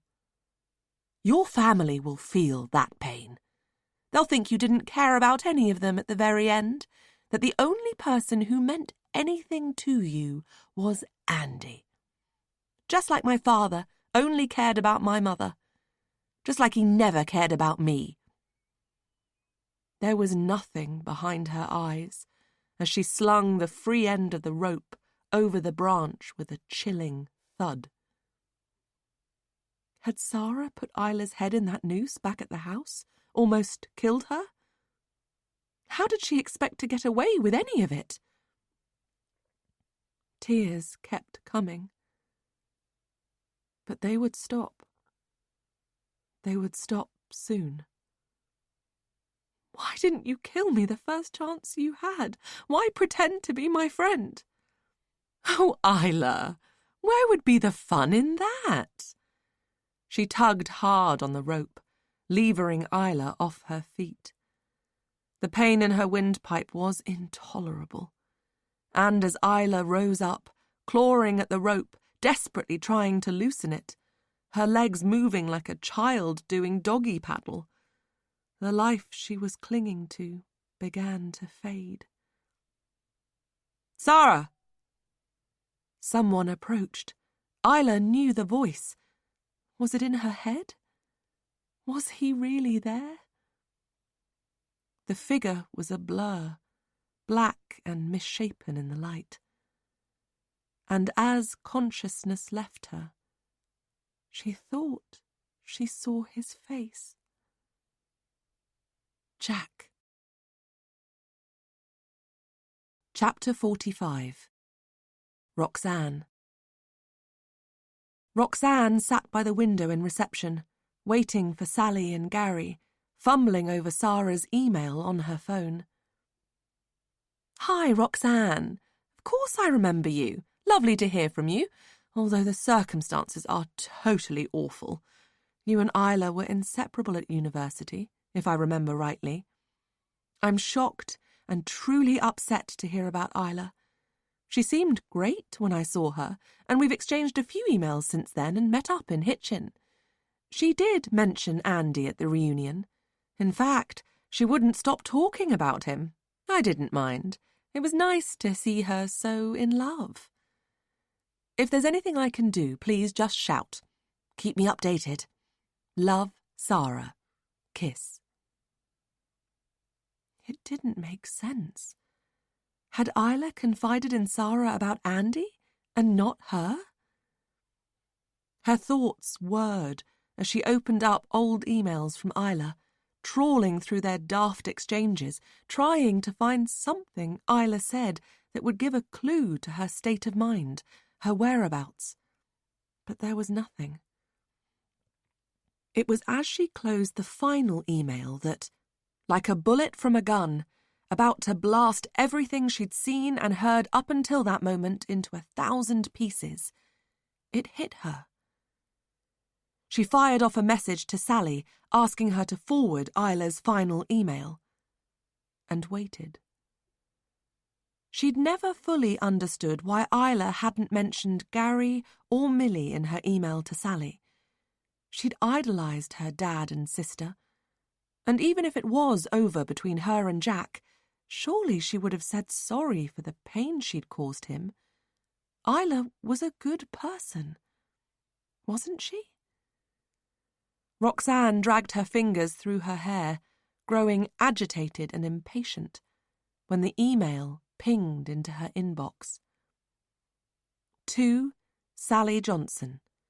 Sally Johnson at windlemail.com. From Isla Johnson. Isla Johnson at windlemail.com. Dear Mum, I'm sorry I can't go on living. I fell in love for the first time in my life in Canada, but I was let down so painfully. Andy is my everything. Without him, I can't go on. I've been writing a blog since August, www.travellinggirlblog.com. It began as my travel blog, but later it was where I privately wrote my thoughts. I've sent you an invitation to read it, in the hope that when you do, it will help you to understand what I've been through and why this has to be goodbye. Isla. Kiss, kiss. Oh my God, Roxanne whispered, her thoughts confirmed. The email couldn't have been from Isla. Isla's email address was ilajjohnson@windlemail.com. The email Sally had received had come from Isla Johnson at windlemail.com. There was no J in the address, no J for Jane. Doubt crept in. Maybe Isla had another email address, a secret one. But then she wouldn't have contacted her mum with it, would she? And Isla had only ever used one email address in all the time Roxanne had known her. Roxanne rubbed her face, her heart knocking against her ribs. She was suddenly certain Isla never sent it. And it was the email that had directed them to the blog. If Isla hadn't written the email, she hadn't written the blog posts either. Isla had never been suicidal. Before she could register her thoughts, the door opened, and Sally, Gary, and Millie fell through, a sense of exhaustion wafting from them. They looked so pale, so cold. Roxanne shot up, and after a shower of hugs, Millie headed off to find their rooms, and Sally and Gary settled on one of the sofas, fingers entwined, her head resting on his shoulder. But Sally wasn't sleeping. Her eyes were wide open, as though she daren't close them for fear of missing a single clue that would lead them to their daughter.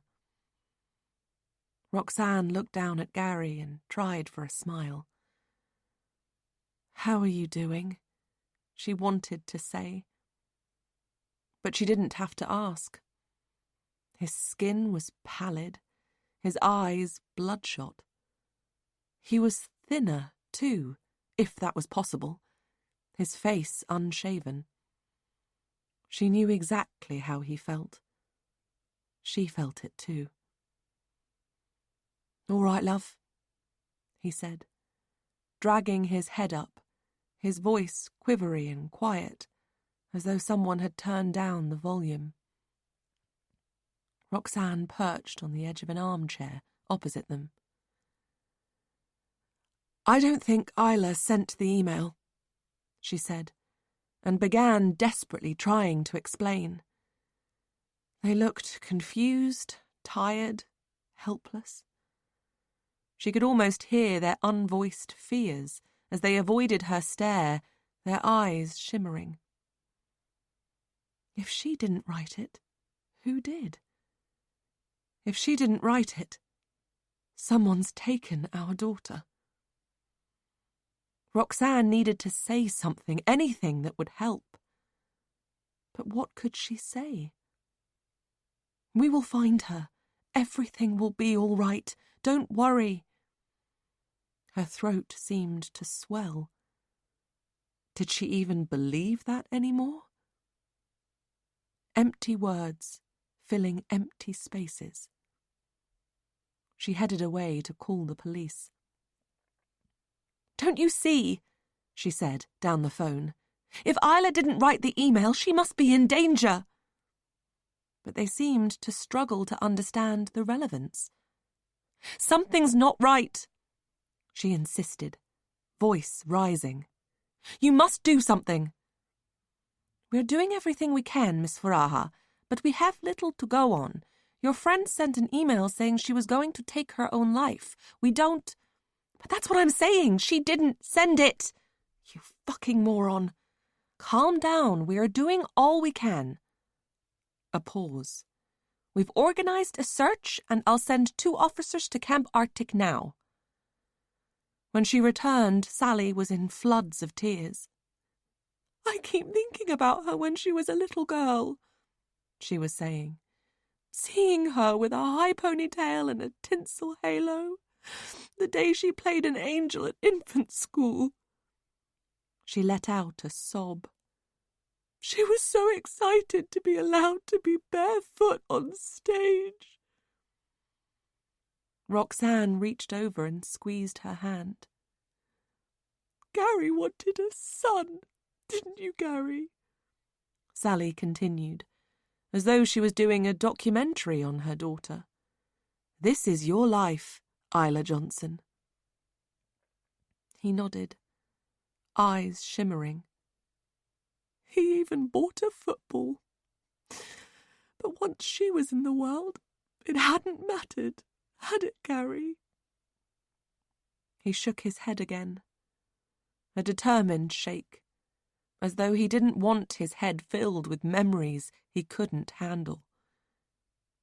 "She wound you around her little finger from the moment she could smile." Her voice broke off, and she pushed her head into her hands. Hearing footfalls on the wooden floorboards behind her, Roxanne turned to see Millie approaching. She handed Sally a key. "Mum says you've seen the police, Roxanne," Millie said. She nodded. "They're going to search the area and send over officers." "Good." Millie's eyes looked red and sore. Her hair scooped into a messy ponytail. "Can I get anyone some coffee?"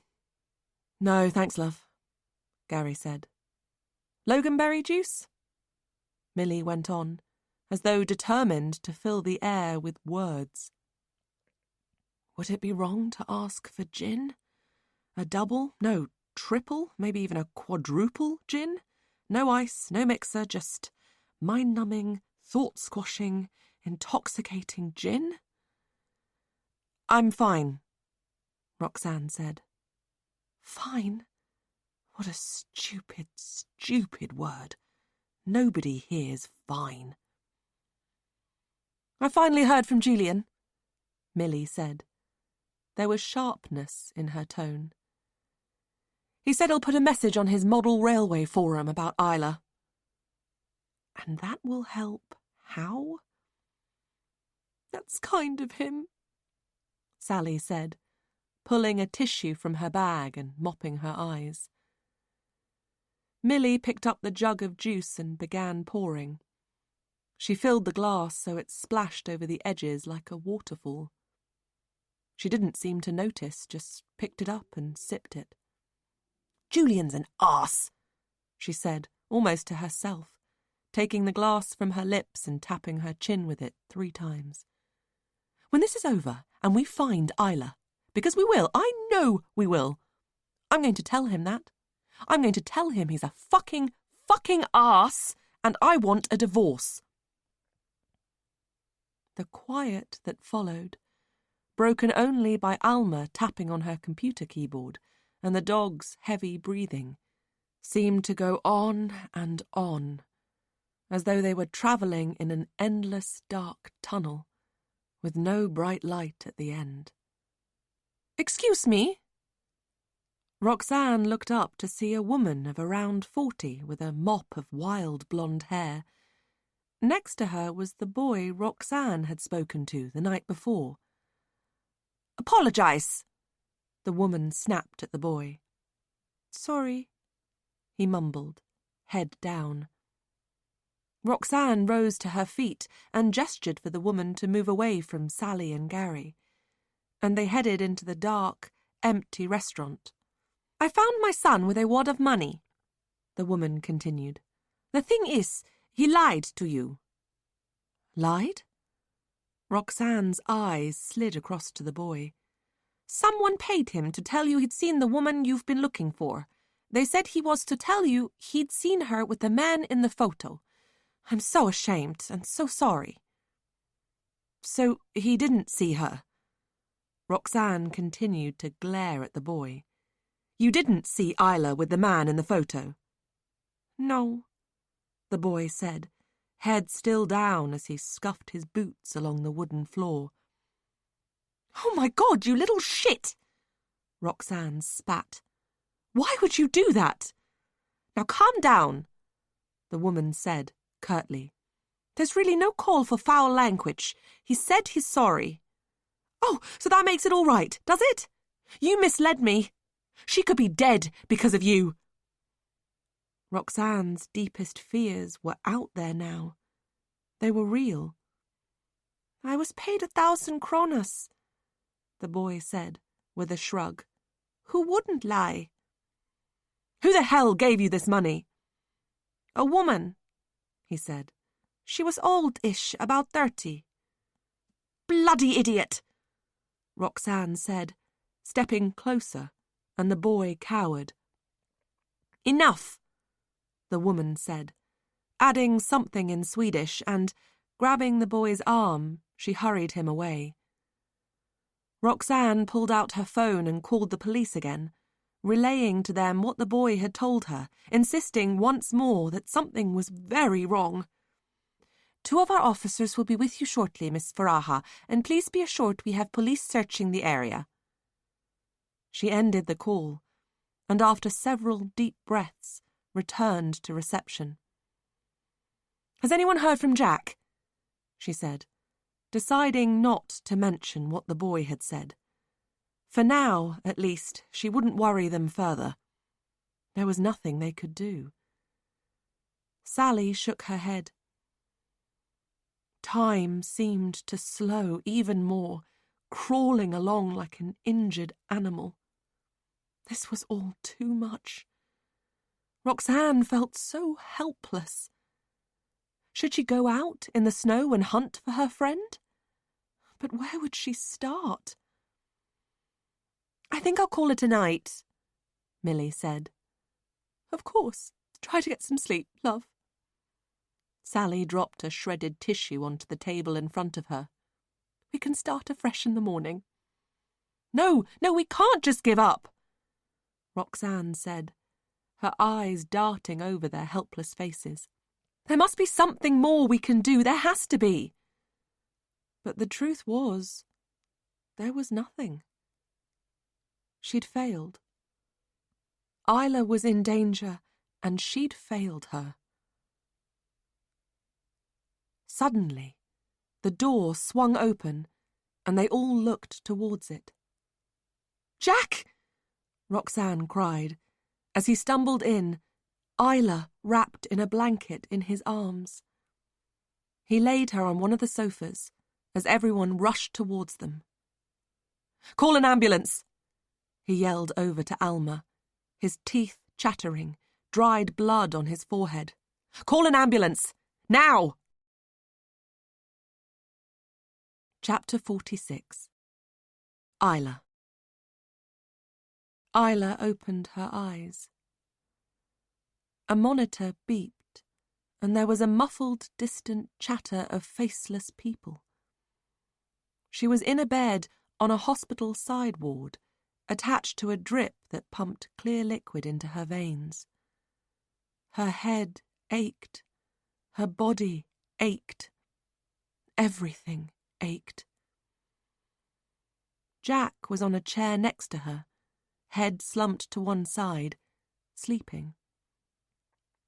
As though sensing her stare, he stirred and opened his eyes. He looked so pale. "Isla," he said, leaning forward and taking hold of her hand. Her mouth was dry, and that familiar feeling of nausea oozed through her body. "What happened?" she said, her voice croaky. He gripped her hand, his bloodshot eyes filling with tears. "Sarah tried to kill you." A snip of memory squeezed through.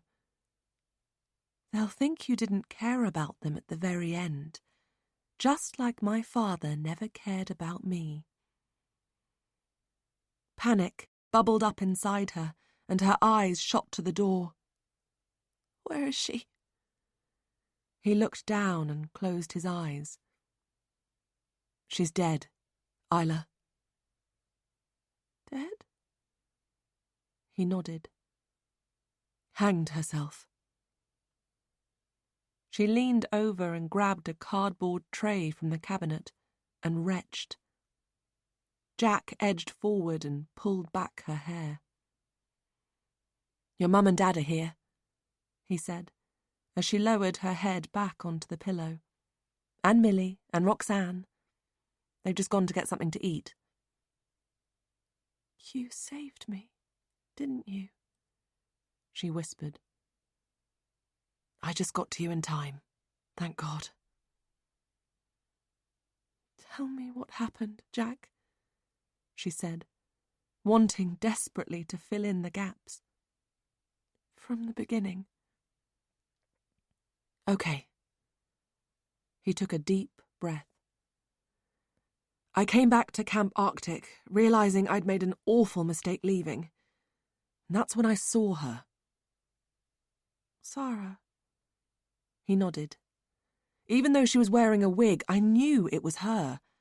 I was going to approach her, ask her what she was doing there, but she left quite suddenly, got in a car and drove away. I followed in my hire car, keeping my distance, and saw her pull into the drive of Resan Slutar Lodge, about 3 miles out. I parked up and carried on foot. She was outside chopping wood. She saw me, struck me with a bloody great piece of wood like a woman possessed. I woke later, lying behind a shed. She'd covered me with snow, left me for dead, I reckon." "Oh my God, Jack." He touched his head. It had been patched up with stitches. "I was freezing. Thought I was going to die of hypothermia." "Your worst nightmare." "I know, I hate the fucking cold." A hint of a smile crossed his lips, but it vanished as quickly as it came. "I could barely walk, but managed to climb into the back of her car. I crawled under a pile of blankets, figured if I kept warm I could do something. But I must have passed out again as I came round when she'd parked up with you. I got out of the car, adrenaline keeping me going, I guess. I saw what she was doing to you, heard what she was saying. She was one cruel bitch, he said, his eyes darting with anger, as though he was back there. I've never known evil like it. I have, Isla whispered, squeezing his hand. Isla! She looked up to see her mum and dad rushing through the door towards her. Everything's going to be okay, lovely girl, her dad said, as they hugged her so close. Is it? Isla said, but nobody seemed to hear. Chapter 47. Isla. 6 weeks later. Hey, remember when we made lasagna for the first time at uni? Roxanne said. Isla could hear her friend talking, could even make out the words, but she wasn't computing. How to burn pasta in one easy lesson, Roxanne went on, with a forced laugh, and scorchio mince. But Isla was trance-like. Thoughts of Sarah consumed her, as they had since she got back from Sweden. The efforts the woman had gone to ruin her life had been so extreme, it made her sick to think about it. Fake Facebook profiles, a blog pretending to be Isla, and the setting up of the reunion only scratched the surface of what she'd done. Truth was, Sarah hadn't even met Ben or Veronica. Isla had tried so hard to piece it all together. Had Sarah chosen the name Andy for her phantom lover after seeing Isla's Canadian holiday acquaintance on Facebook? Had she found Isla's mum's email address when Sally left her settings open? Isla knew she may never know. Earth to Isla! Come in, Isla! Roxanne said, waving her hand in front of her friend's face. Isla covered her mouth, trying not to cry. Sorry, she said, through her fingers. I'm really not myself. No, of course you're not, lovely lady. She paused. Isla, you do believe me that I never slept with Trevor Cooper, don't you? Oh, God, Roxanne, of course I do. You don't have to keep asking. She just made that up to put a wedge between us, and she could never do that. But Sarah had, at the time. She'd planted the doubt, and Isla had sucked it up. And she'd fooled Roxanne and her parents too, led them away from Abisko by pushing a woman in front of a car in Narvik and planting Isla's bag on her. Do you want to go home? Roxanne asked, looking deep into Isla's eyes. Isla nodded and laid down her fork on the bed of chicken and crisp lettuce leaves she hadn't touched.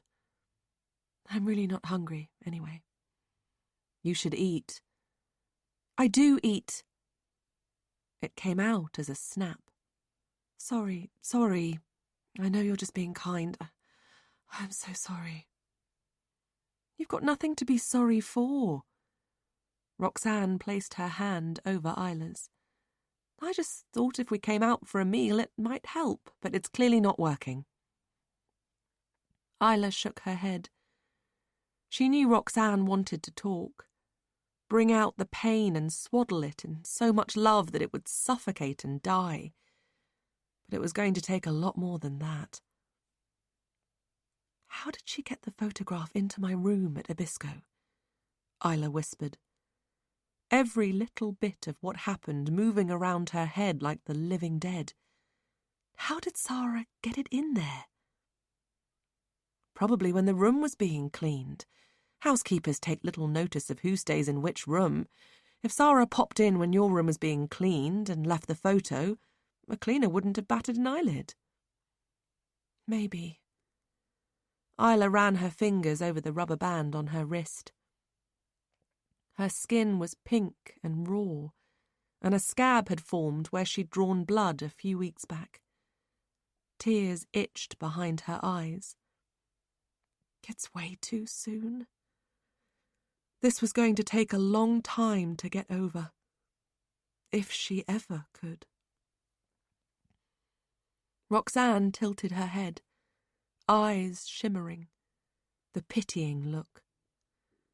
Isla had seen it so many times since Abisko, since she'd appeared on the front cover of newspapers 2 days on the trot.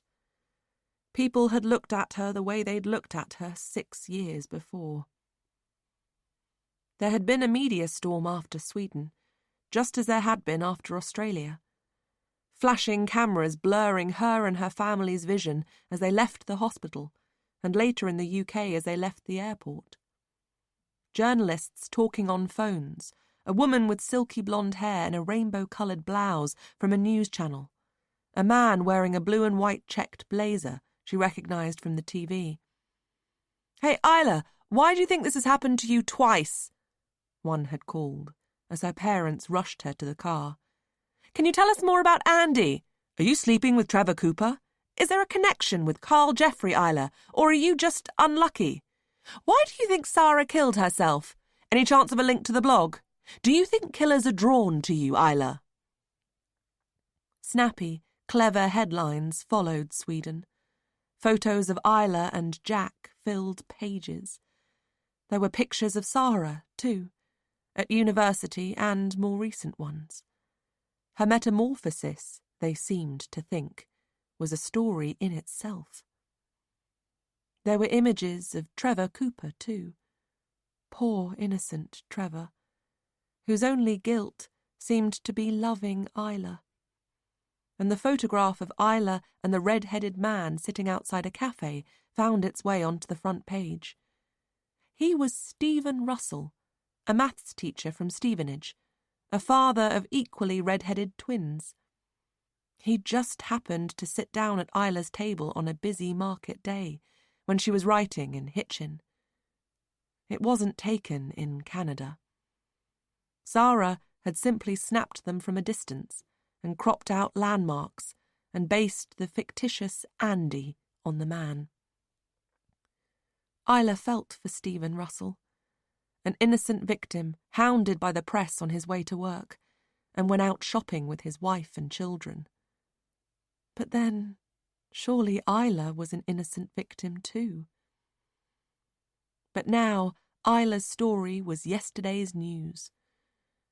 The media had moved on to new disasters and tragedies, and she was left with darting memories of that awful night in the cold. "I'll take you home," Roxanne said, raising her hand to catch the waiter's attention. She wasn't herself either. Not really.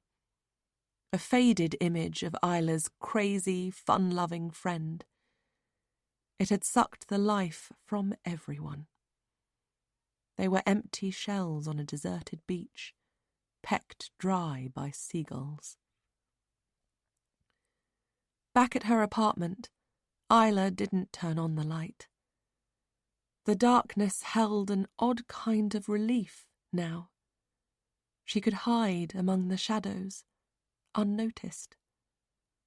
And the fact she couldn't open the windows because of the noisy traffic felt oddly comforting.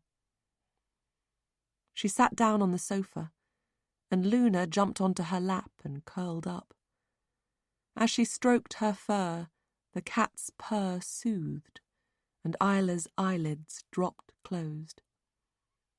As soon as she drifted into the kind of limbo before sleep took hold, the memories came, haunting, jumbled, and frightening.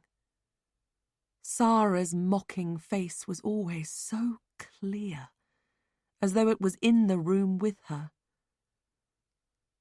Sometimes Isla would startle awake in the early hours and thrash about, hot and sweating, certain she could hear Sarah's voice, cold and cruel. Other times she felt trapped in her night terrors with no means of escape. "Isla, I'm here," Jack would always say, pulling her close, holding her until the sun rose. The piercing sound of her mobile's ringtone woke her, and she leaned over and flicked on the side lamp. She rubbed her eyes.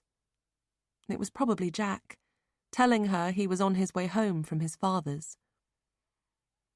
She picked up her phone, letting out a gasp as she registered the caller, the phone slipping through her shaking fingers and clattering to the floor. Chapter 48. Isla's phone vibrated across the floor, continuing to blare out its ringtone, Trevor's name on the screen like a danger sign. She reached for it, her mind whirring. Why was he calling? Could he fill in some of the torturous missing pieces that kept her awake at night? Before she could think too much, she pressed answer. Isla? Isla, is that you? His voice was as soft as ever, his Scottish accent stronger than she remembered. Can we talk, please? What do you want? She couldn't hide the angst in her voice, the slight croak of sleep. They gave me my phone back, and I knew I had your number. I just wanted to call, talk to you, explain. I feel I owe you that much. You owe me nothing, Trevor. You weren't to know.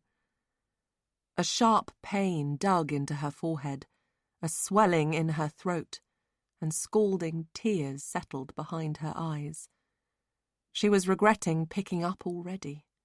She didn't need this. There's nothing to say. I just want you to know how sorry I am, for you to understand. It's not your fault. She ran her fingers through Luna's fur, trying to find comfort in the smooth softness, but finding none. You didn't know what she would do. There was a pause, a long pause, and a bubble of fear rose in Isla's chest. Surely he hadn't known. No, I didn't know, but I feel, I don't know, in some small way responsible. Responsible? Isla's heartbeat quickened. She glanced at the door. Jack would be home soon. Can I try to explain? Tell you how it happened? It was as though he needed to offload. Ease his conscience? Will you listen, Isla? Please. Okay, she said, her voice so quiet. Maybe it would help in some small way to know. Perhaps. He drew in a breath. I met Sarah again a while back. It was as though he was about to tell his life story. She got a job at Tomlin's and we just sort of clicked. We always got on well at uni, but when I met her again it was different. He sucked in a sigh. I really liked her. She was funny, beautiful. She reminded me of you. Don't, Trevor. No, sorry, I didn't mean that. Just get on with it, she said, dashing a tear from her cheek. We had so much in common, although, looking back, I suppose even at the start there was something not quite right under the surface. A desperate need to be loved, a fear I would let her down. I suppose I'd been a bit like that myself once. Where are you going with this, Trevor? Isla said, uncomfortable that he was still jabbing at their past. All was good between us, until her father killed himself. That day changed her. It was as though a switch flicked in her head. She thought when her mother died that he would turn to her, but he never did. And then he took his own life. His loss sent her reeling. But the worst part was he never even mentioned her in his note, only that he couldn't live without her mother. Isla's mind travelled back to that awful night. This wasn't new news. They'll think you didn't care about them at the very end, just like my father never cared about me. I tried picking up the pieces, suggested she should see a counsellor or something, Trevor was saying, but her pain changed her. She became obsessive, checking my mobile, insisting I was having an affair. She confronted women in shops and restaurants just for looking at me. She told me she would rather die than lose me. I stopped loving her, Isla. But I'd kind of accepted the way things were. Some sort of Stockholm syndrome, maybe. No, you didn't love your captor, Trevor. Isla tried to hide the desperation in her voice. You were just weak. Okay, yeah, I asked for that. I was pathetic. Even now, I can't explain why I stayed. But the moment I saw you on the train, everything changed. Isla felt sick. This was too much to take in. So you told an unstable woman that you loved me? No, it wasn't like that. The irony here is that I don't even love you, Isla. She heard him swallow hard. You lied? No, well, not exactly. I loved talking to you. That brief time we spent together was the most normal interaction I'd had with a woman in over a year. It was great seeing you.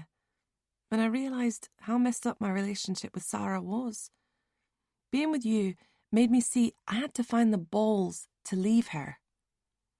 So you told her you loved me to get away from her? Anger bubbled. All of this. And you didn't even love me. It wasn't like that. I got pretty pissed after seeing you, knocking back wine as I waited for her to come home. Before she'd taken off her coat, I told her I'd seen you on the train, and we'd swapped numbers.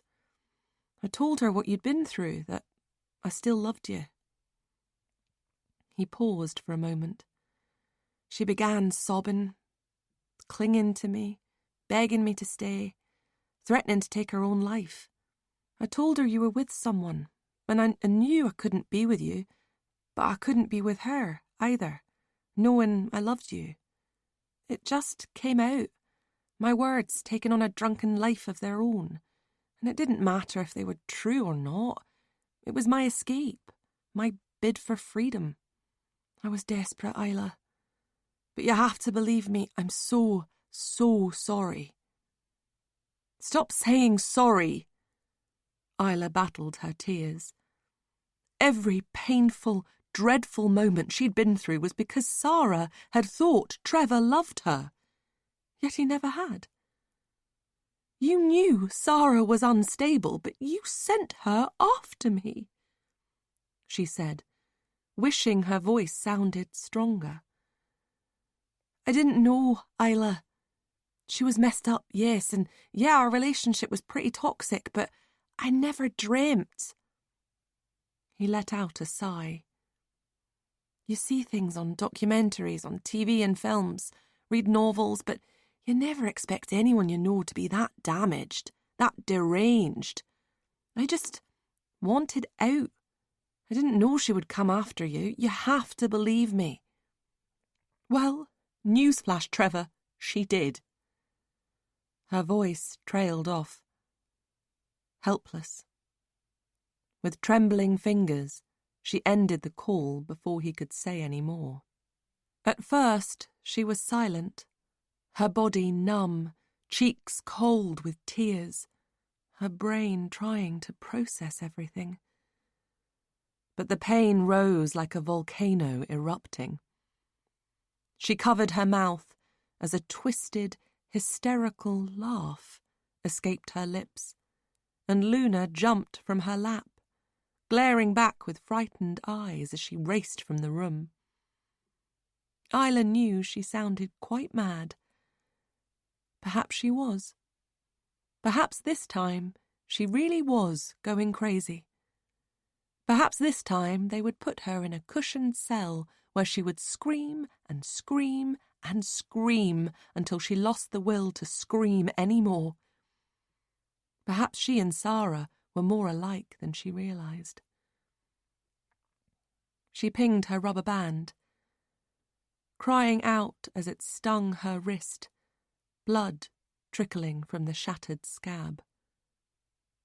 Was she finally broken? She turned her phone over in her hands. She would call Jack, tell him about Trevor. But then she couldn't keep putting him through it. He would be happier without her. She'd known that for a long time now. She put down her phone and with a yank tugged free her engagement ring and placed it into the palm of her hand, the light from the lamp glancing off the diamond. She couldn't let Jack see her go crazy. He hadn't talked about their engagement since they'd returned from Sweden, perhaps not wanting to put her under any more pressure. Or maybe the thought of being with her forever wasn't what he wanted anymore. She couldn't blame him. She wasn't the woman he fell in love with. She clenched her fingers around the ring, nails digging in her flesh, as tears rolled down her face. She'd put Jack through hell when he proposed, not committing, confusing him, a whirlpool of mixed emotions swimming in her head that she hadn't been able to control. But the doubts hadn't been about Jack. A cliché, really. It's not you, it's me. It's me. It's still me. It has always been me.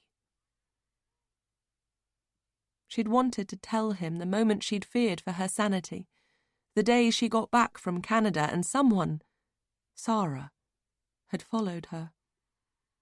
She'd wanted to tell him from the second she'd thought Carl Jeffrey could be free, that she was scared she would become the person she'd been after the attack. I'm not good enough for you, Jack, she'd wanted to say. If I'm losing my mind, you need to go, leave, get out of my life, not walk me down the aisle. He was far too good for her. He deserved better. But she'd stayed silent. Something had stopped her from pushing him away. Her intense love for him had always won through, battling against the darkness. The thought of losing him, too much to bear. Now, she placed the ring on the table and pulled the cuffs of her cardigan over her hands and dried her cheeks. They'd been so happy at first. She'd never dreamed she would get over Carl Jeffrey, but when Jack appeared in her life, he'd made that happen. He'd saved her. She stared at the ring for some moments.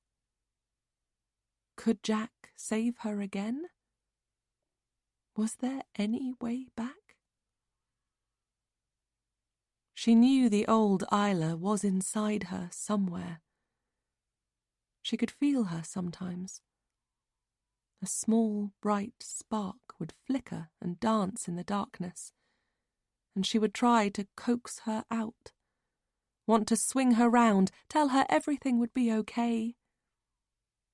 But it was always fleeting. Old Isla would disappear almost before she arrived, leaving a heavy sadness that would drag her back under. It's over, Jack, she rehearsed, a fragile whisper into the silence. Words she didn't want to say, but knew she had to. Her eyes grew heavy once more. They were almost closed when the front door opened. Jack, she said, as he approached, overwhelmed with love and relief at the sight of him. Are you okay? He leaned over and touched her face, concern in his eyes. Lately her cheeks were always puffy, eyes swollen. She was a mess. "Did you go out with Roxanne?" She nodded. Yeah, I did. How was your dad?" "Good, yeah." He dropped down next to her and kissed her softly on the lips. "We're getting on pretty well. He'd love to meet you." He paused. "When you're ready." A silence hung between them for a short while, before he stood up once more. "I could murder a glass of wine. Fancy one?" "Yes," she said, picking up the ring and pushing it into her pocket as he walked away. She would talk to him, tell him he would be better off without her. Soon.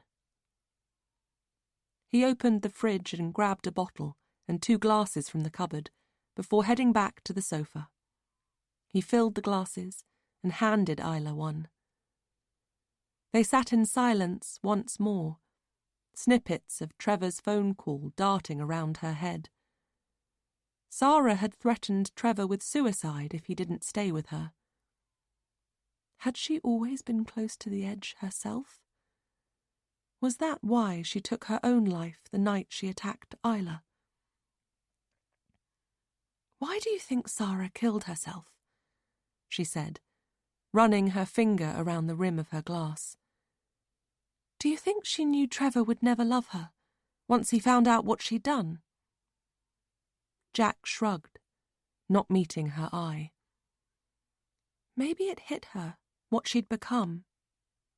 She paused, looking at his profile. "Jack?" He was silent for a beat too long, before shrugging once more and saying, "Sarah was evil, Isla." "Her parents messed her up. Trevor walked out." "It's no excuse." He bit down hard on his lip. "Lots of parents mess their kids up, and some go a bit AWOL, but Sarah didn't just lose the plot, Isla. She was evil. Calculating. The lengths she went to hurt you were beyond cruel." He tensed his fingers around the stem of his glass. "She got exactly what she deserved." He turned, and they linked eyes. Isla blinked away a mental image of Sarah swinging from the noose. Memories of Jack's anger when he talked about Carl Jeffrey flashed into her mind. If I could get hold of that bastard, I'd rip his head off and fuck the consequences. "Everything is going to be okay," he said, putting his arm around her shoulders and pulling her to him. "She's better off dead." His words over the last 6 weeks, like everyone else's, had held little comfort. But now something shifted. "You killed her," she whispered into his chest. It wasn't a question, and she wasn't even sure he'd heard her. But suddenly, it didn't matter. All Jack's actions since they'd met had proved how much he loved her and always would. She waited until he'd leaned over to refill their glasses and slipped her ring back on. Epilogue. Isla's Journey by Isla J. Green. Introduction. I began Isla's Journey 3 years ago when I first met my husband, Jack. At that time it was a private travel journal, a mixture of memories and photographs of places I had visited. Jack told me once that I should put my work together as a book. I'd laughed, embarrassed, but have never forgotten the faith he had in me, the faith he still has in me. More recently, it was suggested I could weave my extraordinary life's events into the book. I agreed, and admit it's been therapeutic writing it. A good way to purge the demons. People sometimes ask me how I'm doing. They'll even come right out and say things like, "How do you cope with the fact 2 people wanted to kill you?" Or, How will you ever fully get over it? I wonder myself at times. There are dark days, and I accept that there always will be, where I watch people, strangers, wondering what they are thinking, wondering what they are capable of. But I have my family, and my amazing friend, Roxanne, and I have Jack, and our baby daughter, with her green eyes and a smile just like her dad's. Being a photographer, I liken these wonderful people in my life to the brightness control on a dark picture. So I tell the people who ask that I'm mainly doing okay, all things considered. Thank you very much for asking. This book is my version of events that led me to where I am today. This is Isla's journey. So far. Chapter 1. I arrived at the University of Warwick 12 years ago, a naive yet happy 18-year-old. It was a bright but cold autumn morning, and it was to be the beginning of the rest of my life. That was Her Last Lie by Amanda Brittany, read by Stephanie Racine. This programme was produced by ID Audio. An audiobook from HQ, an imprint of HarperCollins.